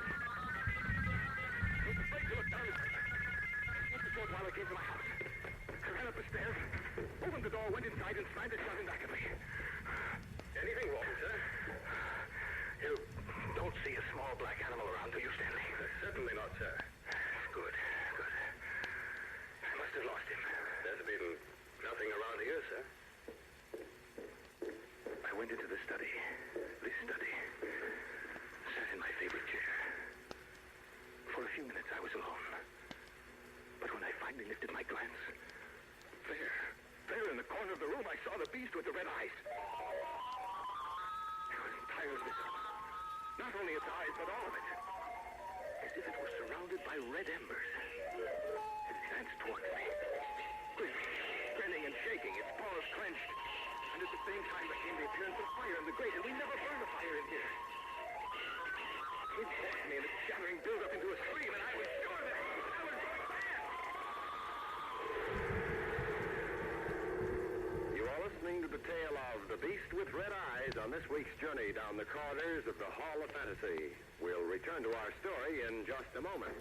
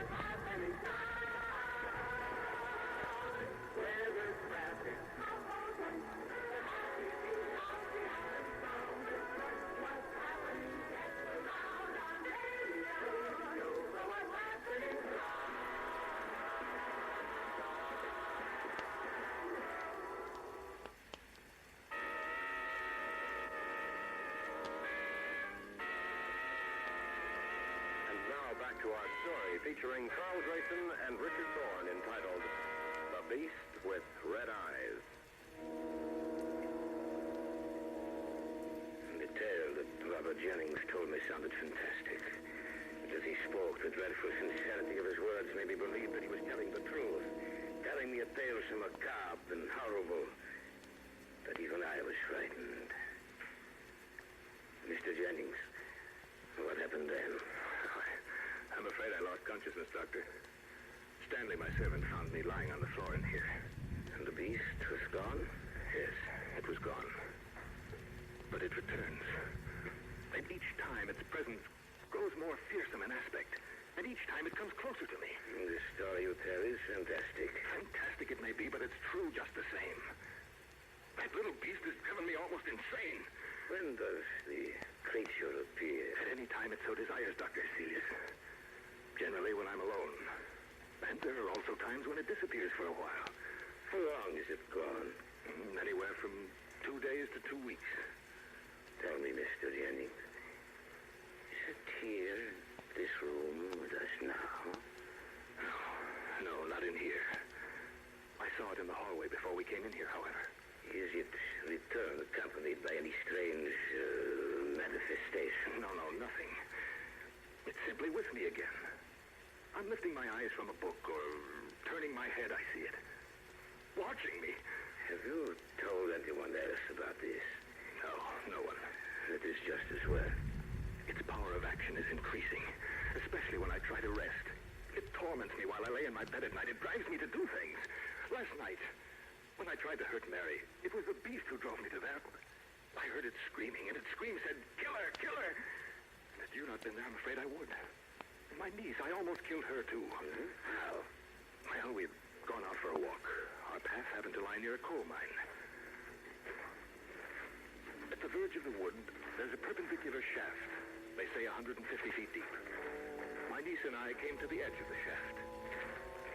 You look so strangely, Uncle Robert. It is nothing. You act as if you see something down there. What is it? Nothing, my dear. Nothing at all. Do you hear anything? No. It's so deep down there. So terribly deep. So deep. Her scream brought me back to reality. I had been on the point of pushing her down there to certain death. Always urging me to crimes, to injure others or myself. You're very tired, Mr. Jennings. Perhaps you better rest. I had have no time to rest, Dr. Hesselius. I see. I want you to help me, Doctor. Look, I'm going out of my mind trying to fight it. Will you stay with me? I have other patients, Mr. Jennings. Yes, I realize that. I know that I'm asking you to forget them for a while, but I can't go on alone. I must have some help. All right, Mr. Jennings. I can send your servant with a message to my office tomorrow. Thank you, Doctor. I don't know what I'd have done if you'd refused me. I shall stay here with you. Perhaps I can get some rest now. Perhaps I can forget the terrible screaming of its voice. We have been talking so long, Mr. Jennings, that the middle of the night has overtaken us. It is not good when we are talking of such matters. I suggest that we all retire for the night. You're right, Doctor. Where? There! Over there! Don't see anything. I swear it's there just the same. Tonight, I feel something is going to happen. Don't worry, my friend. I shall be here in this house all night. Nothing will happen. Too late, Doctor Hesselius. I should have seen you long before this. For now, it's too late. He hated his servant. I put him to bed. He lay there moaning, and his eyes would fasten on some object in the room. I would follow his gaze, yet I could see nothing. Little by little, he fell off to sleep. I sat by his side for an hour, and nothing occurred. The servant, Stanley, who had gone back downstairs, now returned. Doctor, would you come downstairs for a moment? What is the matter? I can't explain it, sir, but I saw something downstairs. Then, by all means, I shall go downstairs. What did you see? I can't be sure. It seemed like a small animal. Tell me exactly what happened. Well, sir, first I heard some little noises. I looked up from what I was doing and saw a little animal in the corner of the room.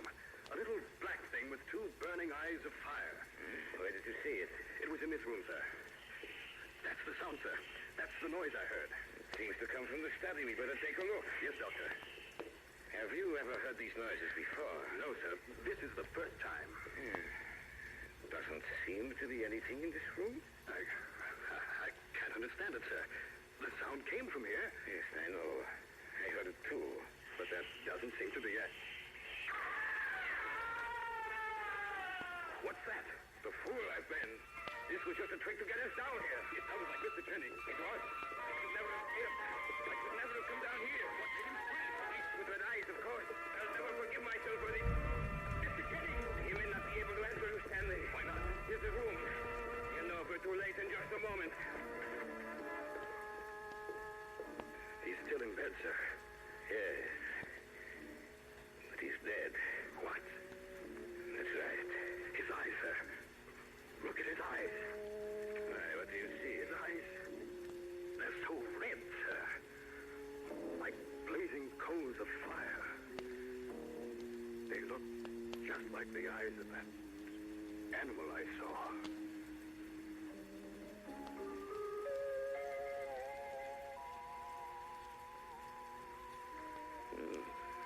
That is all I can tell you about it, sir.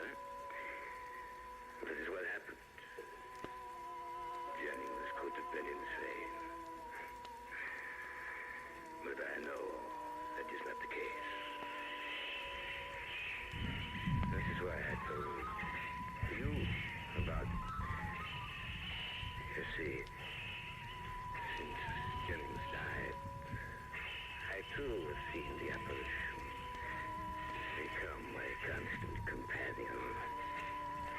I am afraid that I shall be the next victim of the beast with red eyes.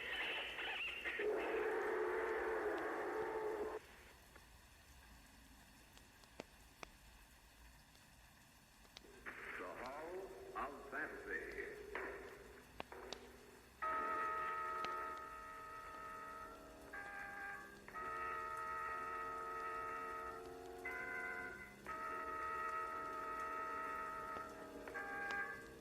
Welcome to the Hall of Fantasy. Welcome to the series of radio dramas dedicated to the supernatural, the unusual, and the unknown. Come with me, my friends.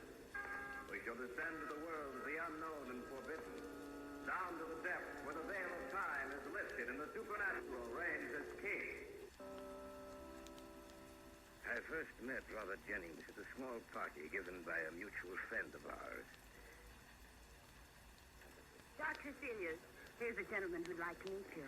I'm honored. The honor is mine, Dr. Hecelius. Thank you, Mary. Well, you two chat together for a while. I'll get back to my other guests. Elizabeth, dear. I'm very interested in some writing of yours, Dr. Hecelius, especially in the term metaphysical medicine. I read them a few years ago. Well, I hope they didn't bore you. Quite the contrary. Just a few days ago, I thought of the subject again, and I searched everywhere for my copy of the book, but I couldn't find it.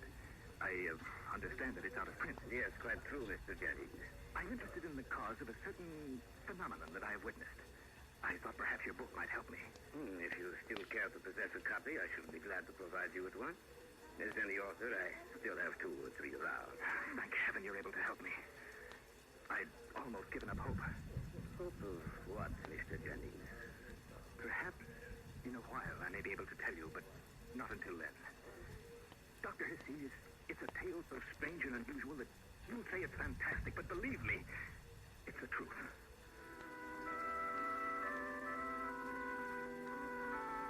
The party ended about 11. Everyone left except Mr. Jennings, our hostess Mary Crandall, and myself. I don't know what it was that made me stay later than I had intended. Perhaps it was the way that Mr. Jennings acted. At any rate, I had gone into the library to see if perhaps Mary might have a copy of my book. I heard a strange sound that I couldn't place. I turned around and caught a glimpse of 2 burning red lights that stood about 2 feet off the ground. They moved with a strange hopping movement and then suddenly disappeared out in the hallway. Mary, is that you? Stay away from me. Don't run from me, Mary. Don't come any closer to me. Your throat is so lovely. Take your hands away from my throat. No, Mary. I'm going to kill you, Mr. Jennings. Take your hands away from the throat, Mr. Jennings. I don't know what came over me. You're right, Mary. Yes, Dr. Hecelius. What are you trying to do, Mr. Jennings? Why were you trying to kill her? Kill her, Doctor. I was trying to destroy him. What, Mr. Jennings? You wouldn't believe me, Doctor. No, you would never believe me.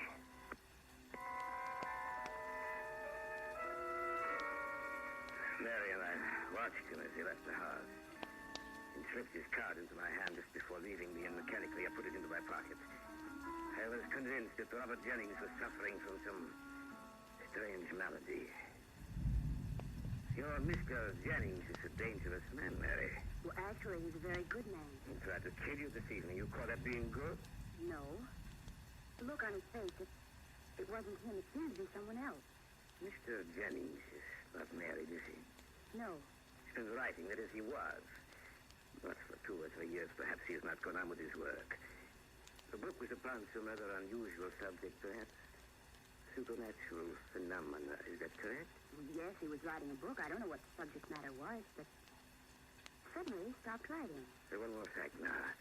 His mother and his father, did you know them? Yes, both. His father died about 10 years ago. Our family knew them quite well.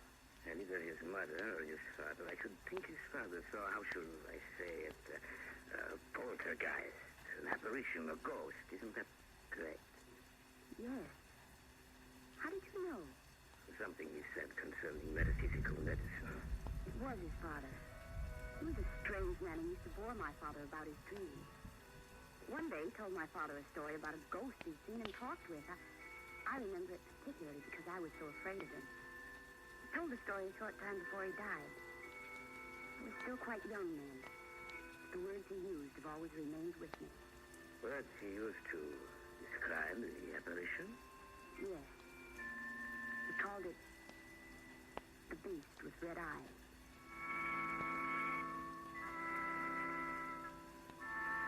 The following day, I went to call on Mr. Jennings, carrying with me the little book he had asked for. Yes? What can I do for you? I should like to see Mr. Jennings. I'm sorry, sir. He's engaged with another gentleman just now. I see. Will you tell him that Dr. Hecelius called? Oh, just a moment, sir. Mr. Jennings left word that if you called, you should be shown in. He wants very much to see you. If you just come with me. Thank you.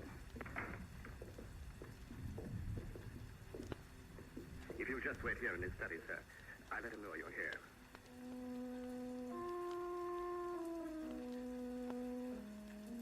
I noticed an open book on his desk. I couldn't help but go over to look at it. My eye fell upon a sentence underlined in red. There are with every man at least 2 evil spirits. And then I heard that strange sound again. I looked up, and over in the corner of the shadows, I saw those 2 dancing dots of luminescence. Then suddenly something ran close to the floor, out of the room, and in the hallway. We'll return to the tale of the beast with red eyes in just a moment.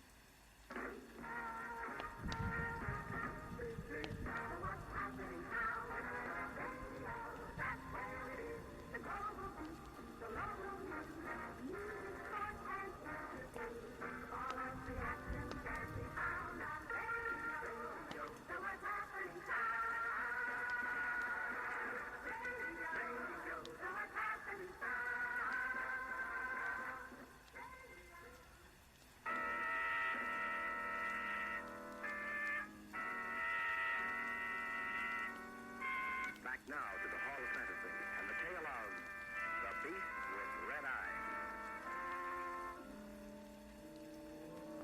I had gone to Robert Jennings' house. The servant had shown me into the study. For a moment, I'd imagined I'd seen something over in the corner of the room. Then it had run along the floor and out into the hallway. It was then that Jennings screamed. Mr. Jennings, what is the matter? What happened, sir? I saw it. I saw it again. What did you see, Mr. Jennings? You may go now, Stanley. Yes, sir. Come, Dr. Hesselius. We'll go back to the study. I asked you what it was you saw, Mr. Jennings. Don't worry, Dr. Hesselius. I'll tell you before very long. I brought my book. It's there on your desk. Thank you, Doctor. By any chance, did you read part of the book I left open on the desk? I happened to glance at it, yes. I see. And what did you think? I had no time to think, my dear sir. I thought I saw something in here. Saw something? What? I'm really not too sure. I looked over at the corner of the room over there, and I saw 2 luminescent red spots. So the dark in here, you know, and I saw, or imagined I saw some little animal scurrying along the floor out to the hallway. And then you scream. And you have had your first glimpse of it. What, Mr. Jennings? The beast with red eyes. The beast with red eyes? Yes. Spawn of the devil. Are you the only one who's seen this apparition, Mr. Jennings? No. No, my father saw it too. How did your father die? I don't know, Doctor. I was downstairs when it happened. I heard him scream, and when I got upstairs, he was dead. I see. And his eyes. I shall never forget his eyes that night. They were like the eyes of the animal I see. Like a burning red fire. Tell me about it, Mr. Jennings. Tell me everything. Well, it's a rather long narrative, Doctor. Please be seated. Thank you. About 4 years ago, I began a book for which I had done research for many years. It was upon the supernatural phenomena inculcated into the beliefs of the ancients. Yes, wide and very interesting field. Yes, but not good for the mind. I wrote a great deal, seeming always to write better late at night. I was always thinking about the subject.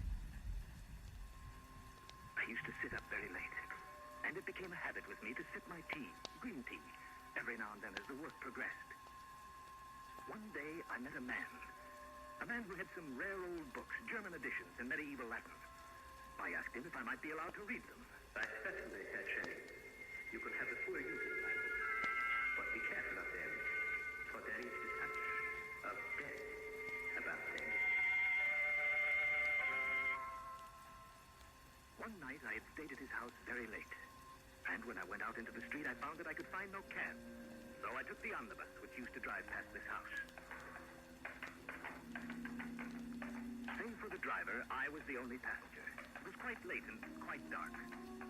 I leaned back in my seat, thinking about what I had read. The interior of the omnibus was very shadowy.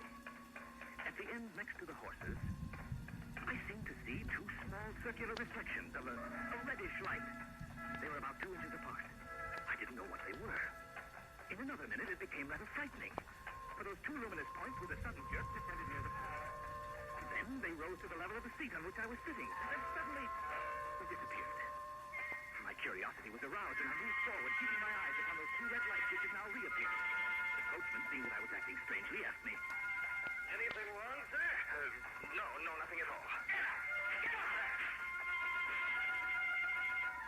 I began now to perceive something black, and I soon saw the outline of a small monkey, pushing its face forward in mimicry to meet mine. The red lights were its eyes, and I saw its teeth grinning at me. I poked my cane at it. I swear that I'm telling you the truth. My cane went up to it and through it. As I looked, it made a little skip back into a corner. I was afraid, terribly afraid. Are you sure there ain't nothing wrong, sir? Driver, I want to get off here. But this ain't where you... I don't care. I want to get off now. All right, sir.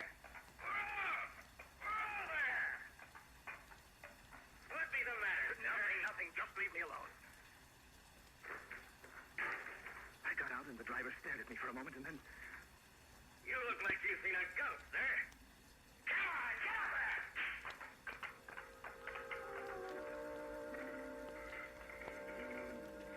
I started walking towards my house. It was only 300 or 400 feet away. There's an old brick wall that runs just beside the path I took. I noticed nothing for the first few seconds. But then, I heard a sound that was strange to the night. I looked at the top of the stone wall, but seeing nothing, I continued on my way. It was then I heard it talking to me. Turning around, I saw the creature on top of the wall. I started to walk faster. The beast scampered along on top of the wall just abreast of me. I stopped, and the monkey stopped also. It sat there on the wall, just stared at me, making no sound now. I started walking again. It sprang down and scampered along beside me. I could feel it when it touched my leg. I was terribly frightened. I began to run. I was afraid to look down. I went a short while I came to my house. I ran up the stairs, opened the door, went inside, and slammed it shut in back of me. Anything wrong, sir? You don't see a small black animal around, do you, Stanley? Certainly not, sir. Good. I must have lost him. There's been nothing around here, sir. I went into the study. This study. Sat in my favorite chair. For a few minutes I was alone. But when I finally lifted my glance, there in the corner of the room, I saw the beast with the red eyes. It was entirely visible. Not only its eyes, but all of it. As if it was surrounded by red embers. It advanced towards me.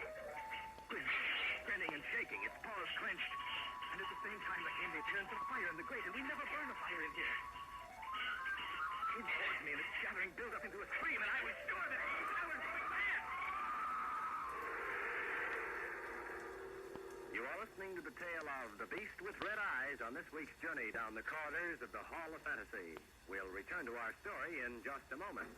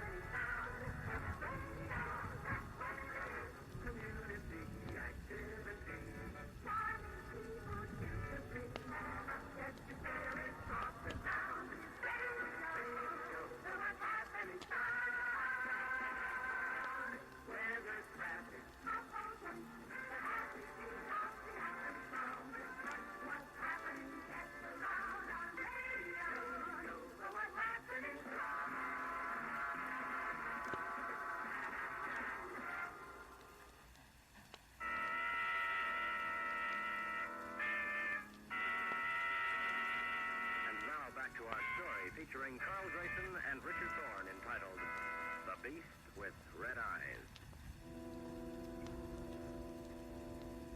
The tale that Robert Jennings told me sounded fantastic. That he spoke the dreadful sincerity of his words made me believe that he was telling the truth. Telling me a tale so macabre and horrible that even I was frightened. Mr. Jennings, what happened then? I'm afraid I lost consciousness, Doctor. Stanley, my servant, found me lying on the floor in here. And the beast was gone? Yes, it was gone. But it returns. And each time its presence grows more fearsome in aspect. And each time it comes closer to me. The story you tell is fantastic. Fantastic it may be, but it's true just the same. That little beast has driven me almost insane. When does the creature appear? At any time it so desires, Dr. Celius. Generally when I'm alone. And there are also times when it disappears for a while. How long is it gone? Anywhere from 2 days to 2 weeks. Tell me, Mr. Jennings. Is it here in this room with us now? No, not in here. I saw it in the hallway before we came in here, however. Is it returned accompanied by any strange manifestation? No, nothing. It's simply with me again. I'm lifting my eyes from a book or turning my head, I see it. Watching me. Have you told anyone else about this? No one. It is just as well. Its power of action is increasing, especially when I try to rest. It torments me while I lay in my bed at night. It drives me to do things. Last night, when I tried to hurt Mary, it was the beast who drove me to that. I heard it screaming, and its scream said, "Kill her! Kill her!" Had you not been there, I'm afraid I would. My niece, I almost killed her, too. How? Well, we'd gone out for a walk. Our path happened to lie near a coal mine. At the verge of the wood, there's a perpendicular shaft. They say 150 feet deep. My niece and I came to the edge of the shaft. You look so strangely, Uncle Robert. It is nothing. You act as if you see something down there. What is it? Nothing, my dear. Nothing at all. Do you hear anything? No. It's so deep down there.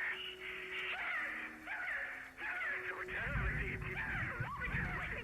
So deep. Her scream brought me back to reality. I had been on the point of pushing her down there to certain death. Always urging me to crimes, to injure others or myself. You're very tired, Mr. Jennings. Perhaps you'd better rest. I have no time to rest, Dr. Celius. See? I want you to help me, Doctor. Look, I'm going out of my mind trying to fight it. Will you stay with me? I have other patients, Mr. Jennings. Yes, I realize that. I know that I'm asking you to forget them for a while, but I can't go on alone. I must have some help. All right, Mr. Jennings.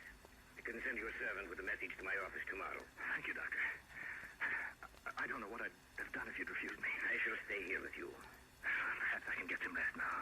Perhaps I can forget the terrible screaming of its voice.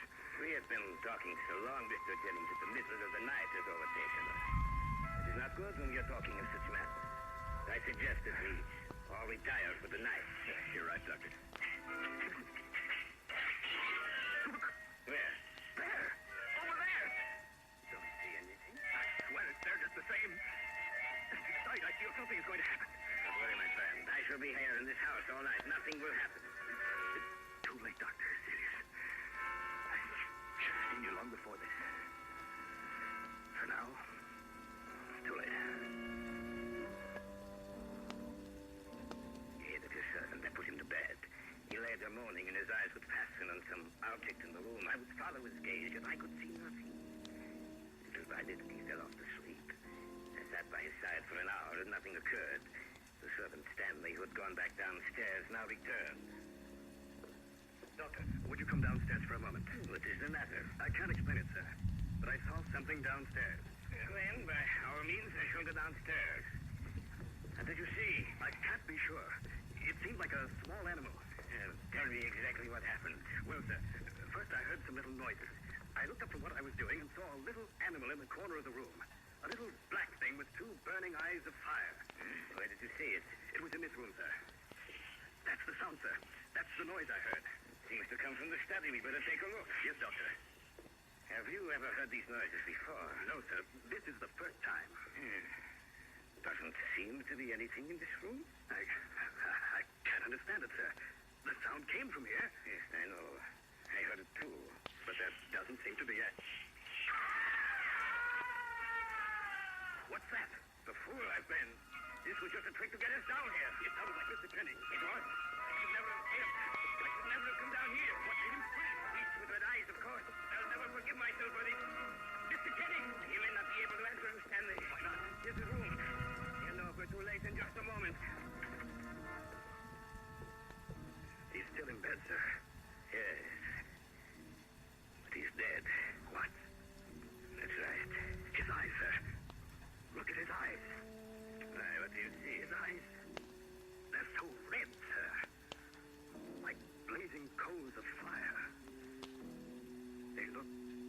like the eyes of that animal I saw.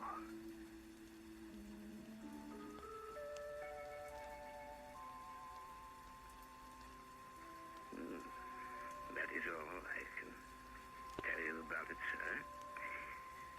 This is what happened. Jennings could have been insane. But I know that is not the case. This is why I told you about it. You see, since Jennings died, I too have seen the apparition become my constant companion. I am afraid that I shall be the next victim of the beast with red eyes. And now, the Hall of Fantasy. Welcome to the Hall of Fantasy. Welcome to the series of radio dramas dedicated to the supernatural, the unusual, and the unknown. Come with me, my friends. We shall descend to the world of the unknown and forbidden, down to the depths where the veil of time is lifted, and the supernatural reigns as king. Come with me and listen to the tale of The Return from Death.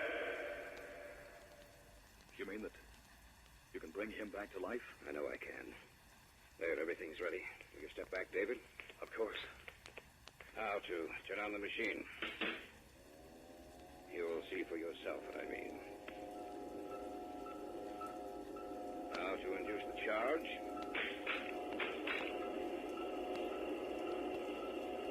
How much voltage are you using? 25,000. That's enough. Now look at him, David. Wait. He's alive. He was dead, but now he's alive. In just a moment, the Hall of Fantasy will present The Return from Death. And now for our story. An original tale of fantasy by Richard Thorne entitled The Return from Death.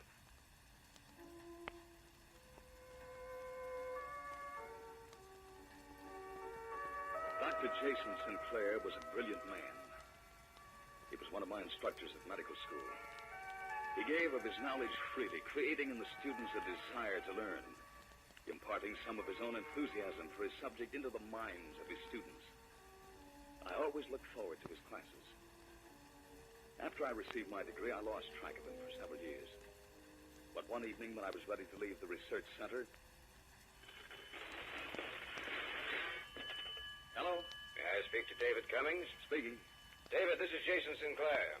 Dr. Sinclair, it's good to hear from you. I was wondering if you'd remember me. Of course I would. All of us who studied under you owe you more than we can ever repay. What are you doing this evening? Well, actually nothing. I'd like to see you, David. Why don't you come over to the house tonight? It'll be a pleasure. You still live at the same place? Yes, the world may change, David, but Jason Sinclair and his habits don't. I'll be expecting you about 8. See you, David? Come in, come in. Good to see you, Dr. Sinclair. You can forget the doctor part of it, David. Call me Jason. You're not in school now. How long's it been? I've lost all track of time. You received your degree in 1943. It's been 10 years. I didn't realize it was so long. You haven't changed, you know, Jason. Only 10 years older, that's all. Oh, do you remember my daughter, David? I believe she was That's right. She was in my class. How are you, Elaine? Fine, David. It's good to see you again. Are you working with your father? Yes. Sit down, David. Sit down. Can I pour you a drink? Not right now, thanks. Are you still with the college, Jason? No, I left there some time ago. Oh, really? How come? I wanted to devote more time to research. I see. David, are you happy with your present position? Well, I hadn't stopped to think about it. I guess I am. That's a shame. Why do you say that? I was wondering if you'd like to work with me. I don't know. I hope you'll forgive me for hesitating, Jason, but I've been with Associated Chemical for several years. I understand, David. It's only natural that you'd hesitate. Why, of course. Dad doesn't want to push you into this, David, you're perfectly free not to accept. Of course, I would like to have you with me. I can guarantee you more than you're getting now. Well, that's a pretty good inducement. I'd like to work with you, David. I'm sure you'll find it interesting. What are you working on, Jason? Come, I'll take you downstairs, and you can see for yourself. You remember some of our discussions years ago about death and the possibility of bringing back to life a man that medical science had pronounced dead? Yes, I do. Well, that's what I've been working on. Oh? Have you had any success? Quite a lot. More than I'd expected this early. I'll show you. The rabbit you see on the table is dead. I'd like to have you examine it, if you will. Yes, he's dead, I'd say, for at least 2 hours. Very close, David. A few minutes longer, that's all. What do you intend doing? You'll see. I've already given him the preliminary injection, David, to save time. You know, of course, that all life has a connection with electricity. We think we send out small charges of electricity along the nerve network, which in turn activates our muscles. You mean that you can bring him back to life? I know I can. There, everything's ready. Will you step back, David? Of course. Now to turn on the machine. You'll see for yourself what I mean. Now to induce the charge. How much voltage are you using? 25,000. That's enough. Now look at him, David. What? He's alive. This animal's alive. Yes, David. But there's something strange about him. How do you mean? I don't know. I can't explain it. You're imagining it, David. You saw him dead, now you see him alive. The sight is foreign to your mind. Perhaps. I've learned the secret, David. Now we can restore to the living those who have passed into the realm of death.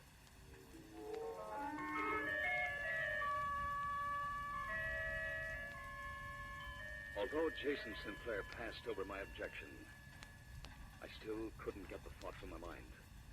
There was something strange about the animal. Something seemed to be missing. We went back upstairs. Jason left the room to get the papers he'd written explaining the various steps he'd taken in his experiments. I was left alone with Elaine. Did you see it? Yes. It's amazing. Are you going to work with him? I think so. David, I wish you wouldn't. Why not? Did you notice the rabbit after he returned it back to life? Yes. David, didn't it look foreign to you, as if something were missing? I noticed something, but I couldn't put my finger on it. That's what I mean. David, I don't think you should do it. I don't see why. Elaine, think what a boon this will be to the world. Will it, David? Of course. I'm not too sure about that. Elaine, you, of all people, should have faith in your father. I don't, though, David. Why not? Because I don't believe that once an animal is dead, it should be returned to life. It should remain dead. Because when it dies, its spirit dies with it. And when Dad brings these creatures back, the animal lives, true enough. But, David, it's like an automaton. The body may live, but the thing which gave it personality is dead. I'm still going to work with him, Elaine. Do you know what you're getting into? Dad is a precisionist. He'll experiment and experiment until finally he'll want to try it on a man. And where is that man going to come from, David? Where is he going to come from?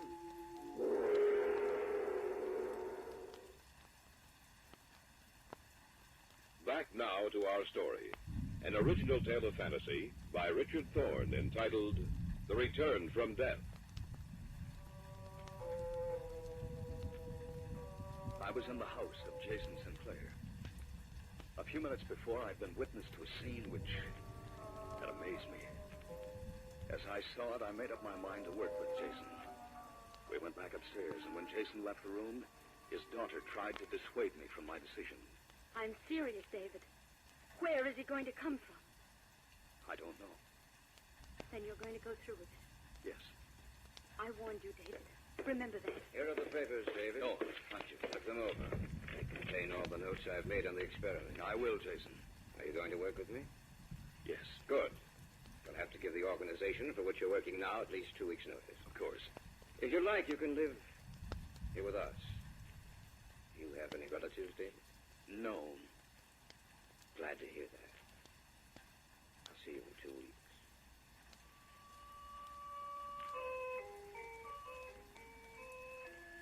Two weeks later, I moved in with Jason Sinclair, and we began working.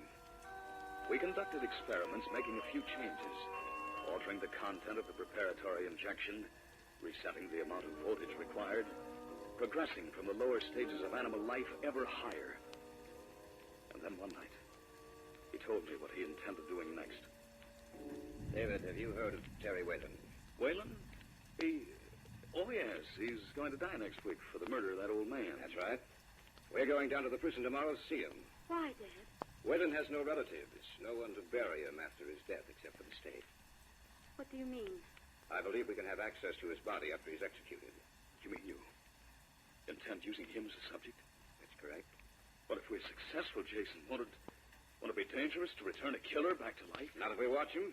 Not if we can destroy his urge to kill. Dad, I don't think you should do it. He's a dangerous man. Nonsense, Elaine. We'll increase the amount of voltage, David. Enough to destroy that part of his brain which motivates his desire to kill. Perhaps he'll completely change. Use someone else, Dad, not Terry Whalen. Where would I get someone else, Elaine?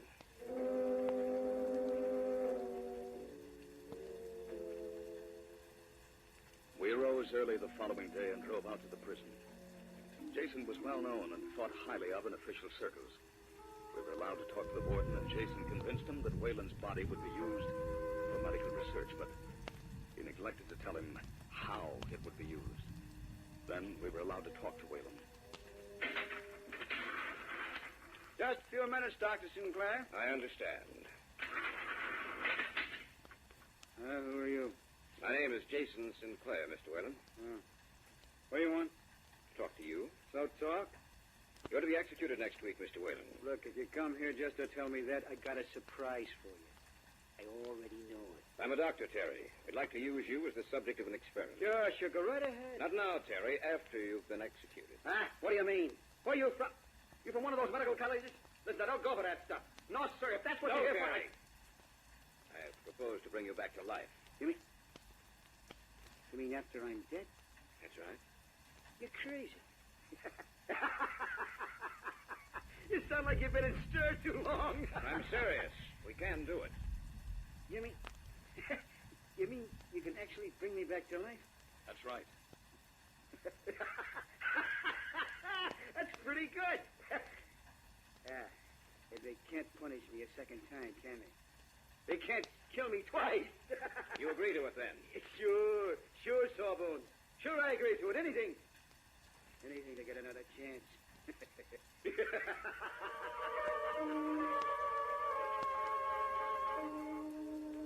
Jason made arrangements for an ambulance to pick up Whalen's body a short time after the execution. That night, the night Whalen settled his death in the state, a storm broke. We stayed in the house and waited. The ambulance was already at the prison, waiting for its passenger. What time is it? Almost 12. I wish you hadn't arranged all this, Dad. Nonsense, Elaine. Well, that is 12 o'clock. The time is to die. It's only taken 3 hours, even in the storm, to get back here, Jason. That's right. When they do, Dave, they'll have Whalen with them.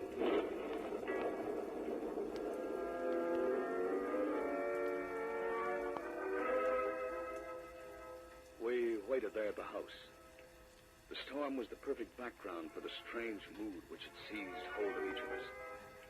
A short time after 3, the ambulance pulled into the driveway, and we went down and opened the basement door. They brought him in and sat him on a table. Yes, that's right. Thank you. You ready, David? I guess so. I'll prepare the hypodermic, then. We'll give him 20 cc's of this. No more than that? Of course not. There. That does it. Now, help me attach the wires. Dealing with death is always frightening me. It's foolish, my boy. As a scientist, you should never allow yourself to be subjective about things. You must be completely objective. There. I believe that'll do it. Dr. Sinclair. Anything wrong, David? Maybe we ought not go through with this. You can't turn back now. No, I suppose not. Shall we begin? Switch it on. It's a pleasant sound, hasn't it, David? What's the reading? 10,000. Increase the charge.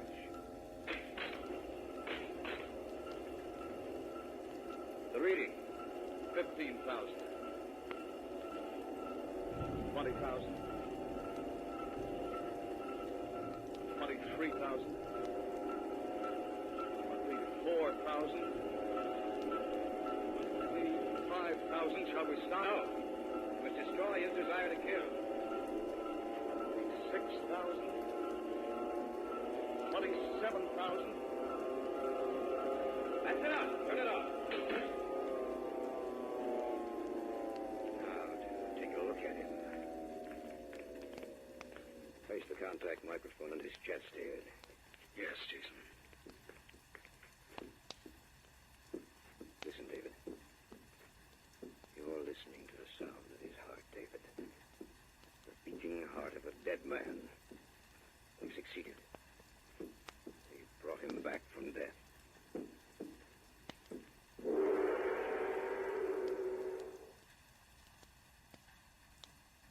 Back now to our story.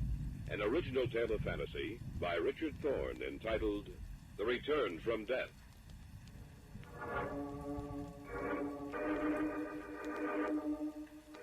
It was a wet and stormy night.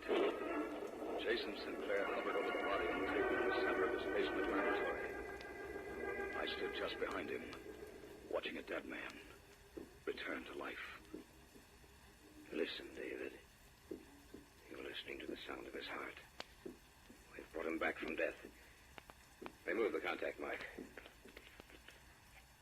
Jason, look at his eyes. They're open. Yes, I see. Whalen? Can you hear me? Answer me, Whalen. Think what this means, David. He can tell us what it was like to be dead, the first man ever to know the secret. Whalen, answer me. The strap's taken off. All right, let's loosen them. How do you feel, Whalen?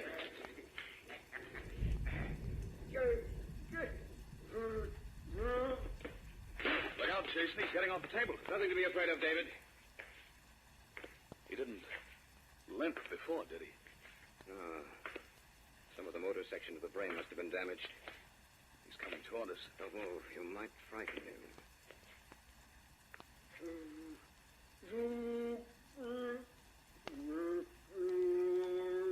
Look at his eyes, Jason. They're not human. Quiet, David. He's trying to say something. I can't understand you, Whalen. What are you trying to say? He's patting you on the back. Trying to thank me, no doubt. All right, that's enough, Whalen. I understand you appreciate... Take his hand away from my throat, David. That's enough, Whalen. Look out, David. I see him. You knocked him out. Yes. You shouldn't have done that. Are you serious, Jason? I was protecting myself and you, for that matter. He wouldn't have hurt me. Didn't seem to think that when he had his fingers around your throat. Well, I admit that I was frightened. All right. What are we going to do with him? I'll keep him down here. Teach him to talk again. Seems to have lost the power of coherent speech. Look at him, Jason. Why? Is there anything wrong? I don't know. But looking at his face now, I have the strangest feeling that he's not really a human being anymore. That something's missing. That he's a mad, vicious creation of the devil. You're talking like a fool, David. Perhaps you're tired. I know I am. He can't get out of here. We'll lock the doors and the windows are barred. Let's go upstairs. All right, Jason. But remember what I said.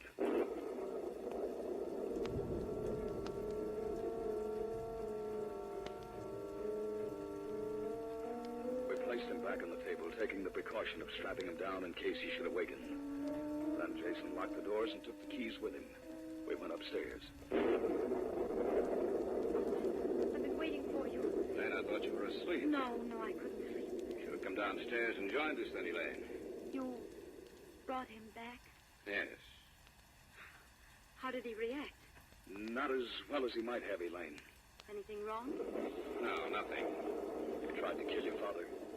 He was merely trying to thank me, David. He's probably suffering from a sort of amnesia. He doesn't realize his own strength. He's like a baby. You know that's not true, sir. He's an inhuman, vicious killer. Oh, you should never have done this, Dad. Will you both be quiet? I'm tired of listening to you. What? I don't like to admit it, but I know I've been wrong. I'm sorry, my dear. I lost my temper. I shouldn't have. I know it's because I think you're both partially right. How do you mean, Jason? There is something inhuman about that thing that was a man downstairs. Noticed it tonight. His hands were on my throat. In his eyes, that intangible something that makes an animal a man is missing. In its place, I see the eyes of a madman with no soul. Oh, what are we going to do? I don't know. Maybe we haven't failed, sir. Maybe because we're tired, we think we have. It may look completely different to us after a few hours of sleep. What was that? Came from downstairs. Whelan. We had him strapped to the table. He must have gotten loose. That was the door. He's trying to knock the door down. We have to stop him. But how? Elaine, get my gun. All right, Dad. I'll be right back. I tried not to admit it, David, but that was only lying to myself. You and Elaine brought me to my senses. You were right all along, about the rabbit, about the other animals, and especially about Wayland. He must be destroyed. He's a monster without feeling. Here, Dad. Here's the gun. Thanks. I'm going down there and... You won't have to go down there. That was the door. Listen, he's coming up the stairs. Turn the lights out, David. Yes, sir. I'm going out to the hall to meet him. No, Dad. No, let him come in here. We'll stay right over here on this side of the room. All right, David. Be quiet. He's coming. Don't want to shoot him. I'm going to take him alive. You won't have to shoot him. Oh, yes, Dad. He's just outside the door. David, I'm afraid. Be quiet. There he is.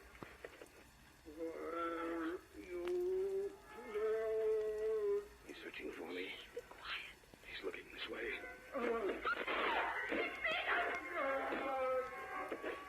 Use the gun, Jason. Pull the trigger.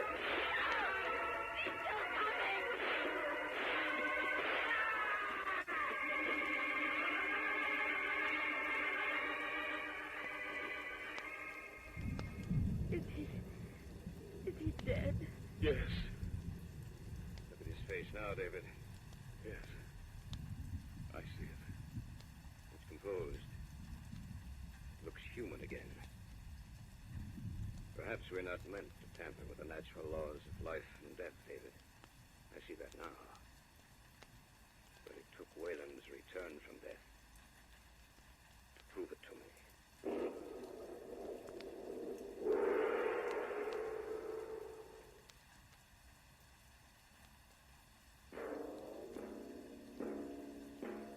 So runs tonight's tale of the unusual, the terrifying, the unknown.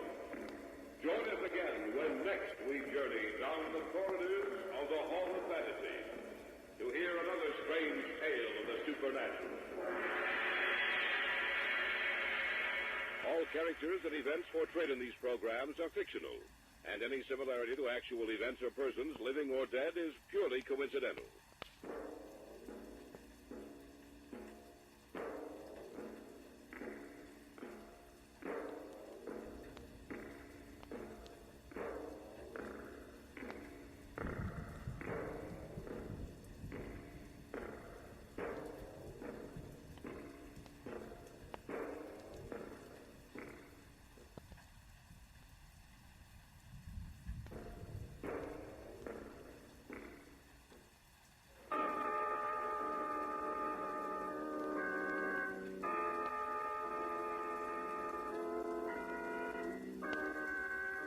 And now for our story. An original tale of fantasy by Richard Thorne entitled The Demon of the Night.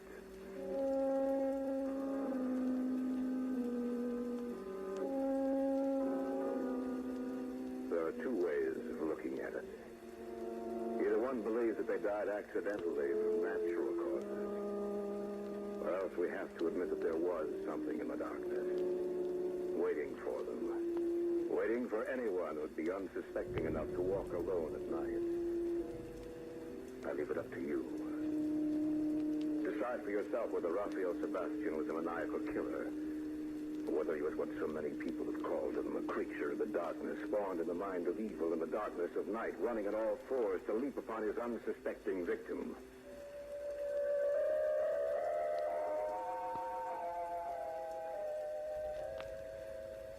He came to our town on the midnight train. Why I happened to be there at the station I attribute to restlessness. Sheriff Craig was there, too.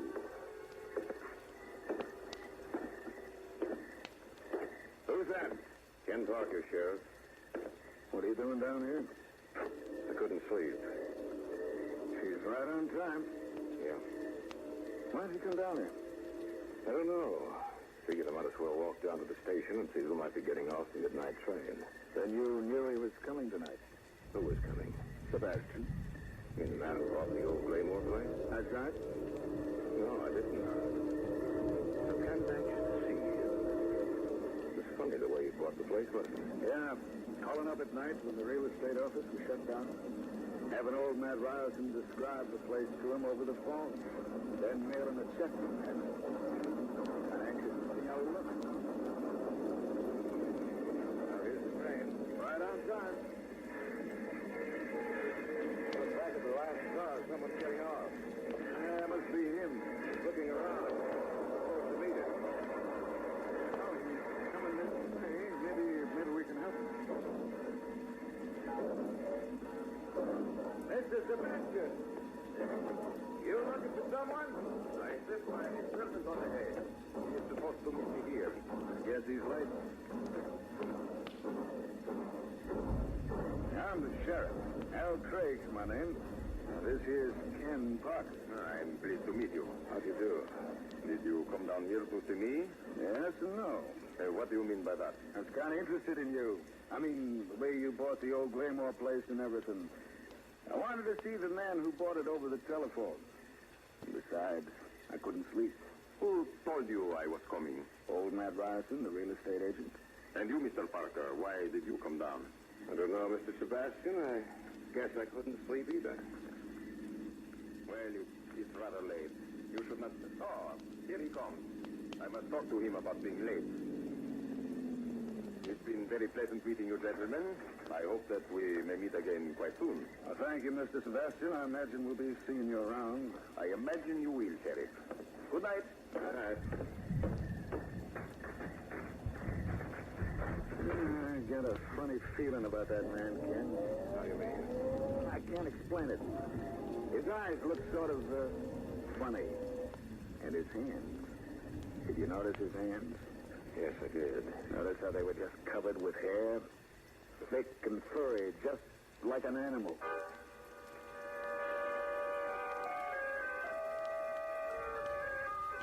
I was a little surprised the sheriff had fastened upon the same things I had. There was only one light on the deserted station platform, but Raphael Sebastian had stopped directly beneath it while he waited for his car. There was something strange about his eyes. But the thing which had sent an unaccountable tremor of fear through me was his hands. They were small hands, graceful and well-formed. They were covered with a thick coating of hair, and as Craig had said, they did remind one of the fur of an animal.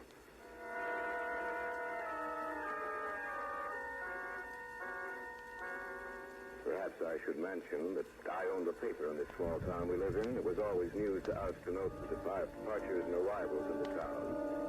So I knew that Saturday, when the Gazette came out, it would have an item about Sebastian's arrival.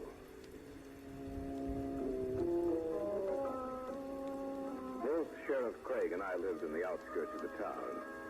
So I drove him back to his house and stopped in for a cup of coffee. I hope you don't mind it being a little strong. That's the way I like it, Sheriff. Sue always makes it so weak I can't stand to drink the stuff. Tastes like dirty dishwater. Cream and sugar? No, I like it black. Appreciate the flavor, huh? So do I. Paper getting along all right? Mm-hmm. You've been doing a good job since your father died, Ken. I didn't listen. Yeah, I hear it. Must be a dog. Ain't no dog. No dog ever howls like that. And what is it? Haven't been any of those critters anywhere near here in a long time. You think that's a wolf? That's what it is. Shot a lot of them when I was young. Probably out looking for food. Maybe. There it is again. And it gives you the creeps, don't it? A little. Sounds like a big one. Maybe we'd better go up. What was that? I don't know. It sounded like a window breaking. Isn't any mistaking that sound? That was a scream. Come on, try. The only other house out here is Widow Brady's. Scream must have come from there, then. Don't see any lights on. That definitely came from her house. I don't know it. Mrs. Brady! Maybe the door's unlocked. No, she always leaves it locked. Mrs. Brady! Listen. Sounds like an animal. Come on. We're going to break this door open. You ready? Yeah. All right. Stand together. Do it again. She's sleeping on the first floor bedroom. Just follow me. Mrs. Brady. The light's right here. Mrs. Brady. Some animal must have been in here. Look at her. It's a horrible way to die.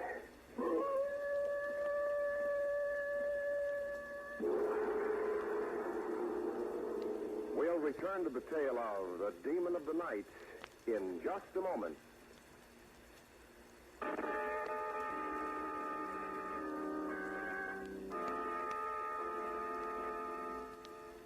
Back now to the Hall of Fantasy and the tale of the Demon of the Night.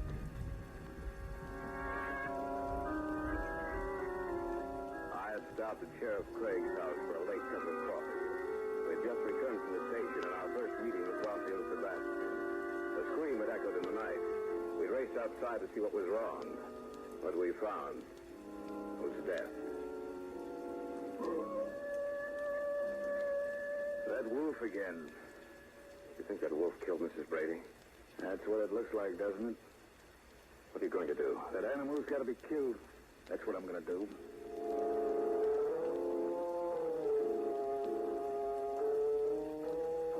Craig went out by himself that night in an attempt to track the animal.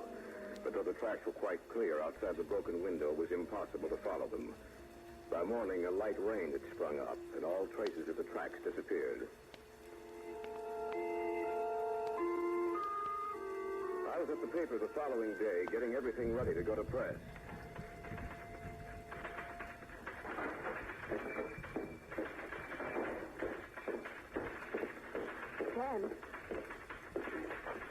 Ken! Oh, Alice, I'm sorry, darling. I didn't see you come in. I'm beginning to feel jealous of that typewriter. What are you writing now? Well, the story of what happened last night. It's already all over the town. Yes, I know. But they'll read about it just the same.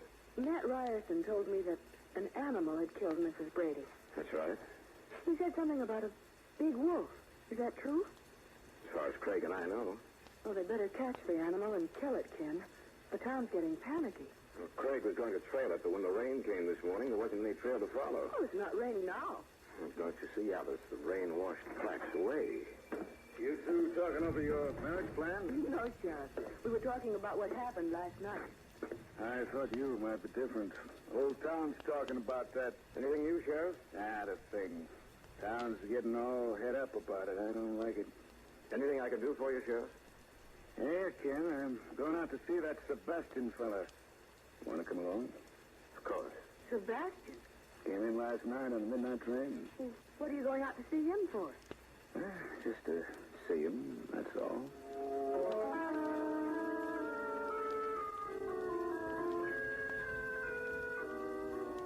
Sheriff Craig and I went out to his car, got in and drove out to the old Glaymore mansion. It was a few miles out of town, well back from the highway. We turned into the gravel road that led to the house.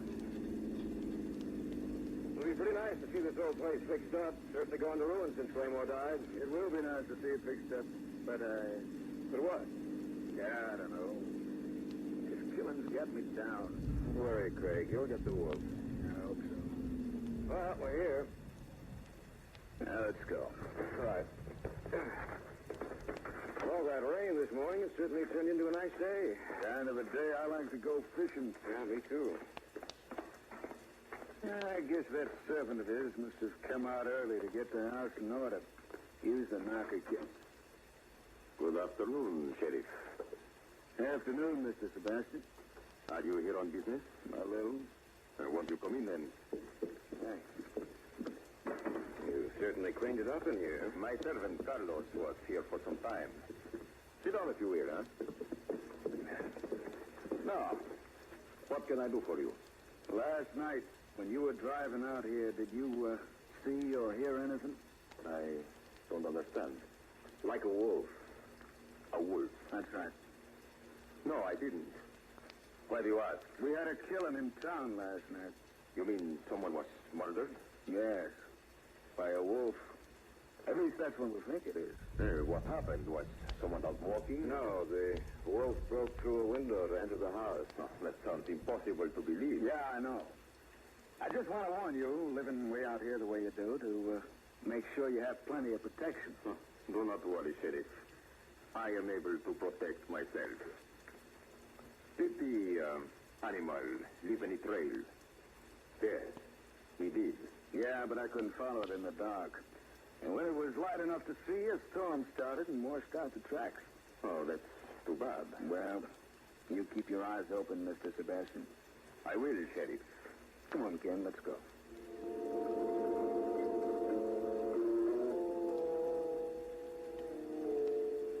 We went outside, got into the car, and started back to town. We'd driven for about 5 minutes before I realized that something was different about Sebastian. I think Sheriff Craig realized it at the same time. Sheriff? What? I just spotted something. So did I. You notice his hands? Yeah. That's what I was thinking, too. There was no hair on them at all.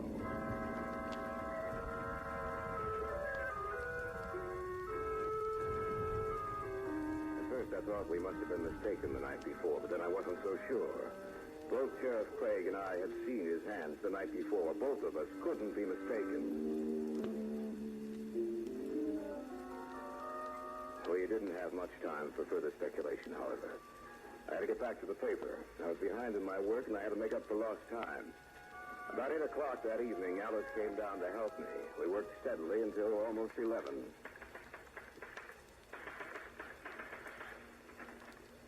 You off first? Yeah? What time is it? Oh, almost 11. Well, I'd better get you home. Finish up in the morning. Well, I can go home alone if you want to stay here, Ken. No, Alice, I don't want you out in the streets now. Not where there's any chance of that animal returning. Let's go.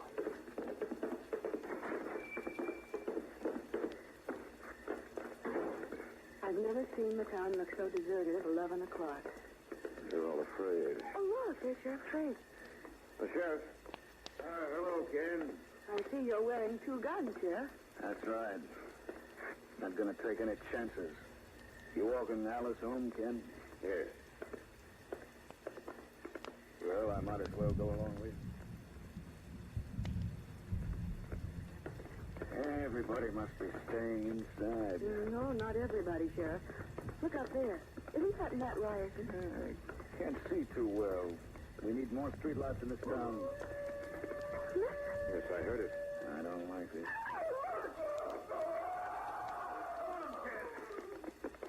There's an animal up there. It's tearing him to pieces. No, it's running away now. I missed him, doggone it. Matt, are you all right? With a human face. He's dead. Did you hear what he said, Ken? He said a wolf with a human face.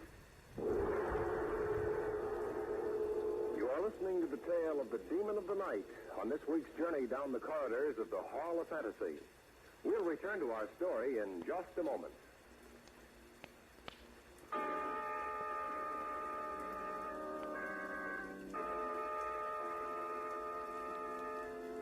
Back now to our story. An original tale of fantasy by Richard Thorne entitled The Demon of the Night. Sheriff Craig and I were walking Alice home. It was after 11. The streets were deserted and dark. Matt Ryerson lay on the ground where he had fallen after the attack. Before our eyes, he died. Did you hear what he said, Ken? He said a wolf with a human face. I heard what he said. That thing out there in the darkness, whatever it is, it's got to be killed. What do you mean, Sheriff? Whatever it is. Just what I said. You think it's something besides a wolf? Well, I don't know for sure. What are we going to do with him? There's nothing much we can do.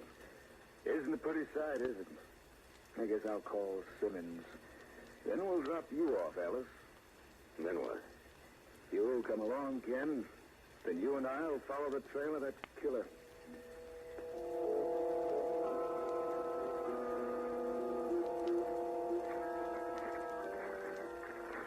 Good thing that it did rain. Ground's pretty soft. Makes the trail easier to follow. We've been out for almost 3 hours. I wonder if that critter knows what's following it. Aren't you endowing it with the faculty of reason? Maybe. No animal is capable of reasoning. That's where you're making a mistake. All animals can reason a little, and I know one that can reason a lot. There's only one animal. You mean a man? That's right, a man. A man that can take on the form of a wolf. That's not possible. You should listen to my wife talk. She can tell you some stories that will make the hair on the back of your neck stand up. A man that assumes the form of a wolf, that's only legend. Folk believe. You figure it your way. I'll figure it mine. That critter's getting closer to us. You sure? Of course I am. We aren't tracking it anymore. It's tracking us. Maybe you've been wondering why I'm carrying 2 guns tonight. Well, here, one of them is for you. Thanks. We better stop. You, notice which way we've been traveling? North? That's right. And what lies north of the town? Nothing. Except the old Claymore place. That's where we've been heading. We aren't more than a half a mile away from it. You're really serious in believing that we're dealing with a werewolf. Dead serious. Listen. I heard something. Keep your eyes open. I can't see anything. Don't talk. Just shoot. Just look. Out. There it is. I see it. You hit it. We might as well stop. No sense shooting at the shadows. It's too far away by now. Did you notice which way we're going? North. Yeah, just about a half a mile towards the old Claymore place. You and me, we're going there too. We're going to pay Mr. Sebastian a visit.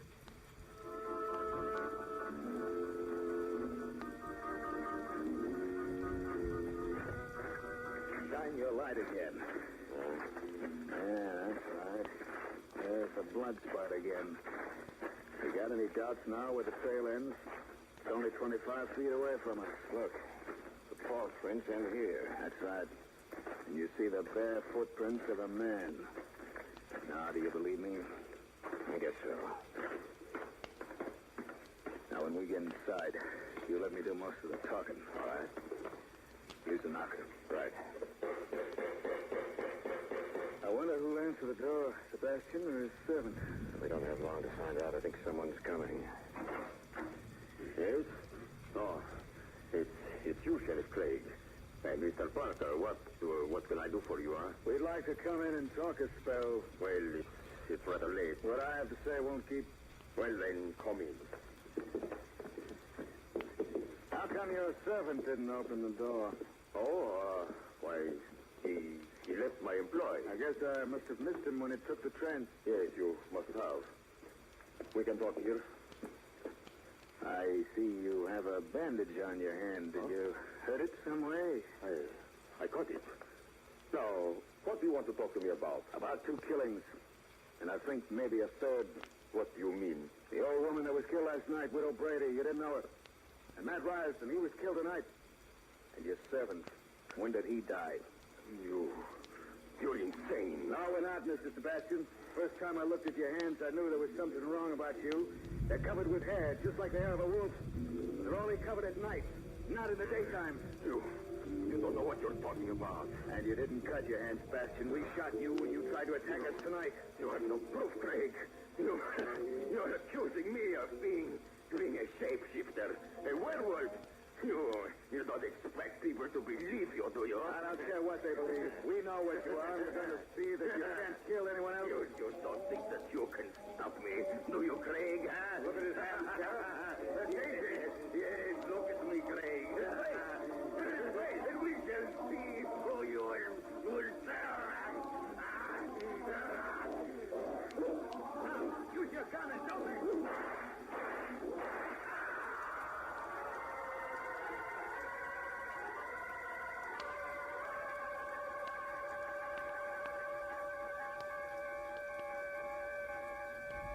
He's dead. Are you sure? I wouldn't be making a mistake about that. No. Sebastian is dead. I'll never forget what I saw. Right before our eyes, he changed. First into an animal, and then as he was dying, back into a man. You'd better forget it if you know what's wise. People aren't going to believe you now that he's dead. If he was alive and the murders went on, then they'd believe you. But not now. Officially, I killed Sebastian in the line of duty for the murder of 3 people. Unofficially, and you and I know the truth, I killed a wolf who was the demon of the night.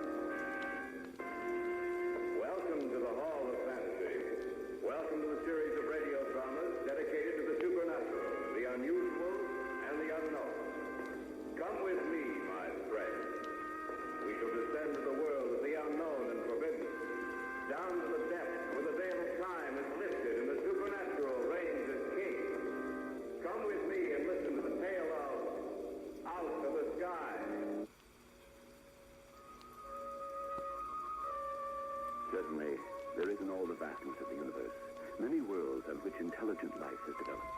Watch the sky on a clear night, and there you will see flickering in the darkness of Earth's night 1,000 suns stronger than ours, and the satellites of these suns will be invisible to us. And the fraction of the universe we see will seem immense, and we will be in awe of it.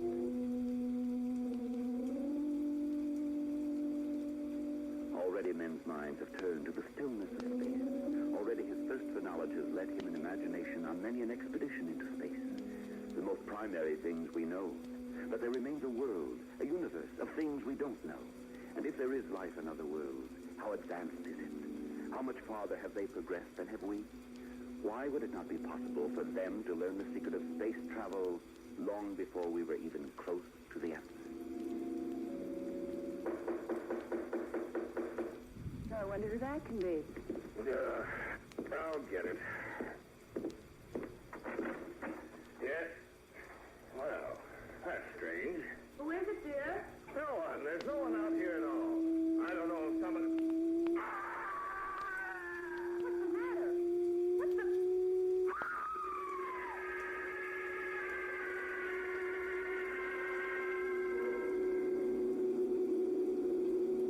Fasten your safety belt. Fasten your safety belt.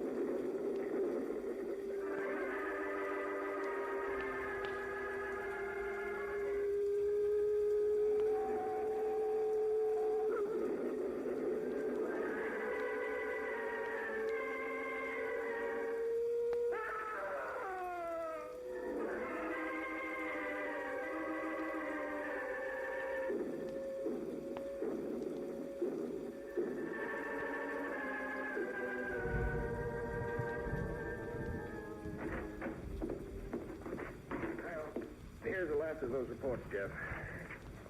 I can't understand it, Tom. A man and his wife who died, an airplane that crashed, several people killed in their cars, and several mysterious explosions. I just can't understand it. Sabotage, maybe. I don't think so.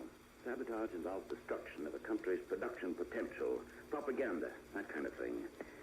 These people who died in their cars, the man and wife they found dead in their home, that's not sabotage. They don't work that way. Why is it happening then? I don't know. That's what's almost driving me crazy. These people have died, except in the smash-ups. There isn't a mark on them. Nothing to show how they died. No clues, nothing at all. One thing. Do you notice how this has all been centered in one section of the country? Yes, in the southeast, not far from the Atlantic coast. And around this one town, right here in the map. One isolated town. There's a report here I didn't show you, Tom. No? What is it? Came in a short while ago. Traces of radioactivity have been found at each scene of disaster. Radioactivity? That's correct. Carlson here. Yes, Tom Dakin's in here right now. It has us puzzled too, Major.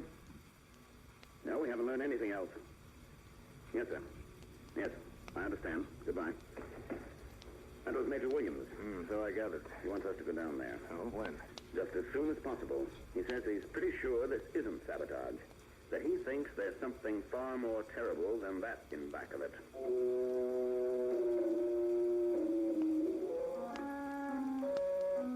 Tom Dakin and I got reservations on the first plane out. For reasons of security, after the first few reports, a censorship had been placed on any further news from the disaster area. We landed at one of the southeastern coastal cities and took a train the rest of the way.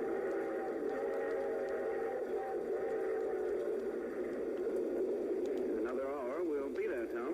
Yes, I know. Why so gloomy? Well, we don't know what we're fighting. What's behind everything that happened? That's what we're supposed to find out. Yes, I know. And that's what I'm afraid of.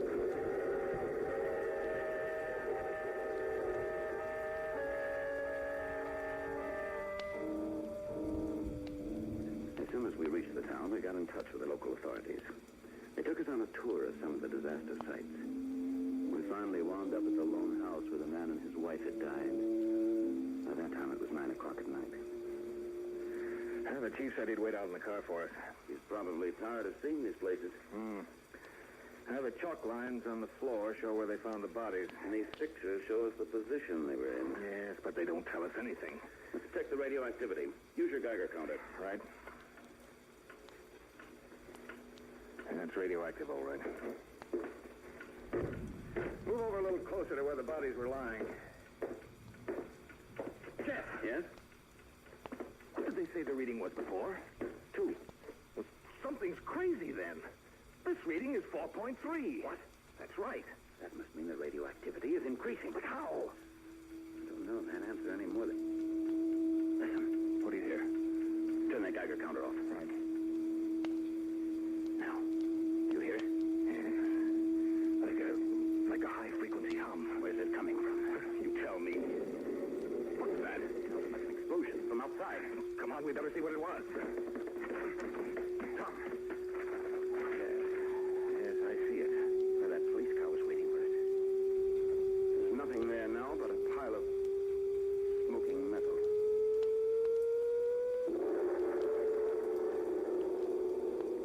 We'll return to the tale of Out of the Sky in just a moment.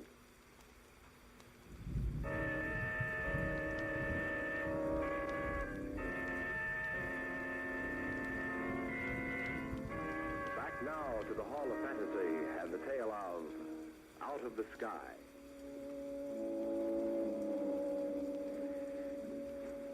Tom Dakin and I had been inspecting the house of the couple who had mysteriously been killed. Outside, a car waited for us. Suddenly, we had heard a strange humming sound of a high frequency. And then we had heard the explosion outside. We ran outside only to discover that the police car was a mass of smoking wreckage. Tom, there's nothing left but a pile of smoking metal. Yes, I see it. What could have happened? I don't know. We'd better send a wire to Williams. Get him out here. I don't like the looks of this.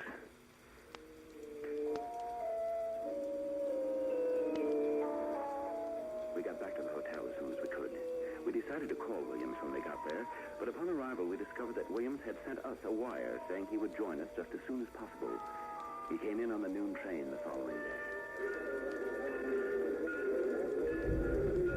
Well, there he is, Jeff. Let's go meet him. Right. Oh, he's Caesar. Worried. Good to see you, Carlson. Dakin, anything wrong, sir? Let's get out of here. I'll tell you that.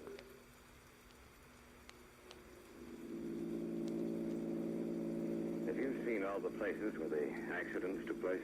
All of them. There's something strange about that, Major. What do you mean? You must mean the radioactivity, Tom. That's right. Major, those early reports mentioned radioactivity. Yes, I know. The original reading was less than 2. Now it's 4.3. What? That's right. And I might as well tell you what I know. We received a report from an airline pilot about a strange ship. Oh? Yes, that's right. According to what he said, it didn't look like anything he'd ever seen before. That there wasn't a silhouette of any ship on Earth that looked like what he saw. What did it look like? It was circular in design. Like... Yes, that's right. We told you about what happened last night. Yes. It's a good thing you weren't in that car. Who are they? Visitors from out of the sky, Dick. Out of the sky? Out of space, if you prefer. And you believe the pilot's story? Yes, I do. But why did they come here? Well, they're not friendly, we're sure of that. And they're concentrating on this area. That means their ship is somewhere around here. We have to find that ship. No matter what the cost, it and they must be destroyed.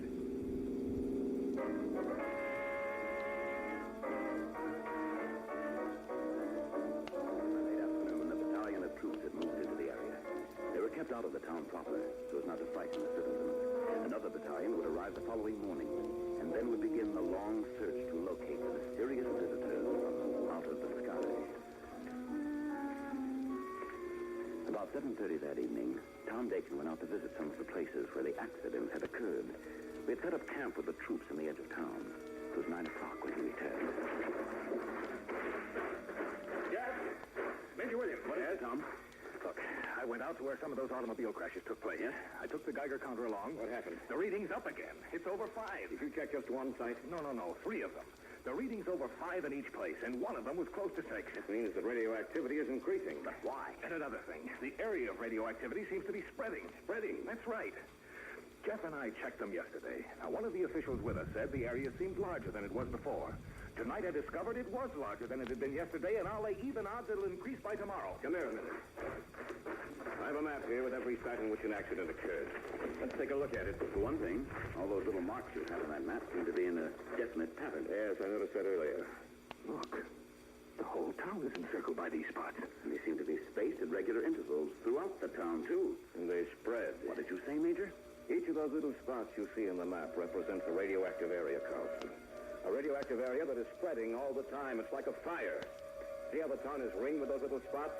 And see how they're spaced inside the town?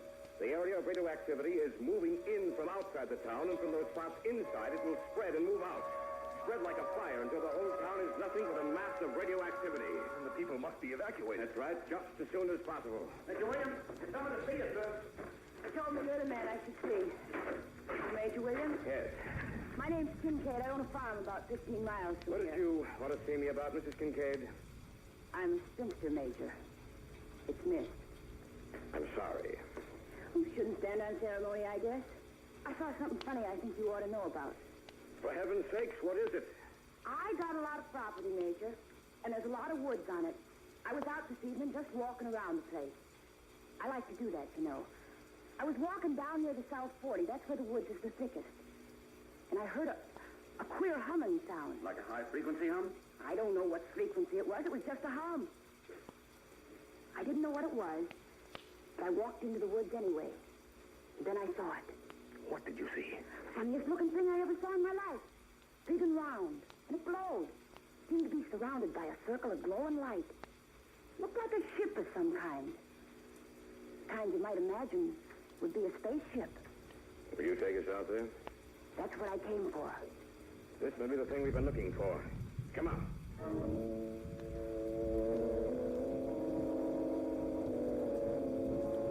We took a jeep. The four of us drove through the night to Miss Kincaid's farm. Even she was silent as we drove out there. And the thought uppermost in our minds was, what would we find out there? Who were they? And what did they look like? I never been so bruised in all my life. Oh, is that the woods up there? That's right. I don't see anything up there. Oh, the trees are too thick. Can't see a thing till we get inside the woods. There's a clearing near the center of them. Well, this is as far as we can go. All right, let's go. Well, I'll lead the way. You just follow me. She's not making all this up. I don't think she is. It fits in too perfectly with what we know. Yes, you're right, Major. Yes, I hear it. It ain't far now. Look up there.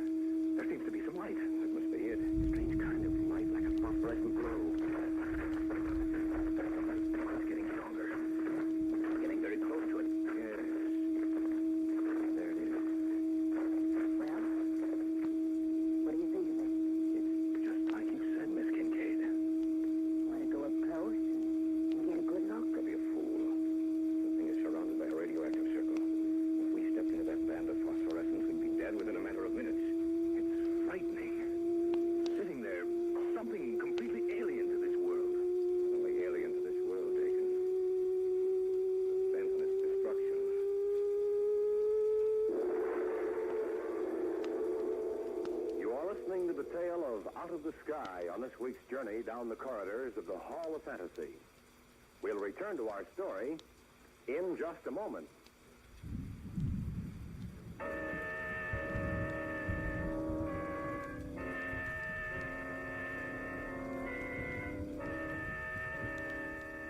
And now, back to our story. An original tale of fantasy featuring Everett Clark and Carl Grayson entitled Out of the Sky. The four of us stood there at the edge of the clearing. Before us loomed a circular disc, surrounded by a band of eerie luminescence. Put the Geiger counter on, Tom. Right, Major. Oh, move a little closer. Don't go any farther, Tom. No, I won't. There's no danger. Look, I'll walk right into it. Stop, don't go in there. There's no danger. Stop it! Wait a minute. Look. There's no danger. Not to me. Do you see what's happening? Nice to frighten you. We are far ahead of you, Earthmen. I was sent here to discover how progressed you Earthmen were, and I find that you are barbarians. I am supposed to return to my planet and report on what I have found. Now I discover that I alone can conquer you. I can even assume your shapes. Prepare to meet your doom, Earthmen. I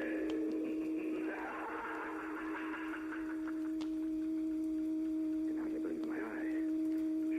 It went into that phosphorescence and then it dissolved before us. And something seemed to float there with no body, no clear outline as to its form. It said, prepare to meet your doom. Listen. Quickly. Get back as far as you can. Are you all right, Tom? I'm coming. All right, drop down on the ground. And just pray that we're far enough away.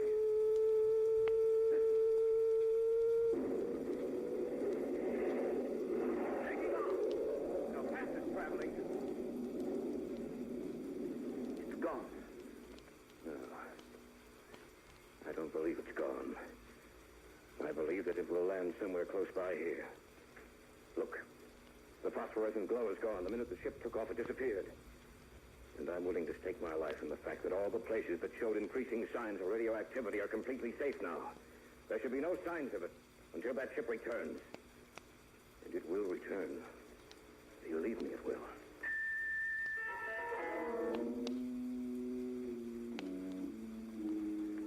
As soon as we got back to the camp, we sent details out to ascertain whether Major Williams' surmise was correct. It was.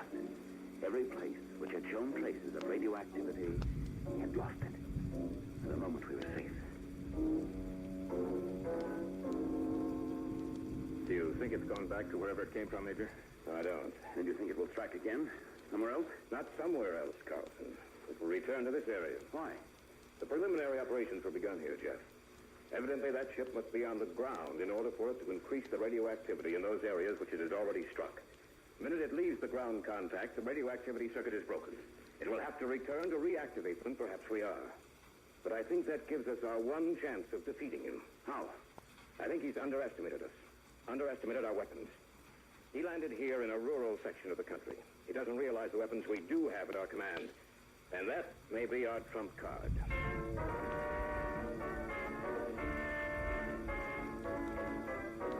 Major Williams sent out a rush order for new troops, as many as possible.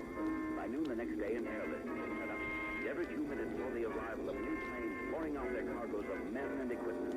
Special guards were placed at each one of the points where radioactivity had been charted, with orders that if one of them should show signs of renewed radioactivity, the guard was to contact the command post at once.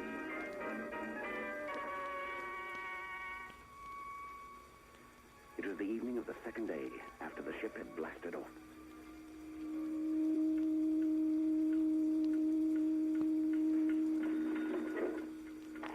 Carlson here. Yes. Yes, I understand. Yes. Move away from the center of the danger point. That's right. The ship is returned? Yes. You'd better get the area commanders ready. That's what I'm going to do. Major Williams, to all area commanders, put Plan A into operation. The first out of the ship, notify me, then the air command. They know what to do.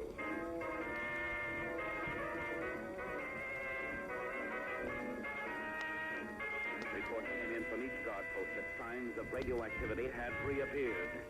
From where we were, we could hear the reconnaissance planes taking off. The whole camp had suddenly evolved itself from the lethargy of waiting to a concerted drive to find the enemy and destroy them.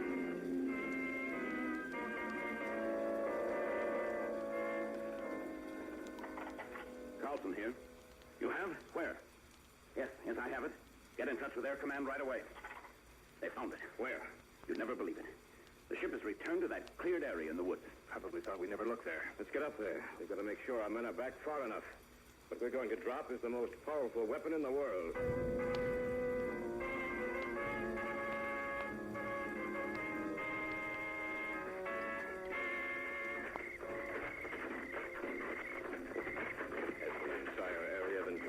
Yes, Major. The men have all been ordered back beyond the danger point. Good. I wonder if the thing inside that ship knows. Yes, I think it does know. Why doesn't that plane get here? Sound is getting stronger. Maybe this is a trap. Maybe that thing knew what we'd do. Perhaps it can destroy everything in this area for miles around. Maybe that was the reason we were allowed to live, so that we could bring in reinforcements. It can destroy 100,000.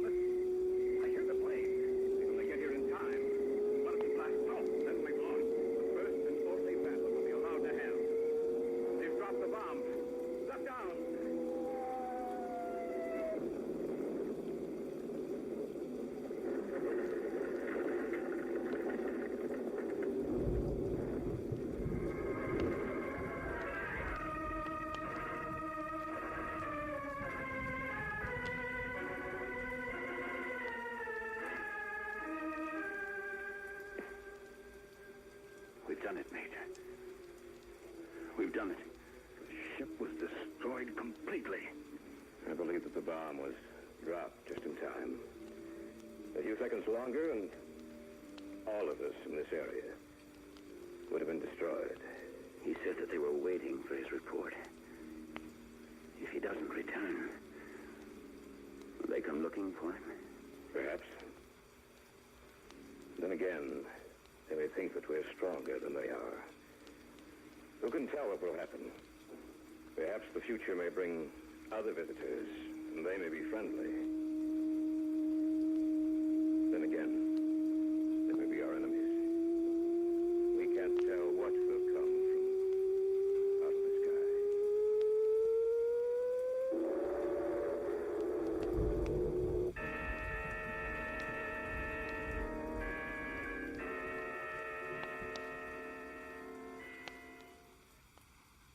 And now, the Hall of Fantasy. Welcome to the Hall of Fantasy. Welcome to the series of radio dramas dedicated to the supernatural, the unusual, and the unknown. Come with me, my friends. We shall descend to the world of the unknown and forbidden, down to the depths where the veil of time is lifted, and the supernatural reigns as king. Come with me and listen to the tale of the Wild Huntsman.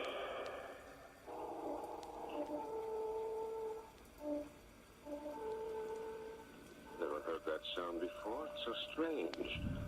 Not like anything I've ever heard. It sounded like one of those old horns which called people to the hunt. Listen. To what? Be quiet. Listen. Yes, I hear it too. Seems to be the sound of a horse approaching this camp. Maybe someone's in trouble. Or perhaps the horse is frightened by something. He's going to come right through the camp. Watch out, you're right.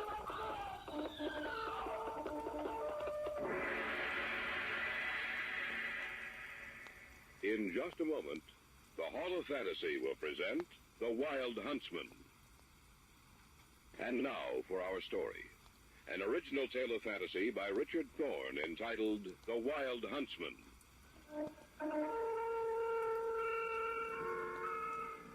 There is an old legend about the Wild Huntsman. A spectral hunter of medieval legend, too, with a pack of spectral dogs, is said to frequent the forest and occasionally appear to mortals.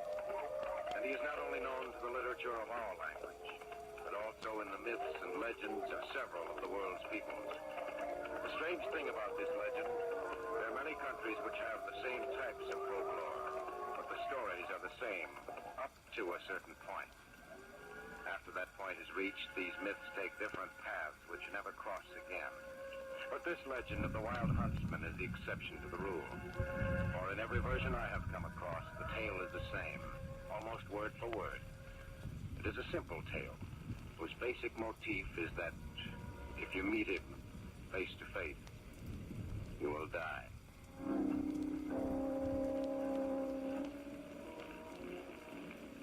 I was over at Jerry and Helen's place. Our conversation turned to hunting.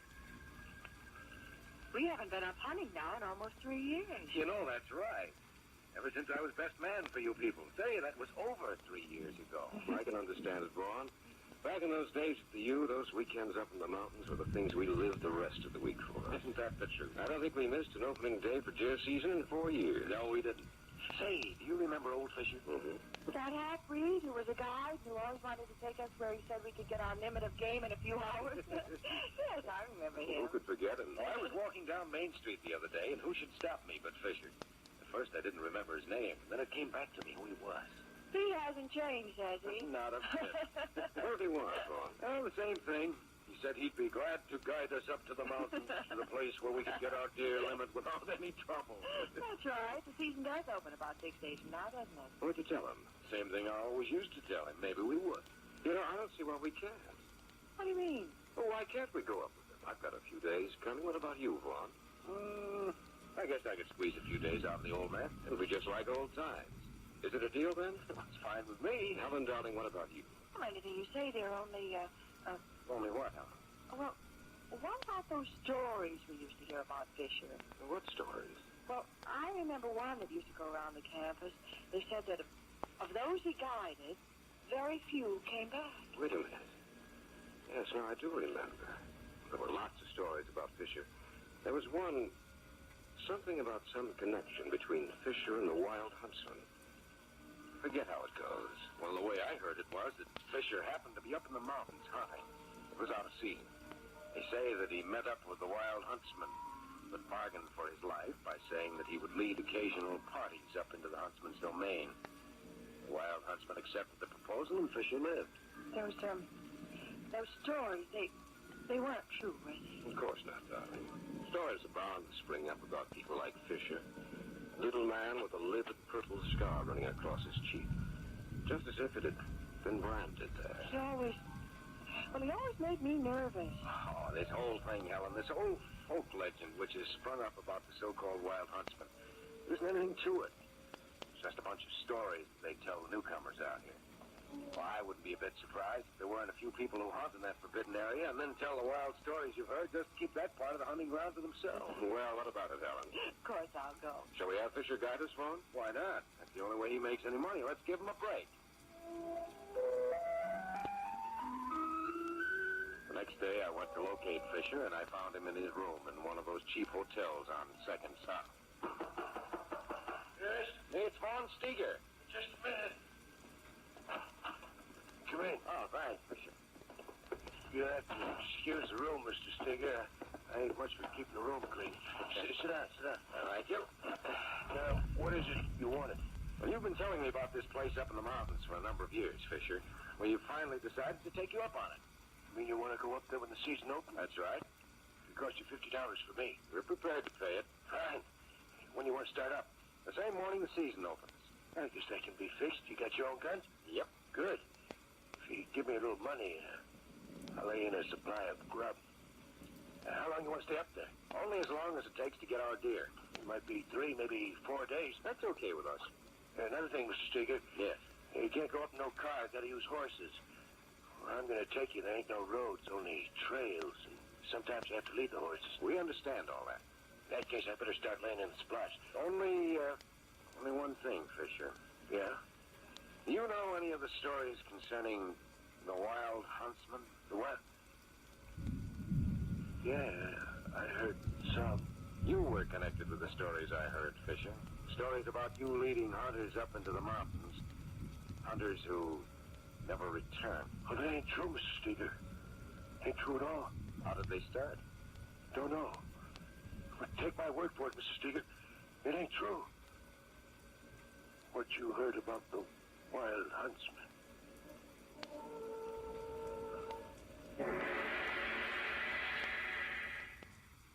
Back now to our story. An original tale of fantasy by Richard Thorne entitled The Wild Huntsman.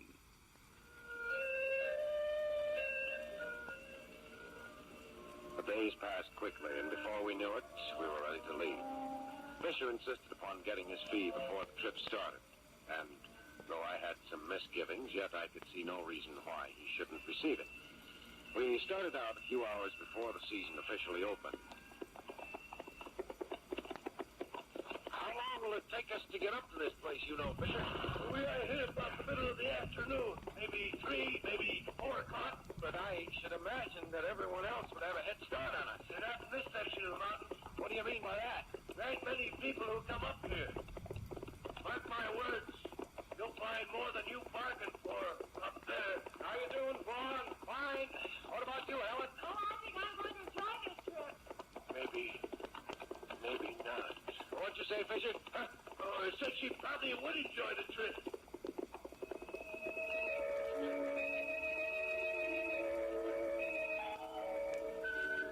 We stopped twice to eat and rest, and then continued on our way.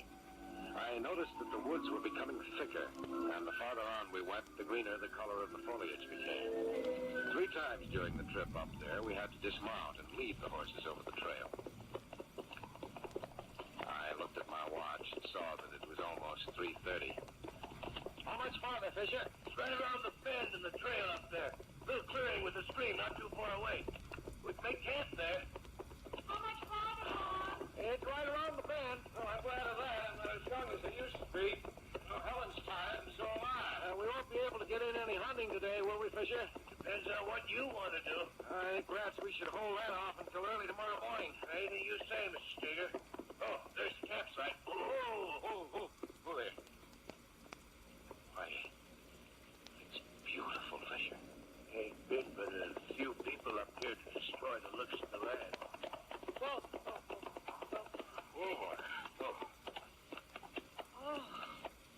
I've never seen anything so beautiful.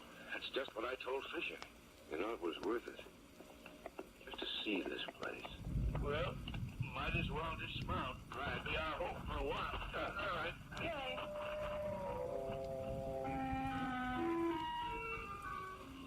We made camp and set up the tents. Helen and Jerry shared one tent, I the second, and Fisher just used a bedroll. Evidently, he was used to sleeping out in the open. Occasionally, as the wind changed, the sound of the little stream would be brought to our ears. It was about 9:30. The campfire threw shadows against the trees which surrounded the little clearing. We sat around the fire. The crackle of the burning wood was pleasant to the ear, and the clean, pungent smell of it filled the camp.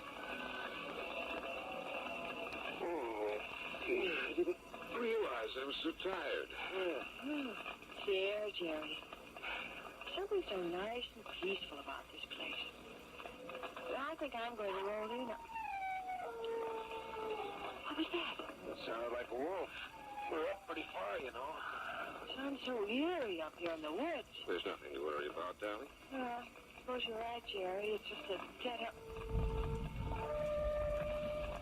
Never heard that sound before. It's so strange.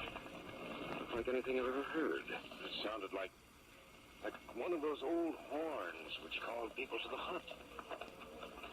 Listen. To what? Be quiet, listen. Yes, I hear it too.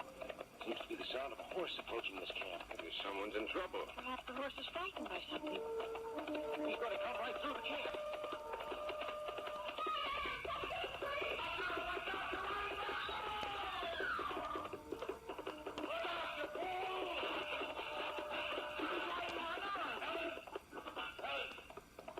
You all right? Yes. What about you? Fine. Gone? I'm okay. What was it, Fisher? I think his horse, whoever it was frightened by the wolf howl. His horse. Was there black? Did you get a look at the rider? There. So sudden I didn't even think about it. I imagine he'll be able to slow his horse down. And you don't think you'll need any help from us? No. No, he won't need any help from us.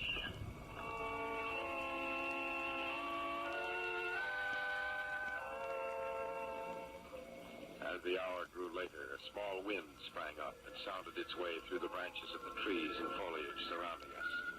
It was a quiet and restful sound. At about 10:30, we all retired. I don't know about the others, but I fell asleep on the instant. Once or twice during the night, I thought I heard the sound of that animal again, as its cry echoed across the distance. In the morning, I awoke completely refreshed. As I dressed, I could smell the odor of bacon and eggs frying over an open fire. The others were about gathering wood, putting camp in order. After we've had breakfast, I think we better break up into two parties. You have a compass with you, haven't you, Mr. Steger? Yes. You take the lady with you. He said he wants to go with me today. Yeah, that's right, Vaughn. You can go out and fish her tomorrow. Well, that's fine with me. You strike out due north, Mr. Steger. Uh-huh. We'll go the other way. Now, don't go too far, though. You might get lost. Don't worry, we won't go too far. Good. Now, let's get started. See you All later. right, bye. Bye, huh? They left camp before we did. A few minutes after we had seen them disappear down the trail, we started out. Our course was due north, which happened to cross the little stream.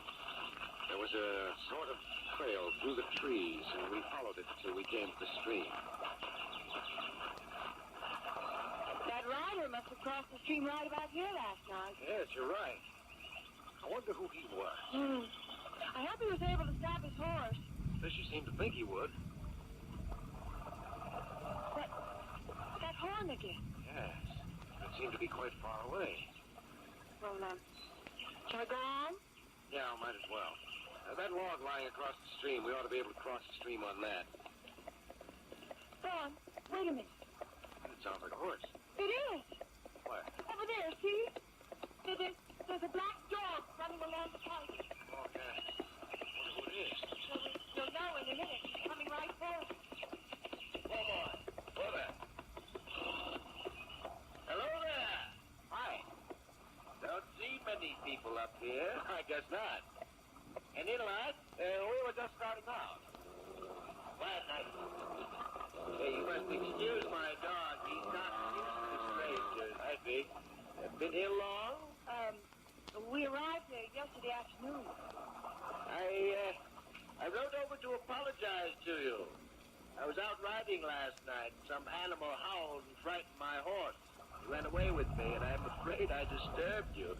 No damage, I hope? No, there was no damage. Good. I imagine Fisher guided you up here? Yes, you did. Good hunting country. Not many know the way up here, but Fisher does. It brings quite a few people up here. I imagine you've heard those nonsensical stories about a spectral hunter, haven't you? Yes. Fisher doesn't seem to believe them, does he? Evidently, you people don't either. It is nonsense, of course. After all, no one's ever seen the wild huntsman and lived to tell about it. Back now to our story. An original tale of fantasy by Richard Thorne entitled The Wild Huntsman.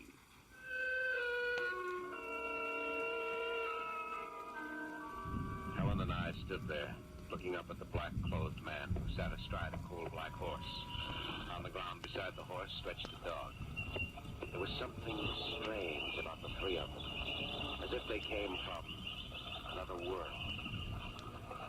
One other thing. I hope you'll forgive me if I impose upon you. Certainly.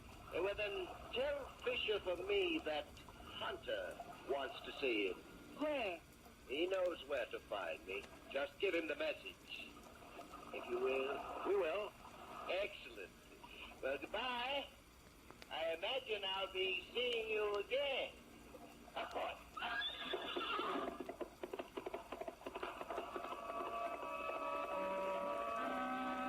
The horseman, trailed closely by the gigantic black dog, galloped away. He seemed to be a nice enough fellow, but there was something about him which made me feel uneasy. Helen and I continued the hunt, but with no luck. We returned to the camp cold and disgusted. We wondered why Jerry and Fisher weren't there, but then surmised that if they had had any success, they'd make slow progress back to camp. They came in about 2. Dad, look at the size of that deer. Hey, they made up for what we didn't get. Hey, Jerry, good shooting, fella. What's the biggest I've ever seen? Why, look at that. You've been stuck with one shot. I've forgotten how to shoot. Let's put him down. What a beauty. Oh, Fisher, that man was the runaway horse. Why didn't you tell us you knew him? I wasn't sure who it was. We met him today. Man on a black horse? Yes. Said he wanted to see you. That you knew where to meet him. Said his name was Hunter. Oh, yeah. Mr. Hunter. I'll be back in a while. I don't want him getting angry. He's like a devil when he's angry.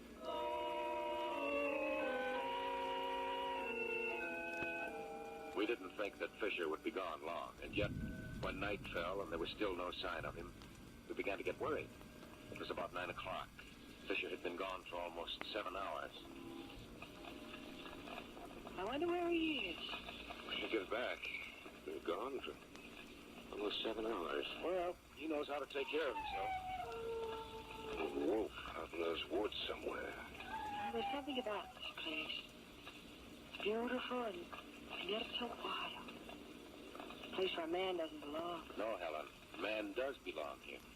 He came out of the forest himself. Yes, but when he left them, he gave them up. We don't belong here. The wilderness belongs to the animals, to the creatures of... Listen. The horn again. I wonder who... What was that? I don't know. Sounded like the scream of a human being. Wasn't too far away. Maybe we better go take a look. You're right. Get your flashlight. Right. Stay here, Helen. We'll be right back. All right.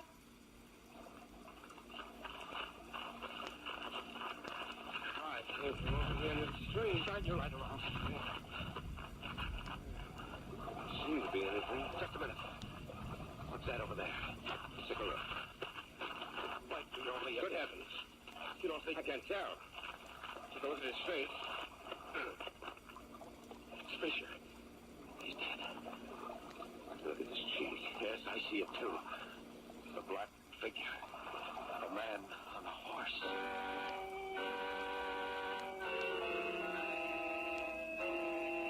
Together we managed to get him back to camp. We had to tell Helen that he was dead, though I would have preferred that she hadn't known. We talked it over and decided to go back in the morning to call an end to this ill-fated hunting party. We decided to divide the night up into shifts at which one of us would stand guard. I drew the first shift. I sat by the fire, occasionally feeding it, feeling alone, terribly alone. Who's that? Good. Can't sleep. In a way, I'm glad. It's lonely here alone. Helen asleep? Yes, good. Go on. Yes? Do you think there's any truth to that wild huntsman legend? I don't know. The mark on Fisher's face, how can you explain that? I don't know that either. In the stories I'd heard, Fisher made a sort of pact with him. Why should Fisher die? Maybe he made a mistake. Maybe this thing intends making a new pact with someone else. We're the only ones up here. Yeah, I know. The wolf's awfully close. Got your gun? Yeah. You realize that every time we've heard that wolf howl, something's happened? Boy, I wish morning would come. I wish we'd never started out. Helen, come on. You don't think? We'll see in a minute. Anything's happened to her. Helen! Helen! Jerry, we have to do something. She's dead. She's dead, Jerry. We have to think of some way to save our own lives. That is quite true, my dear sir. You. Where did you come from? Makes no difference. This is my domain. You do not belong here. You trespassed where you do not belong. For that you shall die. If I do, I'll take you with me.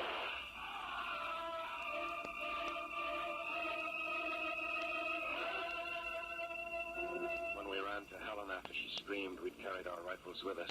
Jerry raised his and fired. What happened then, I still don't know. I was sure that the bullet had hit Hunter, and yet he didn't fall. But something happened to Jerry. He screamed and fell lifeless to the ground. Hunter stands there watching me.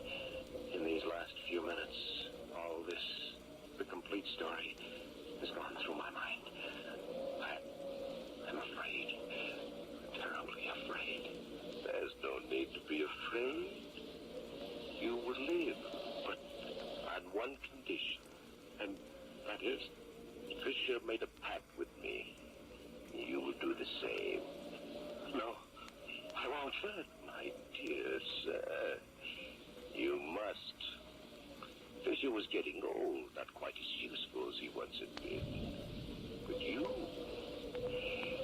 will live and bring more like you here to me. Just as Fisher did. Out to the forest and my domain. Out to the realm of the wild huntsman.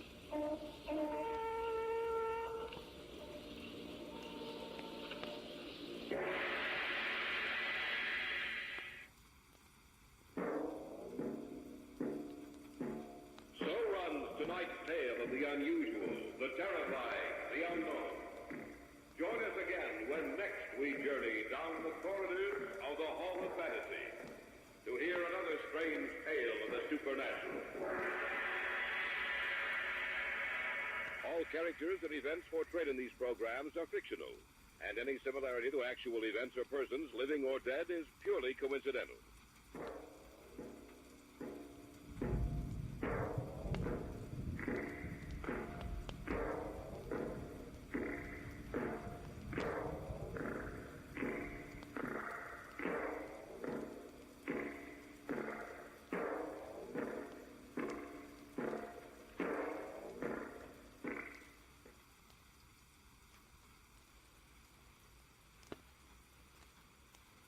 And now, the Hall of Fantasy. Welcome to the Hall of Fantasy. Welcome to the series of radio dramas dedicated to the supernatural, the unusual, and the unknown. Come with me, my friends. We shall descend to the world of the unknown and forbidden.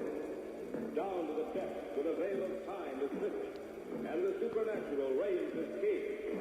Come with me and listen to the tale of the Idol of Crom Crot.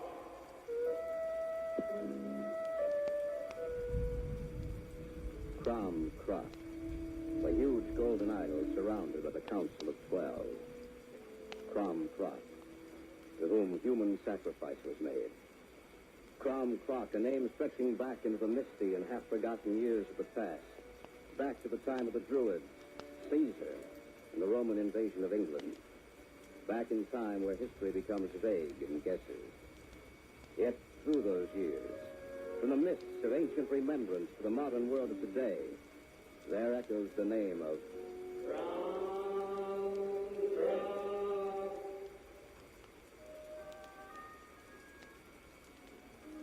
I'd gone up with Matt and Susan Stevens to the hunting and fishing lodge they had in the Appalachians. It was the end of April, and we went to straighten up the lodge, lay in a supply of provisions for the coming spring and summer. The second night we were there, one of those sudden spring storms. I'm glad we're inside. It's big crowd out there in that storm. More coffee, Matt? Oh, I've had 4 cups already. When you get married, you'll be a lucky man, Jack. Isn't every woman that can brew coffee the way my sister can? I realize that. What about you, Dad? Any more coffee? No. But I heard something. Like what? I don't know. I didn't hear anything. Oh, it must have been the wind. It won't be long before the fishing season opens. Yeah, I right. can hardly wait to get up there with my rod and reel. We've laid in a fairly large supply of food. The only things we'll need to pick up are eggs and bread and... Oh, I heard it too. Someone's calling for help. Come on. We'll slip our slickers on. Yeah. You better keep the coffee hot, Sue. We may be bringing someone back with us. All right. All right, let's go. Right. Oh, it's a rotten night. I wonder who that is out there. Probably someone who got lost. We'd better call to him. Maybe he can hear us. Hello? Can you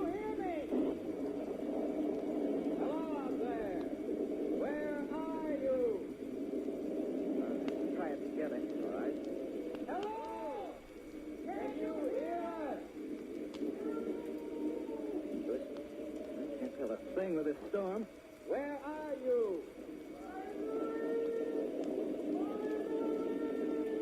By the lake. Could ask which one, but I'm afraid he wouldn't understand. Let's try our lake. Right. We're coming for you. I don't mind looking for someone who's lost if they just wouldn't get themselves lost on a rainy night. I hope he's just lost. What do you mean? But I hope it's nothing more than that. Oh, it won't be. Try calling him again. All right. Hello? Must be right up ahead. He must be pretty close to it. Hey, look down there. Someone lying on the ground. Oh, when the lightning flashed. So did I. Come on. Yeah. Watch your step. Don't worry. Yeah, there he is. Are you all right? What's the matter? Why doesn't he answer? Can't. I just told his post. He's dead.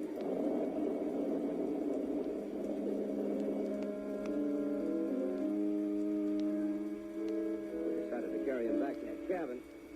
It's pretty heavy and pouring rain made it extremely difficult to keep our footing as we struggled up against the storm. He actually hadn't been farther away than 1,000 feet, but it took us almost half an hour to get him back up the slope to the lodge.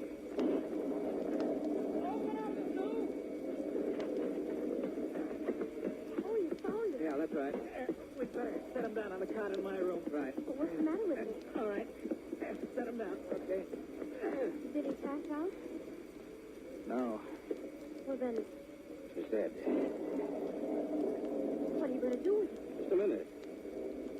Look at the clothes he's wearing. Oh, I don't see. Looks like he was going to a costume ball. Looks like he came over on the Mayflower. The clothes he's wearing went out of style hundreds of years ago. But what would a man be doing out in a storm in clothes like those? I don't know. Oh, what was that? He had something in his hand. Looks like a little statue of some kind. Look at it.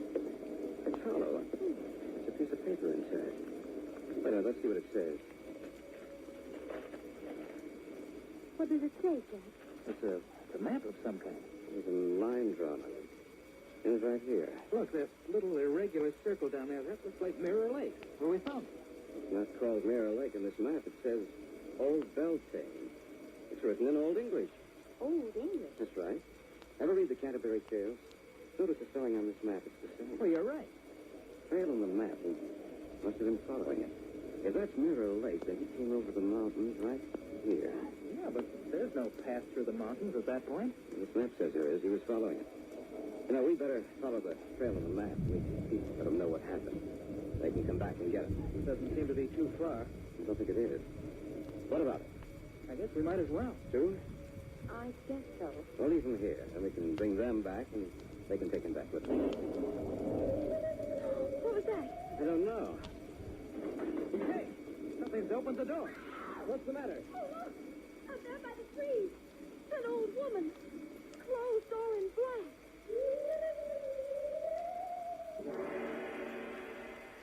From the golden age of radio theater, you're listening to the Hall of Fantasy. We'll continue in just a moment. The Arriva Rainbow Showroom presents the hilarious comedy of Pat Cooper on Friday, September 13th. Truly one of the finest comedians of our time. You're guaranteed to laugh from the beginning of this show to the end. Pasquale Caputo, known as Pat Cooper, was a favorite opening act for Frank Sinatra in Las Vegas and concert halls all across the country.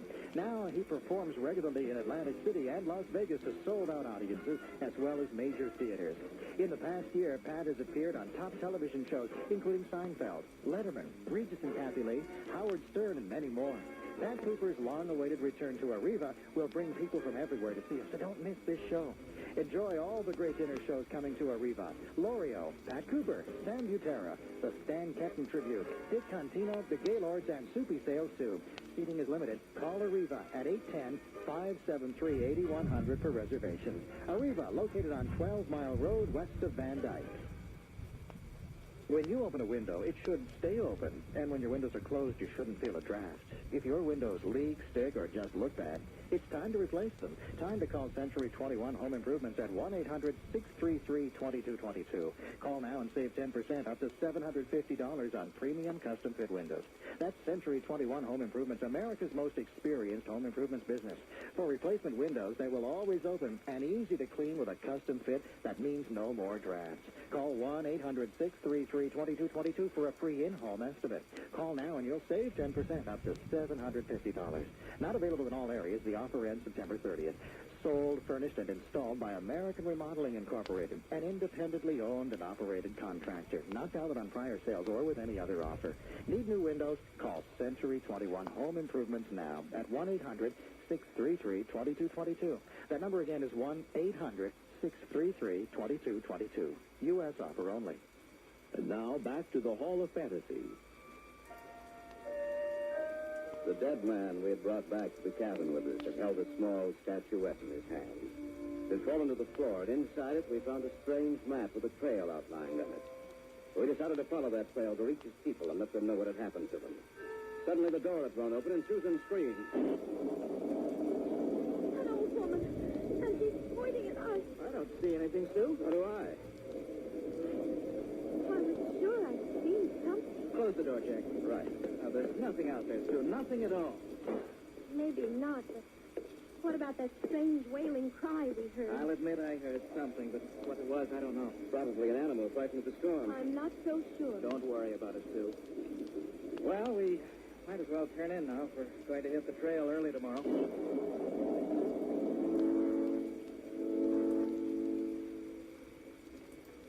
We turned in for the night. Several times as I lay there in my cot, I thought I heard a strange wailing cry. But I put that down to my imagination. But for some reason, I was afraid. I fell off to sleep about 1 o'clock. Sometime during the night, the skies cleared and the storm was over. We got up at 6, and by 7 o'clock, we'd started out on the trail. For a while, it was easy going, but about 9 in the morning, we hit a stretch that was very difficult for us to follow. Be very careful. One misstep, and that'll be the last one you take. We're up pretty high. I've never been up here before. Have you, Matt? No, I don't think anyone has. Why did you both bring guns? Can't tell what we might meet up here. The map's been pretty accurate, Jack. Every lake, every stream, even where the trail gets rough. That's right. The Twin Peaks are right in front of us. Yes, but I can't see any way to get through. According to the map, there's a narrow passage between the peaks. Oh, I hope it's right. It's been right so far. Now, watch your step. Don't worry. I will. In a short while, we came to a clearly defined trail. The terrain over which we've just passed seemed almost a barrier so that no one could get in or out except with great danger. We came at last to a solid wall of rock 1,000 feet above us towered the Twin Peaks. I don't see any way of going any farther. Nothing but solid rock up ahead. Wait a minute. What do you see? Come on. Maybe I'm wrong, but I think I see an opening. Matt, you were right. There is an opening just large enough for a man to walk through. According to the map, the trail ends behind those peaks. I wonder what we'll find there. I don't know, but we won't find anything unless we start through. Come on, let's go. Yeah. That's because the wind is rushing through here. You two had better concentrate on getting through. It gets narrower up ahead. The passage between the rocks is twisted and turned. Some places so narrow that they had to literally squeeze themselves through. Several times we thought we'd have to turn back. The obstacle was overcome and we pushed ahead. With the wind always howling about us. Look! It's widening. Just another few feet to go. Yeah. There's the end of it. Come on. I hope we find his relative. It's going to be a hard trip back. Look. Oh, a hidden valley. Surrounded on all sides by the mountains. Trail we followed must be the only way in. Well, I see some houses down there. Matt, look at them again. Why? You don't build houses like that nowadays. I'd almost think I was in old England. Look. Where? Oh, there. That man is coming, and he's dressed just like the other one was. He seems friendly. From where did he come? There's sun out, from the other side of the peaks. Of a truth, he come from the outside, then. How did he find this? We had a map. One of your people, we found him last night during the storm. He was dead. He did not have to come to tell us. Crom Croc, too. Crom Croc? Aye. Come, I shall take you to him.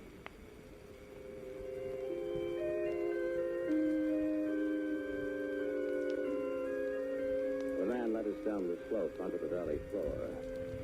We followed him, and he seemed friendly enough, talking always in that queer, antiquated way of his. I noticed as we walked that others followed us. They said nothing, trailing us silently, and I got the crazy idea that we were prisoners. He led us away from the houses into an area thick with oak trees, finally taking us into a clearing surrounded completely by those giant oaks. Look there. Yes, I see them. 15 giant statues, just like the small one the dead man had in his hand. 12 stone, and one in the center is gold. Why don't the people say something? They just stand there watching. That statue in the center, the gold one. It almost seems to be alive. It seems like it's watching us. Listen. It's a drum of some kind. Who are these people? The clothes they wear. I've seen costume movies and plays where they wore clothes like that, but no one wears clothes like that now. Druids. What was that? Of course. Druids. Don't you remember your history map? You should have known. No, what? Listen. You saw the oak tree surrounding this place. And you can see the 12 statues and the gold one in the center. That's the Council of 12, and the gold statue is Crom Croc. We've stumbled on something out of the pages of history. True. I've heard that before. Of course you have. Caesar's legions found them when they first invaded England. The worship of Crom Croc was forbidden, just as the worship of Sybil, the Magna Mater, was forbidden. But the Druidic priests kept the belief alive.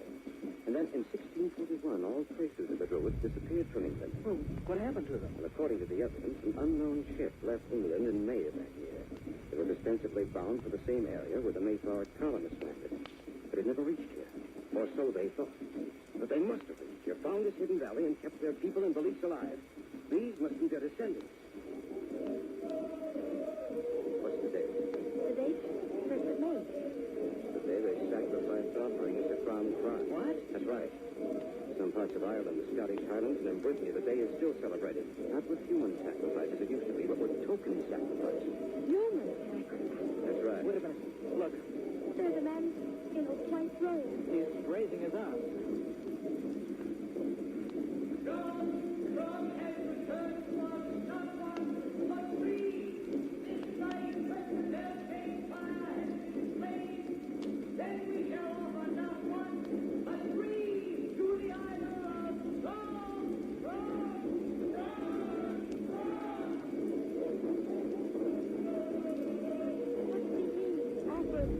Tonight they intend to sacrifice us. To offer us a sacrifice to Crom Croc. From the golden age of radio theater, you're listening to the Hall of Fantasy. We'll continue in just a moment.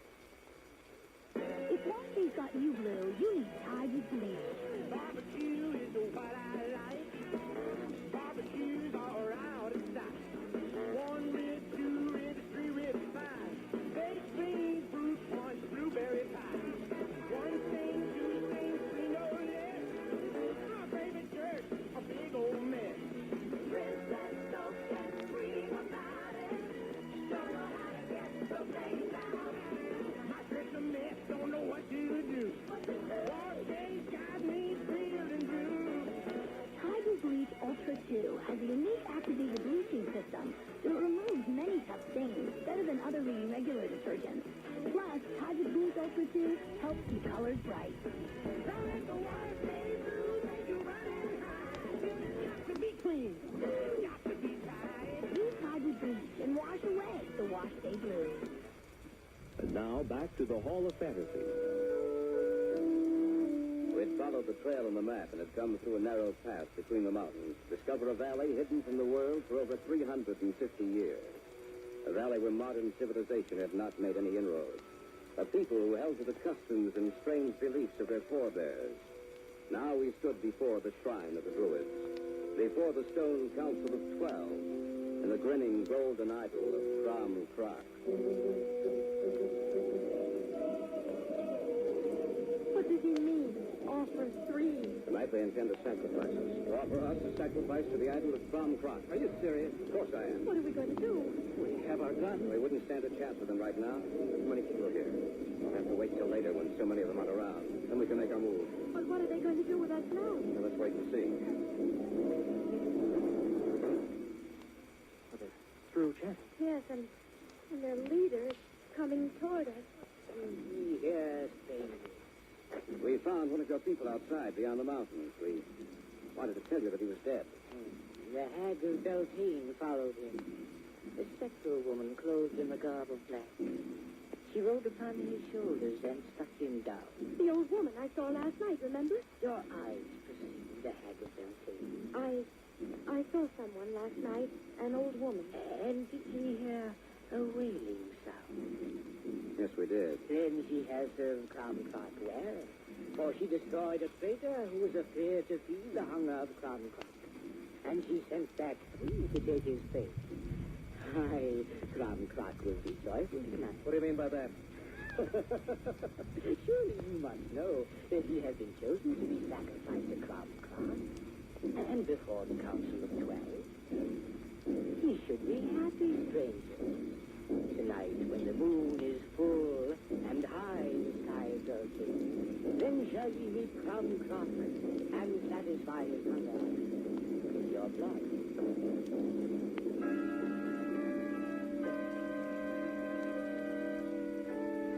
The leader raised his arm, and in an instant we were surrounded by these strange people. They led us to a structure directly behind the golden idol of Crom Croc. It was surrounded by a half-circle of trees, giant oaks, a half-circle such as the 12 stone idols made, fanning out on either side of Crom Croc. They secured the doors and put a guard outside, lest we should try to escape. What are we going to do? There's nothing we can do right now. We'll have to wait. We still have our guns and ammunition. How much ammunition did you bring? A couple of boxes. You? About the same. Jack, how much do you know about the druids? Just a little. What about the ceremonial sacrifice? Well, they built a fire tonight, a colossal fire. They call it the Beltane fire. Then what happened? They expect us to run through it. The sacrificial altars on the other side, just before the golden idol of Crom Croc. They think the fire purifies us, makes us fit to be sacrificed to Crom Croc. How horrible. Our only chance is in trying to escape. Yes, but how? Fire. The Beltane fire. What? What? I think I have an idea that they let us escape. At any rate, it's worth trying. If it works, we'll live. If it doesn't, that won't make any difference to us after we're dead.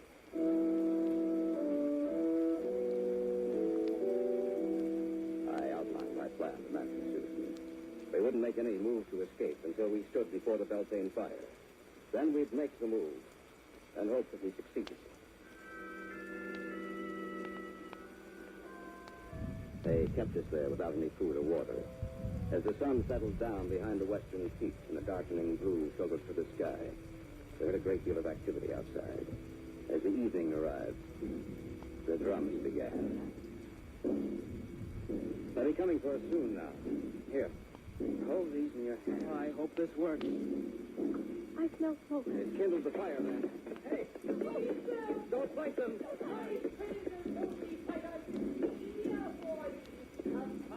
We're ready.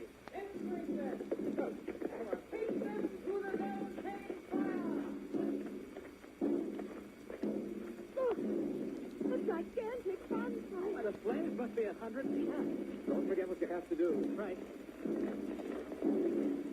The faces of those idols. Almost seem to be alive. Especially the gold one. Jack, that's so strange. Right, for that matter.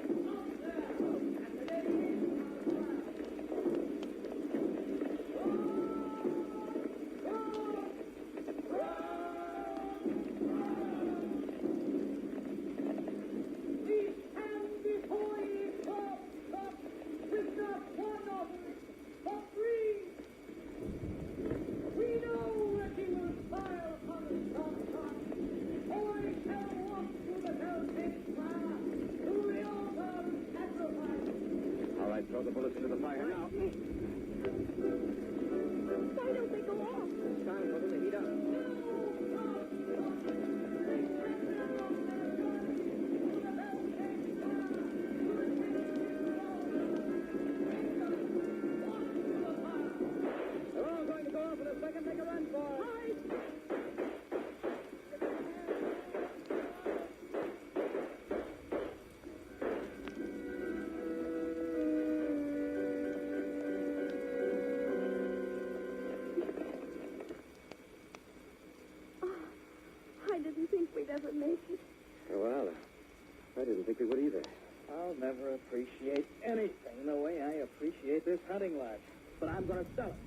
don't want to be anywhere near what I saw today.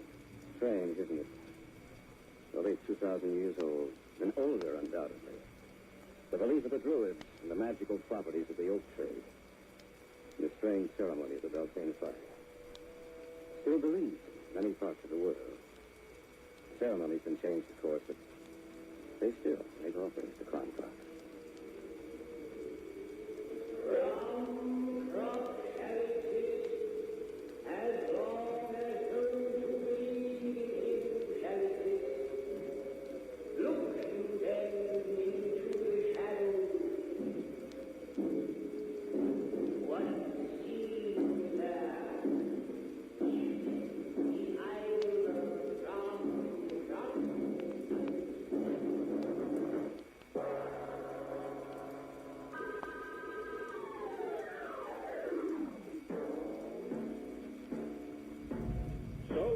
Tonight's tale of the unusual, the terrifying, the unknown.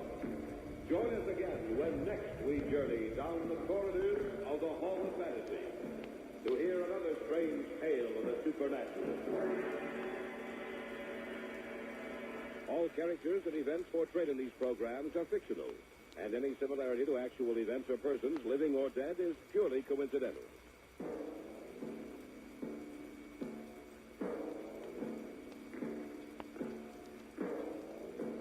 Stay tuned for word about our next Golden Age of Radio Theater coming up.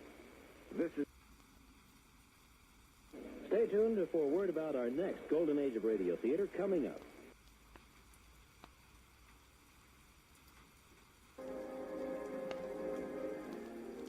We open our show this time with a broadcast from 1953 of the Hall of Fantasy.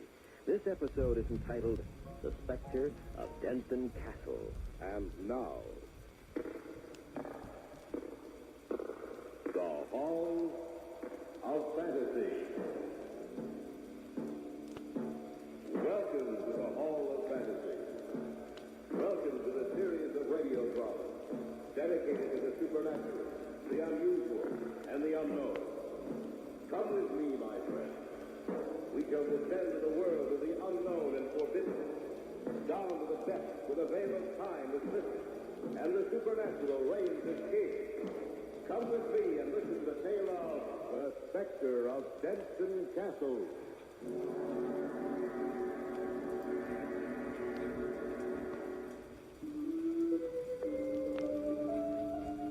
It began quietly enough.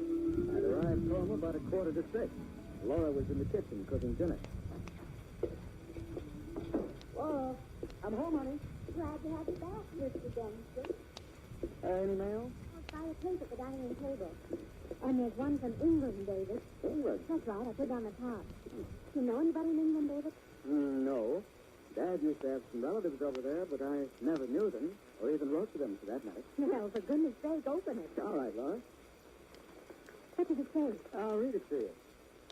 Dear Mr. Denton, as executor of your late uncle, the Earl of Harcourt Estate, my firm has been trying to locate you for the past 6 months. After an exhaustive search, we have discovered that you are the only heir remaining in the Denton line. You are legal heir to Denton Castle, the estate, and the title of Earl of Harcourt. Please contact us as soon as possible. David, you're an earl. I can't believe it. Maybe someone's playing a joke on us. Well, it's a pretty elaborate joke, David. That letter came from the town of, Listed, England. I don't think it is a joke. I think it's actually true. I wonder how much it's worth. What? Everything. The estate, the castle. Oh, I don't know, but you'd better get in touch with him right away. The letter's signed by Anthony Pendennis.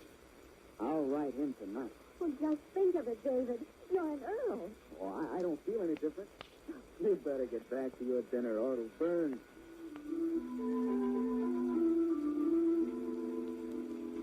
That was the way it began.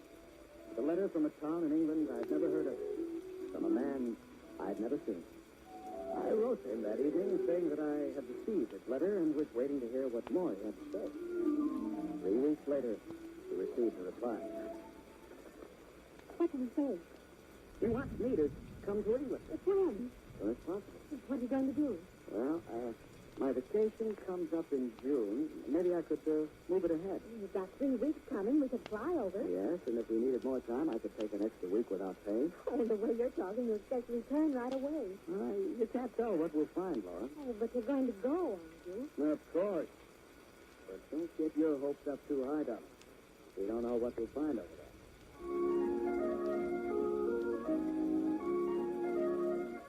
We cleared ourselves with the authorities, wrote, condemning, and told him to meet us in London. A month after we had received the second letter, we landed in England. Manning was there waiting for us. Mr. Jensen. Yes. Glendinning. Anthony Glendinning. Great to meet you. This is my wife, Laura. Pleasure, Mr. Jensen. I have a motorway. This bit is about 120 miles from here. I suggest we call it here, right? Then as we ride, I can tell you more about what we had.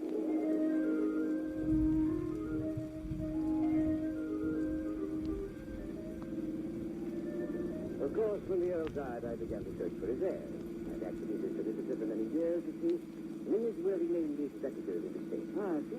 You'll be able to see the castle in just a moment. We're almost there. Would you care to examine it before we go to my office in Richmond? Well, David, let's do. All right. If you don't mind, Mr. Glendinning, that's all. I'll turn your attention to the road there. Yes, now you can see it. Why, breathtaking. Like something out of the Crusade. Well, hardly that old, Mrs. Jensen. The castle has stood since the late 1700s. I'll take you on a tour of the castle as soon as we get there. Meanwhile, why don't you enjoy the view? All the land you see is yours, you know.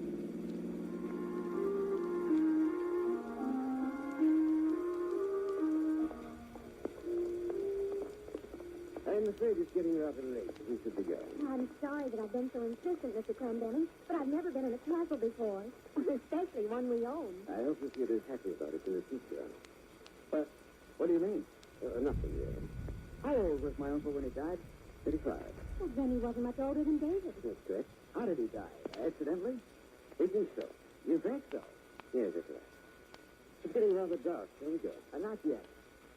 How did he die, Mr. Clendenning? Because he was murdered. Oh, no. Murder? Yes, not in the ordinary way. Very dark outside. Shall we go? Where did that wind come from? I don't know.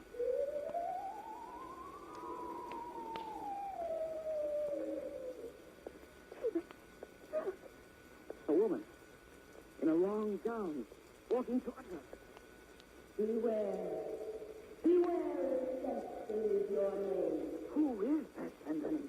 They call her the Spectre of Kingston Castle. From the golden age of radio theater, you're listening to the Hall of Fantasy. We'll continue in just a moment. You said you wanted your film developed in 1 hour? Yeah. So what do you do with your time? Aerobics? You don't work out. Bake a cake? You don't cook. I could stop. Right. That's why we're going to Kmart. Kmart's 1 hour film developing is more than quick. It's big 4-inch prints on quality Kodak paper. Got the pictures? Yep, and I got a full card. See, you can shop and develop film all at once. I can walk and chew gum, too. Overachiever. You can flip up. Sometimes I can pat my head and love myself. At the Kmart, everything we do is built around Check yours for availability. I admit it, I love to talk, especially to my best friend in Canada. Well, someone must have told AT&T, because now I can call Canada for just 9 cents a minute when I dial direct, all weekend long for 6 whole months.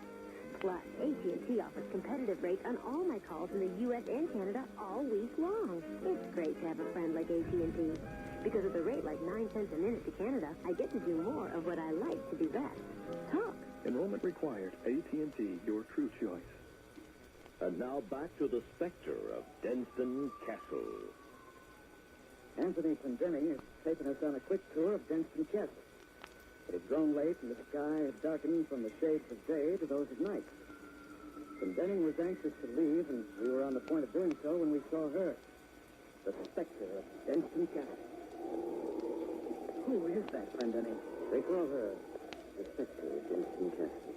If the name is Denston, beware. She's gone. She just seemed to disappear. Where did she go? She was here in this room with us.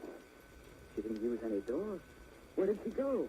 You know what the word spectre means, don't you, student? Of course. An apparition, a ghost. You don't expect me to believe that the woman we saw Was a ghost, do you? Yes, I do.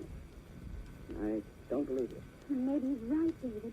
Suddenly it was so cold in here, and then that woman appeared. Just as if she materialized out of the air itself. Maybe it was what it says it was. Believe me, I'm telling you the truth. Now, if you don't mind, perhaps you better leave now. All right.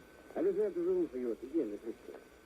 First, I want you to come to my office, and I'll tell you as much as I can about the strange occurrences here at Capcut.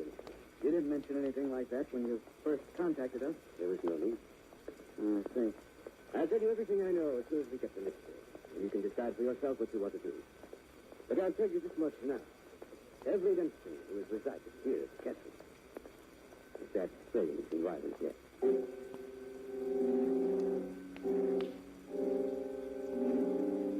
Within 30 minutes, we had dropped our luggage off at the inn and had gone to Denning's office. Even there, the effect of what he had seen was still with him. And his eyes would occasionally seem to be staring right through us, seeing something that terrified him. You said you'd tell us a story, Mr. Pendenning. Yes. What did you mean by every Denston who resided at the castle died of strange and violent death? That's what I said.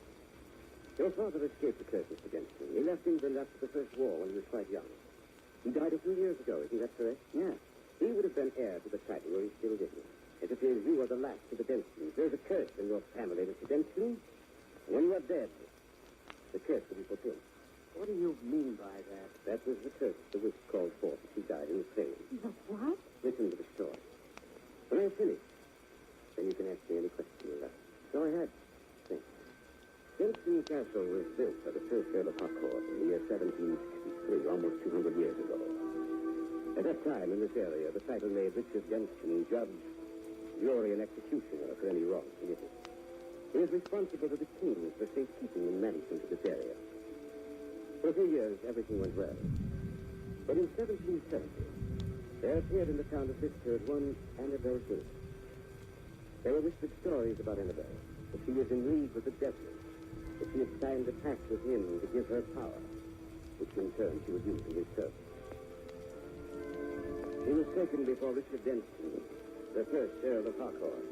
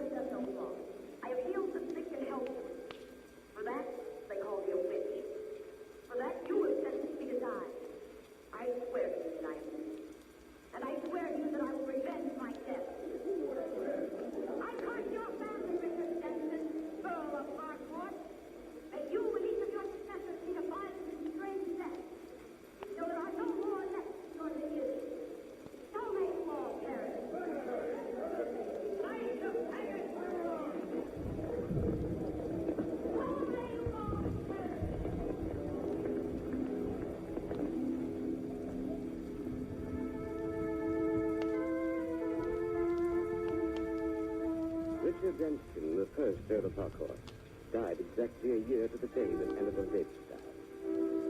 He hung himself. From that time to this, each of those who have held the title have died a strange and violent death. How did my uncle die? His pharaoh was pushed from the battlements of Denston Castle. How terrible. Who pushed him? No one is certain of that. One of the servants said he saw the spectre suddenly appear behind the Earl. The Earl turned and saw it, began backing away. But the spectre kept moving towards him until the Earl fell or was pushed to his death. Did anyone else see what happened? I'm afraid not. Possibly the servant is lying. Perhaps he was responsible for my uncle's death. I'd like to see it. I'm afraid that would be impossible. Why? The servant died the night after your uncle's death.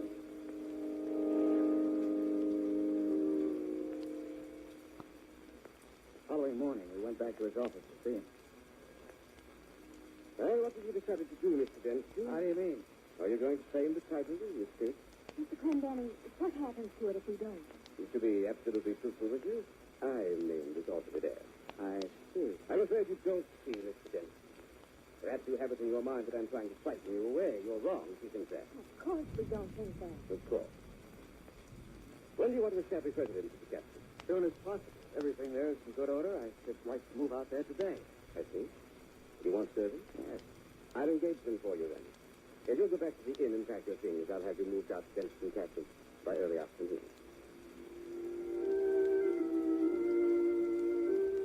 And Benning hired 3 servants for us. A butler, a maid, and a cook. It was quite an event. That night, eating dinner in Denston Castle. We went up to bed about 11. I woke up about 1. I heard the sound of the clock ticking in Laura's regular breathing. I tried to see through the darkness of the room. I felt that something or someone was in there with us. I heard the sound of the wind again. And then she appeared in a pool of shimmering light. She raised her arm and pointed towards me. This is my second warning. You who are the last of the Denston. Leave this place. Leave it. Or you shall die. Just as have all the others. Later this hour, the Abbott and Costello Show on the Golden Age of Radio Theater. This is Detective Joe Pinkerton inviting you to join me on a special Nostalgia Radio cruise celebrating the golden age of radio with the Nostalgia Cruise along the Mississippi River. That's right. We're going to be sailing the Mississippi River with Victor Ives, visiting the southern plantations, Civil War sites, Natchez, and New Orleans from February 6th through February 14th, 1997. So bring your sweetheart so you can enjoy live Nostalgia Radio shows and the favorite radio character costume party. And other parties as well, sweethearts. Cost per person includes airfare. And if you're booked before August 15th, it's only $16.99 per person for an inside cabin with 2 lower beds. Remember, your cruise includes all meals, overnight in New Orleans, and transportation. So call 1-800-767-1977 today. That's 1-800-767-1977. Once again, join us in the Hall of Fantasy. The first night we were staying at the castle, we'd gone to bed about 11. At 1 o'clock, I'd awakened. I felt that something was in the room watching us. Suddenly, as if from nowhere, she stood there in the room. And she raised her arm and pointed at me. Leave Denston Castle.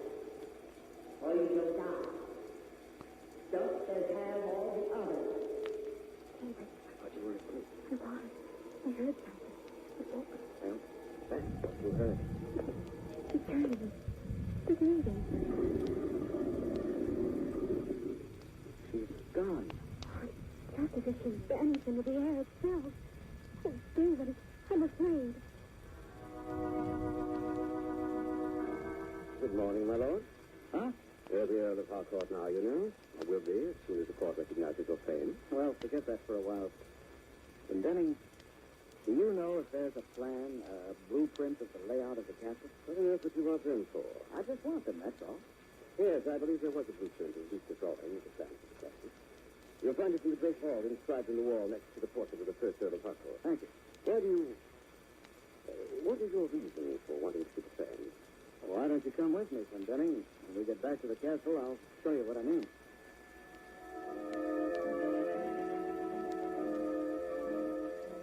What you see, right here, just as I thought. There's an entrance marked in our bedroom, but there's no doorway. And here, right by the fireplace here in this hall, there's another entrance marked. There's no entrance with a fireplace, no doorway. No entrance that we can see, Sir Denning. But perhaps one that we can't see. Come on. Do you really believe there's a secret doorway and a secret passage here in this castle? I'm inclined to believe that, yes. Now, here's the fireplace, Sir Denning. I'm willing to bet my life that we'll find a secret door here. I wouldn't want to take that wager, of course. Perhaps you'll. Where should we begin? Try some of the stones on the fireplace. Maybe they'll be loose. All right. I wonder what they'd say if they saw me now. Down on my hands and knees looking for a secret passageway. They'd probably laugh. I can't find any stones that are loose. Yeah, what about these little decorative knobs along the top of the mantel? Let's try those. Good idea. Hello, what's this? What is it from? These knobs is loose. It doesn't stick in, however. Try pulling. Capital idea. Now, just pull it. Why, look! Amazing. The whole back wall of the fireplace swung up. What do you intend doing now?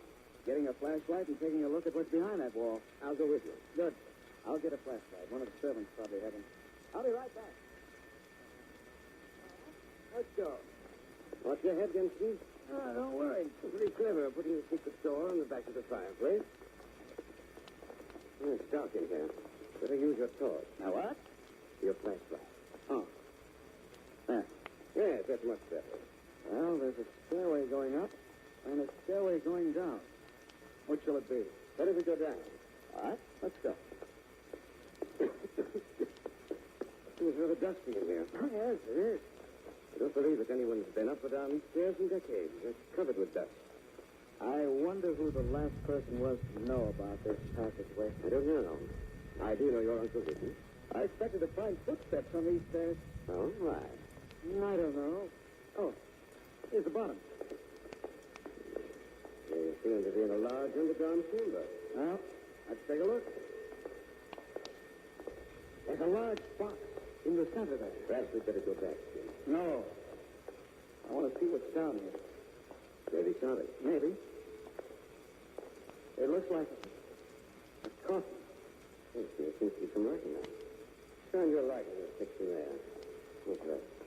Let's see now. What does it say? It's rather difficult to make it out. Here lie the earthly remains of A.N.M. and the baby. He was burned at the stake in the year 1770, being a witch. And the story you told me was true? Of course it was. I think I was trying to do was frighten you away so that I could stay in this place. That's what I thought.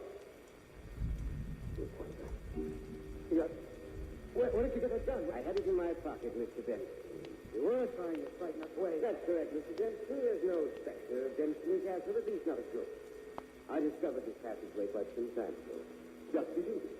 I never had a policeman to come down here, Mr. Dempsey. Had we gone upstairs, you would have seen the girl's footprints in the dust. I hired one of the impersonate detectives. That's why I suggested we come downstairs. Stairway going up leads to your bedroom, Mr. Dempsey. What are you going to do? Kill you. Right, sir.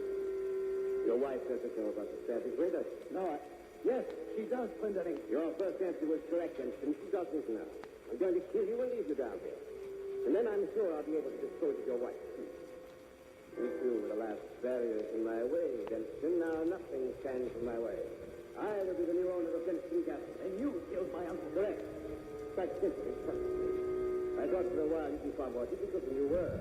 I knew you were suspicious, but you played right into my hands. And now, Mr. Dempsey, prepare to join your end. Will you turn around?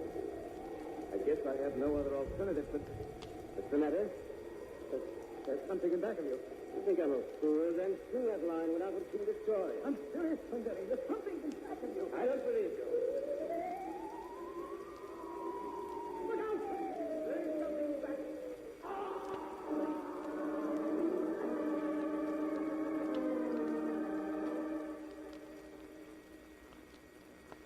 I turned and ran. For something had been in back of Anthony Clendenning. Wraith-like, horrible to behold, seeming to float upon the air.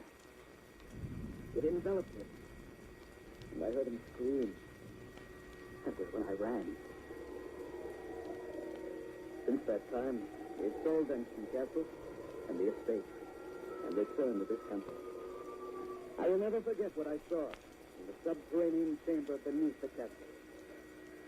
I shall never forget the sight of the specter of Benson Castle.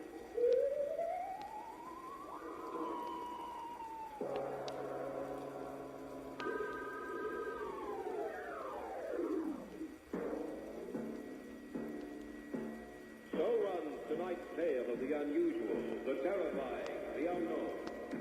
Join us again when next we journey down the corridors of the Hall of Fantasy to hear another strange tale of the supernatural. All characters and events portrayed in these programs are fictional, and any similarity to actual events or persons, living or dead, is purely coincidental. You're listening to the golden age of radio theater. If your air conditioning isn't heating... Of radio theater. If your air conditioning... And now, the Hall of Fantasy. Welcome to the Hall of Fantasy. Welcome to the series of radio dramas dedicated to the supernatural, the unusual, and the unknown. Come with me, my friends. We shall descend to the world of the unknown and forbidden, down to the depths where the veil of time is lifted, and the supernatural reigns as king. Come with me and listen to the tale of the crawling thing. Be quiet. I don't want to wake the others. Look at the cage. What do you mean? The mouse. What happened to the mouse? Let's go over to the cage. The spider, it's doubled in size again. I know. The mouse is gone. Now, look at the partition between the two pens. But there isn't any partition. That's right. And I don't think the partition slipped down between the two cages. I think that the two holders for it were opened and then the partition slipped down. Well, that means you're endowing the spider with intelligence. Yes, that's right. Remember what I said earlier? What would happen if the yes quantity also enlarged the ability of the brain to think? Well, it's happened. That spider will kill. It can think. That hairy, crawling thing can think. And now for our story. An original tale of fantasy by Richard Thorne entitled The Crawling Thing.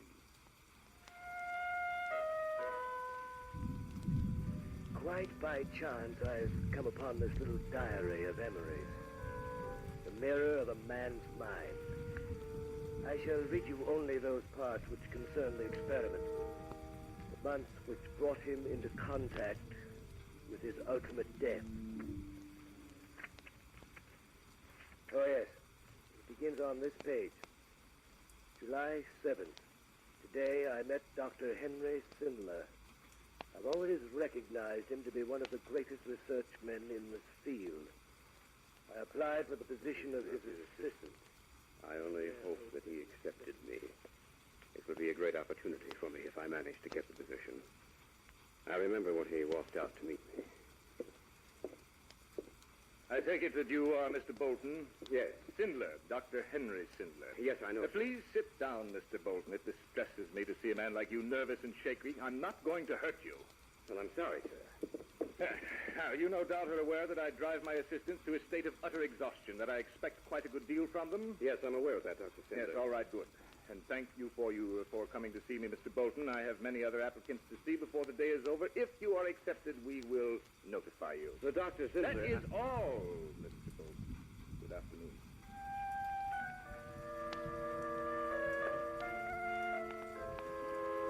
July 11th. I was accepted. He called me this morning and said that he had chosen me to fill the position. Yesterday, I felt sure that I'd been rejected and almost accepted the position with Gates, but something held me back. I am to see him tonight for dinner. This is Donna Atwell, Mr. Bolton, another member of the research team. How do you do? It's a pleasure to meet you, Miss Atwell. Will you join us in a martini? Yes, certainly. The laboratory up in the mountains should be completed by the end of this month. I have a few things to clear up here before we start on this new research. I imagine you're willing to live with me and the rest of my staff? Oh, yes, by all means, Dr. Sindler. Yes, excellent. I'm very interested in knowing what we're going to do. Tell him, Donna. Dr. Sindler is endeavoring to discover a method by which he can make plants and animals larger. Larger? Yes, Emery. Well, how? Every living thing, be it plant or animal, gives off electricity to a greater or lesser degree. By means of the electroencephalograph, science has already discovered the human brain gives off small microvolts of electricity. When a man becomes angry, this charge is strengthened. With the increased flow of electricity, his physical strength is also increased. Dr. Sindler is looking for the chemical which is released into a man's body, along with adrenaline, which gives a man this added strength and which Also increases the microvolts of electricity. I see. Your cocktail. Allow me to propose a toast to our work together. May we have success.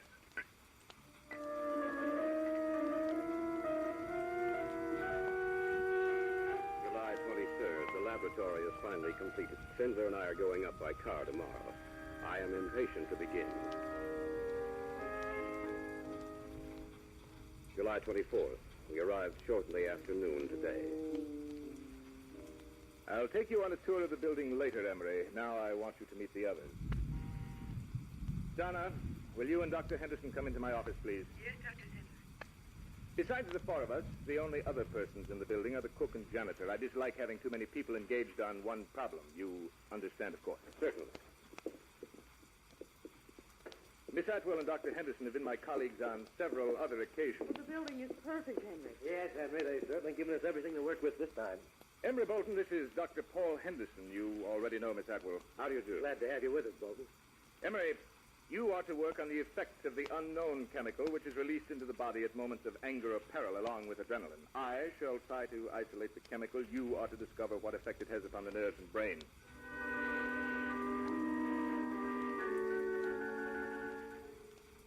August 4th. Sindler has isolated the chemical. He calls it the strength quantity, or S quantity. He fed some to a lab mouse. How much time has passed since the injection? 3 hours, Dr. Zimmer. Let's look at the pen. I hope we have more success this time. I think we will. Maybe I'm wrong, but the mouse does seem to be larger. It is larger, Donna. Then we found the formula. We can't be too sure if it's safe. The other subjects died. Dr. Zimmer, Yes? how large will the animal grow? We have no idea of knowing that, my dear. Do you think there's any possibility of it growing too large? What do you mean? We're changing the size of that animal beyond all proportion to what nature has evolved. Do you think there's any possibility of the subject growing too large for us to handle? That mouse there might grow into some hideous monster that could destroy us all. Back now to our story. An original tale of fantasy by Richard Thorne entitled The Crawling Thing.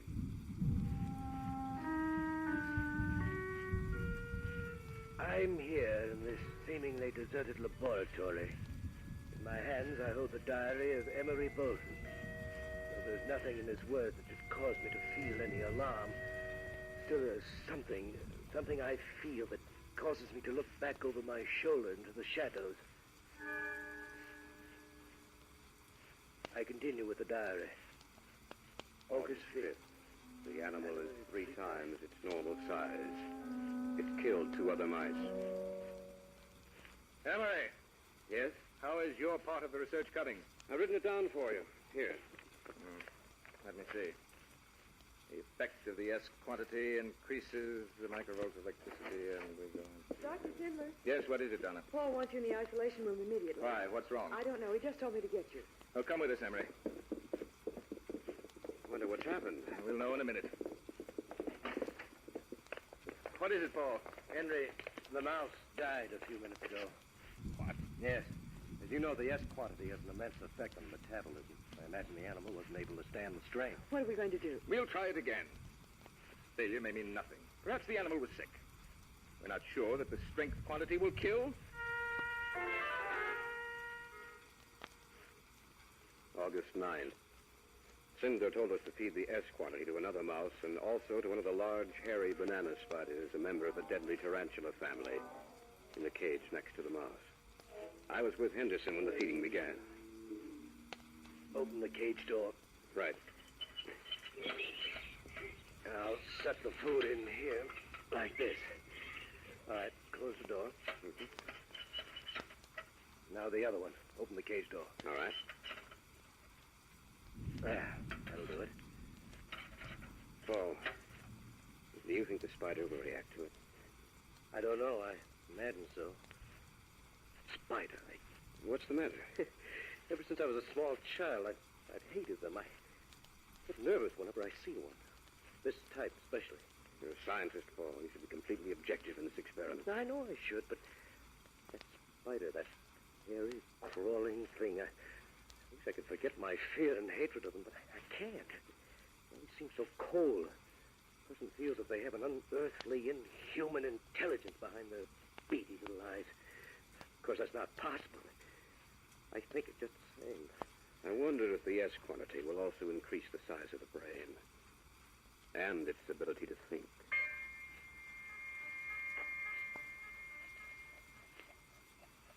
Still, August 9th, 4 hours later.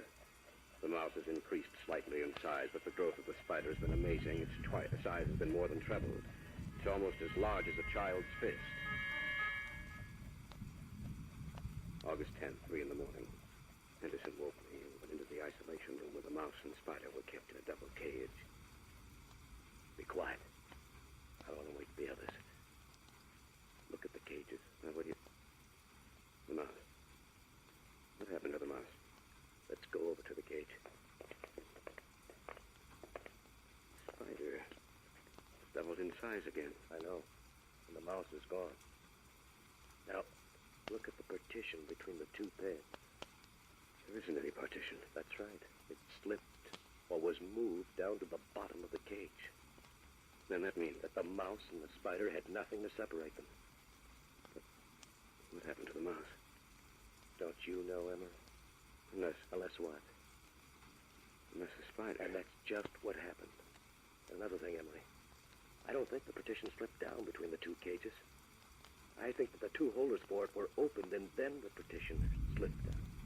That means you're endowing the spider with intelligence. Yes, that's right. Remember what I said earlier? It would have happened if the S quantity also enlarged the ability of the brain to think? Well, it has happened. That spider will kill. It can think. That hairy, crawling thing can think.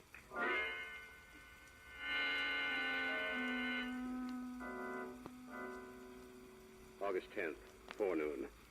I didn't get much of a chance to see Sindler before 11. When I did, I discovered Henderson had already told him what had happened in the isolation room. And you know about the spider. Yes, Emery, I do. Henderson told me earlier. What do you think about it? Think? What do you mean? Don't you think we ought to destroy it? Destroy it? Of course not. This may be what we're looking for, Emery. This may lead us to success. But, Dr. Sindler, it might be dangerous. Yes, it might be. But you remember that the development of the atomic bomb was dangerous, and so is the research going on in countless laboratories across the nation, across the world, Emery. That spider has intelligence, Dr. Sindler, a crafty, cunning intelligence. Yes, I know that.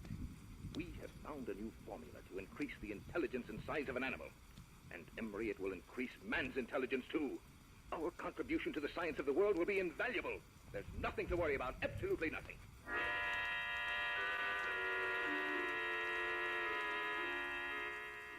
August 15th. The spider has grown so large that it cannot be kept in the cage anymore. The isolation room is its pen now. It has the run of the entire room. It's as large as a large dog. I must admit that every time I enter the isolation room, I'm nervous lest that thing should attack me. But it generally stays over in one corner of the room. Apparently, it has no desire to harm us. August 25th. Donna and I had taken a stroll outside the laboratory. Emery. Yes? Emery, I've been with Dr. Sindler for several years. In all that time, he's never made a mistake. That is, up to now. What do you mean, Donna? I think he's created something that will only bring evil. That will only... Oh, I wish I had the words to express myself. I know exactly how you feel, Donna. I've talked to him about this before. I'm going to talk to him again when we get back. I wish you would, Emery. I wish you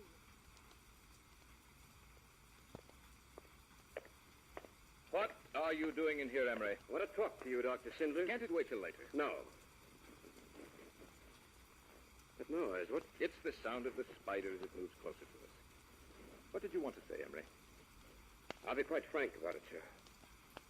I think we should destroy it. Why, that's nonsense, Emery. No, it's not. It's true we may learn something. It's true that we may even succeed in our research, but let's start over again.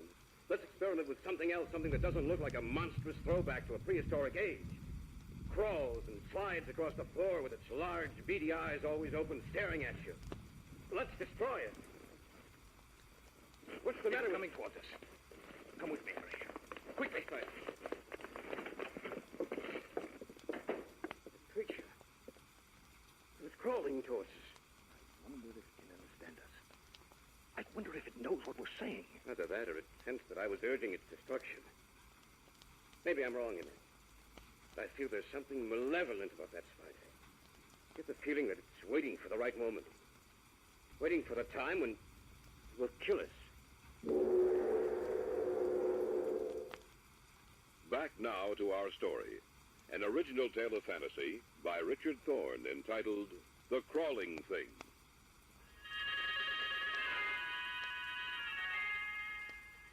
I'm beginning to feel some of the terror that Emery Bolton must have felt. I'm beginning to feel the presence of the crawling thing about which he writes through the words upon these pages. The diary continues. September 8th. The cook and janitor left today. If we remain here, they'll be forced to do all the work they did. Henderson has been acting queerly, with a strange, haunted look to his eyes. He barely eats at all. Either he's ill physically or mentally. What's the matter with you, Paul? What do you mean? You look ill. You're not yourself. Can you be yourself, Emery? That crawling monster in the isolation room? Well, can you? No, not exactly. Let me tell you something, Emery. My dreams, I see it. My dreams in the dead of night. I see those beady eyes looking for me, trying to pierce the darkness. And I feel drawn to it, as if it hypnotizes me. I feel that I'm caught in its web, just like a fly, Emery. It's like a fly. It's only your imagination. I'm not insane, if that's what you think.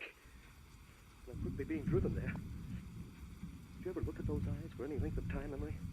Did you ever see the hatred and loathing and evil mirrored in them? I'm not imagining it. I see it.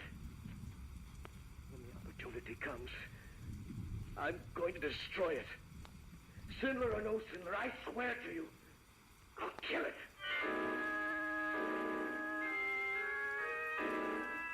October 10th. Henderson has been so quiet lately, but I know he has some plan in his mind. Some plan that will culminate in the destruction of the spider. Sinler hasn't noticed any change in Henderson. He's engrossed in his work. October 16th. Henderson whispered to me this evening that tonight he will kill the spider. I sit in my room and write this, with only the desk lamp lit. It is almost 11 o'clock now. I have the feeling that the moment is drawing near.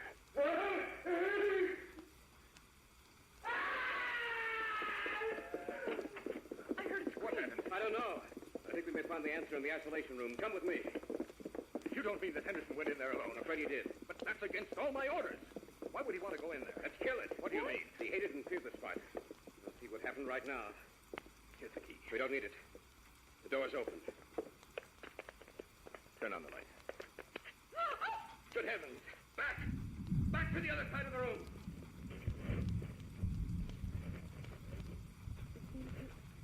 To understand you, Dr. Sid. Probably from the tone of my voice. Now, to examine Henderson. He's dead. Dead? Yes. After all, in the spider's original size, the poison could kill a man. Here, give me a hand. Help me get him out of here. All right. Look out! The spider's coming towards you. Help me with Henderson. Hurry! All right. Let's get out of here. Hurry, hurry! Lock the door, Donna. Yes, of course. I don't want that thing to get out of that room. Don't you think we should destroy it? No! Henderson was a fool. He went in there to kill the spider. I think the spider sensed it. That's why Henderson's dead. We are still going on with the experiment.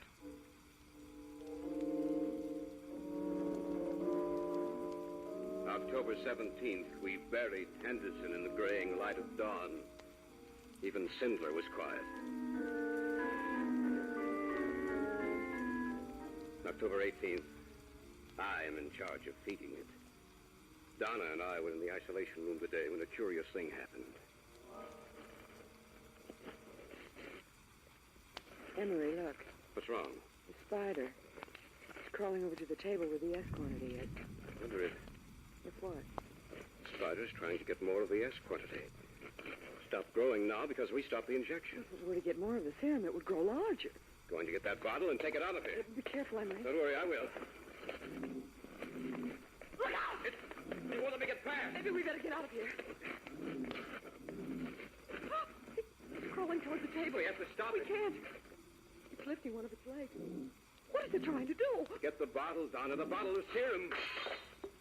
Knock the bottle to the floor. It's going to drink that serum. Let's get out of here. You're right. What are we going to do, Henry? I don't know. I heard some commotion down here. What's the matter? Spider just got through knocking the bottle of chemical serum to the floor. But that means that it'll grow larger. I told you we should destroy that thing in there. Now it's too late. We don't know how large it'll get. Be quiet. That's right. Use your mind now, Cinder, when it's too late. We had a chance to destroy it earlier, but no, you wouldn't have any of that. A man of science, that's what you are. But you're a fool, too, Cinder. A stupid, misguided fool. That thing in there could kill us all. What's that? It's trying to break the door down. We'd better barricade that door. If we don't, it'll break it down in a matter of seconds.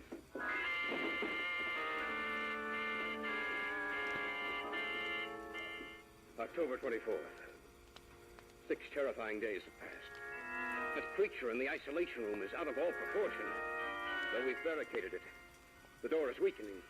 It won't hold up much longer. I called Frank today. We can't leave that thing alone. If it were to get loose, we must destroy it. Cinder has a plan. We've placed explosives just outside the door. It'll give way any minute now. Only a matter of minutes now. When it breaks down the door and comes through that doorway, the explosive will automatically go off. I hope we're successful. Why don't we just leave? We can't do that. We have to see it destroyed. That's the only way we can be sure. What if the explosive does not kill it? I don't know what will. The door is starting to give. It's starting to come through.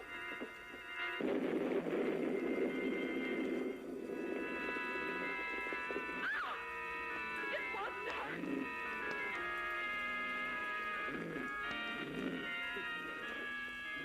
Look at his eyes. Almost as if I were hypnotized. I can't move. It's so close to me. Look out! Look out!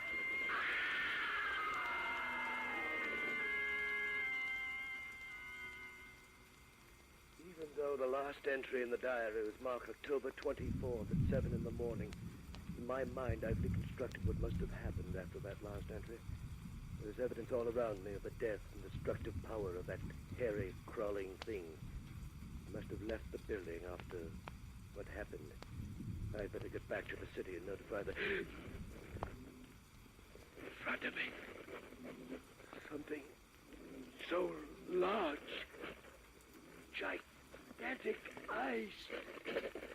Looming up that thing. I can't move.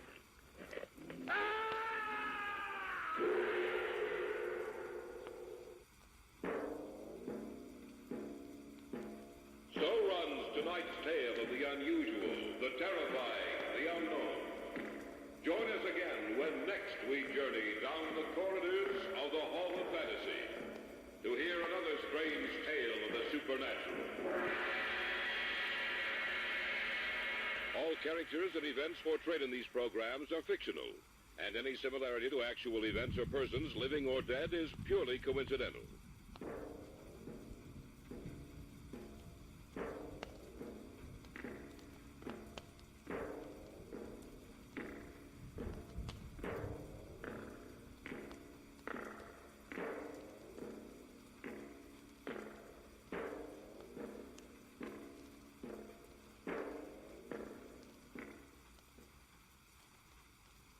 Now, the Hall of Fantasy. Welcome to the Hall of Fantasy. Welcome to the series of radio dramas dedicated to the supernatural, the unusual, and the unknown. Come with me, my friends. We shall descend to the world of the unknown and forbidden, down to the depths where the veil of time is lifted, and the supernatural reigns as king. Come with me and listen to the tale of the twisting weeds of death. Try the door, Doc. All right. It's open. Let's go in. Put your light on too, Doc. All right. Don't look like anyone's been in here for years. Still in pretty good condition, though. Yeah. Now, let's see. That room should be over here. The door's open. Let's see what's in there. There doesn't seem to be anything in here. You sure you saw what you did, Bob? I'm not lying to you, Sheriff. I know I did. Well, there's nothing in here now. Just a minute. What do you see? Over here. Look at the floor. It's soaking wet. And there's seaweed on it. He's right, Doc. That is seaweed.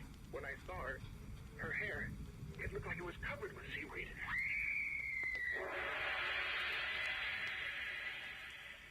In just a moment, the Hall of Fantasy will present The Twisting Weeds of Death. And now for our story. An original tale of fantasy by Richard Thorne entitled The Twisting Weeds of Death.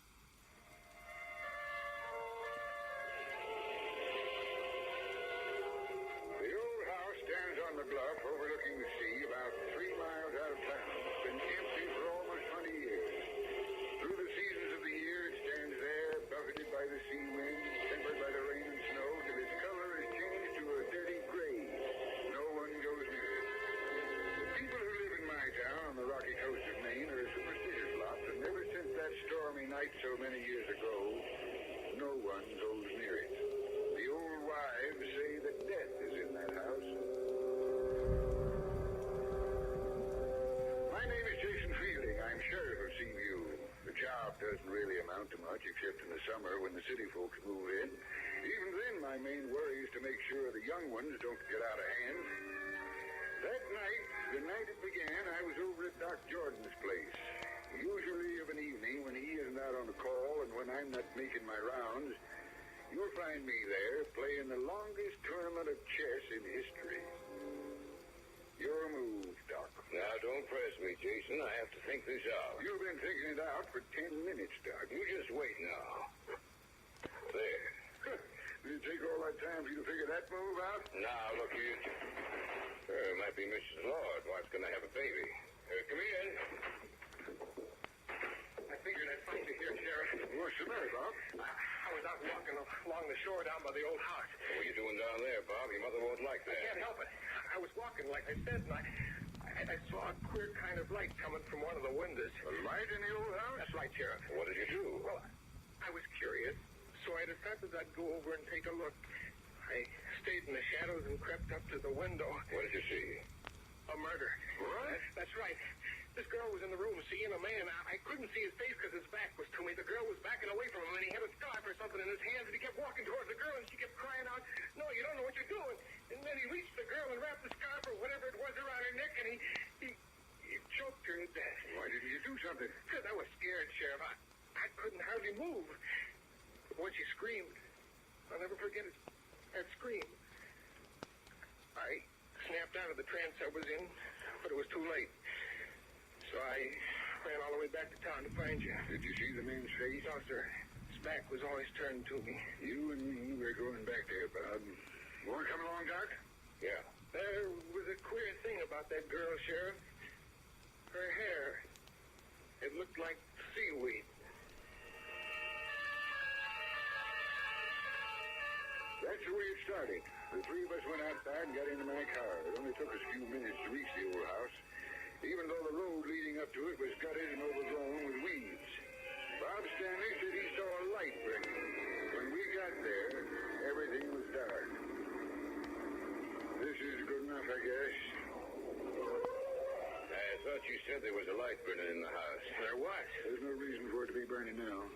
Come on, let's go. Right. Good thing we brought along a couple of flashlights. Listen. What's the matter? Did you hear it? Hear what? I heard a scream. I didn't hear anything. I didn't either. I'm not kidding. I heard a scream. What window was the light coming from? That one. There. Well, let's go inside. We can take a look at it. Sure it is. Used to be a beautiful house before. Before what? You weren't even born when that happened, Bob. Before what happened? Before the murder. You mean someone was actually killed out here a long time ago, just like tonight? That's right. Someone was killed a long time ago. Try the door, Doc. All right. It's open. Let's go in.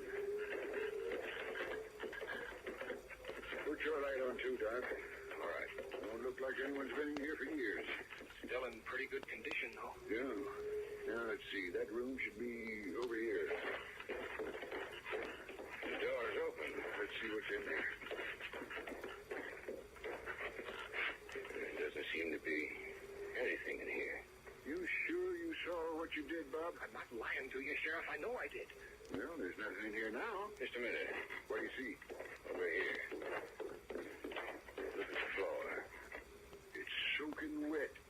And there's seaweed on it. He's right, Doc. That is seaweed. When I saw her hair, it looked like it was covered with seaweed. Who was that? I don't know. It came from this room. It couldn't have. I tell you, that scream came from this room. Shine your light around, Doc. See, I told you. Couldn't have come from this room. I tell you, it did. The boy's right, Doc. It did come from this room. As far as I can see, there's no one else in here, just the three of us. If it didn't come from this room, where did it come from? And who screamed? That's what I'd like to know.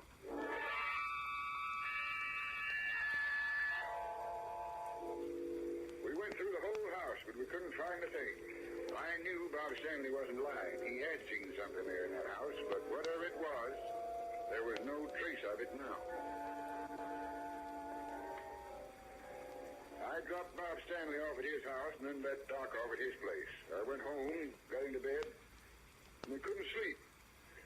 In my mind, I heard the echoes of the scream in that house, and I saw again that wet section of the floor with the strands of seaweed twisting this way and that, like squirming snakes.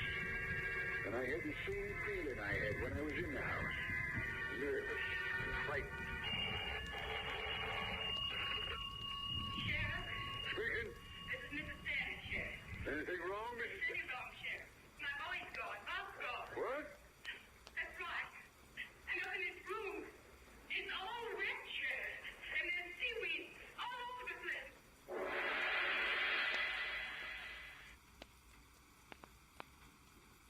Back now to our story. An original tale of fantasy by Richard Thorne entitled The Twisting Weeds of Death.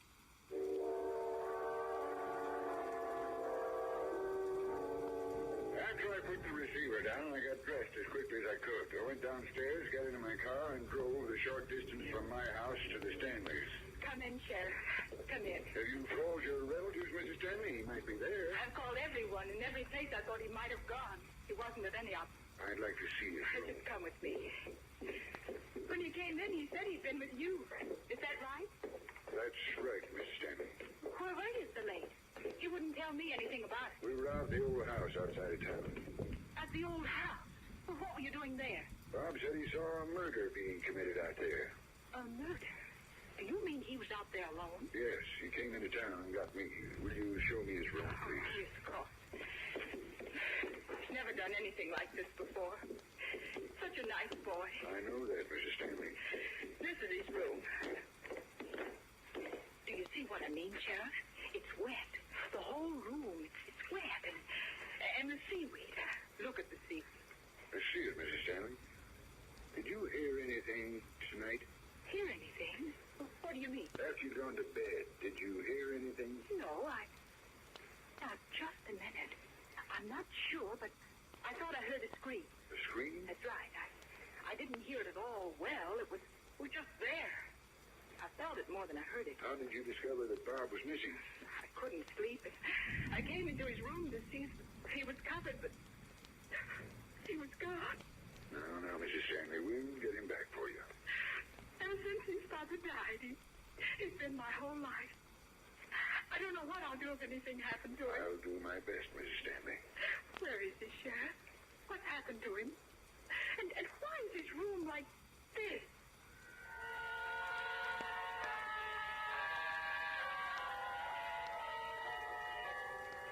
On my way to the old house, I stopped at Doc Jordan's, but he wasn't home. I figured Mrs. Lord must be having her baby.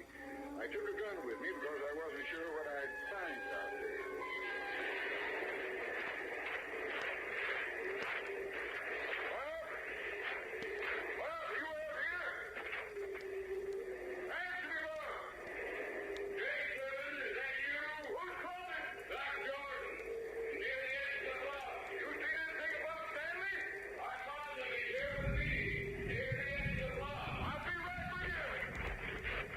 The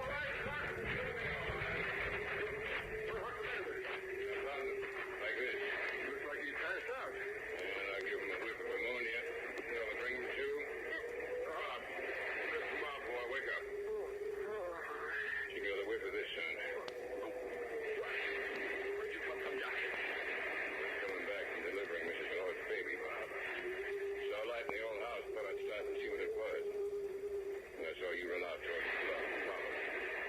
What are you doing out here, Bob? I had to come. She made me. Who made you? The girl with the green eyes and the long, soft hair. As far as you know, who's here? What's the matter? Do you think I'm crazy? She came to my house to get me tonight. Tell us about it. Well, I went to bed right after you dropped me off. I don't know how long I was asleep. But when I woke up, I can't explain. I thought there was someone or something there in the room with me. So when I looked down at the foot of the bed, there she was, standing there. She said she needed my help, and would I come with her? So I went with her. We walked out here to the old house together. She held my hand. The skin was soft, and yet everything wet. She was a beautiful girl. We went into the house, in the room we were in earlier tonight. Funny thing, there was a light on in there, but I didn't know where it came from. She was pointing to something. When a little terror came across her face and she screamed, "Run! Run for your life! He's coming!" And I ran. That's when you ran out of the house, out into the edge of the bluff. That's right. I thought I saw someone chasing me. I was afraid. I guess. So afraid I passed out. It's a good thing I found. Yes, yes it was. I want you to come back to town with me, Bob. I want to show you a picture. A picture of a girl who's been missing for 20 years.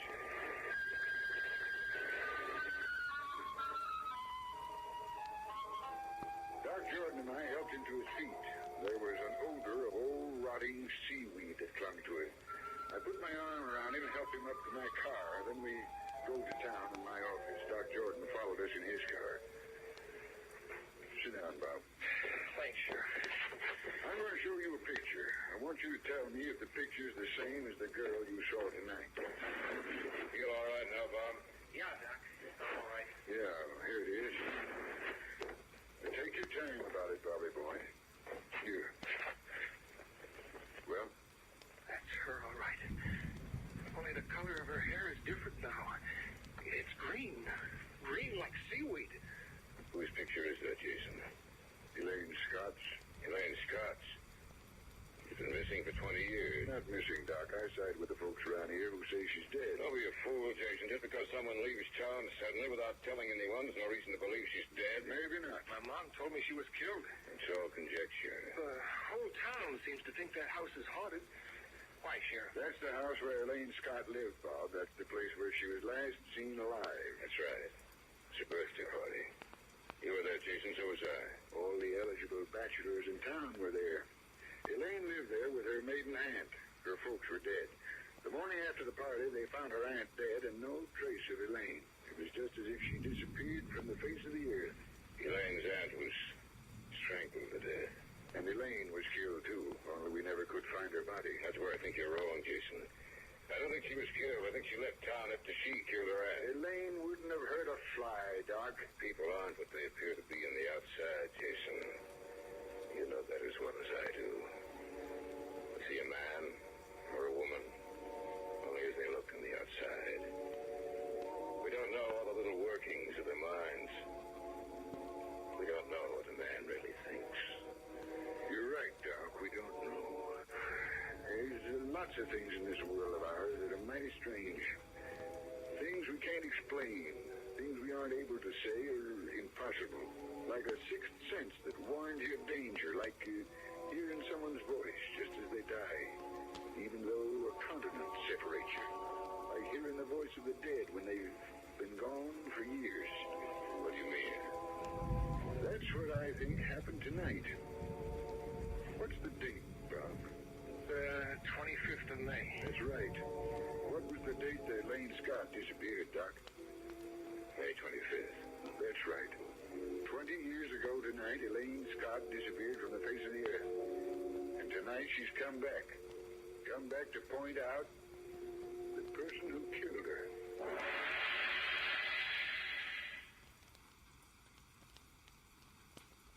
back now to our story.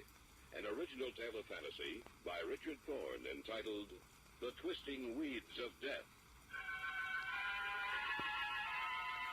We sat in my office, the three of us, Doc Jordan, Bob Stanley, and myself.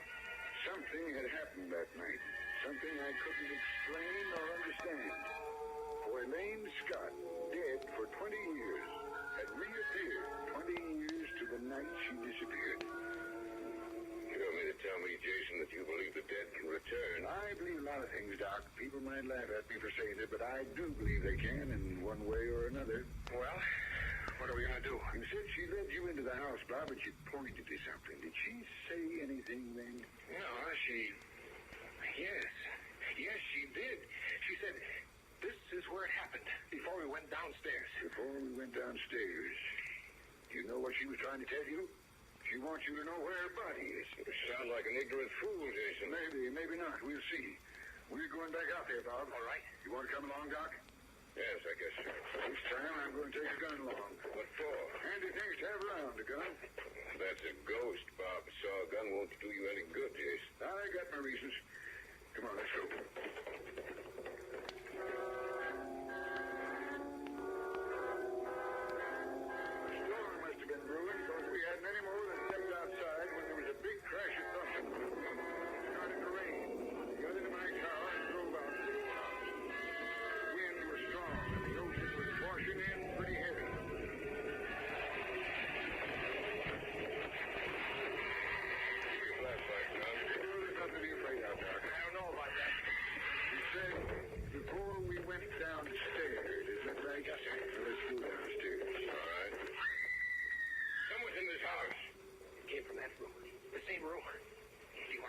No, we won't find anything in there now.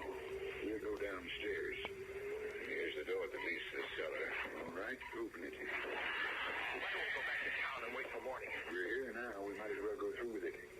What do you expect to find down there, Jason? I don't know. Let's go. Watch your step. No one's been down here in 20 years. Stairs might be a little rickety. You see anything, Bob? No. The place is heavy with dust. When a house gets a reputation like this one has, it's bound to be like that. No one lives in it, except spiders. You don't see houses like this anymore. They've all got cement on the basement floor, not earth like this one is. Doesn't seem to be anything down here, Sheriff. I think there is. I don't see anything. You can't see what we're looking for. Not now, anyway. What are you looking for, Jason? Elaine Scott's body. Elaine's body? That's right. We didn't think to look down here the day we found her aunt dead. We searched the house, of course. I even came down here and looked around, but I didn't think to check the well. What well? It's behind that door. Come on, let's take a look. What's the well doing down here? They had to have water. This house isn't connected to the water system in town. Old Mr. Scott was a pretty smart fellow. He didn't relish the idea of going out in the winter snow to draw water, so he dug the well first and then built his house over it. All right, try the door. It's locked. You'll have to break it in then. You help me, Bob. Right. Together now. Be careful now. Shine your light around. Yeah. There's the well, all right. What do you expect to find? You'll see. Be careful when you lean over the top part of the well wall. Those bricks might be loose. All right, shine your lights down. The shaft is cracked in a lot of places, and it's all overgrown with weeds. Yeah. But I can make out something down there. Beneath those weeds, something white. It looks like bones. That's what they are, all right. Bones. Elaine Scott's bones. Watch out. We better get back to those bricks. You were right after all, Jason. I guess it was. What are you going to do now? Well, that depends. On what? What happened that night, Doc? What night? The night you killed Elaine and her aunt. You're crazy, I don't think so. Comes back to me now, all of it. You stayed behind after the rest of us left. What happened? We got you! That's right. Don't try anything, Jason. Are you in there, Bob? You did kill a man. That's right. Why? You know how I felt about her? I asked her to marry me. She laughed in my face. I must have lost my mind. I killed them both. Ever wonder why I like to play chess with you, Jason? Because I wanted to be sure what you were doing. Because I wanted to be sure you never found out what happened. What are you going to do, Doc? I'm going to kill you. Both of you. I'll put you down where she is. The gun isn't loaded, Doc. What? The gun isn't loaded. You're lying. Try it and see. You asked for it, Jason. What? Take your gun, Jason. He's making a break for us here. Let's get him. Go away, Doc. You'll forget me. Get out of here. He's coming for the watch here. We've got to check him. What's he going to do? I don't know. We can't get away running in that direction. He doesn't watch out. Watch where you're going, Doc.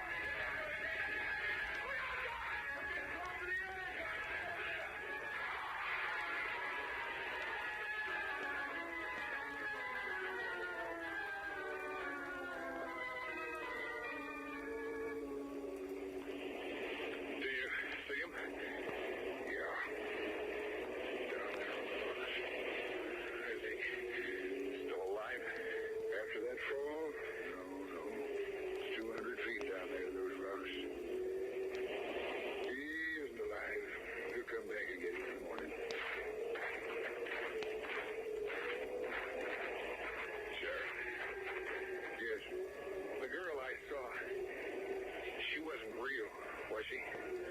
real, all right, Bob. You mean she came back? That's right. She came back.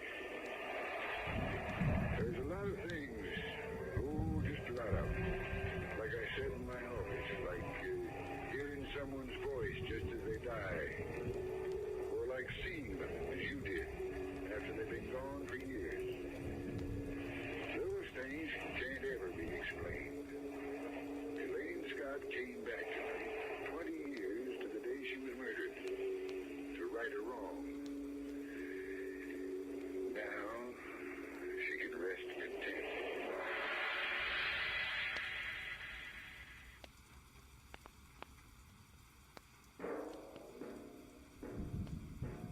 So runs tonight's tale of the unusual, the terrifying, the unknown. Join us again when next we journey down the corridors of the Hall of Fantasy to hear another strange tale of the supernatural. All characters and events portrayed in these programs are fictional, and any similarity to actual events or persons, living or dead, is purely coincidental.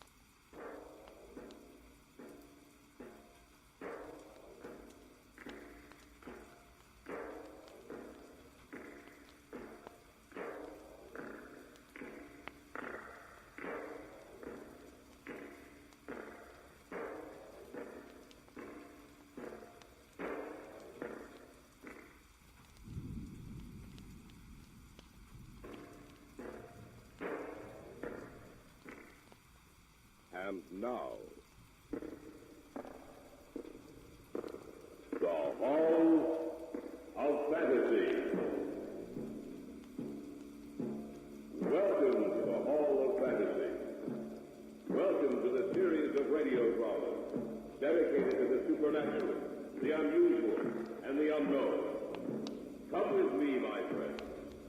We shall descend to the world of the unknown and forbidden, down to the depths where the veil of time is lifted, and the supernatural reigns as king. Come with me and listen to the tale of the Telltale Heart.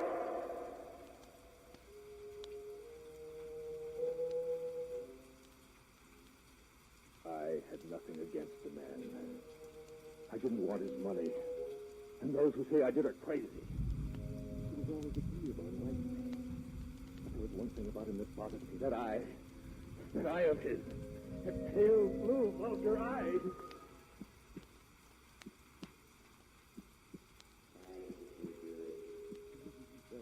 That voice. It's always with me.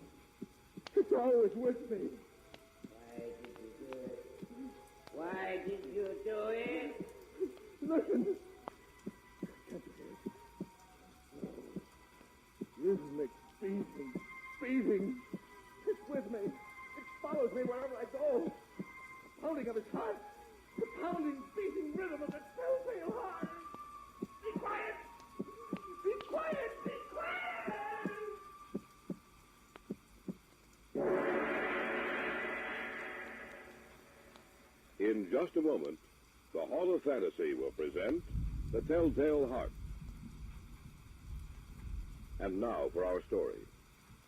Adapted for radio by Richard Thorne, entitled The Telltale Heart.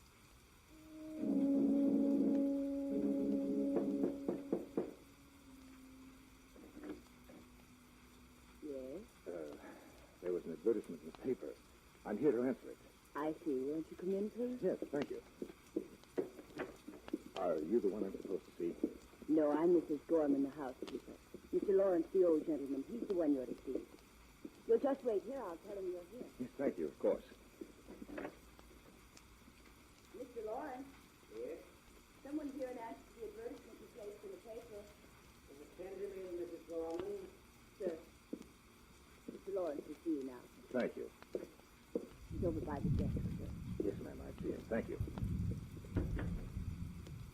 You come in answer to the advertisement in the paper? Yes, sir. Care to sit down? No, I'll stand, thank you. What's your name? Crowther. David Crowther. Aside from my housekeeper, Mr. Crowther, I live here by myself. I feel the need of a companion. Someone to whom I can talk. Mrs. Gorman is a housekeeper. She doesn't talk very much. Very competent person, but very uncommunicative. You have references, I suppose? No, Mr. Lawrence, I haven't. What work have you been doing? I'll be completely honest with you, Mr. Lawrence. I haven't been working for the past year. I was only released from the hospital 2 weeks ago. I noticed you looked rather pale. Are you well now? Oh, yes. I've completely recovered. Well, you don't have references. I don't know. Please, Mr. Lawrence. I need employment. My money is all gone, and I must work in order to live. What about your family? I have no family. No other attachment? No, sir. I'm going to take a chance on you, Mr. Crowther. Thank you, Of sir. course, your salary won't be too large. But you'll have a roof over your head and plenty of food to eat. When can you start? Tonight, if you like, Mr. Lawrence. Excellent. You know, Mr. Crowther, David, if I may call you that. Yes, sir. I have the feeling that we're going to get along quite well together.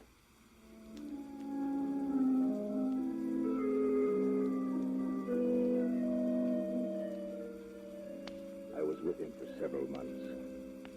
I don't know when the idea first entered my mind. But once it was there, it haunted me day and night. It enveloped my brain with its cunning. I had nothing against the man. He was always agreeable and liked me. But there was one thing about him that bothered me. That eye of his.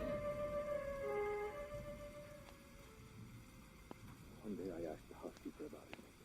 Mrs. Gorman. Yes, David? The old gentleman. One of his eyes. Is there anything wrong with it? Well, I don't think so, David. I hadn't noticed. To me, one of his eyes resembles that of a vulture. Pale blue it is with a cloudy film covering it. It didn't bother me at first. In fact, it doesn't bother me now unless he looks at me, but... Unless he looks at you? Why? Well, every time he looks at me, my blood runs cold. The pale blue vulture eye. I think you're imagining things, David. yes, Mrs. Gorman. Perhaps I am imagining things. You won't say anything about it to Mr. Lawrence, will you? Of course not, David. I don't know what came over me. Of course, there's nothing wrong with the old gentleman, nothing at all. But there was. That eye of his. That pale blue vulture eye. Little by little, I began to hate him with all my heart.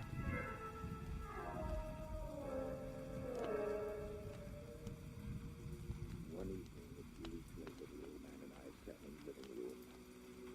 We had just finished dinner and were talking, as we usually did. Just as you say, Mr. Lawrence, you'll have to wait and well, what are you looking at? What, David? Are you staring at me? No, of course not. Yes, you are. Don't look at me like that. I'm not... Don't look at me. Turn it away. Turn it away. Turn your eye away. What's wrong with you? Nothing's wrong with me. Only your eye. Like a vulture's.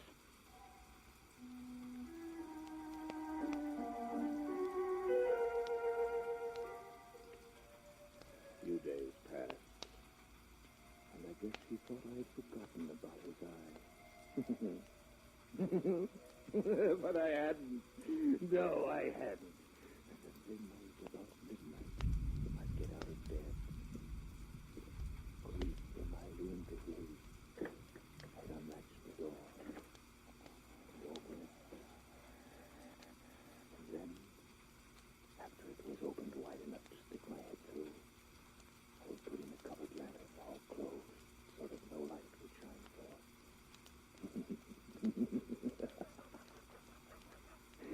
And after I had my head in the room, I would undo the lantern so that only a single ray of light darted out.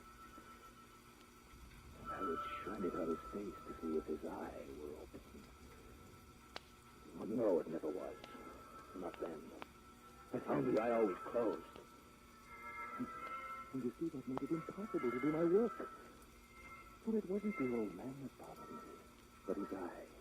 His evil eye. And unless his eye were open, I couldn't do it. But I knew that one night it would happen.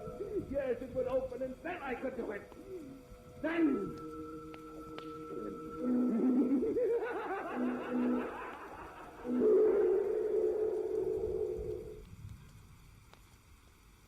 Back now to our story, adapted especially for radio by Richard Thorne, entitled The Telltale Heart. And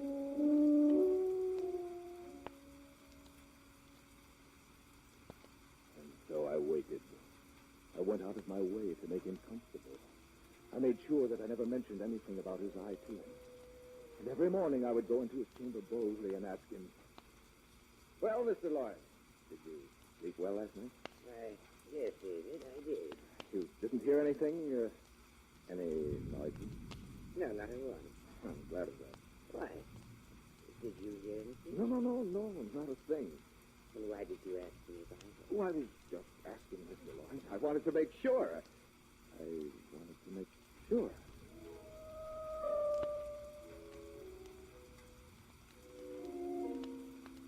And he thought everything was all right. He was a fool. Just like all the others. Well, how could he know? Yes, how could he know that at the stroke of 12, I looked in upon him as he slept?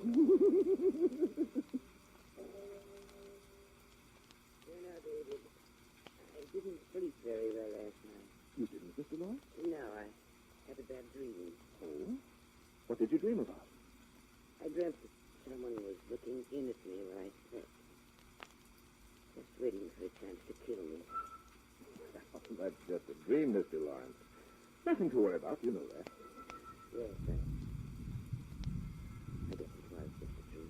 Because the only people here are Mrs. Gorman, myself, and another one of us would hurt you. You know that, don't you, Mr. Lawrence? Yes. I'm glad you're both with me, David. Just the same. I can't seem to get rid of that feeling that frightens me. Don't worry about a thing, Mr. Lawrence. No, don't worry. I'll take care of you.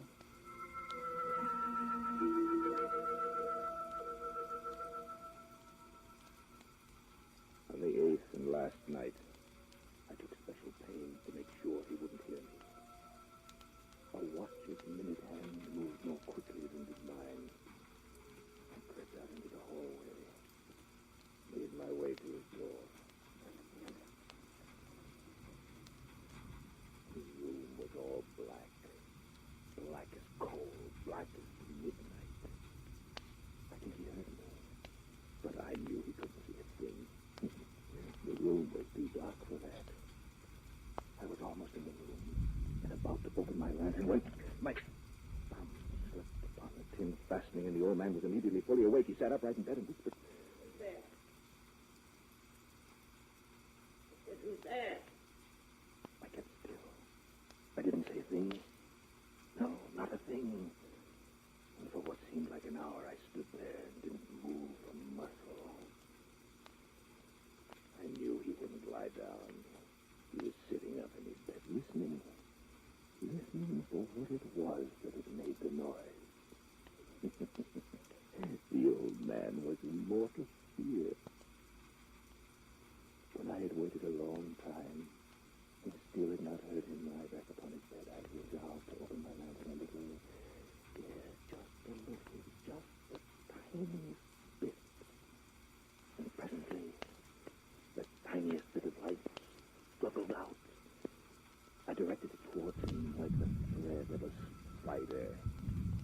finally came to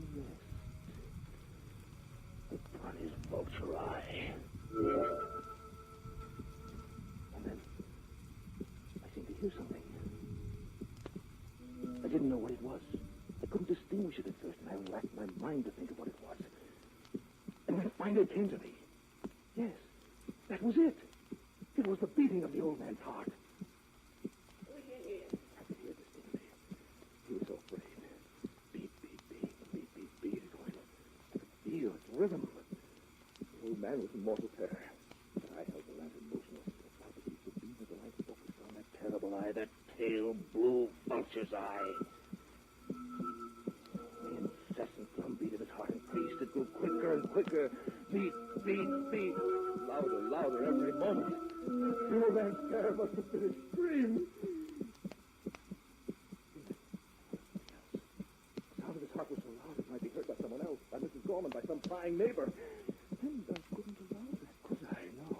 And the beating grew louder and louder and louder until I could stand it no longer. Who's there? Don't be afraid, old man. Is that you, David? That's right. It's only me. Nothing to be afraid of. What are you doing in my room? Just watching over you, Mr. Lawrence. Was it with someone else? You have nothing to fear from me, old man.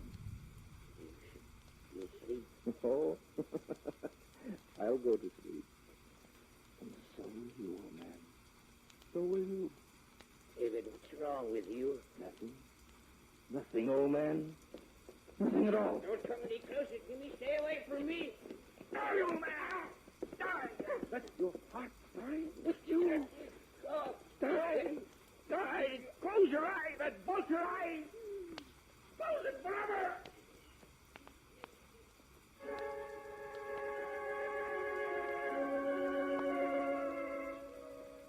I stood there in the darkness, looking down upon him. He was quiet now. Strange kind of stillness was upon him. For he was dead.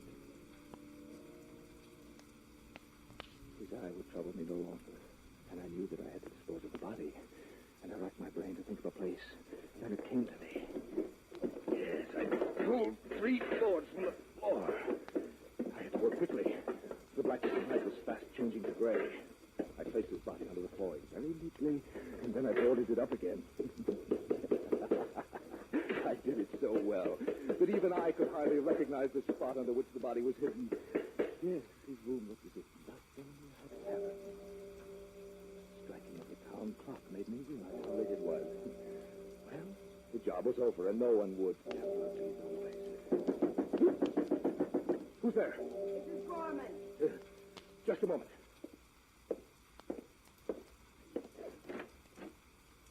Yes.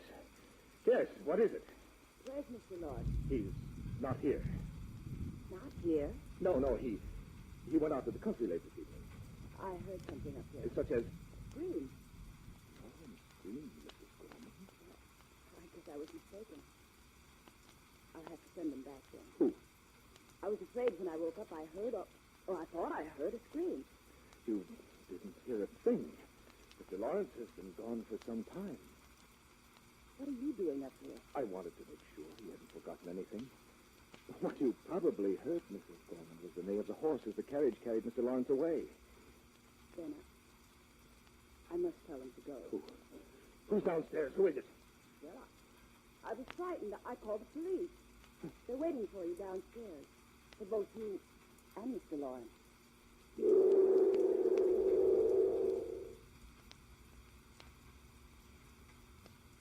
Back now to our story, adapted especially for radio by Richard Thorne, entitled The Telltale Heart.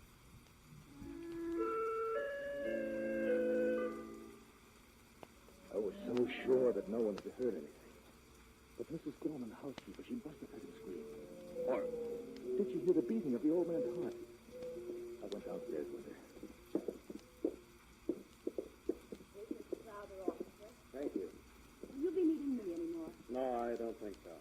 Good night, then.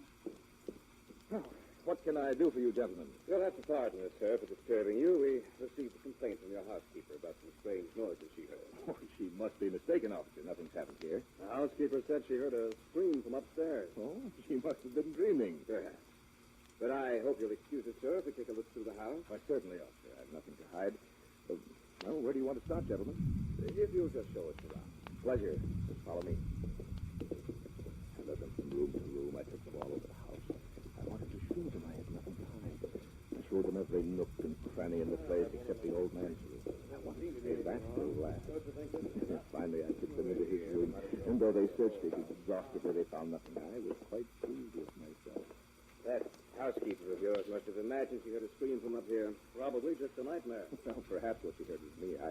Yes, I had a nightmare, and I think I might have been the one she heard. Well, there you are. That's the simple explanation of it. Yeah, I often have nightmares. We ought to go to her room and tell your house. Don't worry about it, Tom. It wasn't her fault. Yes.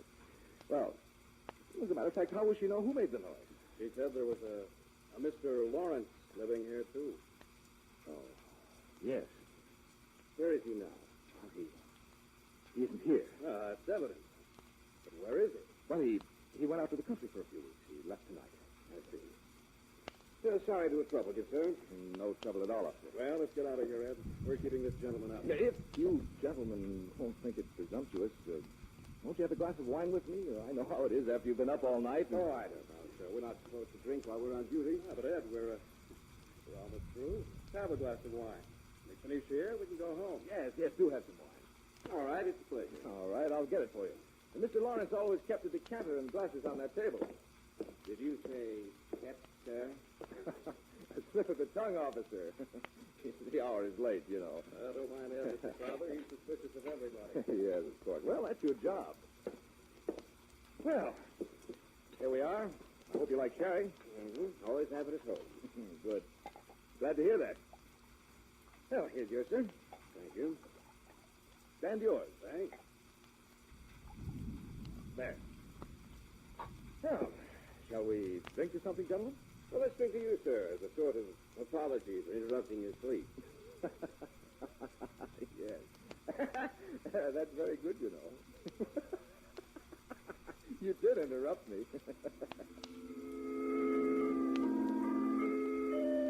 I wanted to show off. I had seated them in the old man's room. And after all, in a way, this was a celebration, a token of my ingenuity. I seated myself on top of the very spot under which I'd hidden the body. We had one glass of wine, then another, and another. We were talking quite freely when I heard it. Oh, won't you gentlemen have enough? What's that? That's what, sir? That noise. That beating. I don't hear anything. Anything wrong, Mr. Crowther? No, nothing. Nothing's wrong. Have some more wine.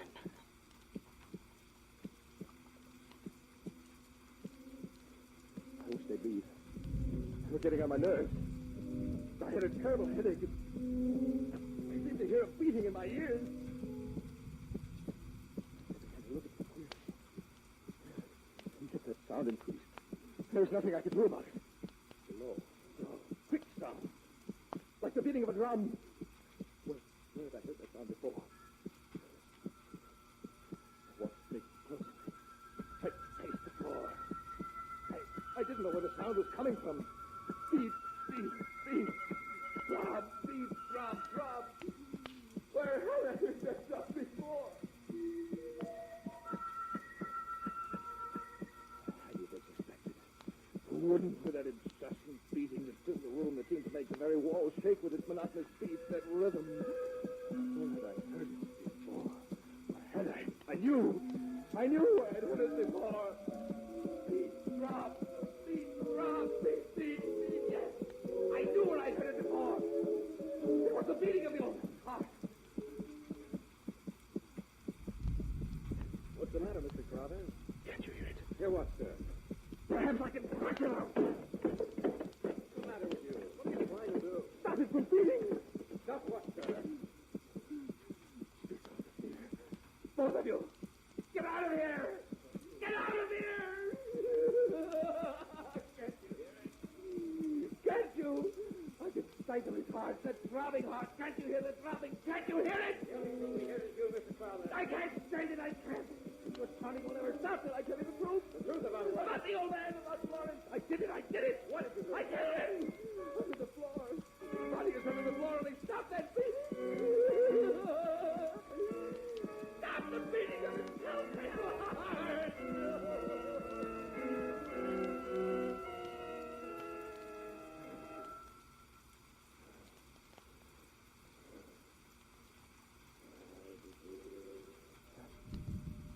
Voice. It's always with me.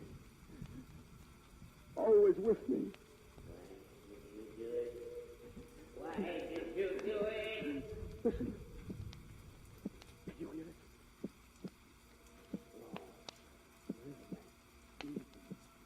Beating. It's with me. It follows me wherever I go. The pounding of his heart. Pounding, beating rhythm of his telltale heart. Be quiet. Be quiet.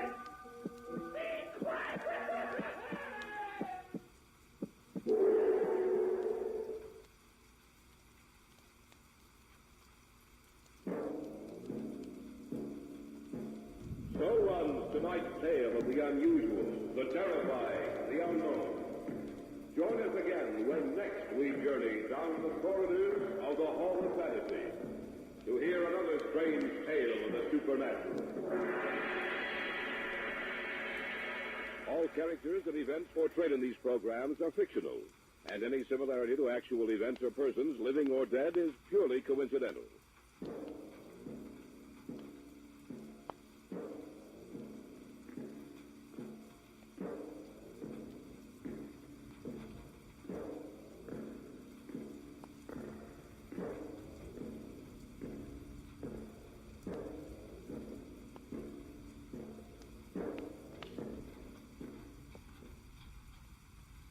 And now, the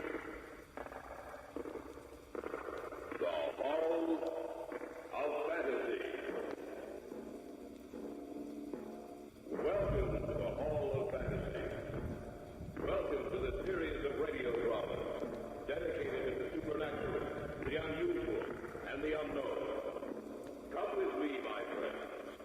We shall descend to the world of the unknown and forbidden, down to the depths where the veil of time is lifted, and the supernatural reigns as king. Come with me and listen to the tale of the Hand of Botar.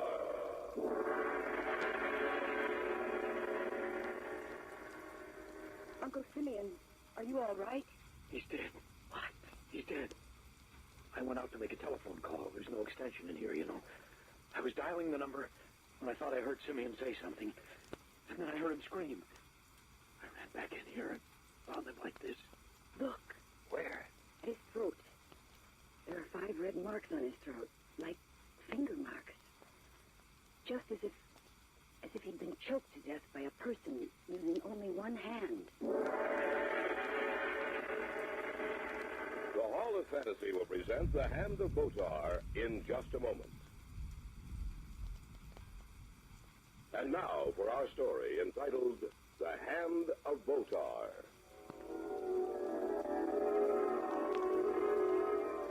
Even after he was dead, the spirit of Simeon Botar remained with those who had known him. His personality was so strong that when he entered a room, all eyes were immediately drawn to him. But there was something strange about Simeon, something different that set him apart from other men. It couldn't be defined, but it was there just the same. And when he said, "Even when I die, the world will not forgive me. I'll make sure of that. Even if I have to return from death." I first met Simeon Botar several months ago. Eric Matreau had insisted that I meet him, and so one evening we drove out to his small estate several miles from town. You like Simeon, Charles. He's a very interesting person. Well, I certainly hope so. The way you talk about him, he seems to be an idol of yours. Well, hardly that. It's just that I find him stimulating. And when I told him that you played a wonderful game of chess, he insisted that I bring you out. He's a chess player, eh? Oh, yes, a very fine one. When you play with him tonight, you'll be treated to a very unusual experience. How do you mean? You'll see for yourself. You know, Charles, there's something odd about Simeon. I can't place it myself. Maybe you'll be able to help me. Something odd about him? Yes, and even though he's so interesting a person, there's something about him that frightens me. Almost as if there was an air of death about him. Especially about that hand of his.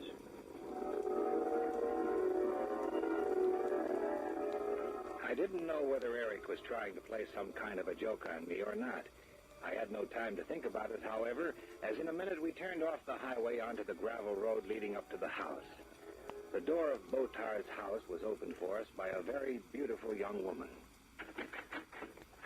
Oh, it's so good to see you, Eric. Thank you, Marcia. My good friend Charles Brakely. Marcia Jameson, Simeon's niece. A pleasure. Won't you come in? Where's Simeon, Marcia? He's in the living room waiting for you. I understand you're quite a chess player, Mr. Brakely. Well, not a very good one, I'm afraid. Oh, on the contrary. Eric says that you're an excellent player. And Uncle Simeon is most anxious to meet you. It's right in here.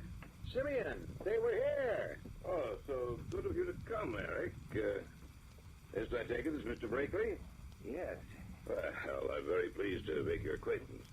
Would you gentlemen care for a drink? Oh, none for me, thank you. The usual for me. Marcia, will you prepare a drink for Eric? Yes, Uncle Simeon. You, play chess, eh, Mr. Brakely? Yes. And sit down, please. As you can see, I already have prepared the board to play. Seeing you're my guest, you may have the white, Mr. Brakely. Oh, thank you. Would you put on the blindfold for me, Eric? Oh, of course, of course. Tighten up, Simeon? Yes. Can't see a thing. Thank you, Eric. I hope you don't expect... Not at all, Mr. Brakely. Not at all. Here's your drink, Eric. Thank you. Are you ready, Mr. Brakely? Do you want me to call out my moves to you? Oh, no, that won't be necessary. Well, then, how do you know what move I make? Well, my hand will know. Proceed, Mr. Brakely. You have the opening move. All right.